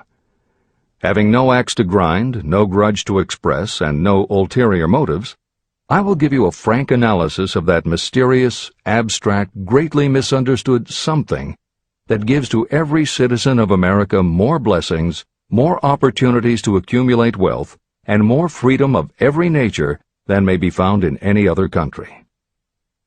I have the right to analyze the source and nature of this unseen power because I know, and have known for more than half a century, many of the men who organized that power, and many who are now responsible for its maintenance. The name of this mysterious benefactor of mankind is capital. Capital consists not only of money, but also of highly organized, intelligent groups of individuals who plan ways and means of using money efficiently for the good of the public and profitably to themselves.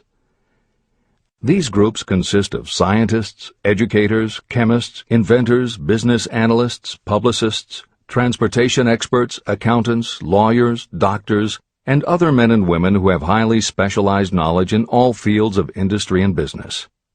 They pioneer, experiment, and blaze trails in new fields of endeavor. They support colleges, hospitals, schools, build good roads, publish newspapers, pay most of the cost of government, and take care of the many details essential to human progress. Stated briefly, the capitalists are the brains of civilization because they supply the entire fabric of which all education, enlightenment, and human progress consist. Money without brains is always dangerous.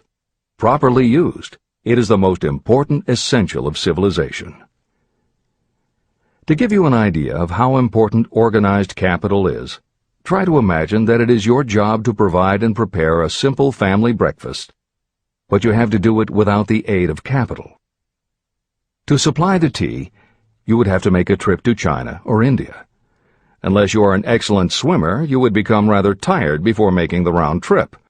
Then, too, another problem would confront you. What would you use for money, even if you had the physical endurance to swim the ocean? To supply sugar, you would have to take another swim to the Caribbean islands, or a long walk to the sugar beet section of Utah. But even then you might come back without the sugar, because organized effort and money are necessary to produce sugar, to say nothing of what is required to refine, transport, and deliver it to the breakfast table anywhere in the United States. Eggs you could obtain easily enough from nearby farms, but you might have a very long walk to Florida or California and back before you could serve grapefruit juice. You would have another long walk to Kansas or one of the other wheat-growing states when you went after wheat bread. Dry cereal would have to be omitted from the menu because it would not be available except through the labor of a trained group of workers and suitable machinery, all of which call for capital. After resting, you could take off for another little swim down to South America, where you would pick up a couple of bananas. On your return, you could take a short walk to the nearest farm having a dairy and pick up some butter and cream. Then your family would be ready to sit down and enjoy breakfast. Seems absurd, doesn't it? Well, the procedure described would be the only possible way these simple items of food could be delivered if we had no capitalistic system. The capital cornerstone of our lives. The sum of money required for the building and maintenance of the planes, trucks, trains, and cargo ships used in the delivery of that simple breakfast is so huge that it staggers imagination. It runs into billions of dollars. Not to mention the armies of trained employees required to run all those planes, trucks, ships, and trains. But transportation is only a part of the requirements of modern civilization in capitalistic America. Before there can be anything to haul, something must be grown from the ground, or manufactured and prepared for market. This calls for more billions of dollars for equipment, machinery, packaging, marketing, and to pay the wages of millions of men and women. Transportation systems do not spring up from the earth and function automatically. They come in response to the call of civilization.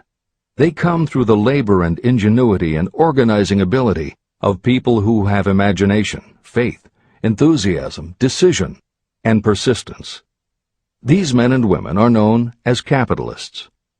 They are motivated by the desire to build, construct, achieve, render useful service, earn profits, and accumulate riches. And because they render service without which there would be no civilization, they earn for themselves great riches.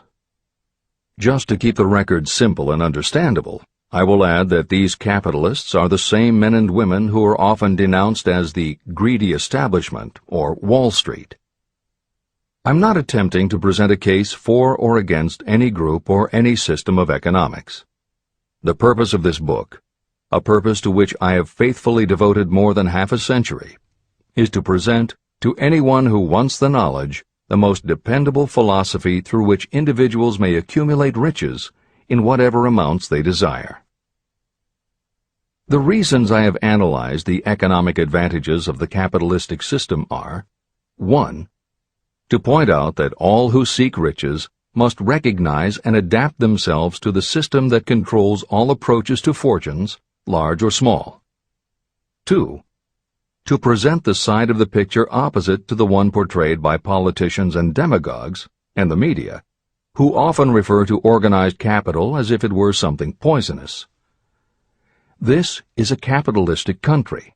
It was developed through the use of capital.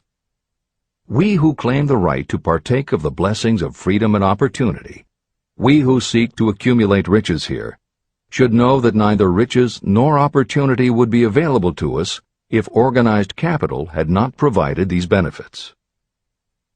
There is only one dependable method of accumulating and legally holding riches, and that is by rendering useful service. No system has ever been created by which anyone can legally acquire riches through mere force of numbers, or without giving in return an equivalent value of one form or another. Your opportunities in the midst of riches. America provides all the freedom and all the opportunity to accumulate riches that any honest person may require. When you go hunting for game, you select hunting grounds where game is plentiful. When you are seeking riches, the same rule naturally applies. If it is riches you are seeking, do not overlook the possibilities of a country whose citizens are so rich that women alone spend billions of dollars each year for cosmetics and other beauty products. Do not be in too big a hurry to get away from a country whose men willingly, even eagerly, hand over more billions of dollars annually for football, basketball, baseball, and all the related products that go with these and other sporting events. Only a few of the luxuries and non-essentials have been mentioned, but remember that the business of producing and marketing these few products gives regular employment to many millions of men and women, who receive for their services many millions of dollars monthly, and spend it freely for both the luxuries and the necessities. Especially, remember that behind all this exchange of merchandise and personal services is an abundance of opportunity to accumulate riches. Here our American freedom comes to your aid. There is nothing to stop you or anyone from engaging in any portion of the effort necessary to carry on these businesses. If you have superior talent, training, experience, you may accumulate riches in large amounts. Those not so fortunate may accumulate smaller amounts. Anyone may earn a living in return for a very nominal amount of labor. So there you are. Opportunity has spread its wares before you. Step up to the front, select what you want, create your plan, put the plan into action, and follow through with persistence. Capitalistic America will do the rest. You can depend on this much. Capitalistic America ensures every person the opportunity to render useful service and to collect riches in proportion to the value of the service. The system denies no one this right, but it does not and cannot promise something for nothing. The system itself is irrevocably controlled by the law of economics, which neither recognizes nor tolerates for long getting without giving.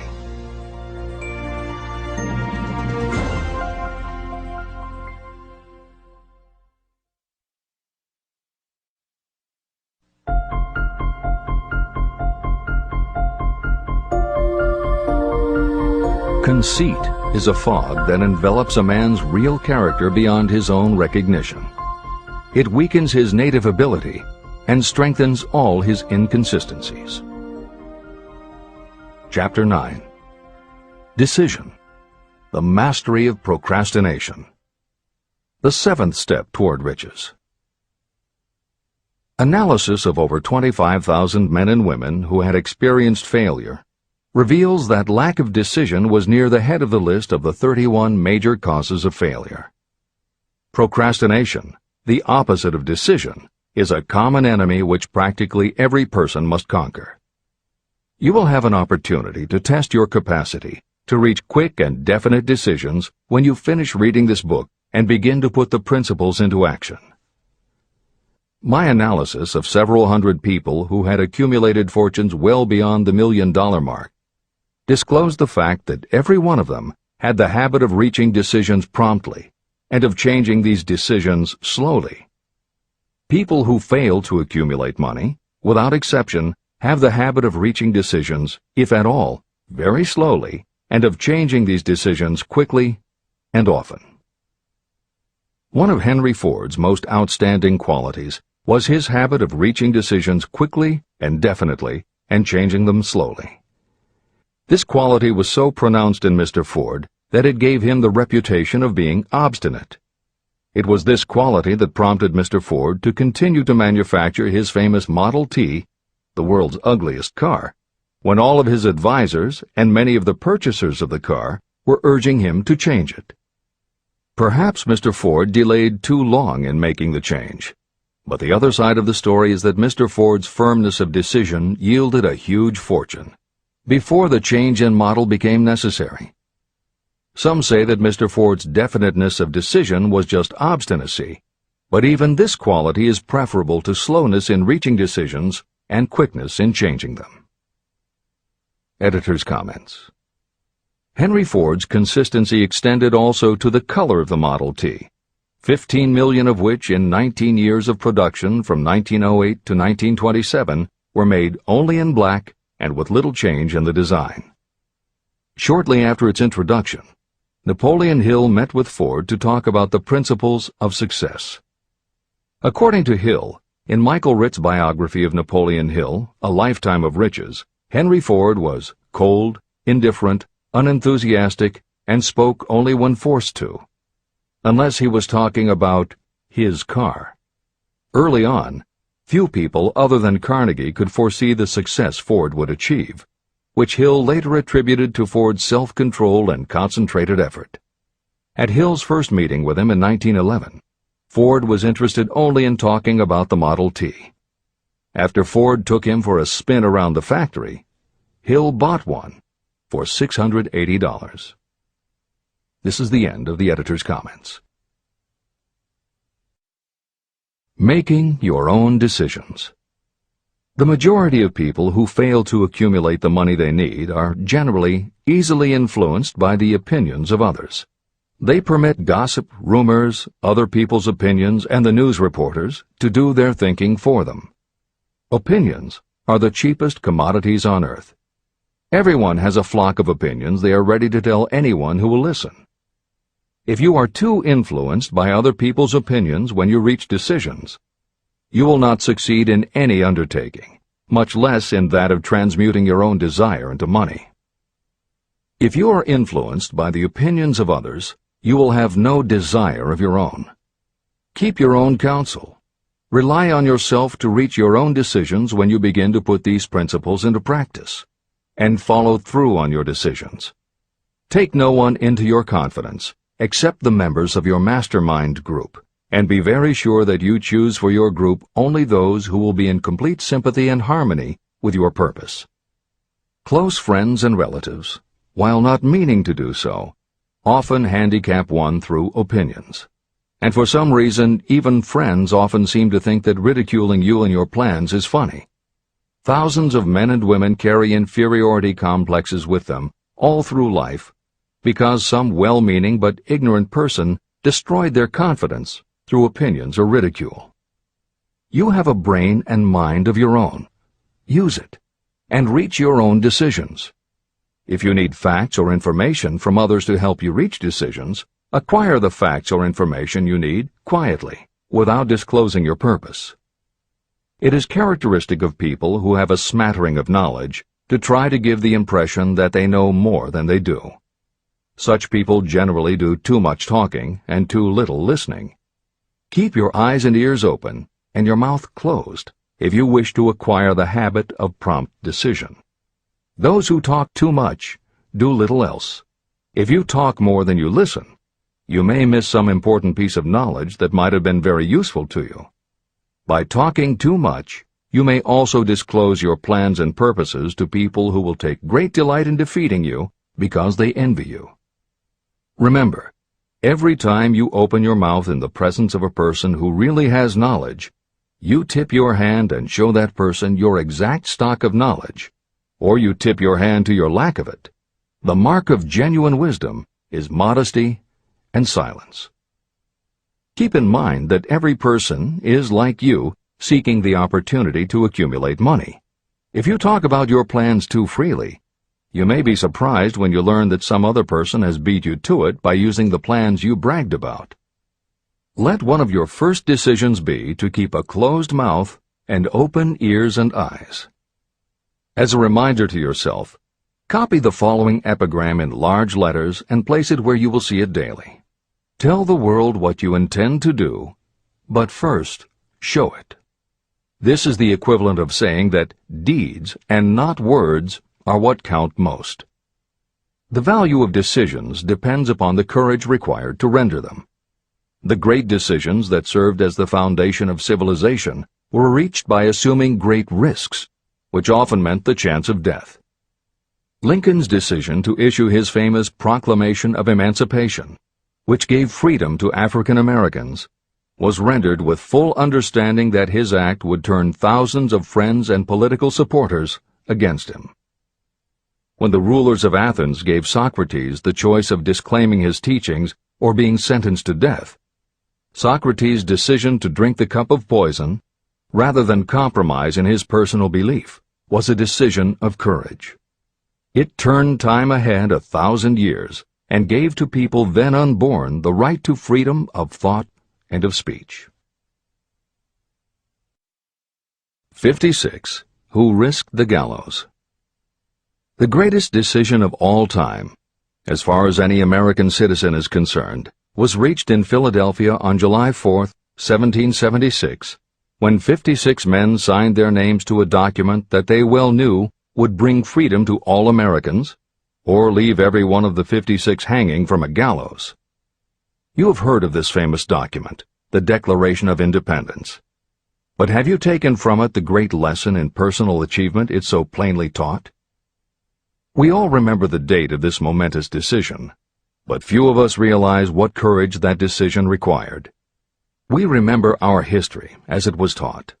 We remember dates and the names of the men who fought.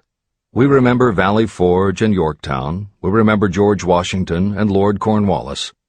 But we know little of the real forces behind these names, dates, and places. We know even less of that intangible power that ensured freedom long before Washington's armies reached Yorktown. It is nothing short of tragedy that the writers of history have missed entirely even the slightest reference to the irresistible power that gave birth and freedom to the nation destined to set up new standards of independence for all the peoples of the earth. I say it is a tragedy because it is the same power that must be used by every individual who overcomes the difficulties of life and forces life to pay the price asked. Let us briefly review the events that gave birth to this power. The story begins with an incident in Boston on March 5, 1770. British soldiers were patrolling the streets, openly threatening the citizens by their presence. The colonists resented armed men marching in their midst. They began to express their resentment openly, hurling stones as well as epithets at the marching soldiers, until the commanding officer gave orders. Fix bayonets. Charge. The battle was on. It resulted in the death and injury of many. The incident aroused such resentment that the Provincial Assembly, made up of prominent colonists, called a meeting for the purpose of taking definite action. Two of the members of that assembly were John Hancock and Samuel Adams. They spoke up courageously and declared that a move must be made to eject all British soldiers from Boston. Remember this: a decision, in the minds of two men, might properly be called the beginning of the freedom that we of the United States now enjoy. Remember, too, that the decision of these two men called for faith and courage because it was dangerous. Before the assembly adjourned, Samuel Adams was appointed to call on Hutchinson, the governor of the province, and demand the withdrawal of the British troops. The request was granted, and the troops were removed from Boston, but the incident was not closed. It had caused a situation that was destined to change the entire trend of civilization. Richard Henry Lee became an important factor in this story, because he and Samuel Adams corresponded frequently, sharing freely their fears and their hopes concerning the welfare of the people of their provinces. From this practice, Adams conceived the idea that a mutual exchange of letters between the 13 colonies might help to bring about the coordination of efforts so badly needed in connection with the solution of their problems. In March of 1772, 2 years after the clash with the soldiers in Boston, Adams presented this idea to the Assembly. He made a motion that a correspondence committee be established among the colonies, with definitely appointed correspondents in each colony, for the purpose of friendly cooperation for the betterment of the colonies of British America. It was the beginning of the organization of the far-flung power destined to give freedom to you and to me. A mastermind group had already been organized. It consisted of Adams, Lee, and Hancock. The Committee of Correspondence was organized. The citizens of the colonies had been waging disorganized warfare against the British soldiers through incidents similar to the Boston riot, but nothing of benefit had been accomplished. Their individual grievances had not been consolidated under one mastermind. No group of individuals had put their hearts, minds, souls, and bodies together in one definite decision to settle their difficulty with the British once and for all, until Adams, Hancock, and Lee got together. Meanwhile, the British were not idle. They, too, were doing some planning and masterminding, and they had the advantage of having behind them money and organized soldiery. A decision that changed history. The Crown appointed Gage to supplant Hutchinson as the governor of Massachusetts. One of the new governor's first acts was to send a messenger to call on Samuel Adams for the purpose of endeavoring to stop his opposition by fear. You will best understand the spirit of what happened from this quotation of the conversation between Colonel Fenton, the messenger sent by Gage, and Adams. Colonel Fenton: I have been authorized by Governor Gage to assure you, Mr. Adams, that the governor has been empowered to confer upon you such benefits as would be satisfactory, an obvious endeavor to win Adams by promise of bribing him, upon the condition that you engage to cease in your opposition to the measures of the government. It is the governor's advice to you, sir, not to incur the further displeasure of His Majesty. Your conduct has been such as makes you liable to penalties of an act of Henry VIII, by which persons can be sent to England for trial for treason or misprision of treason at the discretion of a governor of a province. But by changing your political course, you will not only receive great personal advantages, but you will make your peace with the king. Samuel Adams had the choice of two decisions. He could cease his opposition and receive personal bribes, or he could continue and run the risk of being hanged. Clearly, the time had come when Adams was forced to reach, instantly, a decision that could have cost his life. Adams insisted upon Colonel Fenton's word of honor that the colonel would deliver to the governor the answer exactly as Adams would give it to him. Adams' answer: Then you may tell Governor Gage that I trust I have long since made my peace with the King of Kings. No personal consideration shall induce me to abandon the righteous cause of my country. And tell Governor Gage it is the advice of Samuel Adams to him no longer to insult the feelings of an exasperated people. When Governor Gage received Adams' caustic reply, he flew into a rage and issued a proclamation that read, I do hereby, in His Majesty's name, offer and promise His most gracious pardon to all persons who shall forthwith lay down their arms and return to the duties of peaceable subjects, excepting only from the benefit of such pardon Samuel Adams and John Hancock, whose offenses are of too flagitious a nature to admit of any other consideration but that of condign punishment. Adams and Hancock were on the spot. The threat of the irate governor forced the two men to reach another decision, equally as dangerous. They hurriedly called a secret meeting of their staunchest followers.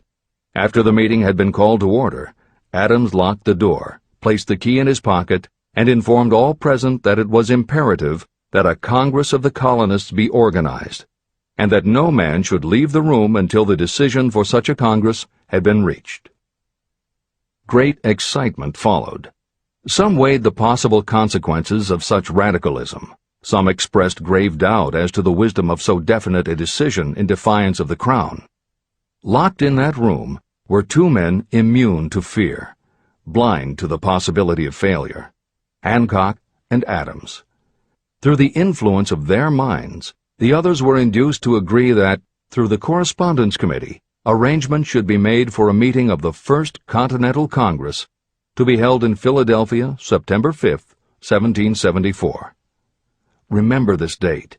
It is more important than July 4, 1776. If there had been no decision to hold a Continental Congress, there could have been no signing of the Declaration of Independence. Before the first meeting of the new Congress, another leader, in a different section of the country, was deep in the throes of publishing a summary view of the rights of British America. He was Thomas Jefferson, of the province of Virginia, whose relationship to Lord Dunmore, representative of the Crown in Virginia, was as strained as that of Hancock's and Adams with their governor. Shortly after his famous Summary of Rights was published, Jefferson was informed that he was subject to prosecution for high treason against His Majesty's government. Inspired by the threat, one of Jefferson's colleagues, Patrick Henry, boldly spoke his mind, concluding his remarks with a sentence that shall remain forever a classic. "If this be treason, then make the most of it." It was such men as these who, without power, without authority, without military strength, without money, sat in solemn consideration of the destiny of the colonies, beginning at the opening of the First Continental Congress and continuing at intervals for 2 years, until on June 7, 1776, Richard Henry Lee arose, addressed the chair, and to the startled assembly made this motion: "Gentlemen, I make the motion that these united colonies are, and of right ought to be, free and independent states, that they be absolved from all allegiance to the British Crown, and that all political connection between them and the state of Great Britain is, and ought to be, totally dissolved." The most momentous decision ever placed on paper. Lee's astounding motion was discussed fervently and at such length that he began to lose patience. Finally, after days of argument, he again took the floor and declared in a clear, firm voice, "Mr. President, we have discussed this issue for days. It is the only course for us to follow. Why then, sir, do we longer delay? Why still deliberate? Let this happy day give birth to an American Republic. Let her arise, not to devastate and to conquer, but to re-establish the reign of peace and of law." Before his motion was finally voted upon, Lee was called back to Virginia because of serious family illness. But before leaving, he placed his cause in the hands of his friend, Thomas Jefferson, who promised to fight until favorable action was taken. Shortly thereafter, the President of the Congress, Hancock, appointed Jefferson as chairman of a committee to draw up a Declaration of Independence. Long and hard the committee labored on a document that would mean, when accepted by the Congress, that every man who signed it would be signing his own death warrant should the colonies lose in the fight with Great Britain that was sure to follow. The document was drawn, and on June 28th, the original draft was read before the Congress. For several days it was discussed, altered, and made ready. On July 4th, 1776, Thomas Jefferson stood before the Assembly and fearlessly read the most momentous decision ever placed on paper. When in the course of human events it becomes necessary for one people to dissolve the political bands which have connected them with another, and to assume among the powers of the earth the separate and equal station to which the laws of nature and of nature's God entitled them, a decent respect to the opinions of mankind requires that they should declare the causes which impel them to the separation. When Jefferson finished, the document was voted upon, accepted, and signed by the 56 men, every one staking his own life upon his decision to write his name. By that decision came into existence a nation destined to bring to mankind forever the privilege of making decisions. Analyze the events that led to the Declaration of Independence, and be convinced that this nation, which now holds a position of commanding respect and power among all nations of the world, was born of a decision created by a mastermind consisting of 56 men. Note well the fact that it was their decision that ensured the success of Washington's armies, because the spirit of that decision was in the heart of every soldier who fought with him, and served as a spiritual power which recognizes no such thing as failure. Note also, with great personal benefit, that the power that gave this nation its freedom is the same power that must be used by every individual who becomes self-determining. This power is made up of the principles described in this book. It will not be difficult to detect in the story of the Declaration of Independence at least 6 of these principles: desire, decision, faith, persistence, the mastermind, and organized planning. Know what you want, and you will generally get it. Throughout this philosophy, you'll find the suggestion that thought, backed by strong desire, will transmute itself into its physical equivalent. The story of the founding of America and the story of the organization of the United States Steel Corporation are perfect examples of the method by which thought makes this astounding transformation. In your search for the secret of the method, do not look for a miracle, because you will not find it. You will find only the eternal laws of nature. These laws are available to every person who has the faith and the courage to use them. They may be used to bring freedom to a nation or to accumulate riches. Those who reach decisions promptly and definitely know what they want and generally get it. The leaders in every walk of life decide quickly and firmly. That is the major reason why they are leaders. The world has a habit of making room for the people whose words and actions show that they know where they are going. Indecision is a habit that usually begins when a person is young. It becomes more and more of a habit as the youth goes through grade school, high school, and even through college without definiteness of purpose. The habit of indecision goes with the student into the occupation he or she chooses. Generally, a young person just out of school seeks any job that can be found. Young people take the first job they can find because they have fallen into the habit of indecision. The vast majority of people working today are in the positions they hold because they lack the definiteness of decision to plan a definite position and the knowledge of how to choose an employer. Definiteness of decision always requires courage, sometimes very great courage. The 56 men who signed the Declaration of Independence staked their lives on the decision to affix their signatures to that document. The person who reaches a definite decision to go after a specific job and make life pay the price he or she asks does not stake his or her life on that decision. They stake their economic freedom. Financial independence, riches, and desirable business positions are not within reach of the person who neglects or refuses to expect, plan, and demand these things. The person who desires riches in the same spirit that Samuel Adams desired freedom for the colonies is sure to accumulate wealth. No man achieves great success who is unwilling to make personal sacrifices. Chapter 10. Persistence.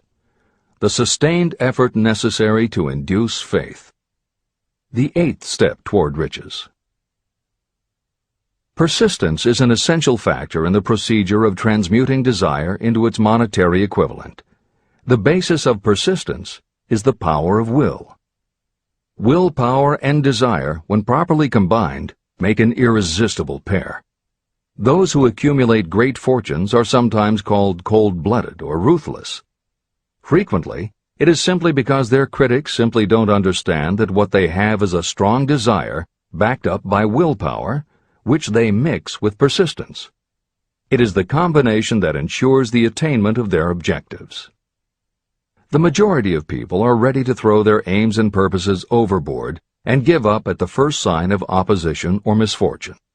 A few carry on despite all opposition until they attain their goal. There may be no heroic connotation to the word persistence, but persistence does for your character what carbon does to iron. It hardens it to steel. The building of a fortune will involve the application of the entire 13 factors of this philosophy.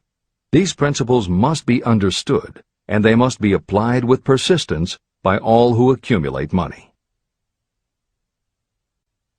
Your test of persistence. If you are reading this book with the intention of seriously applying the knowledge, the first test of your persistence will come when you begin to follow the 6 steps described in the 3rd chapter. Desire. Unless you are one of the few people who already have a definite goal and a definite plan for its attainment, you may read the instructions, but you will never actually apply them in your daily life. Lack of persistence is one of the major causes of failure. Moreover, my experience with thousands of people has proved that lack of persistence is a weakness common to the majority of people. However, it is a weakness that may be overcome by effort. The ease with which lack of persistence may be conquered will depend entirely upon the intensity of your desire. The starting point of all achievement is desire. Keep this constantly in mind. Weak desires bring weak results, just as a small amount of fire makes a small amount of heat. If you are lacking in persistence, this weakness may be remedied by building a stronger fire under your desires. Continue reading through to the end of this book. Then go back to Chapter 3 and start immediately to carry out the instructions for using the 6 steps. The eagerness with which you follow these instructions will indicate clearly how much or how little you really desire to accumulate money. If you find that you are indifferent, you may be sure that you have not yet acquired the money consciousness that you must possess before you can be sure of accumulating a fortune. Fortunes gravitate to those whose minds have been prepared to attract them, just as surely as water gravitates to the ocean. If you are weak in persistence, focus on the instructions in Chapter 11, Power of the Mastermind. Surround yourself with a mastermind group, and through the cooperation of the members of this group, you can develop persistence. You will find additional instructions for the development of persistence in Chapter 5, Auto-Suggestion, and in Chapter 13, the Subconscious Mind. Follow the instructions in these chapters until you build up habits that convey to your subconscious mind a clear picture of the object of your desire. From that point on, you will not be handicapped by lack of persistence.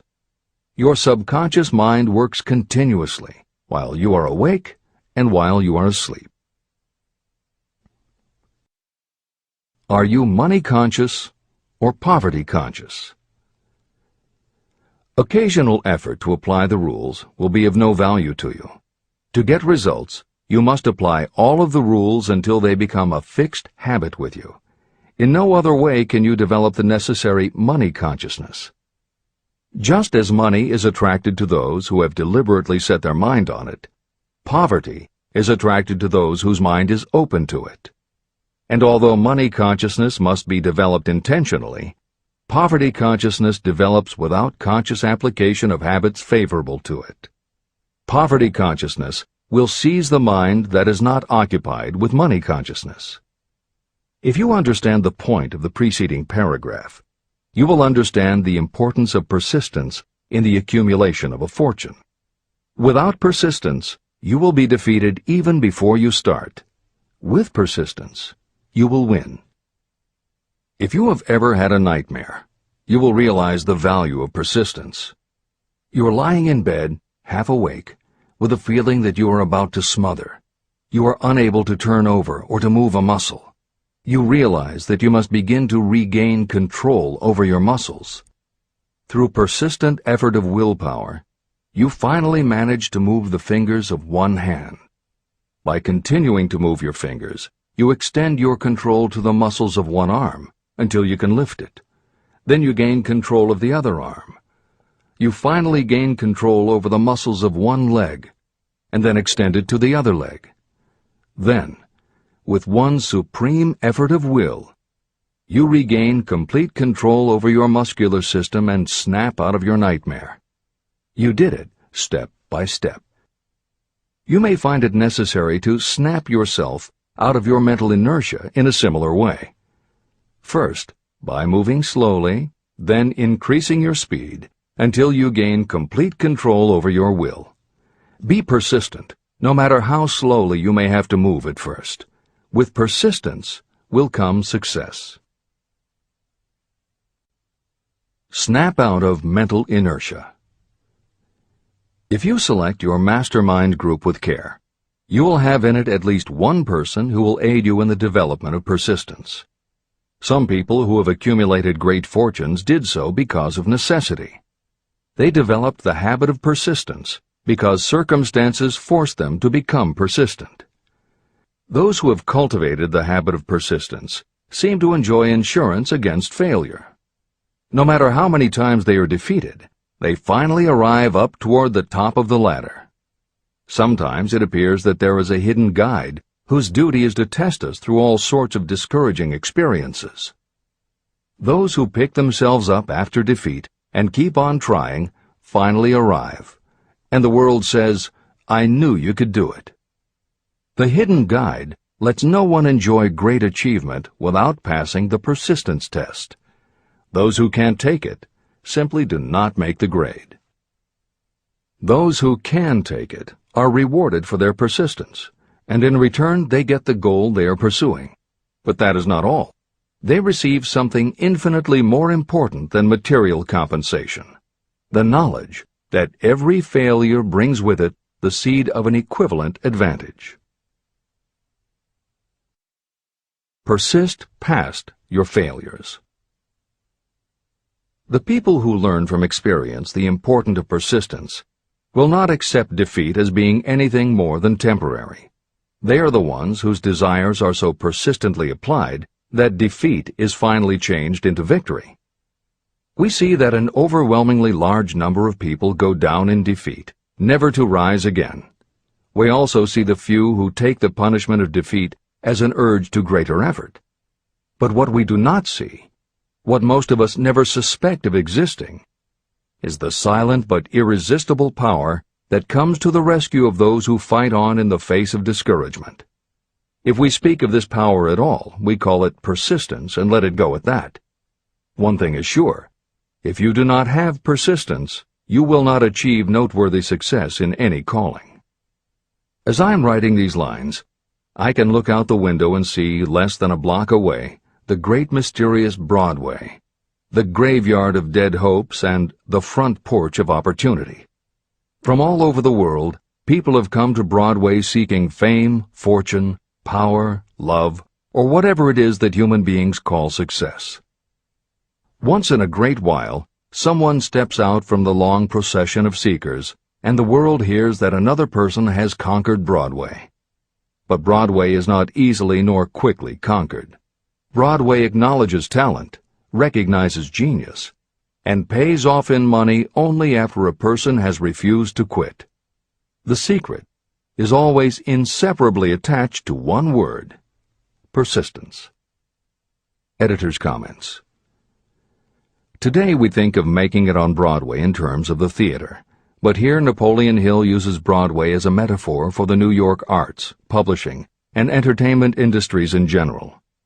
In the original edition of Think and Grow Rich, Hill used this introduction to tell of Fannie Hurst, one of the best-selling authors of the day, who pounded the streets of New York for 4 years and received 36 rejection slips from one publisher alone before her persistence paid off and she finally got published.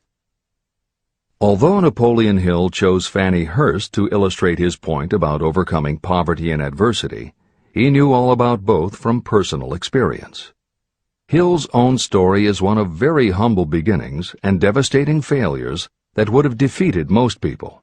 It was only through his extraordinary persistence that the original edition of the book you hold in your hands was published. And for that reason, the editors of this edition have included this brief biography of Napoleon Hill.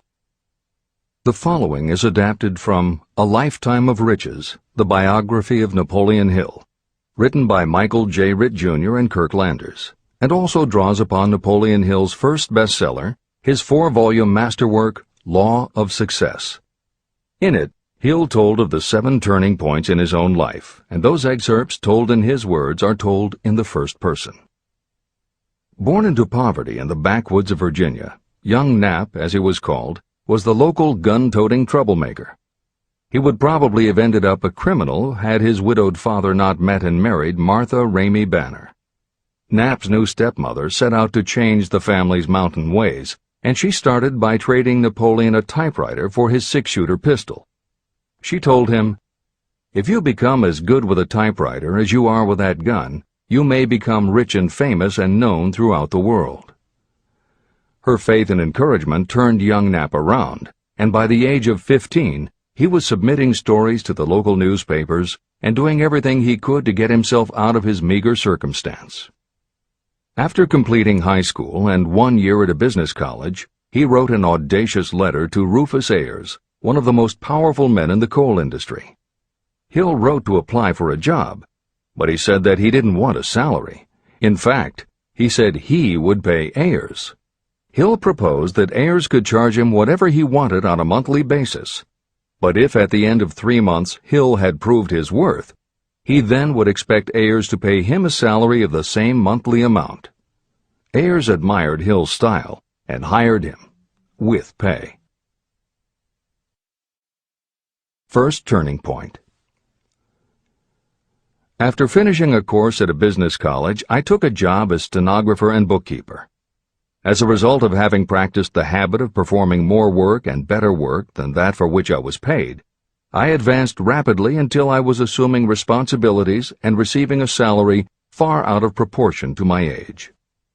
Hill also proved to be so trustworthy and honest that Ayers promoted him to replace the manager, making this 19-year-old the youngest manager of a mine and in charge of 350 men. Then fate reached out and gave me a gentle nudge. My employer lost his fortune, and I lost my position. This was my first real defeat, and even though it came about as a result of causes beyond my control, I didn't learn a lesson from it until many years later. Second turning point. My next position was that of sales manager for a large lumber manufacturer in the South. My advancement was rapid, and I did so well that my employer took me into partnership with him. We began to make money, and I began to see myself on top of the world again. Like a stroke of lightning out of a clear sky, the 1907 panic swept down, and overnight it rendered me an enduring service by destroying our business and relieving me of every dollar that I had. Editor's comment. The panic Hill refers to began in the summer of 1907, when a number of banks and stock brokerages declared bankruptcy. Word spread to the general public, and it created a run on the banks as depositors lined up to demand that they be given the money they had on deposit. Banks called in loans to meet the demand for cash, but those borrowers couldn't find buyers for their goods or property, so they couldn't pay back their loans. When the banks couldn't get back the money they had loaned, they repossessed the homes or businesses that the borrowers had put up as collateral. Businesses were closed, farmers were evicted from their land, jobs were lost, so even more banks were forced to close, and it just kept getting worse. America was caught in a downward spiral that was reversed only when the major Wall Street bankers and financial executives, who were themselves in danger of losing their businesses, stepped in to shore up troubled banks. It was in large part because of the bank panic of 1907 that legislation was enacted in 1913 to create the Federal Reserve System. This is the end of the editor's comments. Third turning point. This was my first serious defeat. I mistook it then for failure, but it was not. And before I complete this lesson, I will tell you why it was not. It required the 1907 panic and the defeat that it brought me to redirect my efforts from the lumber business to the study of law. I entered law school with the firm belief that I would emerge doubly prepared to catch up with the end of the rainbow and claim my pot of gold. Napoleon Hill planned to put himself and his brother through law school by writing articles for Bob Taylor's magazine. It was through the magazine that he arranged the fateful meeting with Andrew Carnegie, described at the beginning of this book. As was noted there, when Carnegie proposed the idea of writing the philosophy of success, he told Hill that he would have to earn his own way. I attended law school at night and worked as an automobile salesman during the day. Because of the job, I saw the need for trained automobile mechanics. I opened an educational department in the manufacturing plant and began to train ordinary machinists in automobile assembly and repair work. The school prospered, paying me over $1,000 a month in net profits.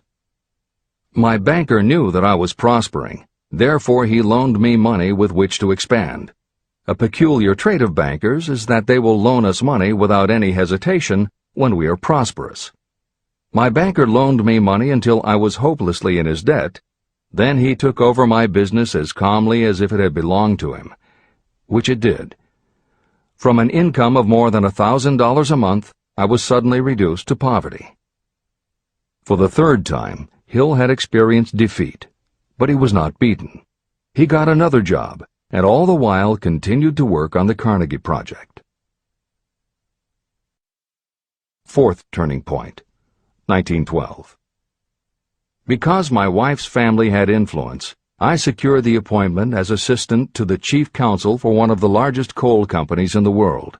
I was among friends and relatives, and I had a position that I could keep for as long as I wished without exerting myself. What more did I need? Nothing, I was beginning to say to myself. Then, without consultation with my friends and without warning, I resigned. This was the first turning point that was of my own selection. It was not forced upon me. I quit that position because the work was too easy and I was performing it with too little effort.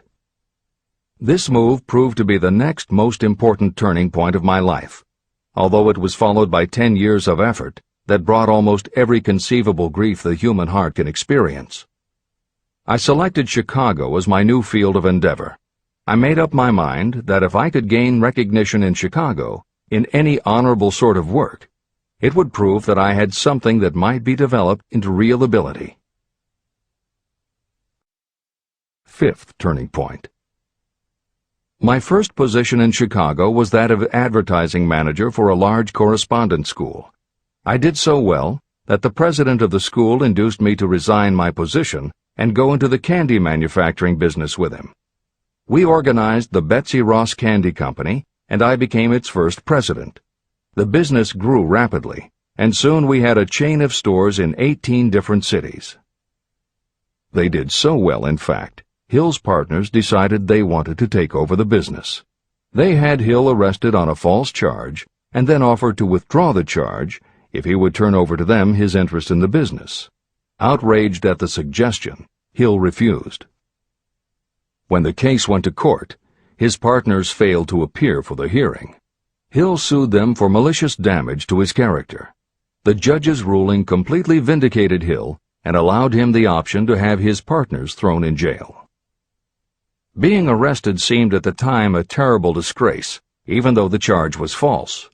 It was not a pleasant experience, and I would not wish to go through a similar experience again, but I must admit that it was worth all the grief it cost me, because it gave me the opportunity to find out that revenge was not a part of my makeup. Sixth turning point. This turning point came shortly after my dreams of success in the candy business had been shattered, when I turned my efforts to teaching advertising and salesmanship as a department of one of the colleges in the Midwest. My school prospered from the very beginning. I had a resident class and also a correspondence school, through which I was teaching students in nearly every English-speaking country. It was 1917, and in April of that year, President Woodrow Wilson declared the United States would enter the war against Germany. Hill contacted the president, who he had previously met through Andrew Carnegie, and offered his services to help the war effort. Hill was given the position of creating public relations materials and helping to sell war bonds. When not operating his school, he threw himself into his war work, for which he insisted that he be paid only $1 a year. Then came the second military draft, and it practically destroyed my school, as it caught most of those who were enrolled as students. At one stroke, I charged off more than $75,000 in tuition fees. Once more, I was penniless. Despite the fact that Hill had to scrape just to get by, he continued to work for President Wilson and continued to refuse to take any compensation. Though Hill had a family to support, and the ridicule of his relatives put a tremendous strain on relations, he also continued to work on the Carnegie Project. Hill later said, "Believe me, there were times when between the needling of my relatives and the hardships I endured, it was not easy to maintain a positive mental attitude and persevere. Sometimes in barren hotel rooms, I almost believed my family was right. The thing that kept me going was my conviction that one day I would not only successfully complete my work, but also be proud of myself when it was finished." Seventh turning point. To describe the seventh of the turning points in my life, I must go back to November 11th, 1918. Armistice Day, the end of the World War. The war had left me without a penny, as I have already said, but I was happy to know that the slaughter had ceased and reason was about to reclaim civilization. The time had come for another turning point. I sat down at my typewriter, and to my astonishment, my hands began to play a tune on the keyboard. I had never written so rapidly or so easily before. I did not plan or think about what I was writing. I just wrote whatever came into my mind. What Hill wrote was a long essay in which he described a new idealism based on the golden rule that he thought could emerge from the war. He declared that he would help spread the word, and promised that somehow he was going to find the money to launch a new magazine to be called Hill's Golden Rule. He took his essay to George Williams, a Chicago printer he had met while working at the White House, and by early January of 1919, Hill's Golden Rule magazine was on the newsstands. The first issue was 48 pages. In the beginning, with no money to pay anyone else, Hill wrote and edited every word himself, changing his writing style for each article as well as using a variety of pen names. Additional staff was hired later, which soon led to problems on the inside and on the outside, and Williams attempted to buy out Hill's share of the business. But when Hill realized that one stipulation of the buyout prevented him from any involvement in a competing publication, in October of 1920, he simply left. By April of 1921, he had raised the money for a new publication, Napoleon Hill's magazine, the foundation of which was again the Golden Rule. But it also expanded into presenting many of the principles of success that would become the basis of Hill's later books. The magazine's acceptance and success also led to Hill's success as a speaker and motivator, which led to even greater success for the magazine. At the same time, Napoleon Hill was working with one of the inmates of a penitentiary to develop a correspondence course, which he took to the prisons to encourage prisoner rehabilitation. Most everything Hill did during this time was successful, and the success of the prison program was significant. But the greed of two members of the board of directors, one of whom was the prison chaplain, eventually led in 1923 to the demise of not only the educational rehabilitation programs, but also the magazine and numerous other successful offshoot ventures. The bleak irony, as Michael Ritt notes in A Lifetime of Riches, was that few enterprises in the 1920s could have been more idealistic or humanitarian in concept. Yet in seeking to stir goodness in men's souls, these enterprises had stirred mean-spirited men to a bloodlust that destroyed everything. Without his magazine, Hill went back to teaching and lecturing, which led to an introduction to a crusading newspaper publisher, Don Mellett, who offered to help Hill publish the results of his work on the Carnegie Project. At this same time, Mellett learned that Prohibition gangsters were selling narcotics and bootleg liquor to school children in Canton, and members of the local police force were being bribed to do nothing about it. Mellett was outraged and wrote an expose in his Canton Daily News, while Hill contacted the governor to implement a state investigation of the corrupt police department. A week before Hill and Mellett were to finalize the financing for the publication of Hill's book, Don Mellett was ambushed outside his home and assassinated by a gangster and a renegade cop. They tried to kill Hill, too, but through pure luck he escaped and fled to the Smoky Mountains, where he remained holed up in a backwoods shack for most of a year. Destitute and in fear for his life, he lapsed into a state of deep depression. Then, in one extraordinary night of self-analysis, he willed himself out of his depression and resolved to finish the challenge Carnegie had posed almost 20 years earlier. Hill went to Philadelphia, convinced a publisher to put up the money, then worked night and day for almost 4 months to finish the manuscript. In March of 1928, Hill published the results of his efforts, a multi-volume masterwork entitled Law of Success. No one had ever seen anything like it.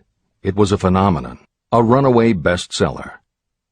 A little over a year later, while Hill was finally enjoying the fruits of his long labors, the stock market crash of '29 hit.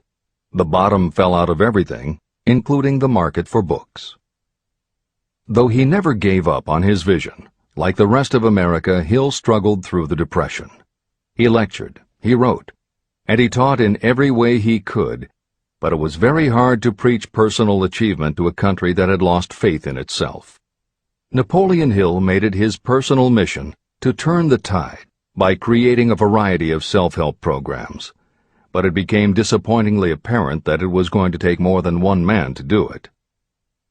When Franklin Delano Roosevelt was elected president, he reached out to Hill.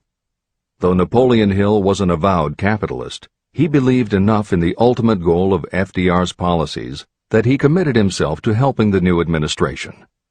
Throughout the Depression years, he became a close confidant of the president's, helping to guide Roosevelt in his efforts to revitalize America. It is said that it was Hill who gave FDR the famous line, "We have nothing to fear but fear itself." And though Hill was dead broke, just as he had done for President Wilson, he refused to accept more than $1 a year for his efforts.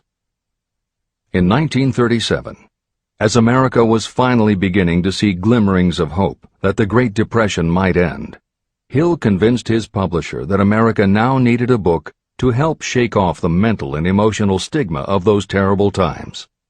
He was right.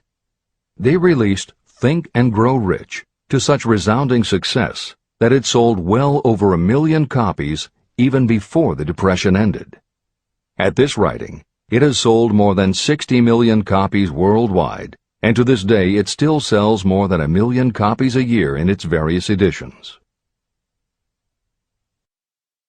Take your own persistence inventory. Persistence is a state of mind. Therefore, it can be cultivated. Like all states of mind, persistence is based upon definite causes, among them these. Definiteness of purpose. Knowing what you want is the first and most important step toward the development of persistence. A strong motive will force you to surmount difficulties. Desire. It is comparatively easy to acquire and maintain persistence in pursuing the object of intense desire. Self-reliance. Belief in your ability to carry out a plan encourages you to follow the plan through with persistence. Self-reliance can be developed through the principle described in Chapter 5, Auto-Suggestion. Definiteness of plans. Organized plans, even ones that may be weak or impractical, encourage persistence. Accurate knowledge. Knowing that your plans are sound, based upon experience or observation, encourages persistence. Guessing, instead of knowing, destroys persistence. Cooperation. Sympathy, understanding, and cooperation with others tend to develop persistence. Willpower. The habit of concentrating your thoughts on making plans to attain your definite purpose leads to persistence. Habit. Persistence is the direct result of habit. The mind absorbs and becomes a part of the daily experiences upon which it feeds. Fear, the worst of all enemies, can be overcome by forcing yourself to perform and repeat acts of courage. Everyone who has seen active service in war knows this. Take inventory of yourself and determine what you are lacking in this essential quality of persistence. Measure yourself point by point and see how many of the previous 8 factors of persistence you lack. The analysis may lead to discoveries that will give you a new understanding of yourself and what you need to get ahead. The following is a list of the real enemies that stand between you and achievement. These are not only the symptoms indicating weakness of persistence, but also the deeply seated subconscious causes of this weakness. Study the list carefully, and face yourself squarely if you really wish to know who you are and what you are capable of doing. These are the weaknesses that must be mastered by anyone who really wants to accumulate riches. 1. Failure to recognize and to define clearly exactly what you want. 2. Procrastination, with or without cause, usually backed up with a long list of alibis and excuses. 3. Lack of interest in acquiring specialized knowledge. 4. Indecision, and the habit of passing the buck instead of facing issues squarely, also backed by alibis and excuses. 5. The habit of relying upon excuses instead of making definite plans to solve your problems. 6. Self-satisfaction. There is little remedy for this, and no hope for those who suffer from it. 7. Indifference, usually reflected in your readiness to compromise rather than meet opposition and fight it. 8. The habit of blaming others for your mistakes and accepting circumstances as being unavoidable. 9. Weakness of desire because you neglected to choose motives that will push you to take action. 10. Willingness to quit at the first sign of defeat, based upon one or more of the 6 basic fears. 11. Lack of organized plans that you have written out so they can be analyzed. 12. The habit of neglecting to act on ideas or to grasp opportunity when it presents itself. 13. Wishing instead of willing. 14. The habit of compromising with poverty instead of aiming at riches. A general lack of ambition to be, to do, or to own. 15. Searching for all the shortcuts to riches, trying to get without giving a fair equivalent, usually reflected in the habit of gambling or trying to drive unfair bargains. 16. Fear of criticism, resulting in failure to create plans and put them into action because of what other people might think, do, or say. This is one of your most dangerous enemies because it often exists in your subconscious mind and you may not even know it is there. See the 6 basic fears in the last chapter. If you fear criticism. Following is an examination of the symptoms of the fear of criticism. The majority of people permit relatives, friends, and the public at large to influence them so that they cannot live their own lives because they fear criticism. Many people make mistakes in marriage but stay married, then go through life miserable and unhappy because they fear criticism. Anyone who has submitted to this form of fear knows the irreparable damage it does by destroying one's ambition and the desire to achieve.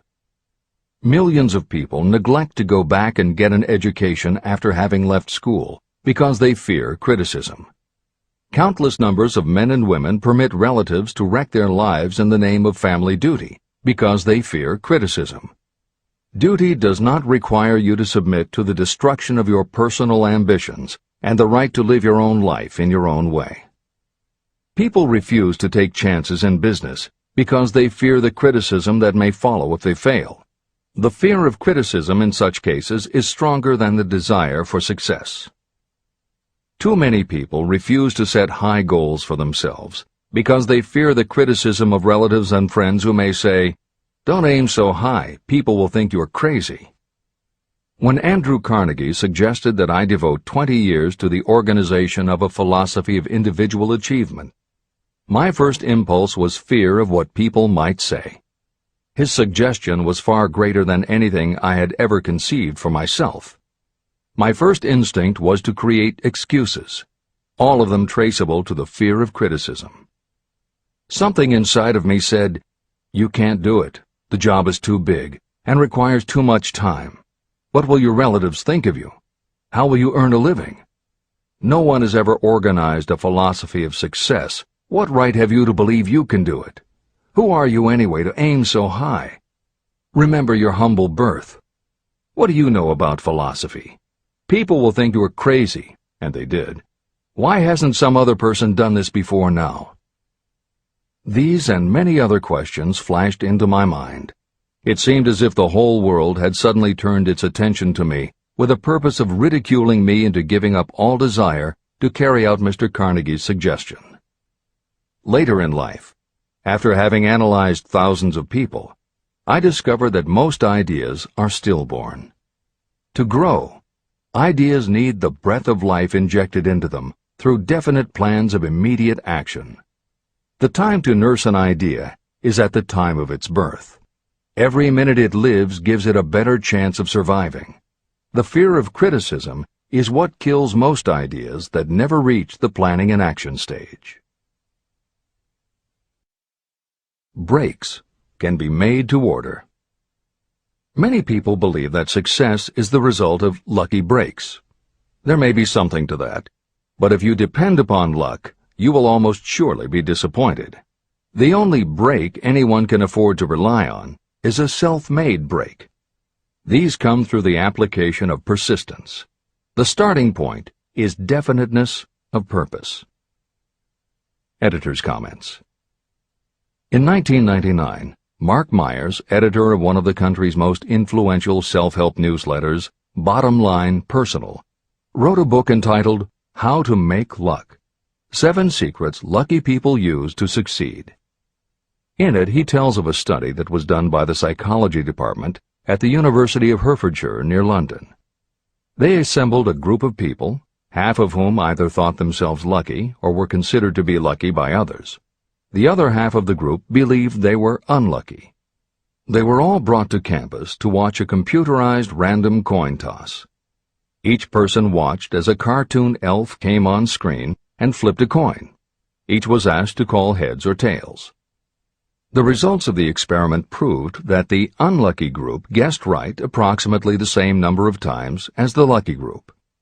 In follow-up interviews, the researchers concluded that the only difference between so-called lucky and unlucky people was that the lucky people tended to remember the good things that had happened in their lives, and those that thought they were unlucky tended to dwell on the bad things.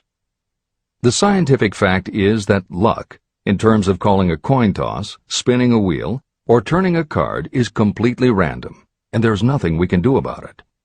All we can control is what we say and do. Everything else that happens to us depends upon the actions of others and the random world in which we live. Then why do some people seem to be so lucky and get all the lucky breaks? Myers says it is because, unlike luck, lucky breaks are something you can control. And lucky people, whether they know it or not, have taken specific steps to make their good luck. You can influence lucky breaks in 2 ways. You have to intentionally put yourself in luck's way, and you must make people want to help you because they believe that you deserve their help. Once you have let the world know you are ready for a break, luck is largely a matter of being introduced to opportunities by people who open doors for us. Myers calls these people gatekeepers. Gatekeepers offer help not only out of goodwill, but also because they hope you will help them in return when you are in a position to do so. People who are lucky make it a point to impress their gatekeepers so that they will be the first to come to mind when opportunities arise. Your gatekeepers must believe that you deserve a break, and that it is worth it to them to give you one. One of the best ways to do that is simply to behave and act lucky. If you act like a loser, people think you are a loser. If you perceive yourself as lucky, it will be easier for others to see you that way. And if you are believed to be a lucky person, your chances of receiving lucky opportunities will increase, partly because others hope some of your luck will rub off on them. This is the biggest secret lucky people know. They know that when they seem lucky, more people want to help them. There are people waiting to make a difference in your life if you show them you are willing to make an effort and that you are enthusiastic. Mark Myers' book is devoted to explaining ways to do that. As Hill says, the only lucky break anyone can afford to rely upon is a self-made break. These come through the application of persistence. The starting point is definiteness of purpose. This is the end of the editor's comments.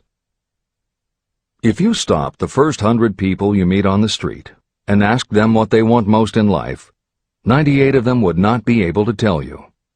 If you press them for an answer, some will say security, many will say money, a few will say happiness, and others will say fame and power. Some might tell you they want social recognition, ease in living, the ability to sing, dance, or write. But none of them will be able to give you the slightest indication of a plan by which they hope to attain these vaguely expressed wishes. Riches do not respond to wishes. They respond only to definite plans backed by definite desires through constant persistence. How to develop persistence. There are 4 simple steps that lead to the habit of persistence. They call for no great amount of intelligence, no particular amount of education, and little time or effort. These necessary steps are: 1. A definite purpose, backed by a burning desire for its fulfillment. 2. A definite plan, expressed in continuous action. 3. A mind closed tightly against all negative and discouraging influences, including negative suggestions of relatives, friends, and acquaintances. 4. A friendly alliance with one or more persons who will encourage you to follow through with both plan and purpose. These 4 steps are essential for success in all walks of life. An important purpose of the 13 principles of this philosophy is to enable you to take those 4 steps as a matter of habit. They are steps by which you may control your economic destiny. They are steps that lead to freedom and independence of thought. They are steps that lead to riches, in small or great quantities. They are steps that lead the way to power, fame, and worldly recognition. They are 4 steps that guarantee favorable breaks. They are steps that convert dreams into physical realities. They are steps that lead also to the mastery of fear, discouragement, indifference. There is a magnificent reward for anyone who learns to take these 4 steps. It is the privilege of writing your own ticket and of making life yield whatever price is asked. How to master difficulties. What mystical power gives people of persistence the capacity to master difficulties? Does the quality of persistence set up in your mind some form of spiritual, mental, or chemical activity that gives you access to supernatural forces? Does infinite intelligence throw itself on the side of the person who still fights on when the whole world seems to be against them? These and many other similar questions were in my mind as I watched Henry Ford start from scratch and build an industrial empire with little more than persistence. Or Thomas A. Edison, who, with less than 3 months of schooling, became the world's leading inventor.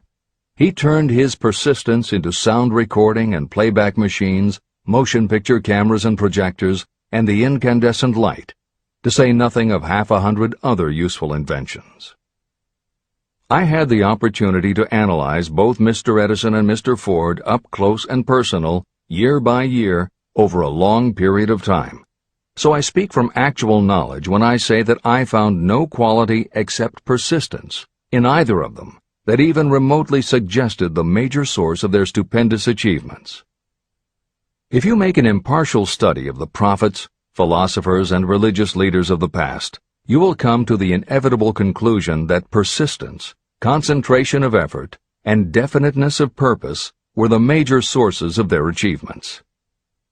Consider, for example, the fascinating story of Muhammad. Analyze his life. Compare him with men of achievement in this modern age of industry and finance, and observe how they all have one outstanding trait in common: persistence. If you want to understand more about the power of persistence and how it works, I strongly suggest that you read a biography of Muhammad. Editor's comments. At the beginning of the 21st century, there was an increased interest in Islam due to the attacks on the World Trade Center and the subsequent War on Terror. Consequently, the modern reader will have no difficulty finding a number of very good books about Muhammad.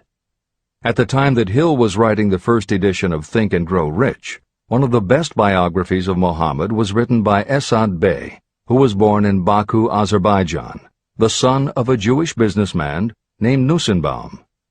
Later, he changed his name when he converted to Islam. During the Russian Revolution, he fled his home for Berlin, where he lived until the rise of Hitler again forced him to move, first to Austria and then finally to Italy. It is believed by some that this man known as Esad Bey also wrote under another pen name, Kurban Said, and was in fact the author of the acclaimed Azerbaijani novel, Ali and Nino. That Napoleon Hill was very impressed with this particular biography of Muhammad is clear from his recommendation, which follows. I strongly suggest that you read a biography of Muhammad, especially the one by Esad Bey. This brief review of that book, which appeared in the Herald Tribune, will provide a preview of the rare treat in store for those who take the time to read the entire story of one of the most astounding examples of the power of persistence known to civilization. The Last Great Prophet. Reviewed by Thomas Sugru. Muhammad was a prophet, but he never performed a miracle. He was not a mystic. He had no formal schooling. He did not begin his mission until he was 40. When he announced that he was the messenger of God, bringing word of the true religion, he was ridiculed and labeled a lunatic. Children tripped him, and women threw filth upon him. He was banished from his native city, Mecca, and his followers were stripped of their worldly goods and sent into the desert after him. When he had been preaching 10 years, he had nothing to show for it but banishment, poverty, and ridicule. Yet before another 10 years had passed, he was dictator of all Arabia, ruler of Mecca, and the head of a new world religion which was to sweep to the Danube and the Pyrenees before exhausting the impetus he gave it.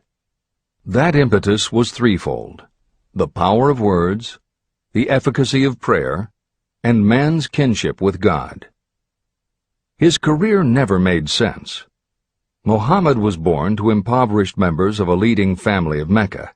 Because Mecca, the crossroads of the world, home of the magic stone called the Kaaba, great city of trade and the center of trade routes, was unsanitary, its children were sent to be raised in the desert by Bedouins.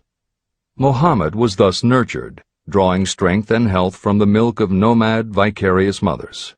He tended sheep and soon hired out to a rich widow as leader of her caravans. He traveled to all parts of the Eastern world, talked with many men of diverse beliefs, and observed the decline of Christianity into warring sects. When he was 28, Khadijah, the widow, looked upon him with favor and married him. Her father would have objected to such a marriage, so she got him drunk and held him up while he gave the paternal blessing. For the next 12 years, Muhammad lived as a rich and respected and very shrewd trader. Then he took to wandering in the desert, and one day he returned with the first verse of the Koran and told Khadijah that the archangel Gabriel had appeared to him and said that he was to be the messenger of God.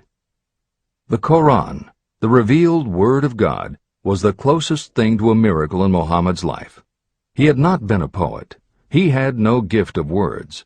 Yet the verses of the Koran, as he received them and recited them to the faithful, were better than any verses which the professional poets of the tribes could produce. This, to the Arabs, was a miracle. To them, the gift of words was the greatest gift. The poet was all-powerful.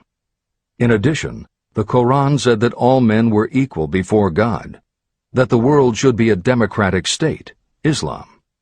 It was this political heresy, plus Muhammad's desire to destroy all the 360 idols in the courtyard of the Kaaba, which brought about his banishment.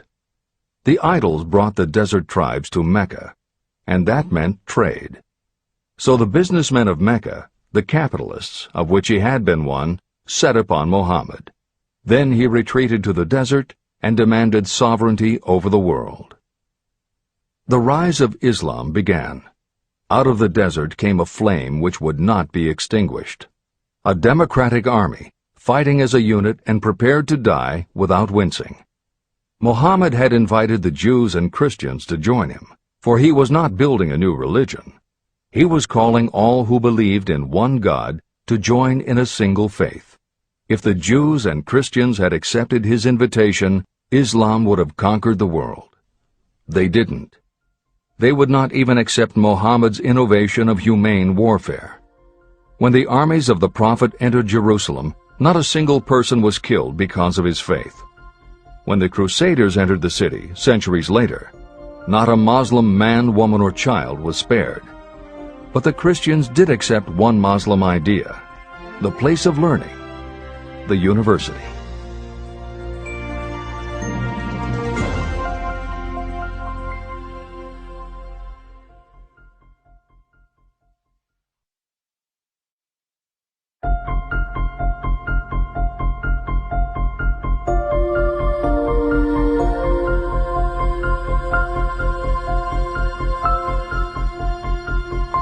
The ladder of success is never crowded at the top.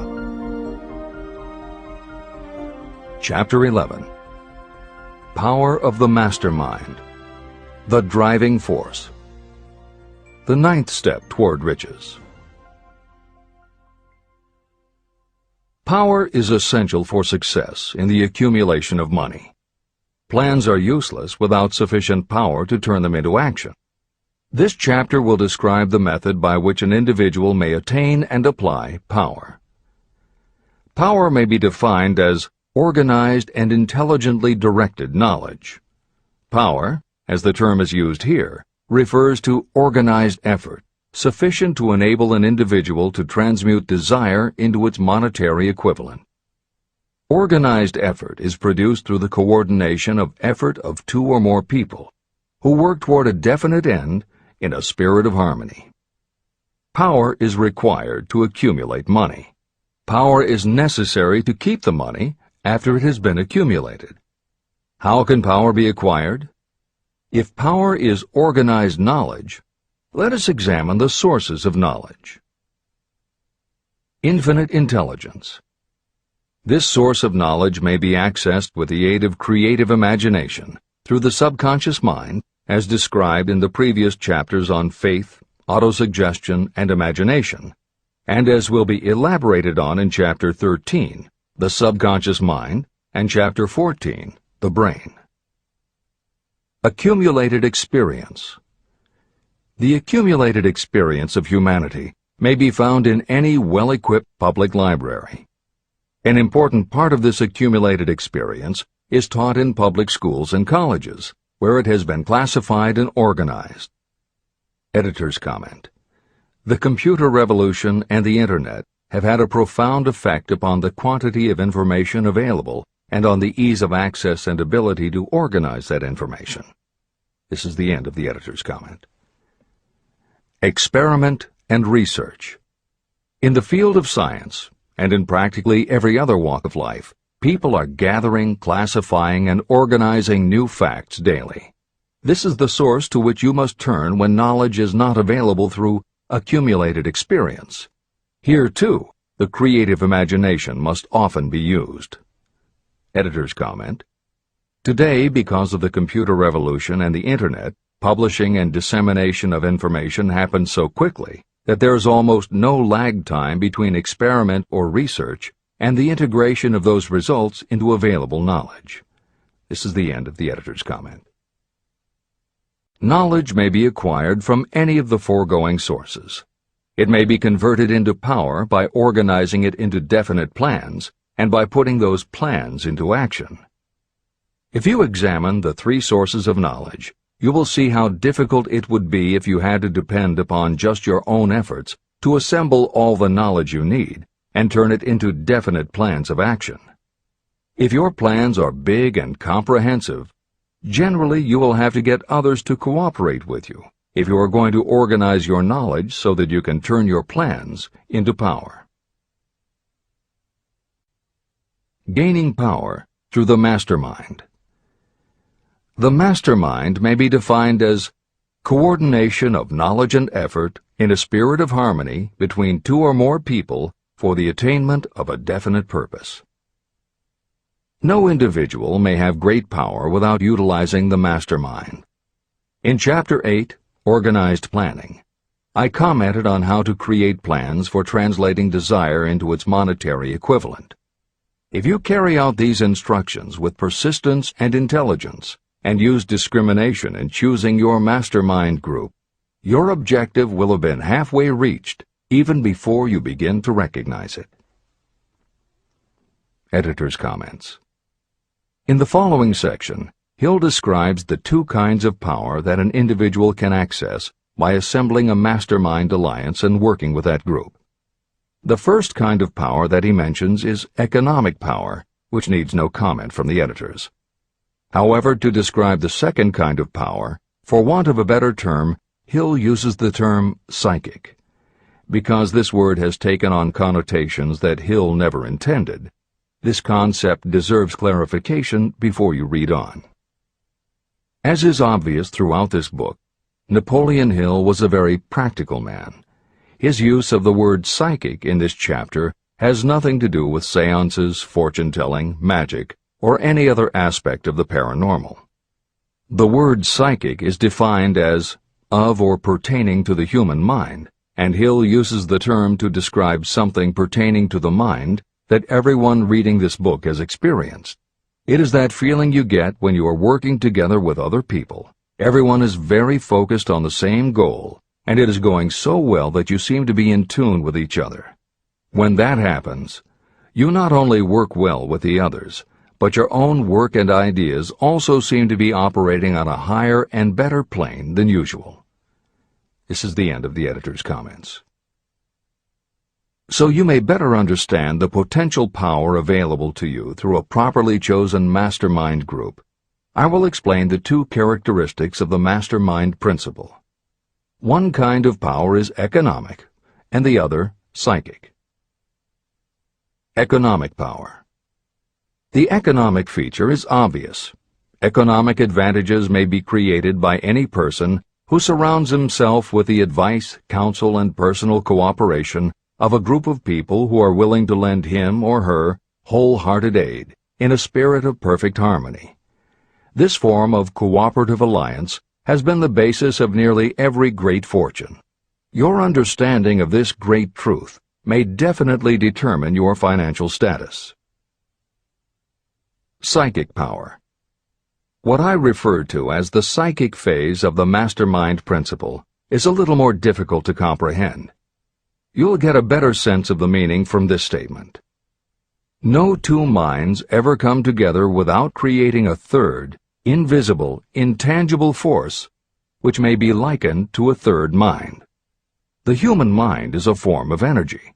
When the minds of two people are coordinated in a spirit of harmony, the energy of each mind seems to pick up on the energy of the other mind, which constitutes the psychic phase of the mastermind.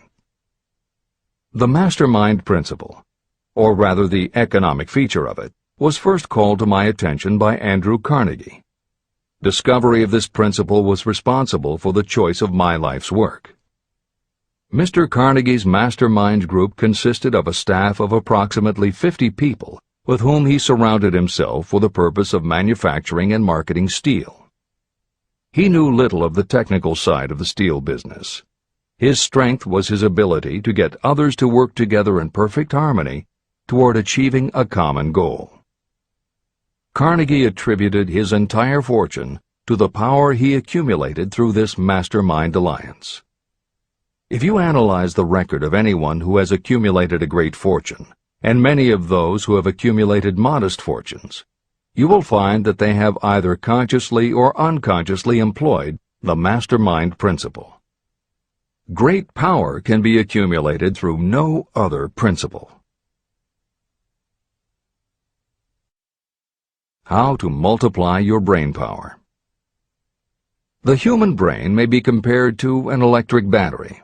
It is a fact that a group of batteries will provide more energy than a single battery. It is also a fact that the amount of energy provided by each individual battery depends upon the number and capacity of the cells it contains. The brain functions in a similar fashion. Some brains are more efficient than others. A group of brains coordinated or connected in a spirit of harmony will provide more thought energy than a single brain. just as a group of electric batteries will provide more energy than a single battery.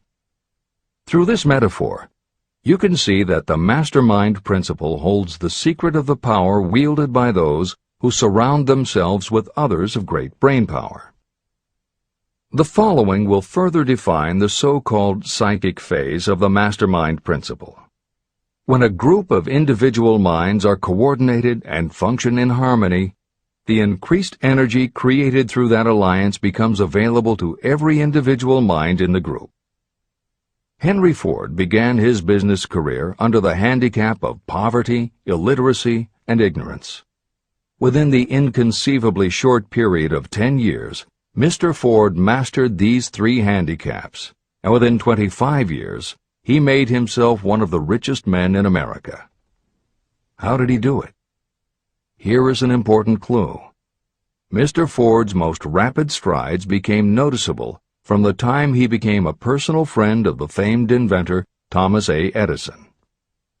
In the story of Ford's success, this is just the first indication of what the influence of one mind upon another can accomplish. Follow his story further, and you will have even more evidence that power may be produced through friendly alliance of minds. It is a fact that Mr. Ford's most outstanding achievements became even more pronounced later, after he formed the acquaintances of Harvey Firestone, John Burroughs, and Luther Burbank, each a man of great mental capacity. People take on the nature and the habits and the power of thought of those with whom they associate in a spirit of sympathy and harmony. Through his association with Edison, Burbank, Burroughs, and Firestone, Mr. Ford added to his own brain power the intelligence, experience, knowledge, and spiritual forces of these 4 men. Henry Ford used the mastermind principle in exactly the way it is described in this book. This principle is available to you. I have already mentioned Mahatma Gandhi. Let me review the method by which he attained his stupendous power. It may be explained in a few words. He came by power through inducing over 200 million people to coordinate with mind and body in a spirit of harmony for a definite purpose. In brief, Gandhi accomplished a miracle, for it is a miracle when 200 million people can be induced, not forced, to cooperate in a spirit of harmony. If you doubt that this is a miracle, try to get even 2 people to cooperate in a spirit of harmony for any length of time.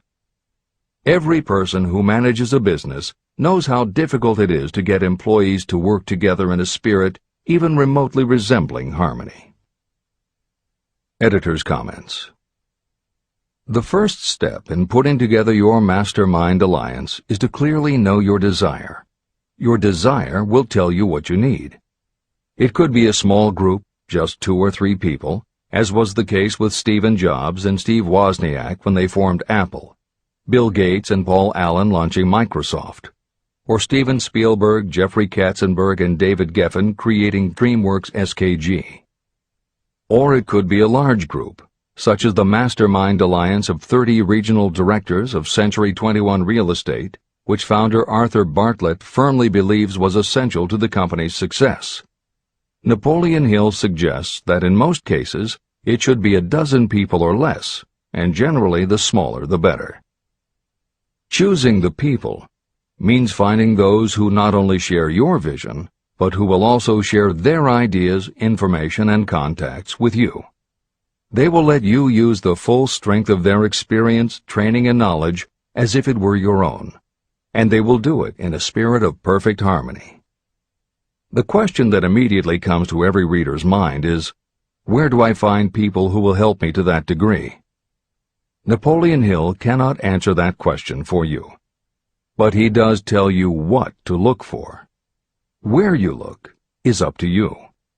And if you really do have the desire to succeed, you will start looking and you won't give up until you find the right people. Napoleon Hill's description of the mastermind that appears below is augmented with additional material from articles and speeches he wrote after the publication of Think and Grow Rich. These were compiled for publication by Hill's friend, mentor, and business associate, W. Clement Stone, and appear in 2 books, Napoleon Hill's Keys to Success and Believe and Achieve. This is the end of the editor's comments. Finding your mastermind members. Ally yourself with a group of as many people as you may need in order to assemble a mastermind that will assist you in creating and carrying out your plan or plans for the accumulation of money. Compliance with this instruction is absolutely essential. Choose to associate with people who share common values, goals, and interests, yet who each have a strong desire to contribute to the overall effort. Trial and error will be part of the process, but there are 2 qualities to keep foremost in your mind. The first is ability to do the job. Do not select people for your alliance merely because you know them and like them. Such people are valuable to you because they improve the quality of your life, but they are not necessarily suited to a mastermind alliance. Your best friend may not be the most knowledgeable marketing professional, but perhaps he or she can introduce you to someone who is. The second quality is the ability to work in a spirit of harmony with others. There must be a complete meeting of minds without any reservations. Personal ambition must be subordinate to the achievement of the purpose of the alliance. This includes your own. You must also insist upon confidentiality. Some people can give away an idea simply because they love to talk.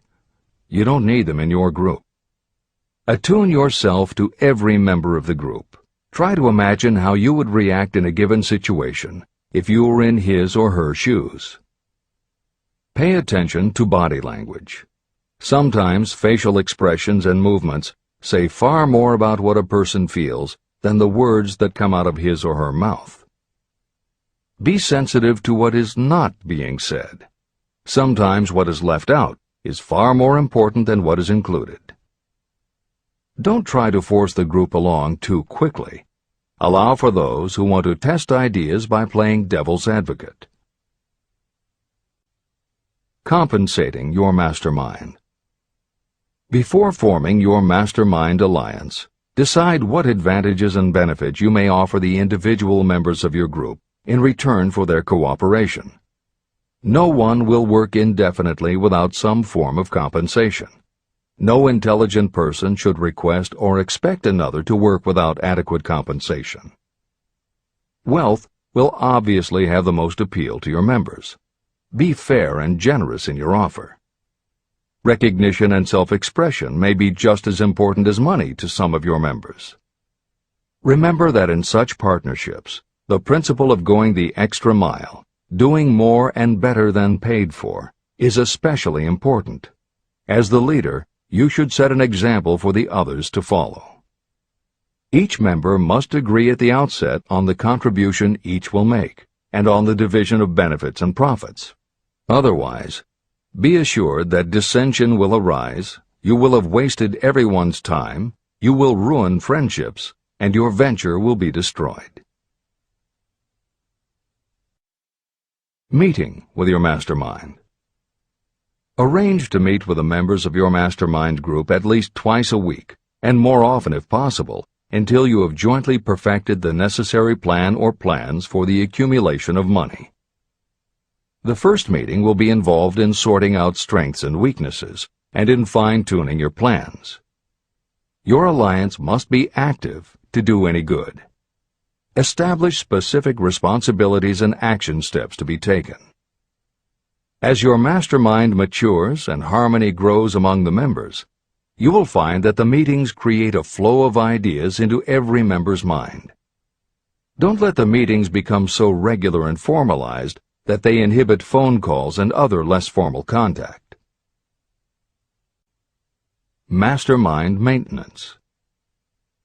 Maintain perfect harmony between yourself and every member of your mastermind group.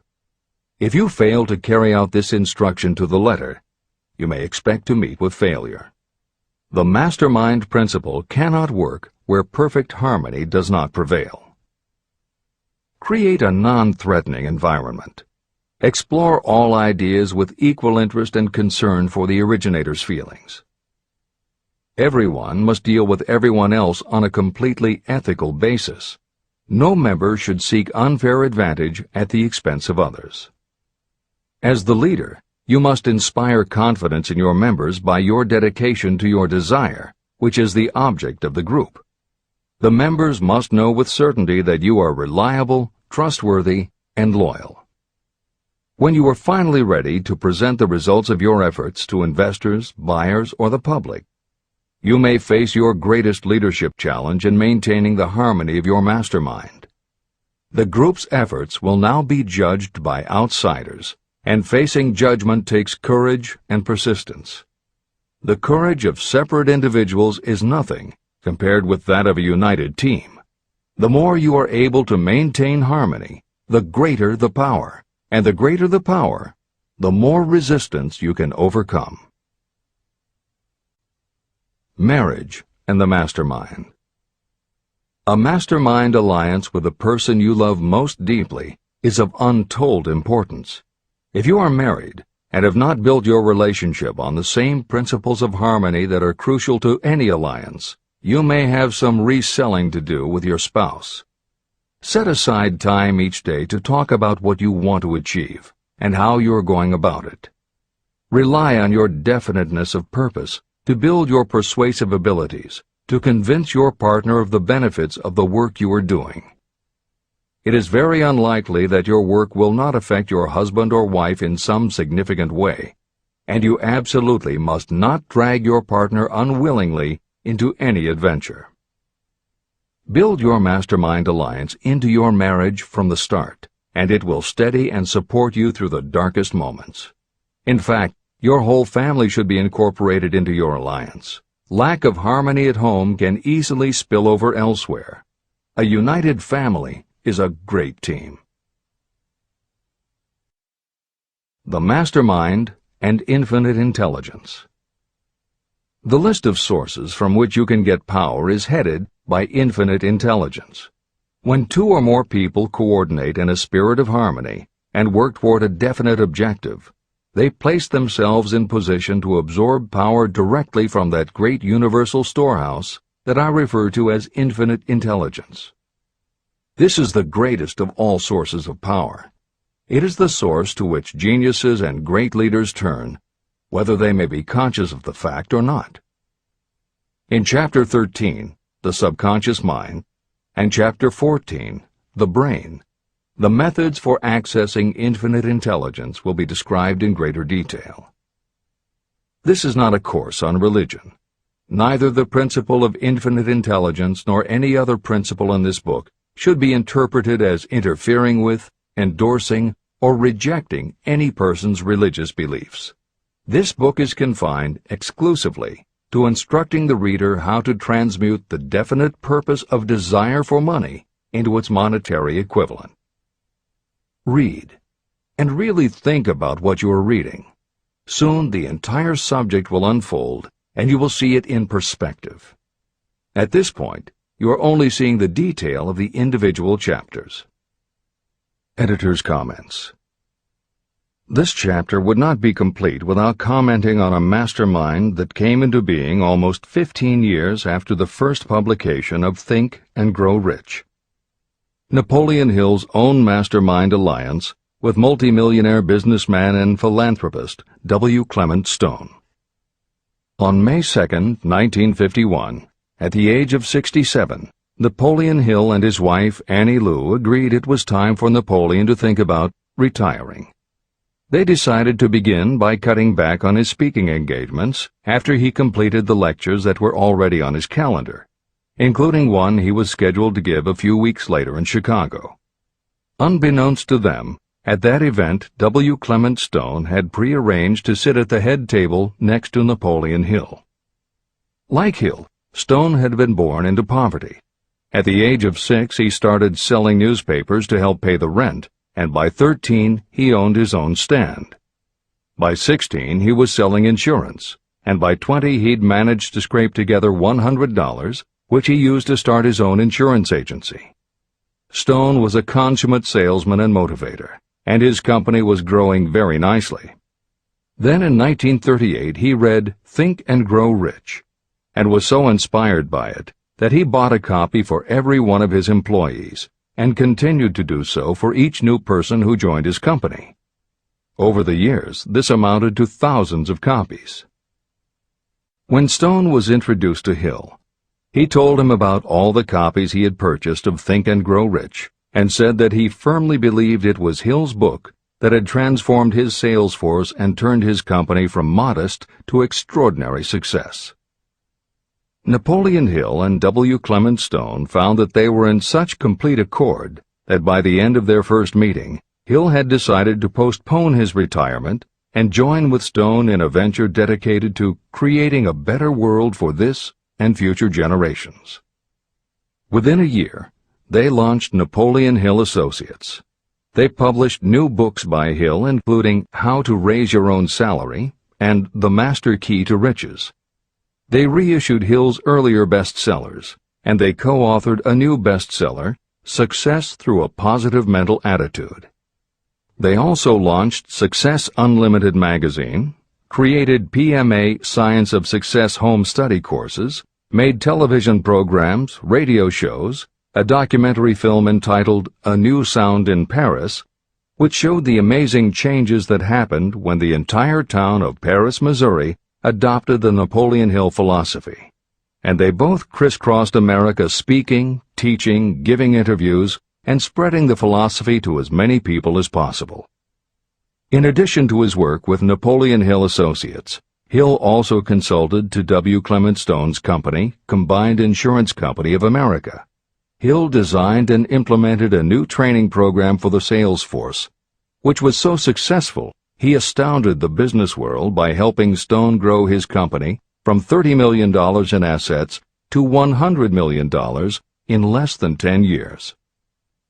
When W. Clement Stone passed away in 2002, his company, now known as Aon Corporation, had revenues of $2 billion a year.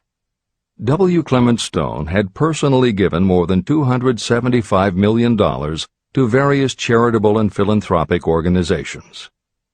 There has perhaps never been a greater example of coordination of knowledge and effort in a spirit of harmony between two or more people for the attainment of a definite purpose.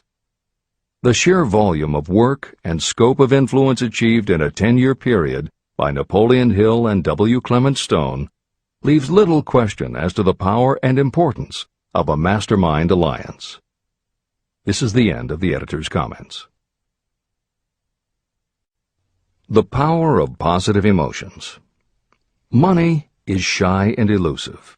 It must be wooed and won by methods not unlike those used by a determined lover.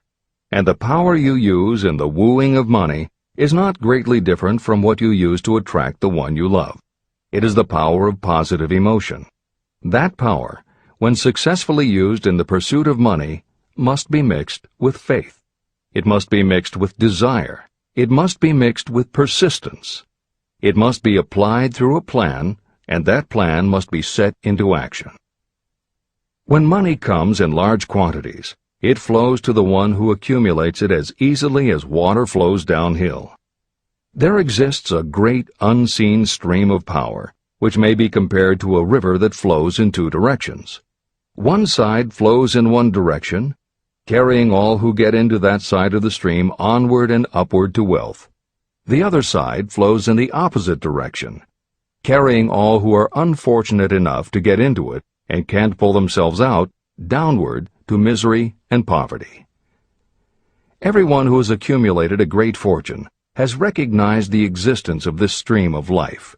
It consists of one's thinking process. Positive emotions form the side of the stream that carries you to fortune. Negative emotions form the side that carries you down to poverty. This is a point of great importance to the person who is following this book with the object of accumulating a fortune. If you are caught in the side of the stream of power that leads to poverty, this book will serve as an oar by which you may propel yourself over into the other side of the stream. But it can serve you only through application and use. Merely reading and passing judgment on it, either one way or another, will be of no benefit to you. Poverty and riches can change places. But when riches take the place of poverty, the change only happens through well-conceived and carefully executed plans. The same is not true of poverty. Poverty needs no plan. It needs no one to help it because it is bold and ruthless. Riches are shy and timid. They have to be attracted. More gold has been mined from the thoughts of men than has ever been taken from the earth. Chapter 12. Sexuality, Charisma, and Creativity. The 10th step toward riches. Editor's comments. What motivates human beings is the subject of continuing scientific research and philosophical debate. There is general agreement that the prime motivators are the basic human needs for food and water, shelter and clothing, and safety. Beyond these basic life-sustaining needs, however, there are other factors that motivate people to action. It is the definition of the other factors and their order of importance that continues to be open to interpretation. Perhaps the most widely known theory is psychologist Abraham Maslow's hierarchy of human needs, which lists 8 levels of motivational forces, starting with the basic physiological and safety needs, then ascends through belonging and love, esteem, understanding, aesthetics, self-actualization, and transcendence. Other psychologists and sociologists have defined and arranged the categories differently, but in almost all cases there is agreement that after the primary life-sustaining needs are met, sex and love are the next most important motivating forces. Napoleon Hill also compiled a hierarchy of what he referred to as mind stimuli.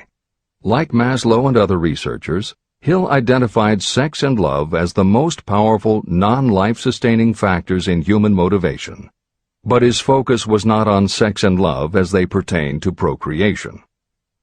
Hill was intrigued by the theory that if sex and love are such powerful forces in driving humans to action, there might be a correlation to outstanding achievement or material success.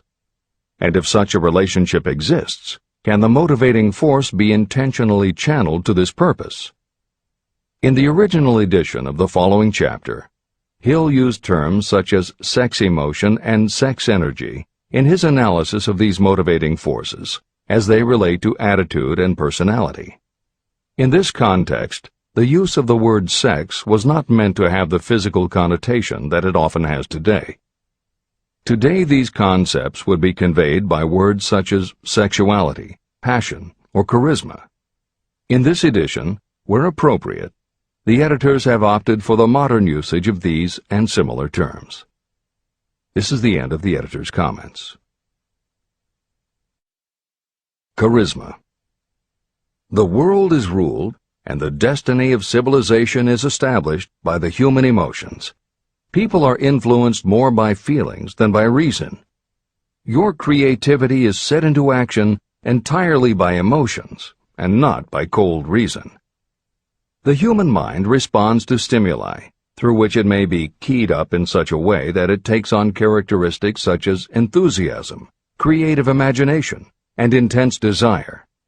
The stimuli to which the mind responds most freely are 1. The desire for sexual expression, 2. Love, 3. A burning desire for fame, power, or financial gain, money, 4. Music, 5. Close friendship and or admiration, 6. A mastermind alliance based upon the harmony of 2 or more people who ally themselves for advancement, 7. Mutual suffering, such as that experienced by people who are persecuted, 8. Auto-suggestion, 9. Fear, 10. Alcohol and drugs. The desire for sexual expression comes at the head of the list of stimuli that step up the mind and start the wheels of physical action. The emotions associated with a human sexual drive bring into being a state of mind. When motivated by this desire, people often show courage, willpower, persistence, imagination, and creative ability that they don't normally have. So strong and impelling is the desire for sexual expression that people freely run the risk of life and reputation because of it. A river may be dammed and its water controlled for a time, but eventually it will force an outlet. The same is true of the emotions related to sexual expression. It may be submerged and controlled for a time, but its very nature causes it to be ever-seeking means of expression. The desire for sexual expression is inborn and natural. The desire cannot and should not be submerged or eliminated, but it can be given other outlets that enrich the body, mind, and spirit. When harnessed and redirected, this motivating force has been used as a powerful creative force in literature, art, and other pursuits, including the accumulation of riches. A teacher who has trained more than 30,000 salespeople came to the conclusion that individuals who are most confident sexually are the most efficient salespeople. The explanation is that the factor of personality known as personal magnetism is a manifestation of sexual energy. Editor's comments. There have been numerous psychological and sociological studies about the relationship between sexuality and success that tend to support Hill's observation. Because physical characteristics are the most quantifiable aspects of sexuality, most research studies focus on gender, attractiveness, body size, and age, and they measure indicators such as first impressions, expectation of performance, perception of performance, and social interaction. These studies generally conclude that when comparing individuals of equal competence, for men, the perception is that taller men will do better than short, a full head of hair will outperform balding, handsome or virile will beat out plain or older. For women, the results are comparable.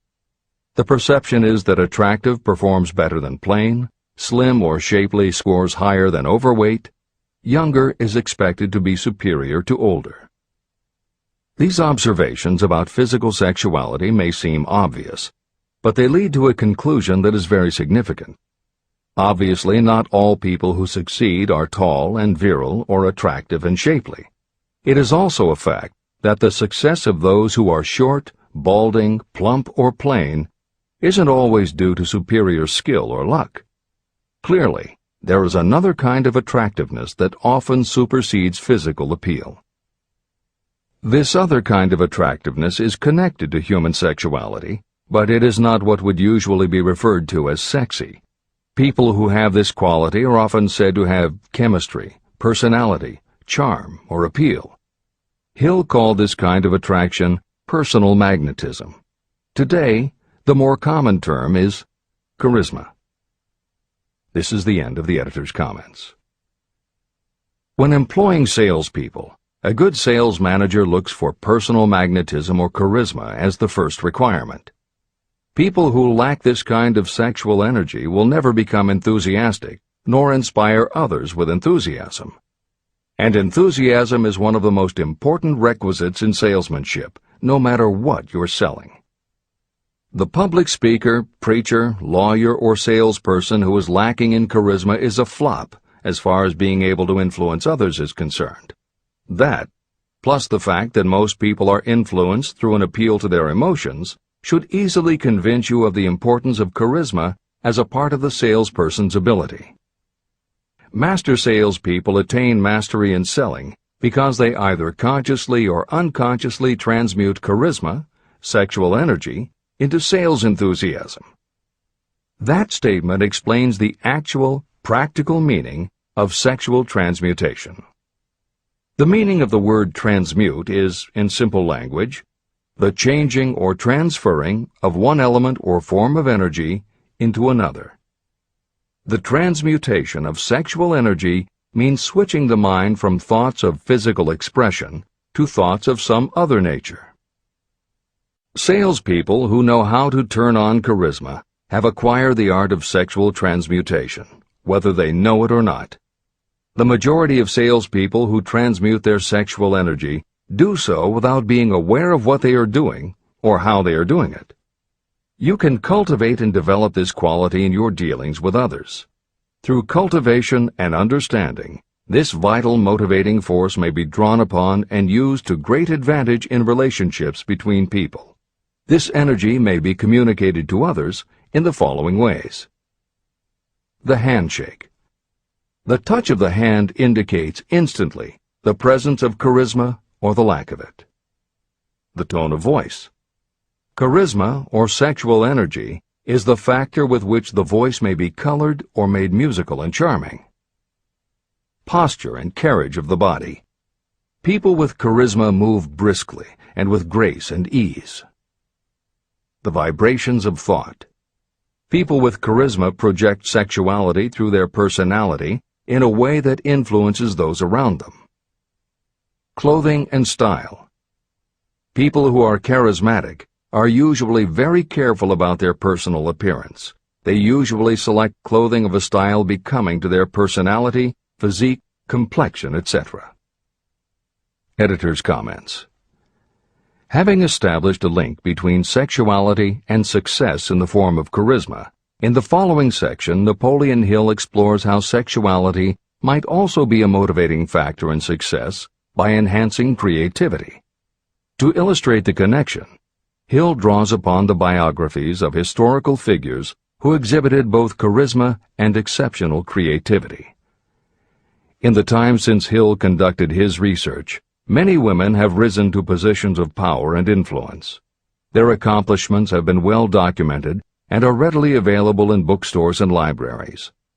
However, when Hill was assembling his data, the majority of historical biographies available were about successful men. Further, the successful industrialists and political leaders he had personally studied during the previous 30 years were also men. Because of this limitation, Hill does not theorize about the role men might play in motivating the success of women. This issue is addressed in a later editorial comment. This is the end of the editor's comments.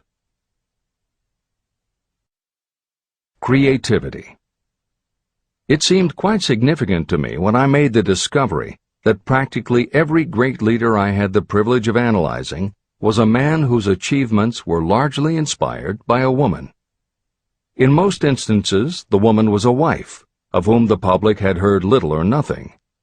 In a few of the cases I studied, the source of inspiration was the other woman. The pages of history are filled with the records of great men whose achievements may be traced directly to the influence of women who aroused the creative faculties of their minds. Napoleon Bonaparte was one of these. When inspired by his first wife, Josephine, he was irresistible and invincible. When his better judgment or reasoning faculty prompted him to put Josephine aside, he began to decline. His defeat and exile to St. Helena were not far distant. Abraham Lincoln was a notable example of a great leader who achieved his greatness through the discovery and use of his faculty of creative imagination. It is noted in practically every book written about Lincoln that he discovered and began to use this faculty as the result of the love that he experienced when he met Anne Rutledge. This is more than an interesting historical fact. It is of significance in connection with the role sexuality plays in the study of the source of genius.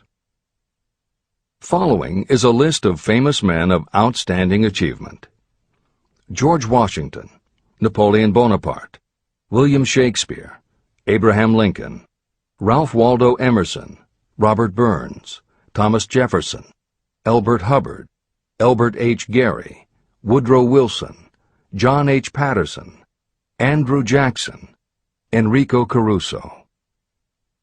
Wherever there was evidence available in connection with the lives of these men of achievement, it indicated most convincingly that each possessed a highly developed sexual nature. An analysis of the information taken from biographies and historical writings leads to the following conclusions. 1. Those of greatest achievement have a highly developed sexual nature, but have learned the art of transmutation of sexual energy. 2. Those who have accumulated great fortunes and achieved outstanding recognition in literature, art, industry, architecture, and the professions were motivated by the influence of a mate or lover. When driven by these emotions, people become gifted with a superpower for action. If you understand this, you will also understand that sexual transmutation contains the secret of creative ability. Editor's comments. As noted previously, although Hill's analysis focused on men, today there is a wide range of biographies about women who have succeeded in every aspect of life, including business, politics, religion, sports, entertainment, and the arts. Bearing in mind that biographical information is always subjective, the reader can now find ample material from which to draw a conclusion as to whether Hill's theory about sexuality as a motivating force is equally evident in women. Napoleon Hill had to do an in-depth analysis of biographies in searching for indications that the subject sexuality had a correlation to their success. Today, we just turn on the television, and we're inundated with intimate details about both men and women suggesting that the best and the brightest are apparently also the sexiest. Although scandals aren't usually cited as scientific proof, the exposés of some of the biggest entertainment and sports stars, high-profile CEOs of major companies, numerous politicians, and even a few presidents, all make at least a common-sense case for Hill's theory about the correlation between sexuality and success. This is the end of the editor's comments. Obviously, this does not mean that everyone who is highly sexed is a genius. People attain the status of a genius only when and if they stimulate their minds so that they can draw upon the forces available through the creative faculty of the imagination. Although it is the most important of the stimuli or motivators, the mere possession of sexual energy is not sufficient to produce a genius. The energy must be transmuted from desire for physical contact into some other form of desire and action before it will lift one to the status of a genius. Genius and creative imagination. A definition of genius might be someone who has discovered how to increase the intensity of thought to the point where that person can freely communicate with sources of knowledge not available through the ordinary rate of thought. This definition should prompt some questions in the mind of anyone reading this book.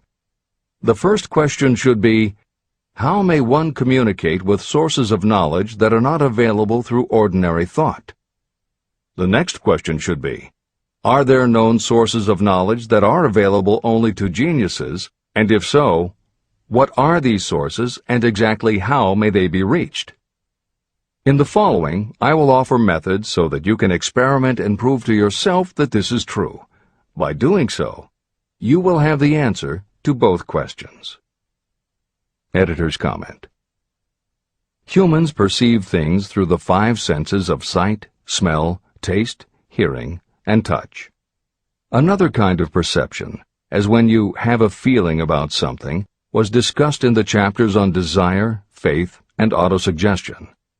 This kind of perception is often referred to as the 6th sense, and in the following Hill explores the relationship between sexuality, motivation, creative imagination, and the 6th sense.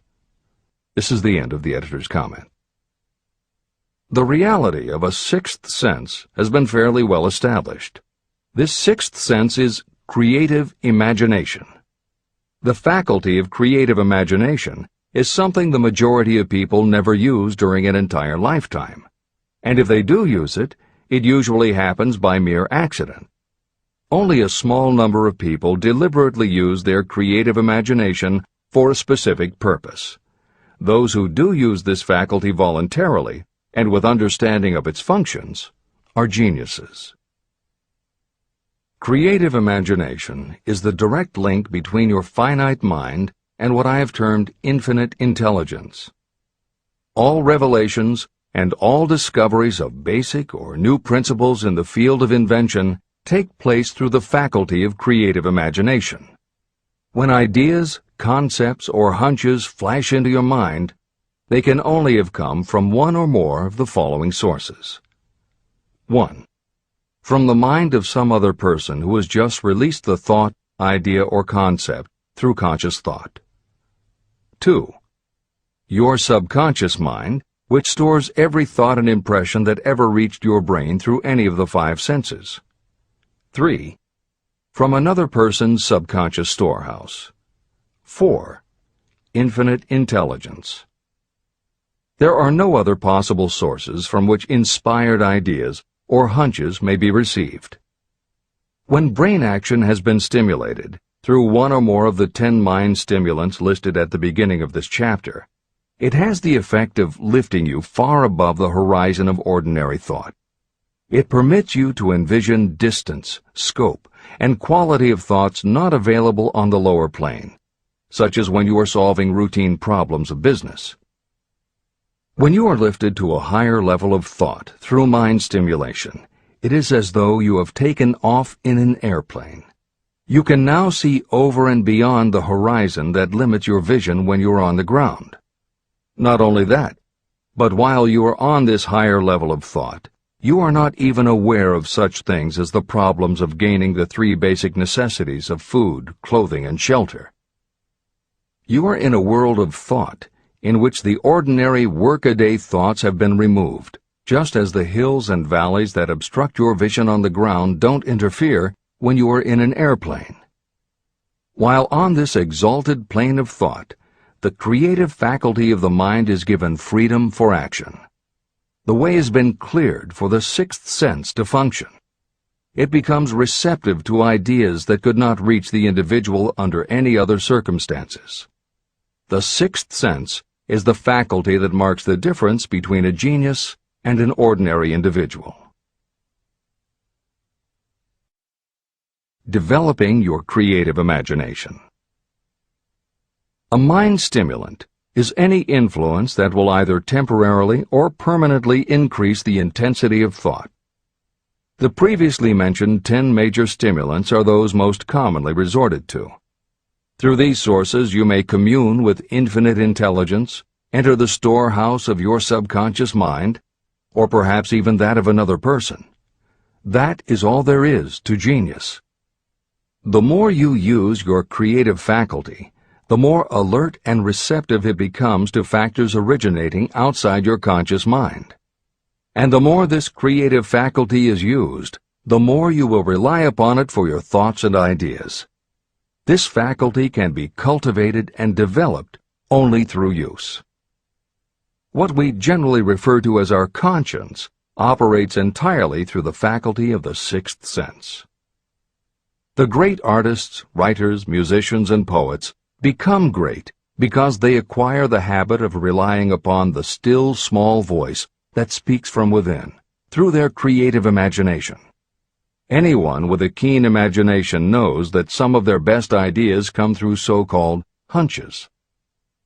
One of the best-known public speakers admits that his speeches are only really great when he closes his eyes and begins to rely entirely upon the faculty of creative imagination. When asked why he closed his eyes just before the climax of his speech, he replied, "I do it because then I speak through ideas that come to me from within." One of America's most successful and best-known financiers has the habit of closing his eyes for 2 or 3 minutes before making a decision. When asked why, he replied, "With my eyes closed, I am able to draw upon a source of superior intelligence."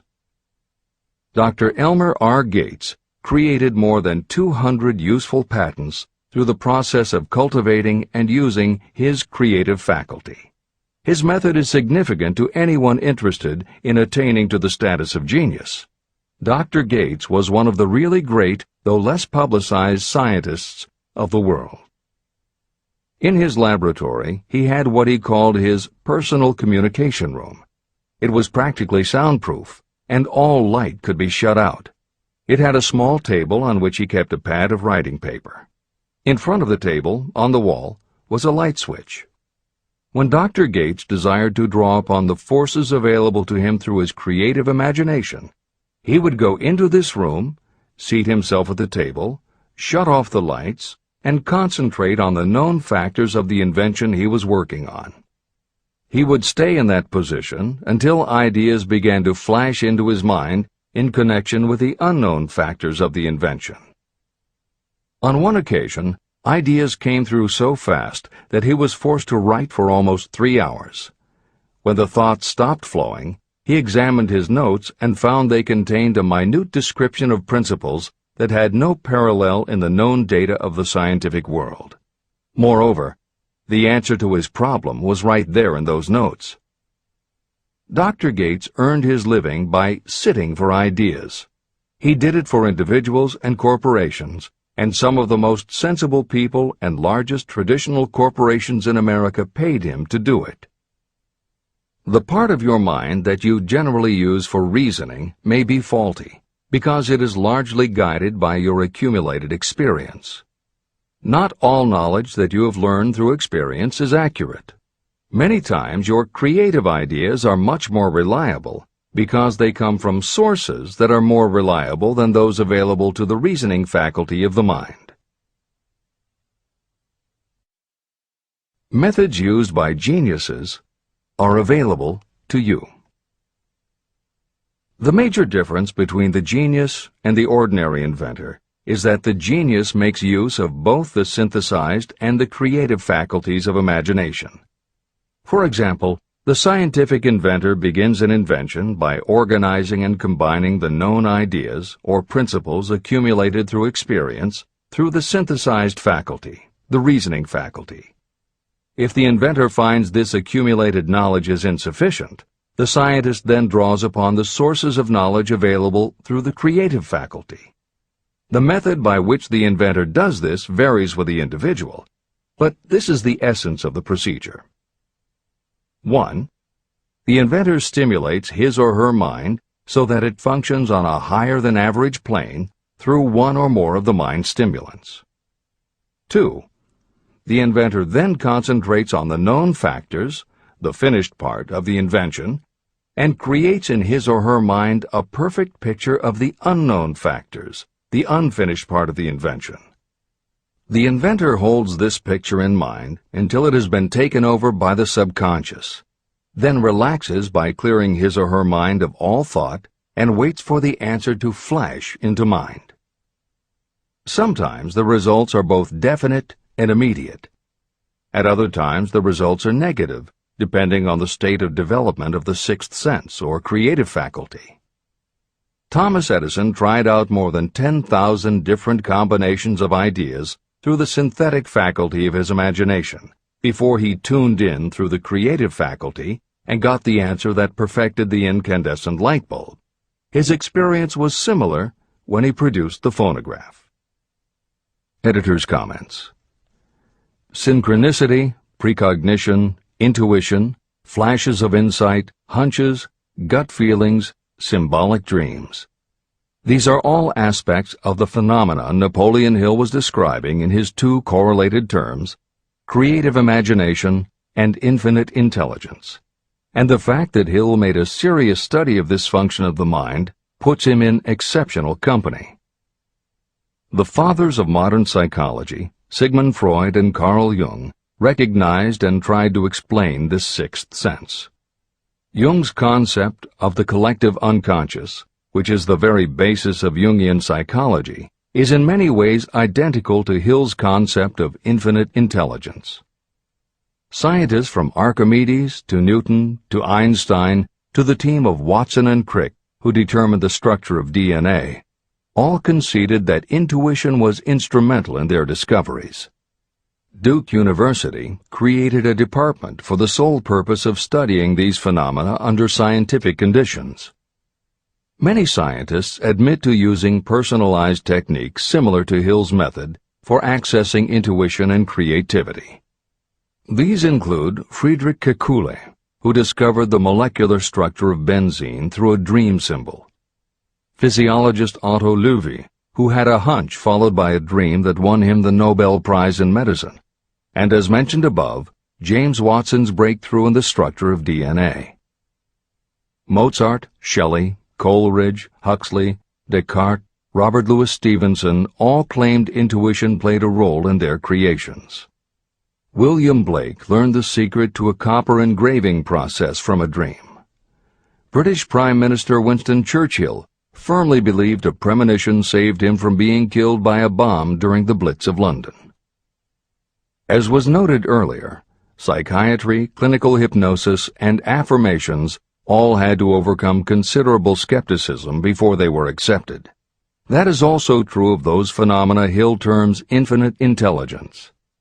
However, in the 1970s and 80s, the public's interest was piqued by well-researched books such as The Intuitive Edge by Philip Goldberg, Creative Dreaming by Patricia Garfield, and The Right Brain Experience by Mary-Lee Zdenek. Though these anomalies of the mind still defy laboratory proof, contemporary researchers continue to publish tantalizing results. This is the end of the editorial comments. Nature has equipped the human brain and mind with internal stimulants that safely trigger the mind to tune in to fine and rare thoughts. No satisfactory substitute for nature's stimulants has ever been found. However, history is not lacking in examples of people who rose to the status of genius as the result of using artificial mind stimulants. Edgar Allan Poe wrote The Raven while under the influence of alcohol, dreaming dreams no mortal ever dared to dream before. Samuel Taylor Coleridge wrote Kubla Khan during an opium-induced dream, and Robert Burns wrote best when intoxicated. For auld lang syne, my dear, we'll take a cup of kindness yet for auld lang syne. It is true that these and others who are known as geniuses relied upon artificial mind stimulation. But a more important lesson to remember is how many of these people destroyed themselves through the use of those stimulants. Editor's comments. In more contemporary terms, Hill's point about the dangers of artificial mind stimulants was never better made than it was in the television series Behind the Music, which began running on VH1 in the late 1990s. The series was meant to chronicle the lives of rock stars and celebrate their hits, but after viewing 2 or 3 of the shows, they all began to look the same. Young singer and band have a hit record, make millions of dollars, plunge into the sex, drugs, and rock and roll lifestyle, everyone gets addicted, and they blow all of the money. By the end of the show, at least one band member overdoses, the band breaks up, the singer hits the skids, meets someone who inspires him or her to go into rehab, the ex-star makes an anti-drug TV spot and professes newfound faith and family values while announcing a comeback tour. Although the shows played like a bad parody of themselves, the fact that the stories were so similar, that so many talented singers and songwriters who depended on drugs ended up burning out, should be telling you something, especially if you don't just want to succeed, but want to keep and enjoy your success. This is the end of the editor's comments. Every intelligent person knows that stimulation in excess through alcohol or drugs is a destructive form of intemperance. For some, overindulgence in sexual expression may become just as destructive. A sexually obsessed person is not essentially different from a person addicted to drugs or alcohol. Both have lost control over their faculties of reason and willpower. Human sexuality is a mighty urge to action, but its forces are like a cyclone, almost impossible to completely control. When an individual is driven solely by emotions related to sexuality, that person may be capable of great achievement, but their actions are often disorganized and destructive. It is true that a person may pursue financial or business success by harnessing the driving force of sexual energy without self-control. But history is filled with evidence that such people likely have certain traits of character that rob them of the ability to either hold or enjoy their fortunes.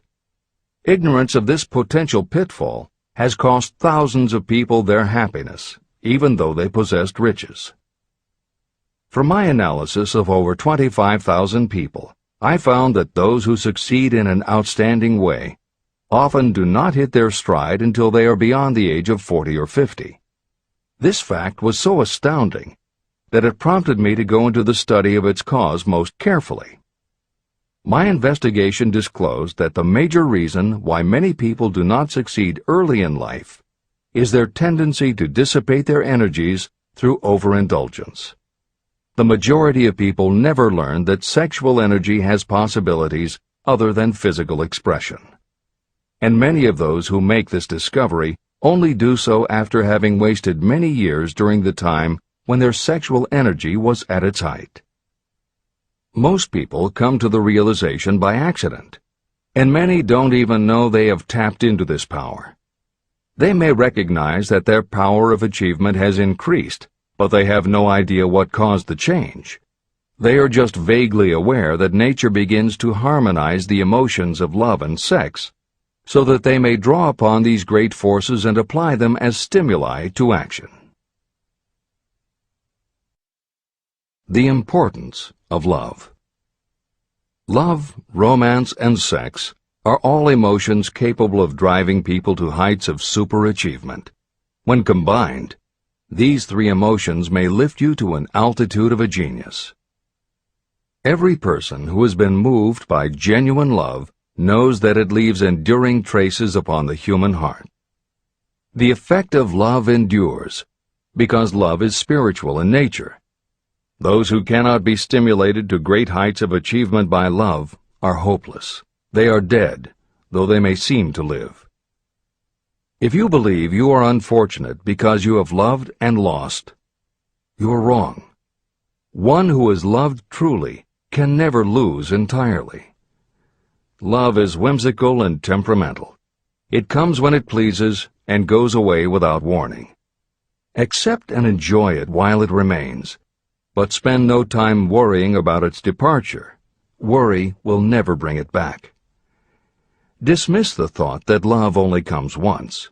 Love may come and go times without number, but there are no two love experiences that affect you in just the same way. There may be one love experience that leaves a deeper imprint on the heart than all the others. But all love experiences are beneficial, except to the person who becomes resentful and cynical when love makes its departure. Even the memories of love can lift you and stimulate your mind. Go back into your yesterdays at times and bathe your mind in the beautiful memories of past love. It will soften your worries and give you a source of escape from the unpleasant realities of life. And maybe, during this temporary retreat into the world of fantasy, your subconscious mind will yield to you ideas or plans that may change the entire financial or spiritual status of your life. There should be no disappointment over love, and there would be none if people understood the difference between the emotions of love and sex. Love is an emotion of many shades and colors, but the most intense and burning of all is that experienced in the blending of the emotions of love and sex. Marriages or committed relationships that are not blessed with love properly balanced with sex cannot be happy ones, and seldom endure. Love alone will not bring happiness, nor will sex alone. Love is spiritual. Sex is biological. No experience that touches the human heart with a spiritual force can possibly be harmful, except through ignorance or jealousy. The presence of destructive emotions in the human mind may poison it in a way that destroys your sense of justice and fairness. Just as a chemist can take certain chemical elements, none of which are harmful in themselves, and by mixing them together create a deadly poison, in a similar manner the emotions of sex and jealousy, when mixed, may turn just as lethal. Love is the emotion that serves as a safety valve and brings balance, reason, and constructive effort. Love is, without question, life's greatest experience. It can bring you into communion with infinite intelligence. When love guides the emotions, it may lead you well on your way toward creative effort. The road to genius consists of the development, control, and use of sex, love, and romance. Briefly, the process may be stated as follows. Encourage the presence of the positive emotions as the dominating thoughts in your mind, and discourage all the destructive emotions. The mind is a creature of habit. It thrives on the dominating thoughts fed to it. Through your willpower, you may discourage the presence of any emotion and encourage the presence of any other. Control of your mind, through the power of your will, is not difficult. Control comes from persistence and habit. The secret of control lies in understanding the process of transmutation. When any negative emotion presents itself in your mind, it can be transmuted into a positive or constructive emotion by the simple procedure of changing your thoughts. There is no other road to genius than through voluntary self-effort. When the emotion of romance is added to those of love and sex, the obstructions between the finite mind and infinite intelligence are removed. Then, a genius has been born.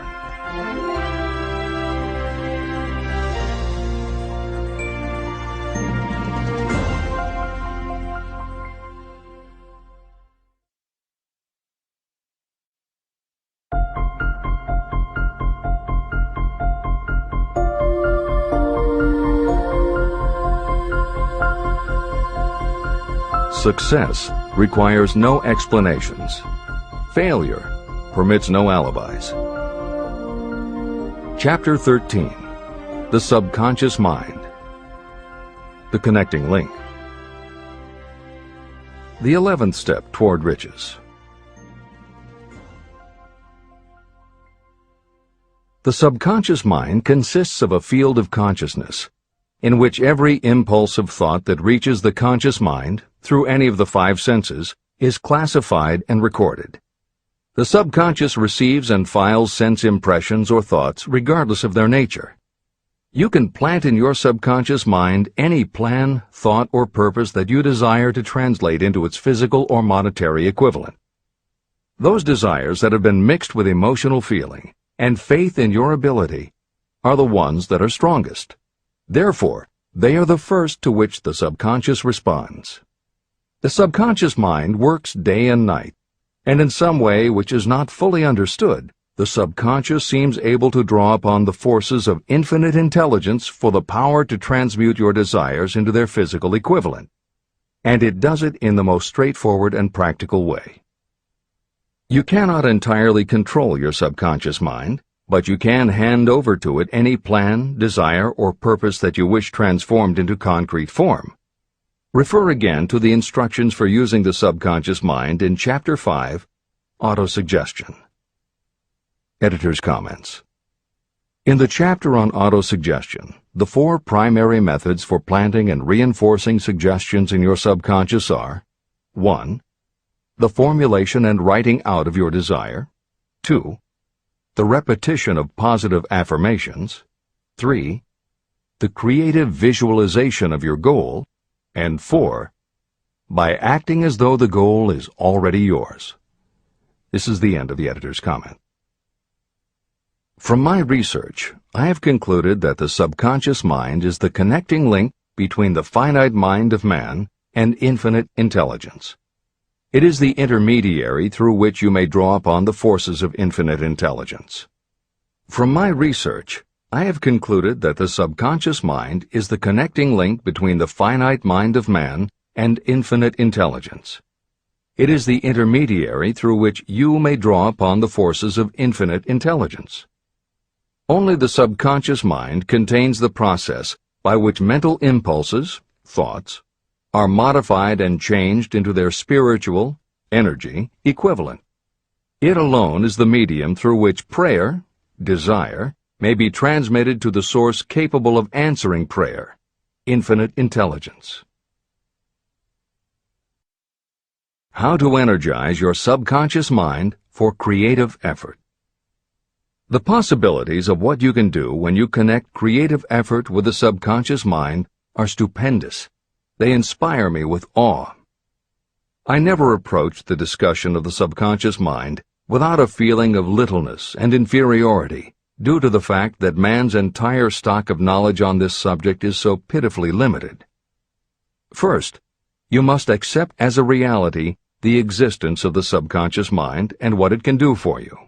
This will enable you to understand its possibilities as a medium for transmuting your desires into their physical or monetary equivalent, and then you will comprehend the full significance of the instructions given in Chapter 3, Desire. You will also understand the importance of making your desires clear and putting them in writing. You will understand as well the necessity of persistence in carrying out instructions. The 13 principles that are the basis of this book are the stimuli with which you acquire the ability to reach and to influence your subconscious mind. Do not become discouraged if you cannot do this on your first attempt. Remember that the subconscious mind can be directed only through habit. You have not yet had time to master faith. Be patient. Be persistent. Editor's comments. There are two aspects to Hill's theory of the subconscious mind. There are two aspects to Hill's theory of the subconscious mind. One is the concept of the subconscious as the storehouse of all information and thoughts that you have ever experienced. The second is the concept of the subconscious as the gateway to infinite intelligence. In this chapter, Hill focuses primarily on the subconscious as a storehouse. Expanding on the editorial comment about the subconscious mind that appears in the chapter on autosuggestion, proof that the subconscious is a storehouse of information is confirmed in the use of hypnotherapy by psychiatrists. Through hypnosis, psychiatrists are able to help patients open the door to their subconscious so that they can retrieve information about traumatic situations that have been filtered out or repressed by the conscious mind. Further proof is in the use of hypnosis by law enforcement officials to recapture information such as license plate numbers and other details that the conscious mind of a witness has filtered out. Although results vary from person to person, there is no doubt that the subconscious has access to information that the conscious mind does not. This storehouse aspect of the subconscious is what accounts for some ideas that come to us through creative imagination. In some instances, bits of information and ideas that our conscious mind has forgotten will connect with each other on a subconscious level to create a new idea, and that idea will be received by our creative intelligence, which presents it to us as a flash of inspiration. You can't completely control this process, but you can condition yourself to come up with more and better ideas. It is a fact that a traumatic experience, the result of which creates a strongly planted idea, can influence the way a person thinks and acts.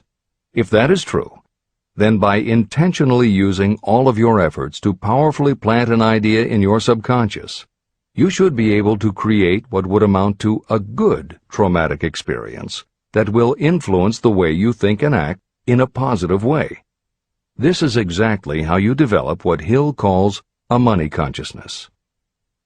If you do everything within your power to strongly, firmly, and with complete faith and conviction plant the idea that you will be successful and achieve your desire, your subconscious will accept and store that idea.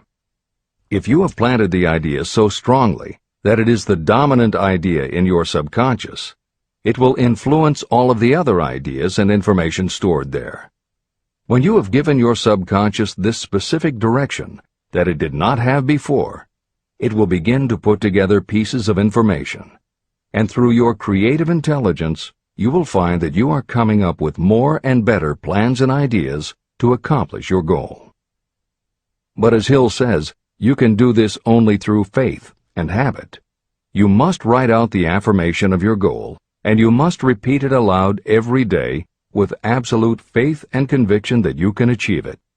You must vividly and creatively visualize yourself achieving your goal, and you must do it every day. You must conduct yourself with the attitude that says you can accomplish your goal, and that you deserve the help of those who can help you to accomplish your goal. And you must conduct yourself in that way every day. If you seriously commit yourself to doing these things, it will change the way you think and act. Your subconscious will do everything it can to transmute your desire into reality, and other people will want to do what they can to help you succeed. This is the end of the editor's comments. Many statements in the chapters on faith and on autosuggestion are repeated here for the benefit of your subconscious mind. Remember, your subconscious mind functions whether you make any effort to influence it or not. This means that thoughts of fear, poverty, and all negative ideas will affect your subconscious mind unless you master these impulses and give it more desirable food on which it may feed. the subconscious mind will not remain idle. If you don't plant desires in your subconscious mind, it will feed on the thoughts that reach it as the result of your neglect. Both negative and positive thoughts are reaching your subconscious mind continuously. These thoughts come from the four sources. 1. Consciously from other people. 2. Your subconscious. 3. Subconsciously from other people. And 4. Infinite intelligence. Every day, all kinds of thought impulses are reaching your subconscious mind without your knowledge. Some of these impulses are negative. Some are positive. Right now, you should be specifically trying to shut off the flow of negative impulses and actively working to influence your subconscious mind through positive impulses of desire.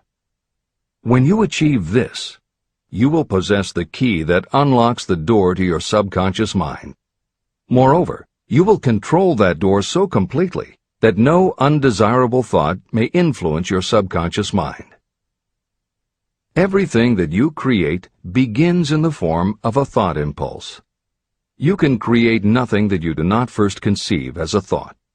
Through the aid of the imagination, thoughts may be assembled into plans. The imagination, when under your control, may be used to create plans or purposes that lead to success in your chosen occupation. All thoughts that you want to turn into success and have planted in the subconscious mind must pass through the imagination and be mixed with faith, your faith in your own abilities.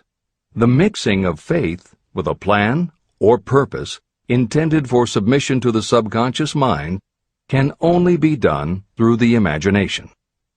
From these statements, it should be clear that if you want to make use of your subconscious mind, it will call for the coordination and application of all 13 principles of success that are the basis of this book. Make your positive emotions work for you.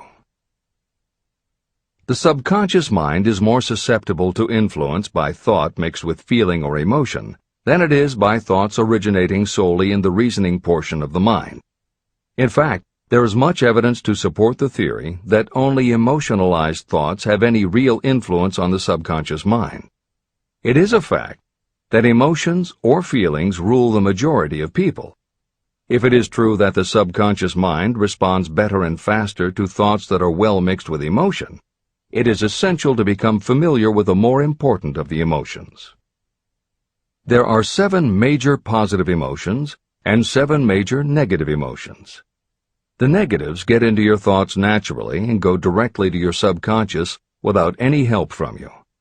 The positive emotions must be injected by you through the principle of auto-suggestion into the thought impulse that you wish to pass on to your subconscious mind.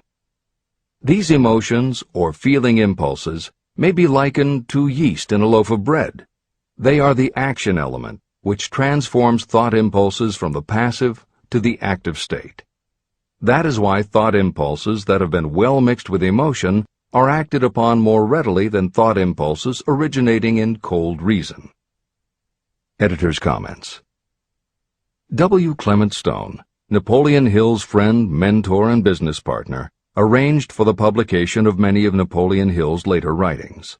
The following is adapted from material that appears in 2 of these books, Napoleon Hill's Keys to Success and Believe and Achieve. Enthusiasm is a positive mental attitude, an internal impelling force of intense emotion, a power compelling creation or expression.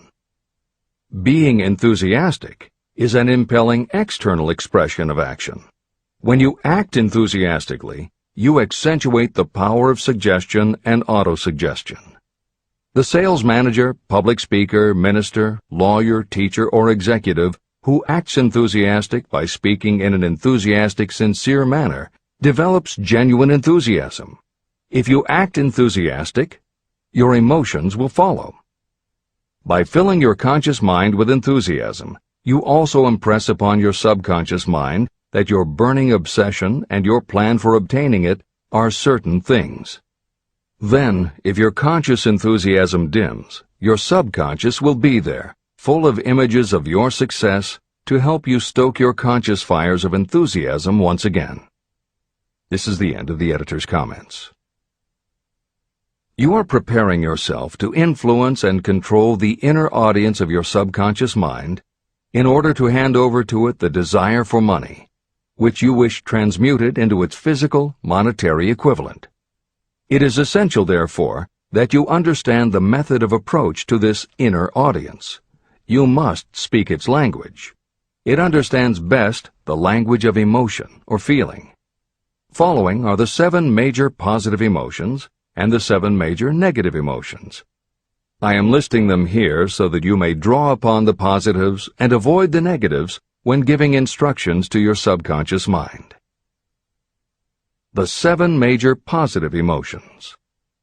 The emotion of desire, the emotion of faith, the emotion of love, the emotion of sex, the emotion of enthusiasm, the emotion of romance, the emotion of hope. There are other positive emotions, but these are the 7 most powerful and the ones most commonly used in creative effort. Master these 7 emotions. They can be mastered only by use, and the other positive emotions will be at your command when you need them. Remember that you are studying a book that is intended to help you develop a money consciousness by filling your mind with positive emotions. The 7 major negative emotions to be avoided. The emotion of fear, the emotion of jealousy, the emotion of hatred, the emotion of revenge, the emotion of greed, the emotion of superstition, the emotion of anger. Positive and negative emotions cannot occupy the mind at the same time. One or the other must dominate. It is your responsibility to make sure that positive emotions constitute the dominating influence of your mind. That is where the law of habit will help you. Form the habit of applying and using the positive emotions. Eventually, they will dominate your mind so completely that the negatives cannot enter it. Only by following these instructions literally and continuously can you gain control over your subconscious mind. The presence of a single negative in your conscious mind is sufficient to destroy all chances of constructive aid from your subconscious mind. Editor's comments. Napoleon Hill's concern about the susceptibility of the subconscious mind to negative thoughts, emotions, and comments is well known to professionals who work with these techniques. In clinical hypnotherapy, there is an axiom referred to as the law of reversed effect, which states that whenever there is a conflict between imagination and willpower, the imagination wins. When you attempt to plant an idea, if the subconscious already harbors a negative, trying to force the new idea has the reverse effect, because the subconscious becomes obsessed with defending its established negative idea. And the harder you try to do something, the more the subconscious resists, and the more difficult it becomes. Even the use of the word try is warned against, because it gives the suggestion to the subconscious of a preconceived failure. The concept of trying implies an ongoing effort. You don't want to try. You want to succeed. If you ask your subconscious to help you try, it may do just that. It may help you try, but it will prevent you from succeeding. Because if you did succeed, then it could no longer help you try, which is what you asked it to do. The cautionary note about using the word try is just one example of the care that should be taken when formulating affirmations and using auto-suggestion. The following are some other rules of thumb that most modern experts agree on. 1. Affirmations should always be stated as a positive. Affirm what you do want, not what you don't want. 2. Affirmations work best when they are short and very clear about a single desired goal. Take the time to write, rewrite, and polish your affirmation until you can express your desire in a short statement of precise and well-chosen words. 3. Affirmations should be specific about the desired goal, but not about how to accomplish it. Your subconscious knows better than you what it can do and how it can do it. 4. Do not make unreasonable time demands. Your subconscious can't make anything happen suddenly or now. 5. Just saying the words will have little effect. When you affirm your desire, you must do it with such faith and conviction that your subconscious becomes convinced of how important it is to you. As you affirm your desire to yourself, visualize it in your mind's eye as big as a billboard. Make it big, powerful, and memorable. 6. Repetition of your emotionalized affirmation is crucial. At this time, it is your habit to think one way. By repeating your affirmation often every day, your new way of thinking will begin to be your automatic response. Keep reinforcing it until it becomes second nature to you, and your habit will have become to think the new way, the way you want to think. This is the end of the editor's comments. We form habits based on the degree of reinforcement we receive. Habits make no moral judgments. They can be either good or bad. Both are formed through repetition. If we try something and like the results, we repeat the action. You can replace negative thoughts with positive ones. You can replace inaction with action, and you can form any habit you choose. Your thoughts are the only thing that you can completely control if you choose to do so. You can control your thoughts to control your habits. The secret of effective prayer. Most people resort to prayer only after everything else has failed, or else they pray by a ritual of meaningless words. And because most people who pray do so only after everything else has failed, they go to prayer with their minds filled with fear and doubt. Because fear and doubt are the emotions that are mixed with their prayer, these are the emotions the subconscious mind passes on, and these are the emotions that infinite intelligence receives and acts upon. If you pray for a thing, but as you pray you have fear that you may not receive it, or that your prayer will not be acted upon by infinite intelligence, your prayer will have been in vain. Prayer does sometimes result in the realization of that for which one prays. If you have ever had the experience of receiving something for which you prayed, go back in your memory and recall your actual state of mind while you were praying, and you will know for sure that the theory here described is more than a theory. The method by which you may communicate with infinite intelligence is very similar to the way the vibration of sound is transmitted by radio waves. Sound cannot be transmitted through the atmosphere until it has been changed into a very high rate of vibration. The radio station takes the sound of the human voice and modifies it by stepping up the vibration millions of times. Only in this way can the energy of sound be sent over distances. After this transformation has taken place, the energy, which originally was in the form of vibrations of sound, is broadcast or transmitted as a radio signal. When a radio set receives the high-speed transmission, it then reconverts that energy back to its original slower rate of vibration. And when it is stepped down to its original rate, it vibrates the diaphragm of the speaker, which reproduces the original sound of the voice. The subconscious mind is the intermediary that translates prayers or desires into terms that infinite intelligence can receive. The answer comes back to you in the form of a definite plan or idea for procuring the object of your prayer. When you understand this principle, you know why mere words read from a prayer book cannot serve as an agency of communication between the mind of man and infinite intelligence. Do not expect troubles, as they have a tendency not to disappoint.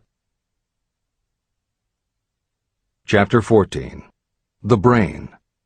A broadcasting and receiving station for thought. The 12th step toward riches.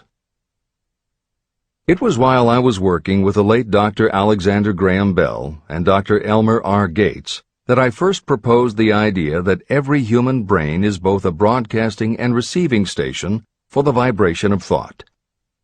In some way similar to the principle behind the operation of a radio receiver, every human brain is capable of picking up vibrations of thought that are being released by other brains. These are received as hunches and flashes of intuition. As was explained in previous chapters, it is your creative imagination that is the receiving set of your brain, which receives thoughts from your subconscious and, under certain circumstances, receives thoughts released by the brains of others. Your creative imagination is the interconnection between your conscious or reasoning mind and the four sources from which you receive thought stimuli. 1. Consciously from other people. 2. Your subconscious. 3. Subconsciously from other people. And 4. Infinite intelligence. When stimulated, or stepped up to a high rate of vibration, the mind becomes more receptive to thoughts that reach it from outside sources. This stepping up process takes place through either the positive emotions or the negative emotions. Through the emotions, the vibrations of thought may be increased. The brain that has been stimulated by emotions functions at a much more rapid rate than it does when that emotion is quieted or absent. The result is the increase of thought to such a pitch that the creative imagination becomes highly receptive to ideas. On the other hand, when the brain is functioning at a rapid rate, it also gives to your own thoughts the emotional feeling that is essential before those thoughts will be picked up and acted upon by your subconscious mind. The subconscious mind is the sending station of the brain, through which vibrations of thought are broadcast. Auto-suggestion is the medium by which you may put into operation your sending station. The creative imagination is the receiving set through which the energies of thought are picked up. Editor's comments. The following combines the above concept with the related materials from previous chapters to provide a step-by-step recap of Napoleon Hill's view of the process. 1. The brain is simultaneously both a broadcaster and a receiver. 2. Emotion affects both your ability to send and your ability to receive. When under the effect of strong emotion, the more powerfully you can send thoughts. When under the effect of strong emotion, the more receptive you are to receiving thoughts. 3. When you send thoughts, to where do you send them? You send them to your subconscious by using auto-suggestion. 4. When you receive thoughts, where do they come from? They come from your subconscious and you receive them through your creative imagination. 5. Your subconscious mind has two aspects. Your subconscious is a storehouse of information, as explained in the previous chapter. Your subconscious is your connection to infinite intelligence. 6. Infinite intelligence is the medium through which you receive thoughts from other brains. Infinite intelligence is Hill's term for describing the following basic law of physics. Because everything in the universe is made of time, space, energy, or matter, and because matter is just energy in a different form, then everything is actually different parts of the same thing. This means that your subconscious mind, energy, has a common base with every other subconscious mind, energy. 7. Thoughts from other brains come to you as follows. When you are under the effect of a strong emotion and your receiver is especially receptive, sometimes its pull is so strong that it attracts a thought from the subconscious mind of another brain. It is able to do this because infinite intelligence interconnects your subconscious with the subconscious of the other brain. 8. These thoughts from other brains are what we refer to as intuition, hunches, déjà vu, and foreknowledge. Although Hill's explanation depends on the action of an intangible force that cannot be isolated and dissected in a laboratory, neither medical science nor psychology can offer a better explanation for those thoughts that depend on knowledge or information that we do not have. This is the end of the editor's comments. The greatest forces are intangible. In the past, we've depended too much on our physical senses and have limited our knowledge to physical things that we could see, touch, weigh, and measure. I believe we have entered the most marvelous of all ages, an age that will teach us more about the intangible forces of the world about us. Perhaps we shall learn that there is an other self that is more powerful than the physical self we see when we look in a mirror. Many people do not take seriously such intangibles, the things that they cannot perceive through any of their five senses. However, to belittle the idea of forces that are intangible or cannot be explained is to ignore the fact that all of us, every day, are controlled by forces that are unseen and intangible. The whole of mankind has not the power to cope with nor to control the intangible force wrapped up in the rolling waves of the oceans. We still do not fully understand the intangible force of gravity, which keeps this little Earth suspended in space and keeps us from falling from it, much less have the power to control that force. We are entirely subservient to the intangible force that comes with a thunderstorm, and we are just as helpless in the presence of the intangible force of electricity. We do not understand the intangible force and intelligence wrapped up in the soil of the earth, the force that provides us with every morsel of food we eat, every article of clothing we wear, and every dollar we carry in our pockets. Last but not least, with all of our culture and education, we still understand little or nothing of the greatest of all the intangibles, thought. However, we have begun to learn a good deal about the intricate workings of the physical brain, and the results are stunning. We know that the central switchboard of the human brain, the number of lines that connect the brain cells to each other, is written as the figure 1, followed by 15 million zeros. Dr. C. Judson Herrick of the University of Chicago says, "The figure is so stupendous that astronomical figures, dealing with hundreds of millions of light years, become insignificant by comparison. It has been determined that there are from 10 billion to 14 billion nerve cells in the human cerebral cortex, and we know that these are arranged in definite patterns. These arrangements are not haphazard. They are orderly. It is inconceivable to me that such a network of intricate machinery should be in existence for the sole purpose of carrying on the physical functions connected with the growth and maintenance of the physical body.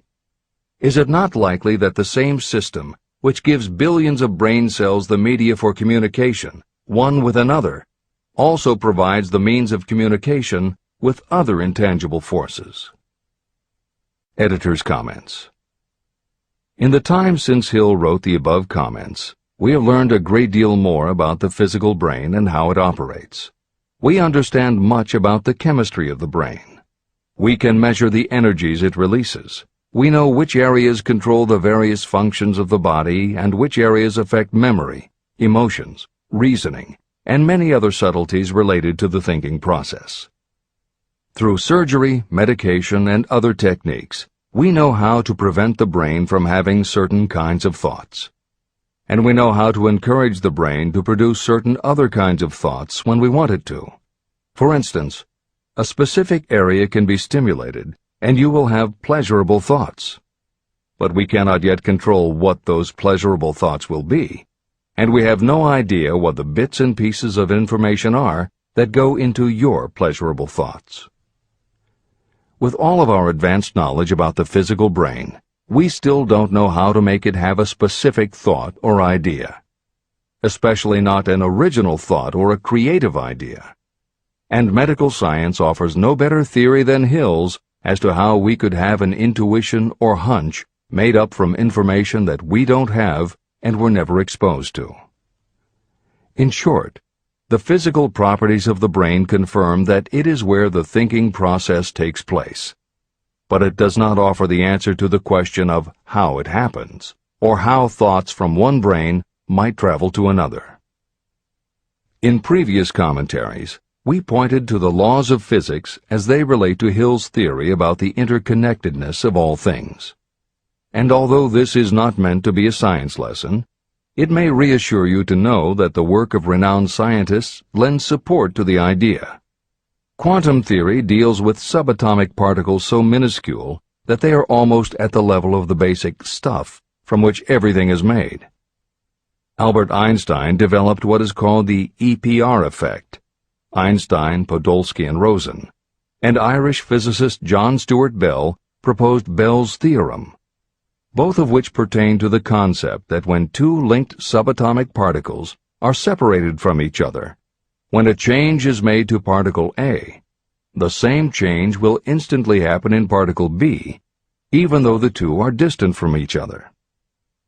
Another related concept is called the holographic brain or holographic universe, and is named after an unusual quality of holograms. It is a fact that if you cut a hologram in half, you don't get two halves of a picture. You get two separate but complete pictures. Cut either one of those in half, and you get another two complete pictures. Cut other pieces, and again you get whole images.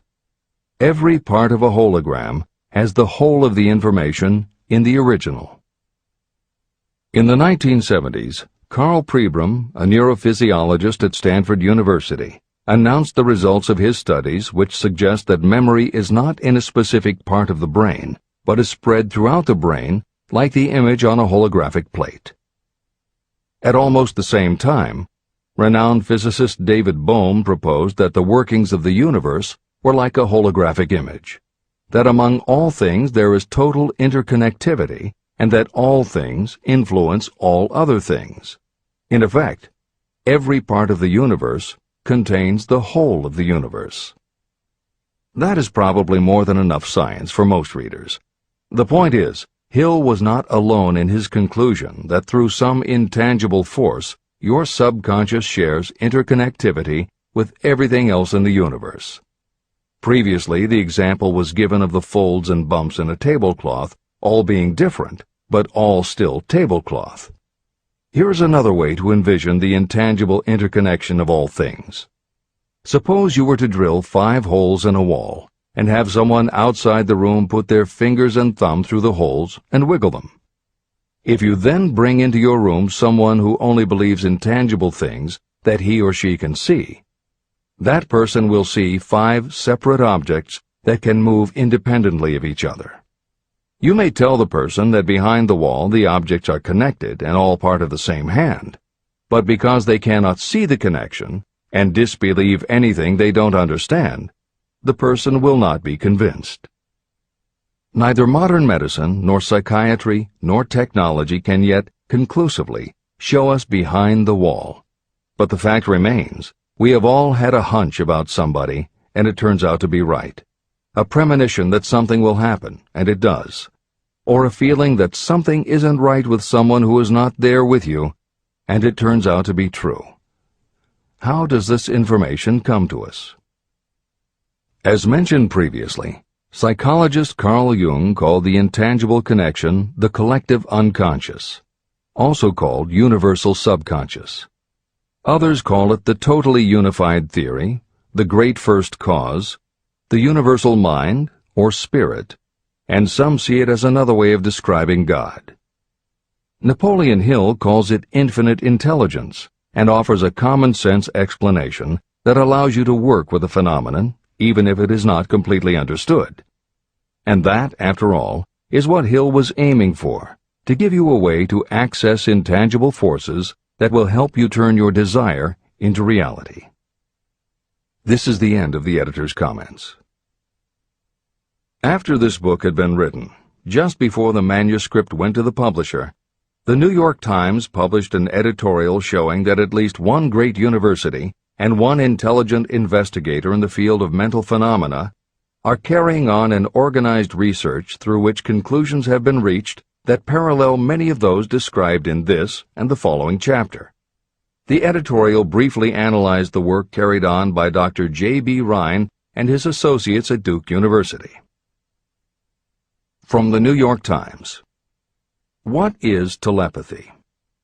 A month ago, we cited on this page some of the remarkable results achieved by Professor Rhine and his associates in Duke University from more than 100,000 tests to determine the existence of telepathy and clairvoyance. These results were summarized in the first 2 articles in Harper's Magazine. In the second, which has now appeared, the author, E.H. Wright, attempts to summarize what has been learned, or what it seems reasonable to infer, regarding the exact nature of these extrasensory modes of perception. The actual existence of telepathy and clairvoyance now seems to some scientists enormously probable as the result of Rhine's experiments. Various percipients were asked to name as many cards in a special pack as they could without looking at them and without other sensory access to them. About a score of men and women were discovered who could regularly name so many of the cards correctly that there was not one chance in many a million of their having done their feats by luck or accident. But how did they do them? These powers, assuming that they exist, do not seem to be sensory. There is no known organ for them. The experiments work just as well at distances of several hundred miles as they did in the same room. These facts also dispose, in Mr. Wright's opinion, of the attempt to explain telepathy or clairvoyance through any physical theory of radiation.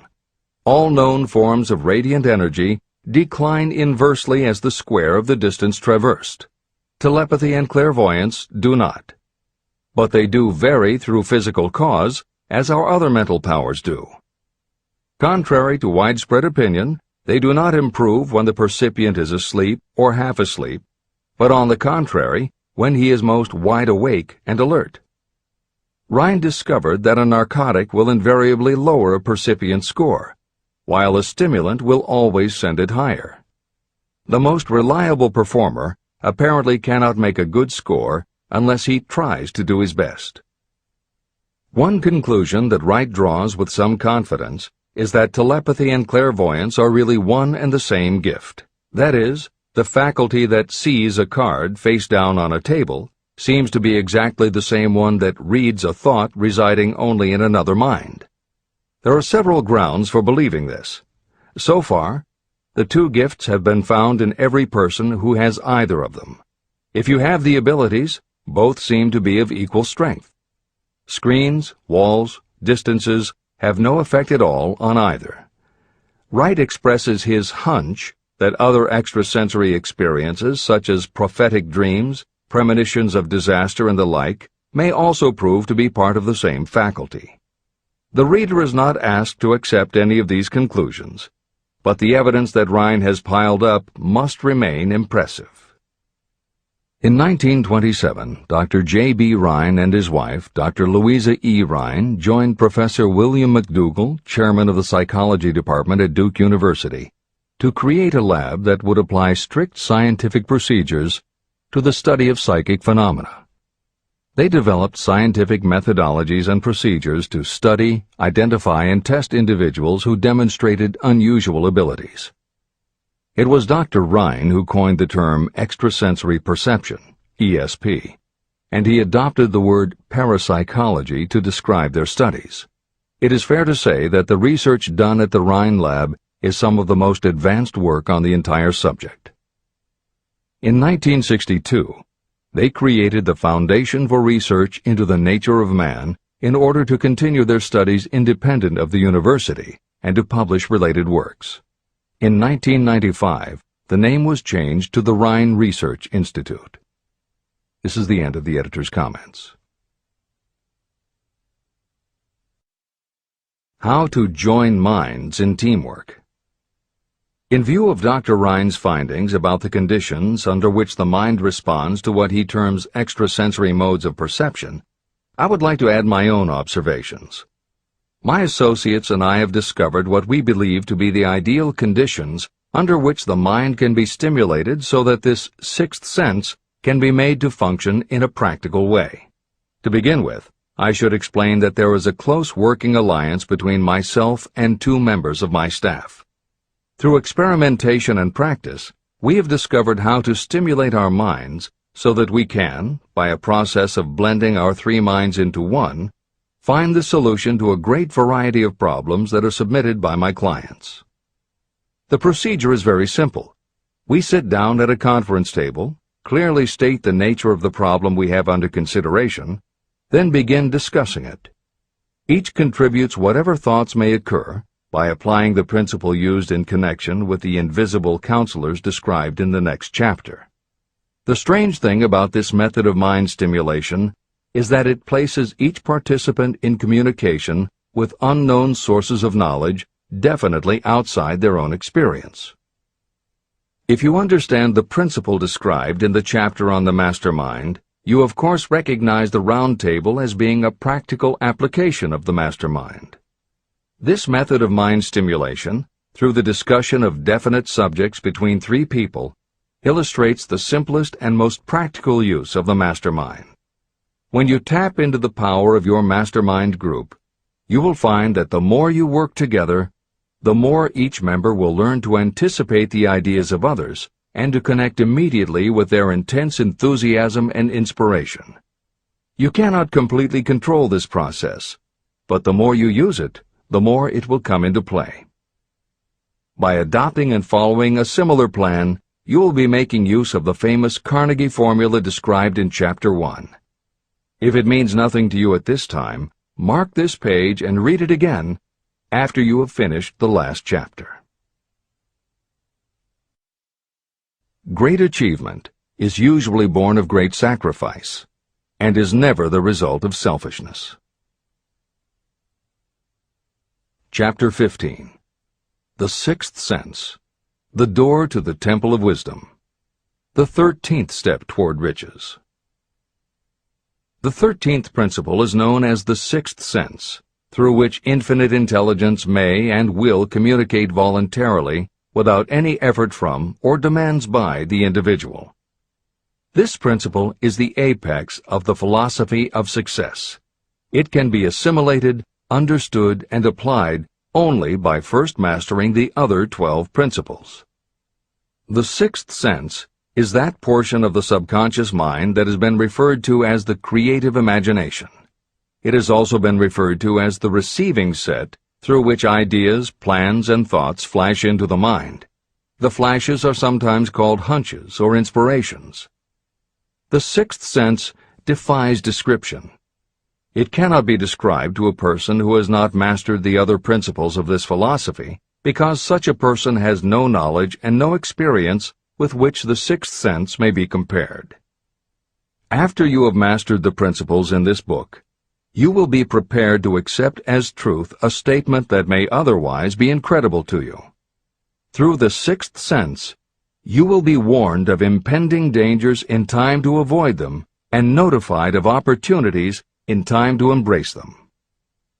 As you develop your Sixth Sense, it is almost as though a guardian angel comes to you to be of help and assistance, a guardian angel who will open to you at all times the door to the Temple of Wisdom. Miracles of the Sixth Sense. I am not a believer in, nor an advocate of, miracles, for the simple reason that I have enough knowledge of nature to understand that nature never deviates from her established laws. However, I believe that some of nature's laws are so incomprehensible that they produce what appear to be miracles. The Sixth Sense comes as near to being a miracle as anything I have ever experienced. This much I do know, that there is a power, or a first cause, or an intelligence which permeates every atom of matter and embraces every unit of energy perceptible to man. I know that this infinite intelligence is the thing that converts acorns into oak trees, causes water to flow downhill in response to the law of gravity, follows night with day and winter with summer, each maintaining its proper place and relationship to the other. Through the philosophy explained in this book, this intelligence can help turn your desires into concrete or material form. I know this because I have experimented with it, and I have experienced it. Step by step through the preceding chapters, you have been led to this, the last principle.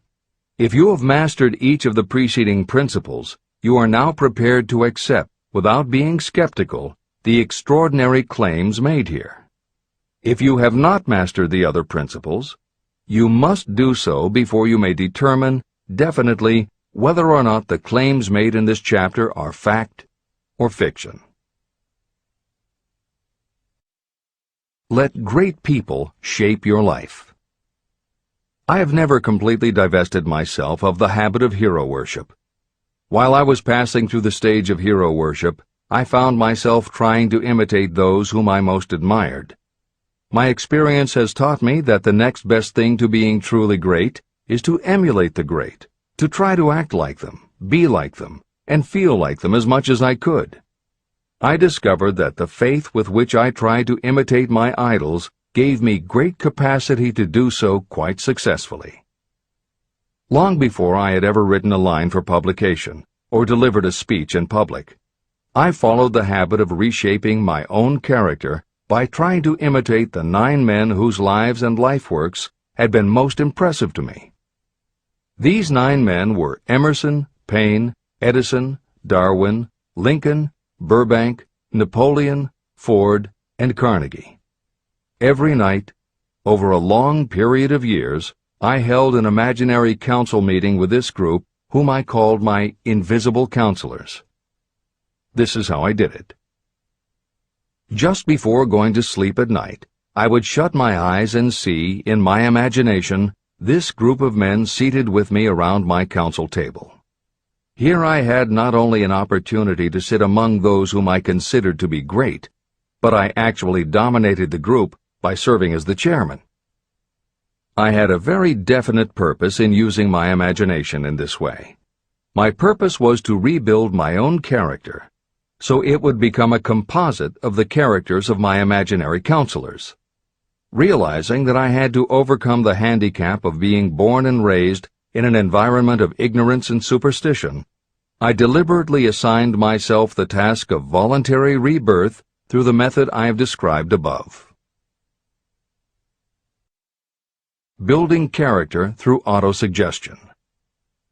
I knew, of course, that we all become what we are because of our dominating thoughts and desires. I knew that every deeply seated desire causes a person to find a way to turn that desire into reality. I knew that self-suggestion is a powerful factor in building character. In fact, it is the sole principle through which character is built. With this knowledge of how the mind works, I was fairly well armed with the equipment needed to rebuild my character. In these imaginary council meetings, I called on my cabinet members for the knowledge I wished each to contribute. I would even speak out loud to each of them as follows. Mr. Emerson, I desire to acquire from you the marvelous understanding of nature which distinguished your life. I ask that you impress upon my subconscious mind those qualities you possessed that enabled you to understand and adapt yourself to the laws of nature. Mr. Burbank, I request that you pass on to me the knowledge that enabled you to so harmonize the laws of nature that you caused the cactus to shed its thorns and become an edible food. Give me access to the knowledge that enabled you to make 2 blades of grass grow where but 1 grew before. Napoleon, I desire to acquire from you the marvelous ability you possess to inspire men and will rouse them to greater and more determined spirit of action. I desire also to acquire the spirit of enduring faith, which enabled you to turn defeat into victory and to surmount staggering obstacles. Mr. Paine, I desire to acquire from you the freedom of thought and the courage and clarity with which to express convictions which so distinguished you. Mr. Darwin, I wish to acquire from you the marvelous patience and ability to study cause and effect without bias or prejudice, so exemplified by you in the field of natural science. Mr. Lincoln, I desire to build into my own character the keen sense of justice, the untiring spirit of patience, the sense of humor, the human understanding, and the tolerance that were your distinguishing characteristics. Mr. Carnegie, I wish to acquire a thorough understanding of the principles of organized effort, which you use so effectively in the building of a great industrial enterprise. Mr. Ford, I wish to acquire your spirit of persistence, the determination, poise, and self-confidence that have enabled you to master poverty and to organize, unify, and simplify human effort so I may help others to follow in your footsteps. Mr. Edison, I wish to acquire from you the marvelous spirit of faith with which you have uncovered so many of nature's secrets, the spirit of unremitting toil with which you have so often wrested victory from defeat. The startling power of imagination. My method of addressing the members of my imaginary cabinet would vary according to the traits of character I was most interested in acquiring. I studied the records of their lives with painstaking care. After some months of this nightly procedure, I was astounded as each time my imaginary counselors started to become more and more real to me. Each of these 9 men developed individual characteristics that surprised me. For example, Lincoln developed the habit of always being late, then walking around in solemn parade. He always wore an expression of seriousness on his face. Rarely did I see him smile. This was not true of the others. Burbank and Payne often indulged in witty repartee, which seemed at times to shock the other members of the cabinet. On one occasion, Burbank was late. When he came, he was excited with enthusiasm, and explained that he had been late because of an experiment he was making, through which he hoped to be able to grow apples on any sort of tree. Payne chided him by reminding him that it was an apple that started all the trouble between man and woman. Darwin chuckled as he suggested that Payne should watch out for little serpents when he went into the forest to gather apples, as they had the habit of growing into big snakes. Emerson observed, "No serpents, no apples," and Napoleon remarked, "No apples, no state." These meetings became so realistic that I became fearful of their consequences and discontinued them for several months. The experiences were so uncanny, I was afraid that if I continued them, I would lose sight of the fact that the meetings were purely experiences of my imagination. In writing this book, this is the first time that I've had the courage to mention this.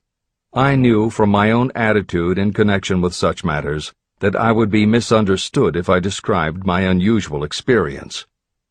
I now have the courage to put this on the printed page, because I am now less concerned about what they say than I was in the years that have passed. While the members of my cabinet may be purely fictional, and the meetings existed only in my own imagination, they have led me into glorious paths of adventure, rekindled my appreciation of true greatness, encouraged my creativity, and inspired me to be honest and bold in expressing my thoughts. Editor's comments. Napoleon Hill's experience with his imaginary counselors is not as uncommon as it may seem on first reading. In fact, it happens to novelists all the time. As an author proceeds with the writing of a book, there will come a point when the characters in the novel become so well defined in the author's mind that the personalities of the characters themselves begin to suggest plot points and dialogue that the author never planned. Often the thoughts that come to the author when he or she is in the character are completely original, and in real life would never have occurred to the author. Psychiatrists, therapists, and motivational experts also use this phenomenon when they work with role-playing. The usual procedure is to ask 2 people to act out a scenario as if they were in each other's shoes. If this is done in a situation where the participants do not feel embarrassed or self-conscious, and if the people will allow themselves to become submerged and seriously try to become the other person, the results can be stunning. Depending on the faith with which you approach it, you can get not just a general sense of what the other person is going through, but also have flashes of insight, actually feel what the other person feels, and gain a real understanding about the reactions or motivations of others. Why it works is just as much a mystery as why you get hunches. It may be simply that when your imagination creates a character, it doesn't give the character inhibitions. So when you think through the character, your mind is less restricted. Regardless, the fact is that by using your imagination to project yourself into other characters, you can open yourself to ideas that you don't normally have access to, and you can use this mental phenomenon as one of the tools that will help you turn your desire into success. This is the end of the editor's comments. Tapping the source of inspiration. Somewhere in the cell structure of the brain is something that receives the vibrations of thought ordinarily called hunches. So far, science has not discovered where this sixth sense is located, but this is not important. The fact remains that human beings do receive accurate knowledge through sources other than the physical senses. Generally, such knowledge is received when the mind is under the influence of extraordinary stimulation. Any emergency that arouses the emotions and causes the heart to beat more rapidly may bring the sixth sense into action. Anyone who has experienced a near accident while driving knows that the sixth sense often comes to your rescue and by split seconds helps to avoid the accident. I mention this as background to the following statement of fact. On many occasions when I have faced emergencies, some of them so grave that my life was in jeopardy, I have been miraculously guided past these difficulties through the influence of my invisible counselors. My original purpose in conducting council meetings with imaginary beings was solely to use auto-suggestion to impress upon my subconscious mind certain characteristics that I wanted to acquire. In more recent years, my experimentation has taken on an entirely different trend. I now go to my imaginary counselors with every difficult problem that confronts me and my clients. During my meetings with these invisible counselors, I find my mind most receptive to ideas, thoughts, and knowledge that reach me through the sixth sense. The results are often astonishing, although I do not depend entirely on this form of counsel. The sixth sense is not something that one can take off and put on at will. Ability to use this great power comes slowly through application of the other principles outlined in this book. No matter who you are, or what may have been your purpose in reading this book, you can profit by it even if you don't fully understand how or why the principle described in this chapter works. This is especially true if your major purpose is that of accumulation of money or other material things. This chapter on the sixth sense was written because the book is designed to present a complete philosophy by which individuals may unerringly guide themselves in attaining whatever they ask of life. The starting point of all achievement is desire. The finishing point is the kind of knowledge that leads to understanding. Understanding of yourself, understanding of others, understanding of the laws of nature, and the recognition and understanding of happiness. Full understanding of this comes only through familiarity with and use of the principle of the sixth sense. In reading this chapter, you may have found yourself lifted to a high level of mental stimulation. Splendid! Come back to this again a month from now, read it once more, and observe that your mind will soar to a still higher level of stimulation. Repeat this experience from time to time, giving no concern as to how much or how little you learn at the time. Eventually, you will find yourself in possession of a power that will enable you to throw off discouragement, master fear, overcome procrastination, and draw freely upon your imagination. Then you will have felt the touch of that unknown something that has been the moving spirit of every truly great thinker, leader, artist, musician, writer, or statesman. Then you will be in a position to transmute your desires into their physical or financial counterpart as easily as you may lie down and quit at the first sign of opposition.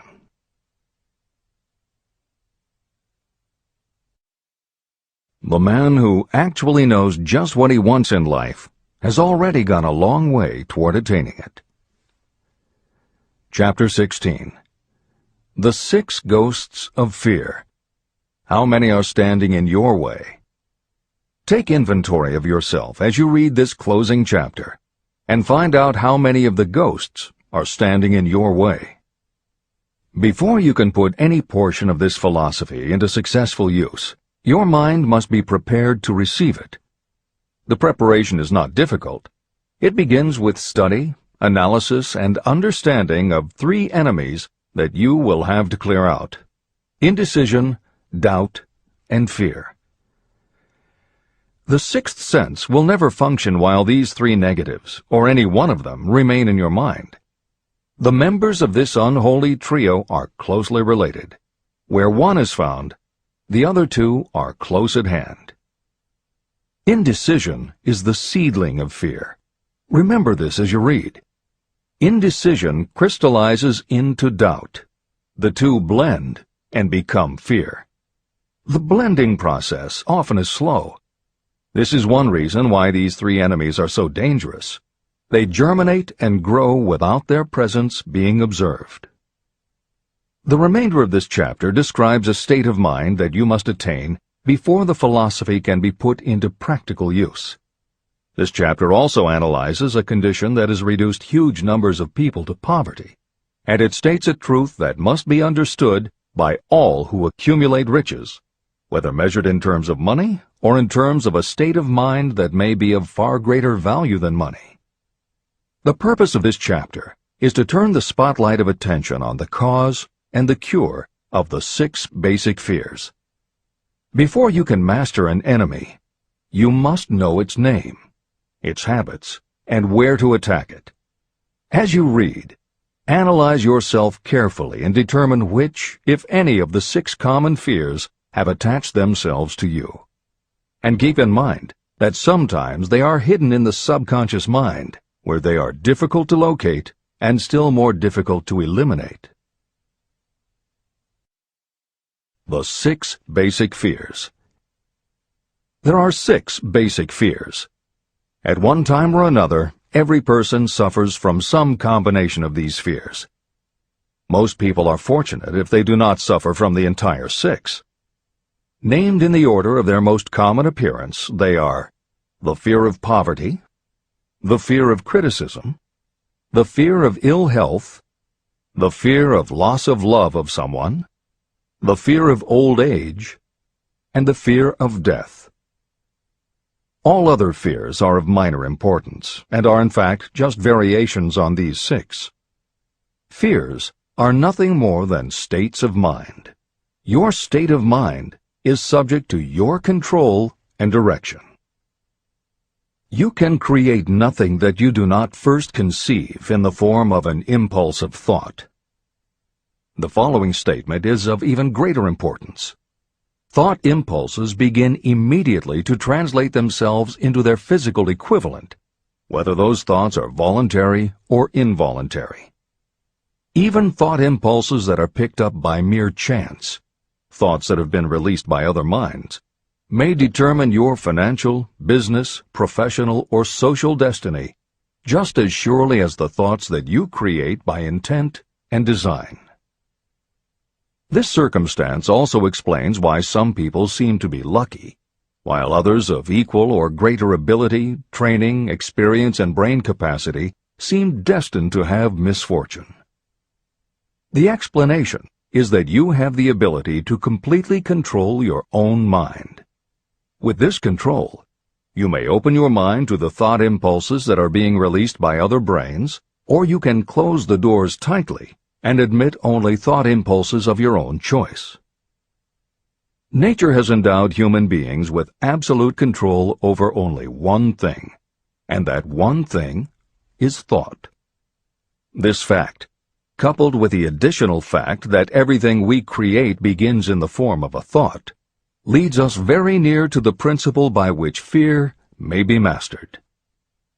If it is true that all thought has a tendency to clothe itself in its physical equivalent, and this is true beyond any reasonable room for doubt, it is equally true that thought impulses of fear and poverty cannot be translated into terms of courage and financial gain.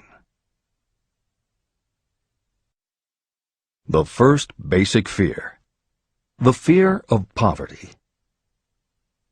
There can be no compromise between poverty and riches. The two roads that lead to poverty and riches travel in opposite directions. If you want riches, you must refuse to accept any circumstance that leads toward poverty. The word riches is used in its broadest sense, meaning financial, spiritual, mental, and material wealth.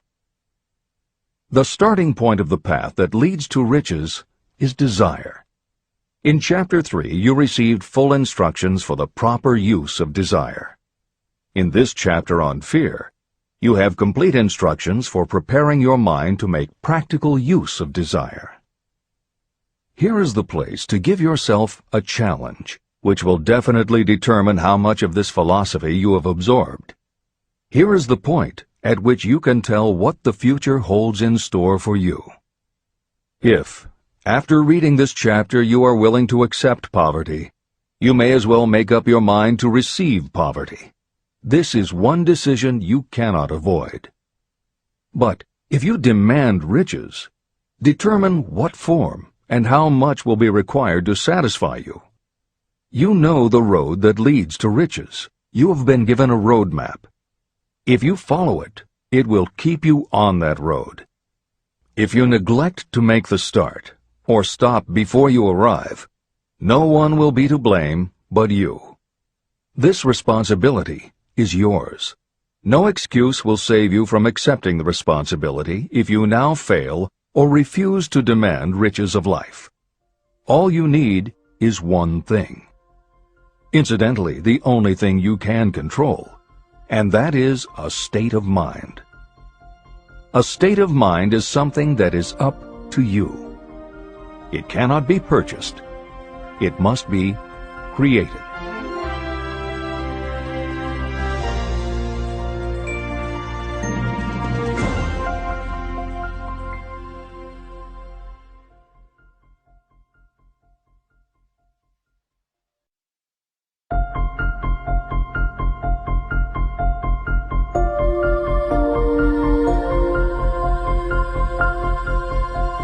The most destructive fear. Fear of poverty is a state of mind, nothing else. But it is sufficient to destroy your chances of achievement in any undertaking. This fear paralyzes your ability to use reason, destroys the imagination, kills off self-reliance, undermines enthusiasm, discourages initiative, leads to uncertainty of purpose, encourages procrastination, wipes out enthusiasm, and makes self-control an impossibility. It takes the charm from your personality, destroys the possibility of accurate thinking, diverts concentration of effort. It defeats persistence, turns willpower into nothingness, destroys ambition, clouds the memory, and invites failure in every conceivable form.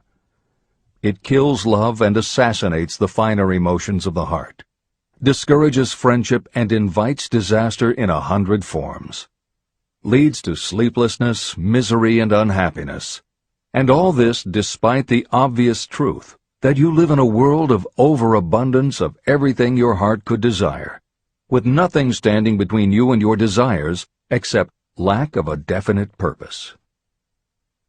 The fear of poverty is, without doubt, the most destructive of the 6 basic fears.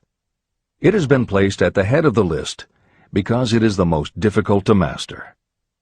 The fear of poverty grew out of our inherited tendency to prey upon our fellow human beings economically. Nearly all animals lower than us are motivated by instinct, but their capacity to think is limited, and therefore they prey upon one another physically. We, with our superior sense of intuition, with the capacity to think and to reason, do not eat others bodily. Human beings get more satisfaction out of eating others financially. Humans are so avaricious that every conceivable law has been passed to safeguard us from one another. Nothing brings so much suffering and humility as poverty. Only those who have experienced poverty understand the full meaning of this. It is no wonder that we fear poverty. Through a long line of inherited experiences, we have learned for sure that some people cannot be trusted where matters of money and earthly possessions are concerned. So eager are we to possess wealth that we will acquire it in whatever manner we can, through legal methods if possible, through other methods if necessary or expedient. Self-analysis may disclose weaknesses that you do not like to acknowledge, but this form of examination is essential if you are going to demand of life more than mediocrity and poverty. Remember, as you check yourself point by point, that you are both the court and the jury, the prosecuting attorney and the attorney for the defense, and that you are both the plaintiff and the defendant. You are on trial. Face the facts squarely. Ask yourself definite questions and demand direct replies. When the examination is over, you will know more about yourself. If you do not feel that you can be an impartial judge, call upon someone who knows you well to serve as judge while you cross-examine yourself. You are after the truth. Get it, no matter at what the cost, even though it may temporarily embarrass you. The majority of people, if asked what they fear most, would reply, "I fear nothing." The reply would be inaccurate, because few people realize that they are bound, handicapped, whipped spiritually and physically through some form of fear. So subtle and deeply seated is the emotion of fear that you may go through life and never recognize its presence. Only a courageous analysis will disclose the presence of this universal enemy. When you begin such an analysis, search deeply into your character. The following is a list of the symptoms to look for. Symptoms of the fear of poverty. 1. Indifference. Commonly expressed through lack of ambition, willingness to tolerate poverty, and the acceptance of whatever compensation life may offer without protest. Also mental and physical laziness, and lack of initiative, imagination, enthusiasm, and self-control. 2. Indecision. The habit of permitting others to do your thinking. Sitting on the fence. 3. Doubt. Generally expressed through alibis and excuses designed to cover up, explain away, or apologize for your failures. Sometimes expressed in the form of envy of those who are successful, or by criticizing them. 4. Worry. Usually expressed by finding fault with others, a tendency to spend beyond your income, neglect of personal appearance, scowling and frowning, nervousness, lack of poise, self-consciousness, and often the use of alcohol or drugs. 5. Overcaution. The habit of looking for the negative side of every circumstance. Thinking and talking about possible failure instead of concentrating on succeeding. Knowing all the roads to disaster, but never searching for the plans to avoid failure. Waiting for the right time to begin, until the waiting becomes a permanent habit. Remembering those who have failed and forgetting those who have succeeded. Seeing the hole in the donut, but overlooking the donut around the hole. 6. Procrastination. The habit of putting off until tomorrow that which should have been done last year, spending more time in creating excuses than it would take to do the job. This symptom is closely related to overcaution, doubt, and worry. Refusal to accept responsibility. Willingness to compromise rather than put up a fight.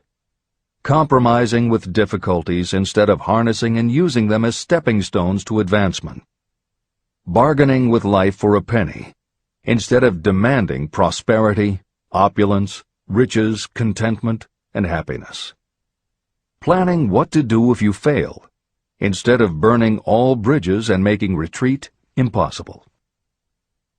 Weakness of, and often total lack of, self-confidence, definiteness of purpose, self-control, initiative, enthusiasm, ambition, thrift, and sound reasoning ability. Expecting poverty instead of demanding riches. Associating with those who accept poverty instead of seeking the company of those who demand and receive riches. Money talks. Some will ask, why did you write a book about money? Why measure riches in dollars alone? Some will believe, and rightly so, that there are other forms of riches more desirable than money. Yes, there are riches that cannot be measured in terms of dollars. But there are also millions of people who say, "Give me all the money I need," and I will find everything else I want. The major reason why I wrote this book on how to get money is that millions of men and women are paralyzed with the fear of poverty. What this sort of fear does to one was well described by Westbrook Pegler. Editor's comments. James Westbrook Pegler was a controversial newspaper columnist for the Chicago Daily News and the Washington Post. Although his career lasted into the 1960s, he was most widely read and quoted during the 1930s and 1940s. During that period, he went from being a public supporter of Franklin Roosevelt and the New Deal policies to the opposite end of the political spectrum, championing conservative points of view. Pegler was also the author of 3 books based on his columns, and in 1940 won the Pulitzer Prize for his expose of union racketeering. This is the end of the editor's comments. We continue with the article by Westbrook Pegler. Money is only clamshells or metal discs or scraps of paper, and there are treasures of the heart and soul which money cannot buy. But most people, being broke, are unable to keep this in mind and sustain their spirits. When a man is down and out and on the street, unable to get any job at all, something happens to his spirit, which can be observed in the droop of his shoulders, the set of his hat, his walk, and his gaze. He cannot escape a feeling of inferiority among people with regular employment, even though he knows they are definitely not his equals in character, intelligence, or ability. These people, even his friends, feel, on the other hand, a sense of superiority and regard him, perhaps unconsciously, as a casualty. He may borrow for a time, but not enough to carry on in his accustomed way, and he cannot continue to borrow very long. But borrowing in itself, when a man is borrowing merely to live, is a depressing experience, and the money lacks the power of earned money to revive his spirits.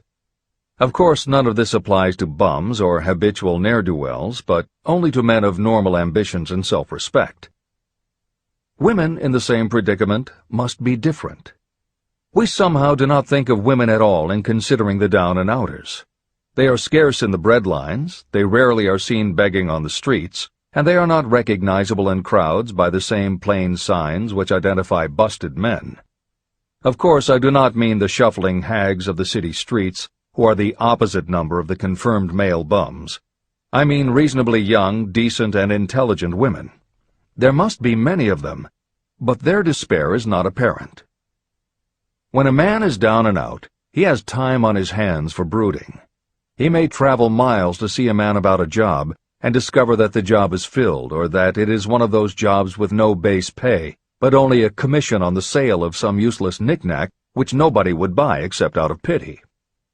Turning that down, he finds himself back on the street with nowhere to go, but just anywhere. So he walks and walks. He gazes into store windows at luxuries which are not for him, and feels inferior and gives way to people who stop to look with an active interest. He wanders into the railroad station, or puts himself down in the library to ease his legs and soak up a little heat, but that isn't looking for a job, so he gets going again. He may not know it, but his aimlessness would give him away even if the very lines of his figure did not. He may be well dressed in the clothes left over from the days when he had a steady job, but the clothes cannot disguise the droop. He sees thousands of other people, bookkeepers or clerks or chemists or wagon hands, busy at their work, and envies them from the bottom of his soul.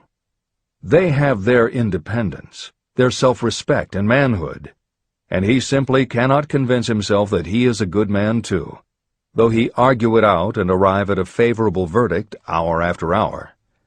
It is just money which makes this difference in him. With a little money, he would be himself again. This is the end of the article by Westbrook Pegler. The second basic fear, the fear of criticism. Just how we originally came by this fear, no one can say definitely, but one thing is certain: we have it in a highly developed form. I am inclined to attribute the basic fear of criticism to that part of our inherited nature that prompts us not only to take away other people's goods and wares, but also to justify our actions by criticism of the character of others. It is well known that a thief will criticize the man from whom he steals, that politicians seek office not by displaying their own virtues and qualifications, but by running negative campaigns against their opponents. Designers and clothing manufacturers have not been slow to take advantage of this basic fear of criticism. Every season, styles change. Who establishes the styles? Certainly not the purchaser. It is the designers and manufacturers. Why do they change the styles so often? The answer is obvious. They change the styles so they can sell more clothes. The fear of criticism robs people of their initiative, destroys their power of imagination, limits their individuality, takes away their self-reliance, and does them damage in 100 other ways. Parents often do their children irreparable injury by criticizing them. The mother of one of my friends used to punish him with a switch almost daily, always completing the job with the statement, "You'll land in the penitentiary before you are 20. He was sent to a reformatory at the age of 17. Editor's comments. Modern psychotherapy is well aware of the circumstance that Hill describes in the preceding paragraph. In the chapters on auto-suggestion and hypnosis, reference was made to childhood traumas that result in phobias, compulsive behaviors, fixations, or complexes. However, there are instances in which the implanting of a suggestion is much more subtle. Hypnotherapists have found that common phrases such as, "Don't you ever say no to me again," "I'm afraid she'll never get over it," or "You're just like your father," can hamper a person's abilities later in life if such phrases were said often enough, or at a time when a child was particularly vulnerable. This is the end of the editor's comments. Criticism is the one form of service of which everyone has too much. Everyone has a stock of it, which is handed out gratis whether called for or not. Your nearest relatives are often the worst offenders. It should be recognized as a crime. In reality, it is a crime of the worst nature for any parent to build inferiority complexes in the mind of a child through unnecessary criticism. Employers who understand human nature get the best there is in people not by criticism, but by constructive suggestion. Parents may accomplish the same results with their children.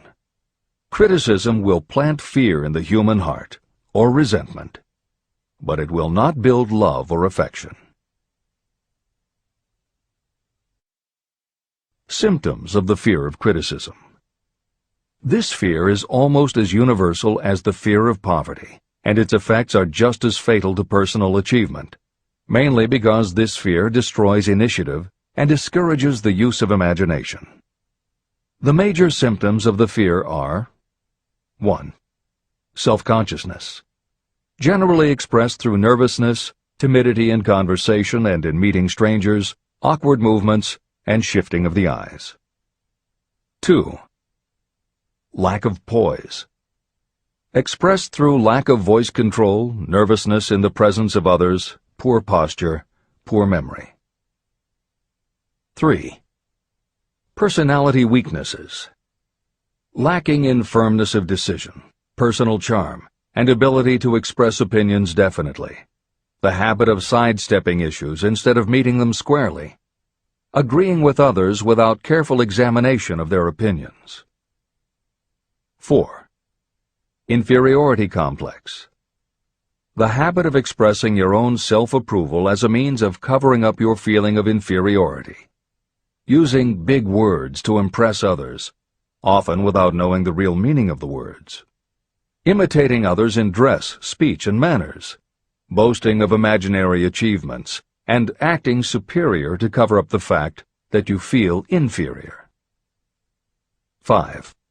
Extravagance, the habit of trying to keep up with the Joneses and spending beyond your income. 6.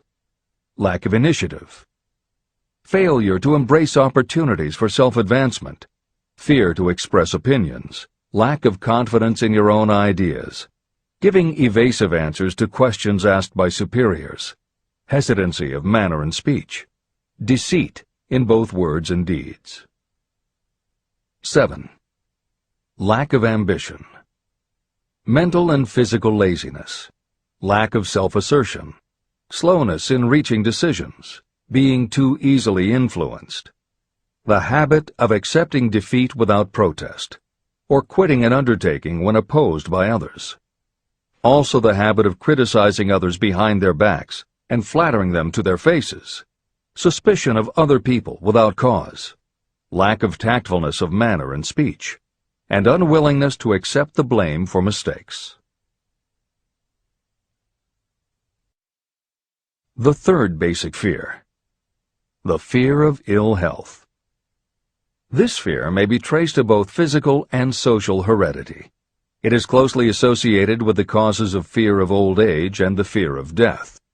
We fear ill health because of the terrible pictures that have been planted in our minds of what may happen if death should overtake us. We also fear it because of the economic toll that it may claim. One reputable physician estimated that 75% of all people who visit doctors are suffering with hypochondria, imaginary illness. It has been shown that the fear of disease, even when there is not the slightest cause for fear, often produces the physical symptoms of the disease feared. Powerful and mighty is the human mind. It builds or it destroys. Through a series of experiments, my staff proved how susceptible people are to the power of suggestion. We asked 3 acquaintances to visit separately with the victim. They were instructed to pose the question, "What ails you? You look terribly ill." The first questioner provoked a grin from him and a nonchalant, "Oh, nothing, I'm all right." The second questioner was answered with a statement, "I don't know exactly, but I do feel badly." The third questioner was met with the admission that the victim was actually feeling ill. Editor's comment. Hill's experiment is one that you do not want to carry too far. It is not that different from the principle behind certain religious sects whose members take vengeance on their enemies by hexing or placing a spell on a victim. The spell only works because the victim believes that spells can be cast and that it is possible he or she could be hexed. When the hex victim is informed that someone has cast a spell on them, they accept that it is possible, and their mind does the rest. The same theory operated when Hill's associate was told 3 times that he looked ill. He believed it was possible. Being told 3 times was convincing, and his mind went to work and made it so. This is the end of the editor's comment. There is overwhelming evidence that disease sometimes begins in the form of negative thought impulse. Such thoughts may be planted in your mind by suggestion or created by you in your own mind. Doctors send patients to new climates for their health because a change of mental attitude is necessary. The seed of fear of ill health lives in every human mind. Worry, fear, discouragement, or disappointment can cause this seed to germinate and grow. Symptoms of the fear of ill health. The symptoms of this almost universal fear are 1. Auto-suggestion. The habit of negative use of self-suggestion by looking for and expecting to find symptoms of all kinds of disease. Enjoying your imaginary illness and speaking of it as being real. The habit of trying fads and isms recommended by others as having therapeutic value. Talking to others of operations, accidents, and other forms of illness. Experimenting with diets, physical exercises, weight loss systems without professional guidance. Trying home remedies, patent medicines, and quack remedies. 2. Hypochondria, a medical term for imaginary disease. The habit of excessively talking about illness, and by concentrating the mind on disease you begin to expect it to happen to you. Nothing that comes in bottles can cure this condition. It is brought on by negative thinking, and nothing but positive thought can cure it. Hypochondria is said to do as much damage on occasion as the real disease might do. 3. Exercise. Fear of ill health often interferes with proper physical exercise and results in overweight. 4. Susceptibility. Fear of ill health breaks down your natural resistance, which makes you susceptible to real disease. The fear of ill health is often related to the fear of poverty, especially in the case of the hypochondriac, who constantly worries about the possibility of having to pay doctor's bills, hospital bills, etc. This type of person spends much time preparing for sickness, talking about death, saving money for cemetery plots, burial expenses, and such. 5. Self-coddling. The habit of seeking sympathy. The habit of feigning illness to cover your laziness or to serve as an alibi for lack of ambition. People often resort to this trick to avoid work. 6. Intemperance. The habit of using alcohol or drugs to destroy pain instead of eliminating the cause. 7. The habit of reading about illness and worrying over the possibility of being stricken by it. The fourth basic fear. The fear of loss of love. Jealousy and other similar forms of neurosis grow out of our fear of the loss of love of someone. This fear is the most painful of all the 6 basic fears. It probably plays more havoc with the body and mind than any of the other basic fears. Editor's comment. By way of introduction to each of the 6 basic fears, Napoleon Hill usually postulates how the fear originated in humans. In the original edition of this book, he suggested that the fear of loss of love may have started with prehistoric man's habit of stealing his neighbor's mate and taking liberties with her whenever he could. Though amusing, this theory does not take into account that women fear the loss of a love just as profoundly as men do, and both men and women fear losing the love of not just their mates, but also of family members and others with whom they are close. How the emotion of love originated may remain a mystery, but there is no mystery about how we feel when we lose it. This is the end of the editor's comment. The fourth basic fear. The fear of loss of love. Jealousy and other similar forms of neurosis grow out of our fear of the loss of love of someone. This fear is the most painful of all the 6 basic fears. It probably plays more havoc with the body and mind than any of the other basic fears. Editor's comment. By way of introduction to each of the 6 basic fears, Napoleon Hill usually postulates how the fear originated in humans. In the original edition of this book, he suggested that the fear of loss of love may have started with prehistoric man's habit of stealing his neighbor's mate and taking liberties with her whenever he could. Though amusing, this theory does not take into account that women fear the loss of a love just as profoundly as men do, and both men and women fear losing the love of not just their mates, but also of family members and others with whom they are close. How the emotion of love originated may remain a mystery, but there is no mystery about how we feel when we lose it. This is the end of the editor's comment. Symptoms of the fear of loss of love. The distinguishing symptoms of this fear are 1. Jealousy. The habit of being suspicious of friends and loved ones. The habit of accusing wife or husband of infidelity without grounds. General suspicion of everyone and absolute faith in no one. 2. Fault-finding. The habit of finding fault with friends, relatives, business associates, and loved ones upon the slightest provocation, or without any cause whatsoever. 3. Gambling. The habit of gambling, stealing, cheating, and otherwise taking hazardous chances to provide money for loved ones, in the belief that love can be bought. The habit of spending beyond your means, or incurring debts to provide gifts for loved ones, in order to make a good impression. Also insomnia, nervousness, lack of persistence, weakness of will, lack of self-control, lack of self-reliance, bad temper.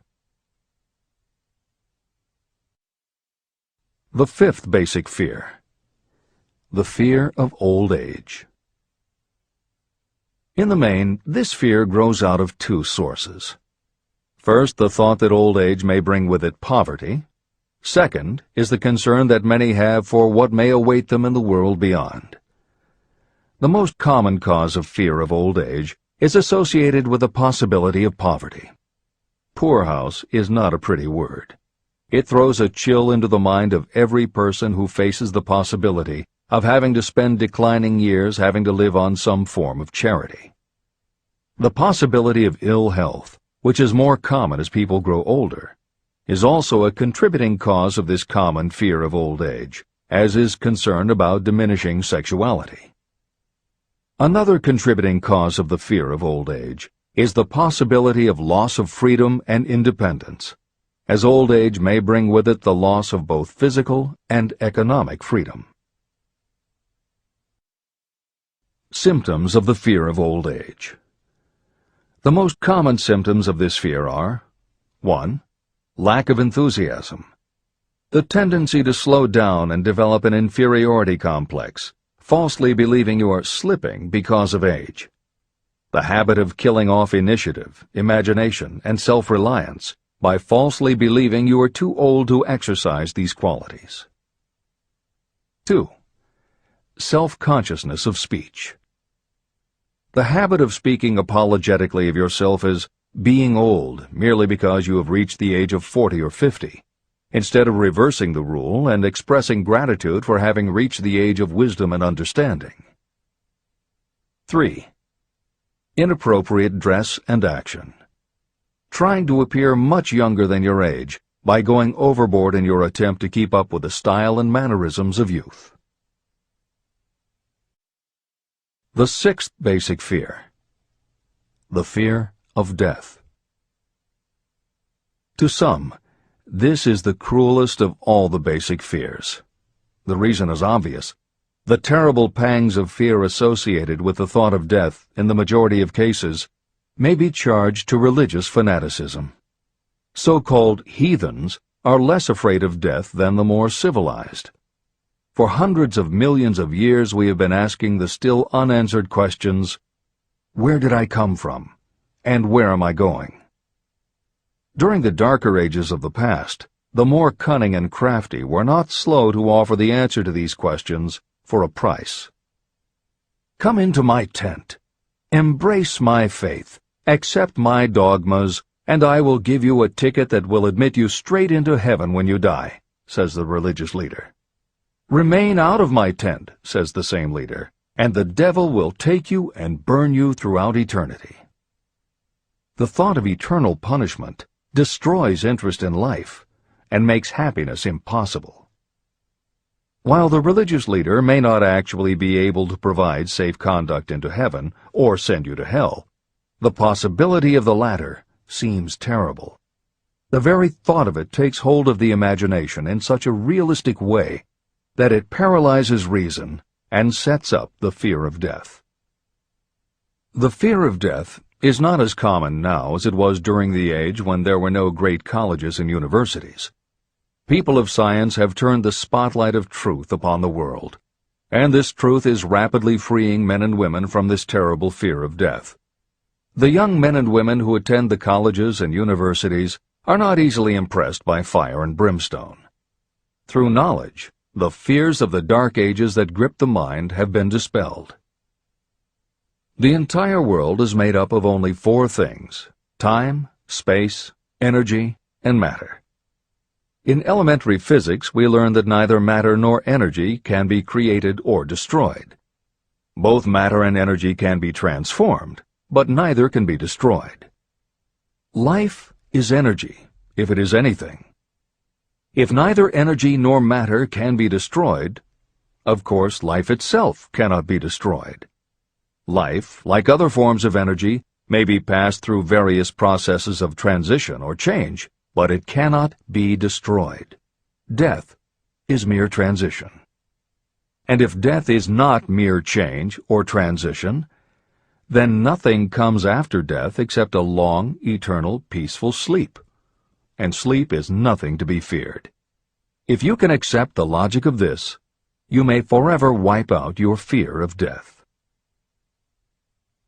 Symptoms of the fear of death. The general symptoms of this fear are: 1. The habit of thinking about dying, instead of making the most of life. This is generally due to lack of purpose or lack of a suitable occupation. This fear is more prevalent among the aged, but sometimes the more youthful are victims of it. The greatest of all remedies for the fear of death is a burning desire for achievement, backed by useful service to others. A busy person seldom has time to think about dying. A busy person finds life too thrilling to worry about death. 2. Sometimes the fear of death is closely associated with the fear of poverty, where death would leave loved ones poverty-stricken. 3. In other cases, the fear of death is caused by illness and the breakdown of physical body resistance. 4. The most common causes of the fear of death are ill health, poverty, lack of appropriate occupation, disappointment over love, insanity, and religious fanaticism. The disaster of worry and destructive thinking. Worry is a state of mind based upon fear. It works slowly but persistently. It is insidious and subtle. Step by step, it digs itself in until it paralyzes the reasoning faculty and destroys self-confidence and initiative. Worry is a form of sustained fear caused by indecision. Therefore, it is a state of mind that can be controlled. An unsettled mind is helpless. Indecision makes an unsettled mind. Most individuals lack the willpower to reach decisions promptly and to stand by them after they have been made. We do not worry over conditions once we have reached a decision to follow a definite line of action. I once interviewed a man who was sentenced to be electrocuted 2 hours later. The condemned man was the calmest of the 8 men who were in the death cell with him. His calmness prompted me to ask him how it felt to know that he was going into eternity in a short while. With a smile of confidence on his face, he said, "It feels fine. Just think, brother, my troubles will soon be over. I've had nothing but trouble all my life. It has been a hardship to get food and clothing. Soon, I will not need these things. I have felt fine ever since I learned for certain that I must die. I made up my mind then to accept my fate in good spirit." As he spoke, he devoured a dinner sufficient for 3 men, eating every mouthful of the food brought to him, and apparently enjoying it as much as if no disaster awaited him. Decision gave this man resignation to his fate. Decision can also prevent one's acceptance of undesired circumstances. Through indecision, the 6 basic fears become translated into a state of worry. Relieve yourself forever of the fear of death by reaching a decision to accept death as an inescapable event. Eliminate the fear of old age by reaching a decision to accept it not as a handicap, but as a great blessing that carries with it wisdom, self-control, and understanding. Master the fear of loss of love by reaching a decision to get along without love, if that is necessary. Defeat the fear of criticism by reaching a decision not to worry about what other people think, do, or say. Overcome the fear of ill health by the decision to forget symptoms, and whip the fear of poverty by reaching a decision to get along with whatever wealth you can accumulate without worry. Kill the habit of worry in all its forms by reaching a general blanket decision that nothing life has to offer is worth the price of worry. With this decision will come poise, peace of mind, and calmness of thought, which will bring happiness. If your mind is filled with fear, you not only destroy your own chances of intelligent action, but you transmit these destructive vibrations to the minds of all who come into contact with you, and you destroy their chances too. Even a dog or a horse knows when its master lacks courage, It will pick up the vibrations of fear given off by its master and behave accordingly. The vibrations of fear pass from one mind to another just as quickly and as surely as the sound of the human voice passes from the broadcasting station to a radio receiver. The person who constantly speaks of negative or destructive thoughts is practically certain to experience the results of those words in the form of destructive feedback. But even negative thoughts without words will come back to you. The release of destructive thought impulses alone also produces feedback in more ways than one. First, and perhaps most important to be remembered, the person who releases thoughts of a destructive nature must suffer damage through the breaking down of creative imagination. Secondly, the presence in the mind of any destructive emotion develops a negative personality, which repels people and often converts them into antagonists. The third source of damage is that negative thoughts not only affect others, but they also embed themselves in the subconscious mind of the person releasing them and there become a part of that person's character. Your business in life is to achieve success. To be successful, you must find peace of mind, acquire the material needs of life, and above all, attain happiness. All of these indications of success begin in the form of thought impulses. You control your own mind. You have the power to feed it whatever thought impulses you choose. With this goes the responsibility of using your mind constructively. You are the master of your own earthly destiny, just as surely as you have the power to control your own thoughts.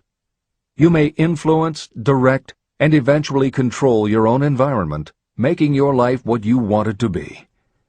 Or you may neglect to make your life what you want, and you will be adrift on the seas of circumstance, where you will be tossed like a wood chip on the waves of the ocean. The Devil's Workshop. In addition to the 6 basic fears, there is another evil by which people suffer. It constitutes a rich soil in which the seeds of failure grow abundantly. It is so subtle that its presence often is not detected. It is more deeply rooted and more often fatal than all of the 6 fears. For want of a better name, let us call this evil susceptibility to negative influences. Those who accumulate great riches always protect themselves against negative influences. The poverty-stricken never do. Those who succeed in any calling must prepare their minds to resist such influences. If you are reading this book to learn how to grow rich, you should examine yourself very carefully to determine whether you are susceptible to negative influences. If you neglect this self-analysis, you will give up your right to attain the object of your desires. Make your analysis searching. As you read the following questions, be tough on yourself. Go at the task as carefully as you would if you were searching for any other enemy you knew was waiting to ambush you. You must deal with your own faults as you would with a real and serious enemy. You can easily protect yourself against real enemies because there are laws, police, and courts to deal with them. But this 7th basic evil is more difficult to master because it strikes when you are not aware of its presence, when you are asleep and while you are awake. Moreover, its weapon is intangible because it consists of merely a state of mind. Negative influences are also dangerous because they come in so many different forms. Sometimes they enter the mind through the well-meant words of your friends and relatives. At other times they come from within, through your own mental attitude. Always it is as deadly as poison, even though it may not kill as quickly. How to protect yourself against negative influences. To protect yourself against negative influences, whether of your own making or the result of negative people around you, recognize that your willpower is your defense. You must put it into constant use until it builds a wall of immunity against negative influences in your own mind. Recognize that you and every other human being are, by nature, lazy, indifferent, and susceptible to all suggestions that reinforce your weaknesses.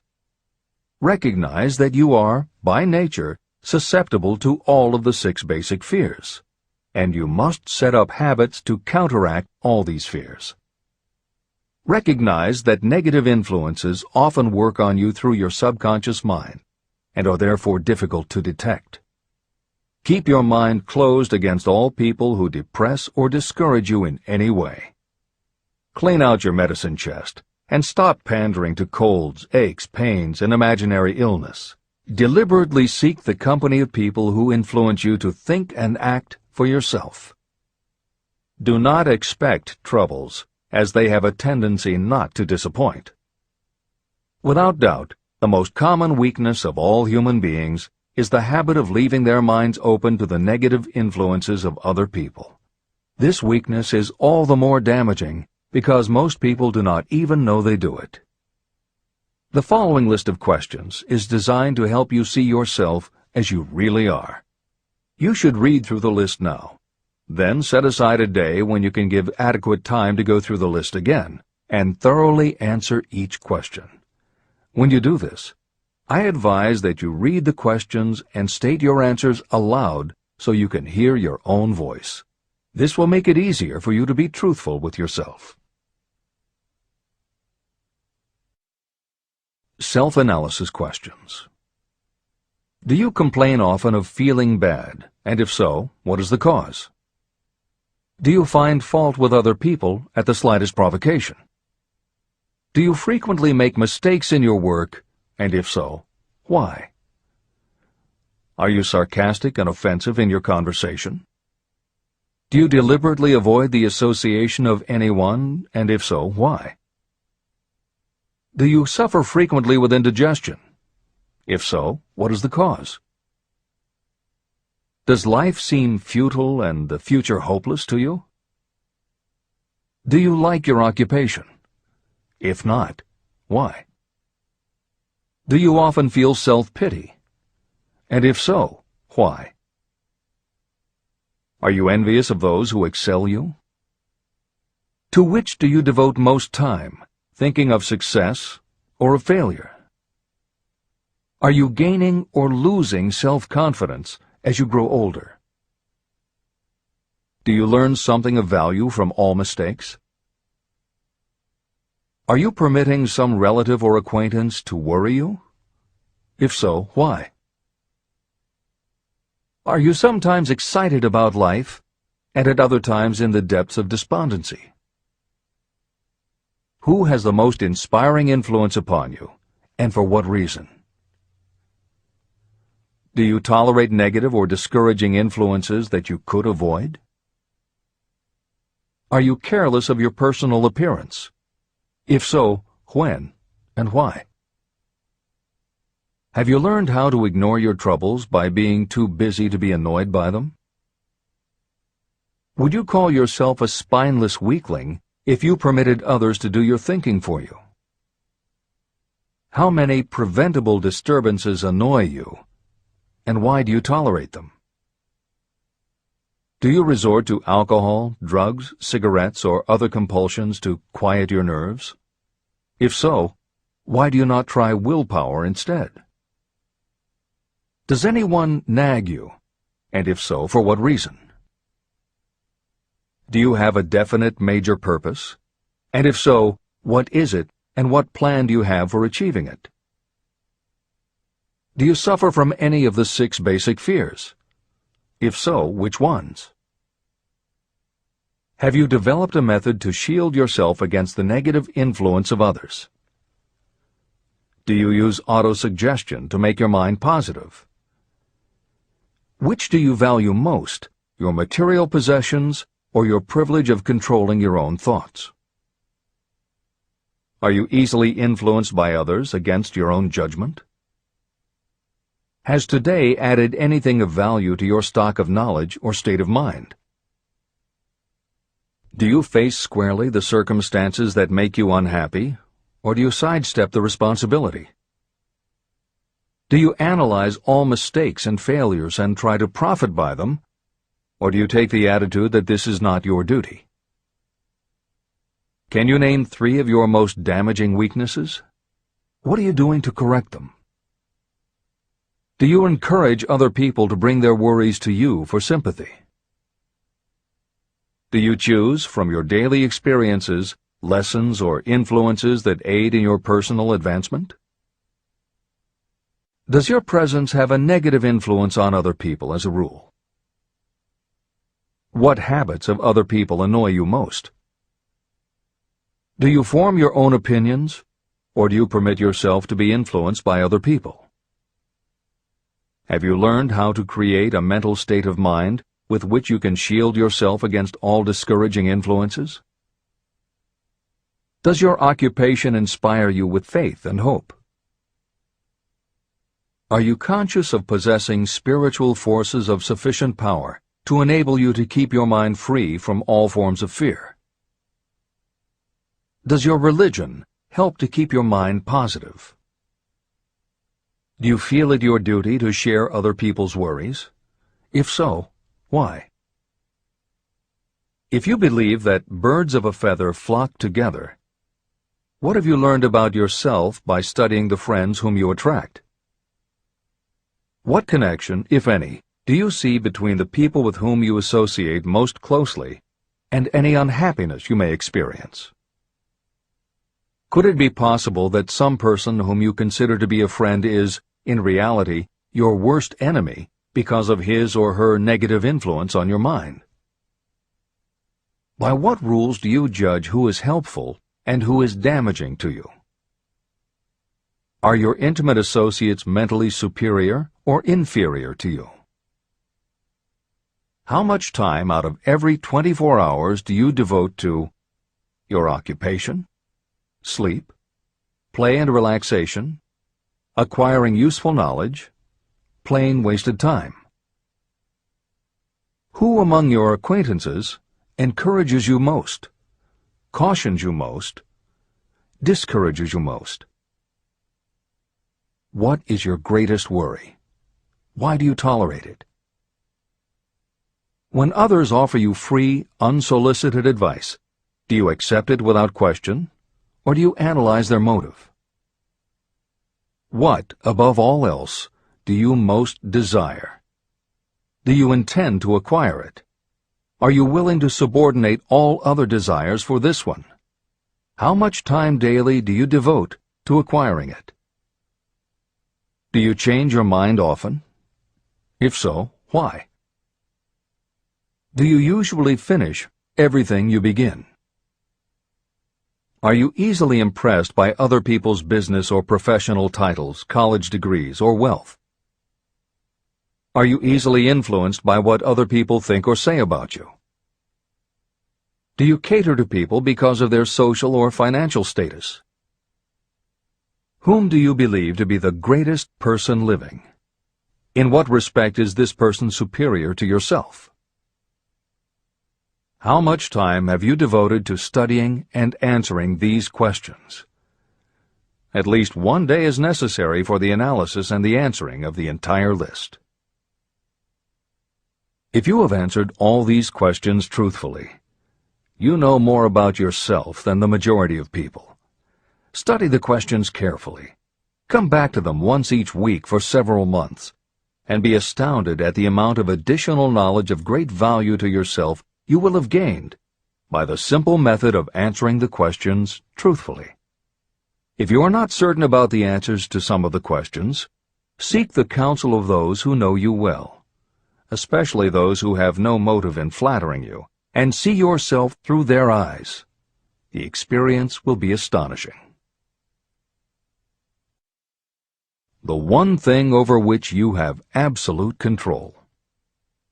You have absolute control over only one thing, and that is your thoughts. This is the most significant and inspiring of all facts known to humans. It reflects our divine nature. This ability to control your thoughts is the sole means by which you may control your own destiny. If you fail to control your own mind, you may be sure you will control nothing else. Your mind is your spiritual estate. Protect and use it with the care to which divine royalty is entitled. You were given your willpower for this purpose. Unfortunately, there is no legal protection against those who, by design or through ignorance, poison the minds of others with negative suggestion. Those with negative minds tried to convince Thomas A. Edison that he could not build a machine that would record and reproduce the human voice, because, they said, no one else has ever produced such a machine. Edison did not believe them. He knew that the mind could produce anything the mind could conceive and believe. That knowledge was the thing that lifted the great Edison above the common herd. Men with negative minds told F.W. Woolworth he would go broke trying to run a store on 5 and 10-cent sales. He did not believe them. He knew that he could do anything within reason if he backed his plans with faith. Exercising his right to keep the negative suggestions of others out of his mind, he piled up a fortune of more than $100 million. Doubting Thomases scoffed scornfully when Henry Ford tried out his first crudely built automobile on the streets of Detroit. Some said the thing would never become practical. Others said no one would pay money for such a contraption. Ford said, "I'll belt the earth with dependable motor cars." And he did. For the benefit of those seeking vast riches, let it be remembered that practically the sole difference between Henry Ford and a majority of workers is this: Ford had a mind, and he controlled it. The others have minds that they do not try to control. Mind control is the result of self-discipline and habit. You either control your mind, or it controls you. There is no halfway compromise. The most practical method for controlling your mind is the habit of keeping it busy with a definite purpose, backed by a definite plan. Study the records of those who achieve noteworthy success, and you will see that they have control over their own minds, and that they exercise that control and direct it toward the attainment of definite objectives. Without this control, success is not possible. 55 Famous Alibis by Old Man If. People who do not succeed have one distinguishing trait in common. They know all the reasons for failure and have what they believe to be airtight alibis to explain away their own lack of achievement. Some of these alibis are clever, and a few of them are justifiable by the facts, but alibis cannot be used for money.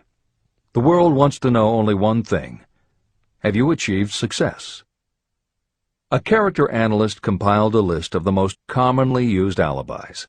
As you read the list, examine yourself carefully and determine how many of these alibis you use. Remember, the philosophy presented in this book makes every one of these alibis obsolete. If I didn't have a wife and family. If I had enough pull. If I had money. If I had a good education. If I could get a job. If I had good health. If I only had time. If times were better. If other people understood me. If conditions around me were only different. If I could live my life over again. If I did not fear what they would say.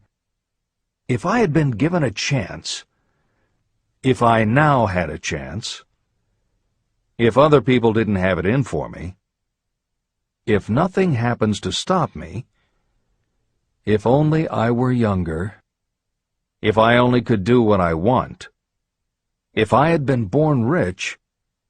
If I could meet the right people. If I had the talent that some people have. If I dared to assert myself. If only I had embraced past opportunities. If people didn't get on my nerves. If I didn't have to keep house and look after the children. If I could save some money. If the boss only appreciated me. If I only had somebody to help me. If my family understood me. If I lived in a big city. If I could just get started. If I were only free. If I had the personality of some people. If I were not so fat. If my real talents were known. If I could just get a break.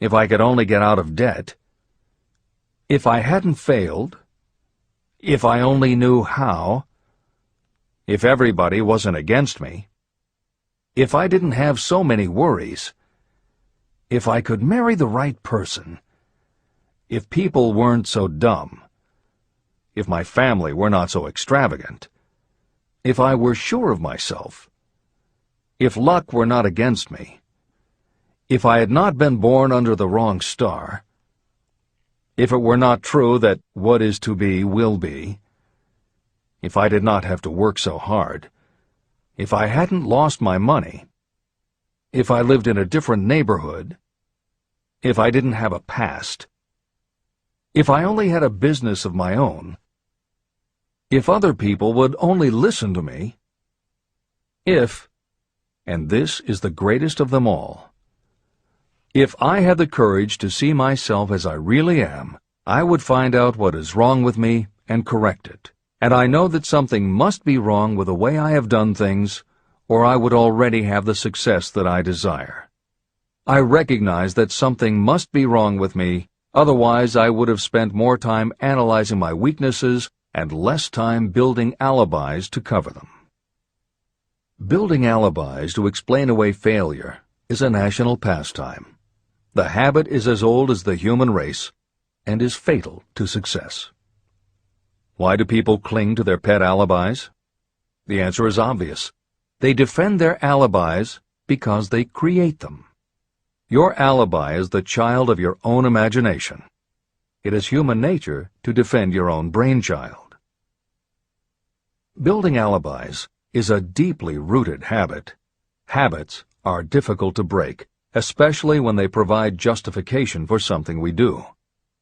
Plato had this truth in mind when he said, "The first and best victory is to conquer self. To be conquered by self is, of all things, the most shameful and vile." Another philosopher had the same thought in mind when he said, "It was a great surprise to me when I discovered that most of the ugliness I saw in others was but a reflection of my own nature."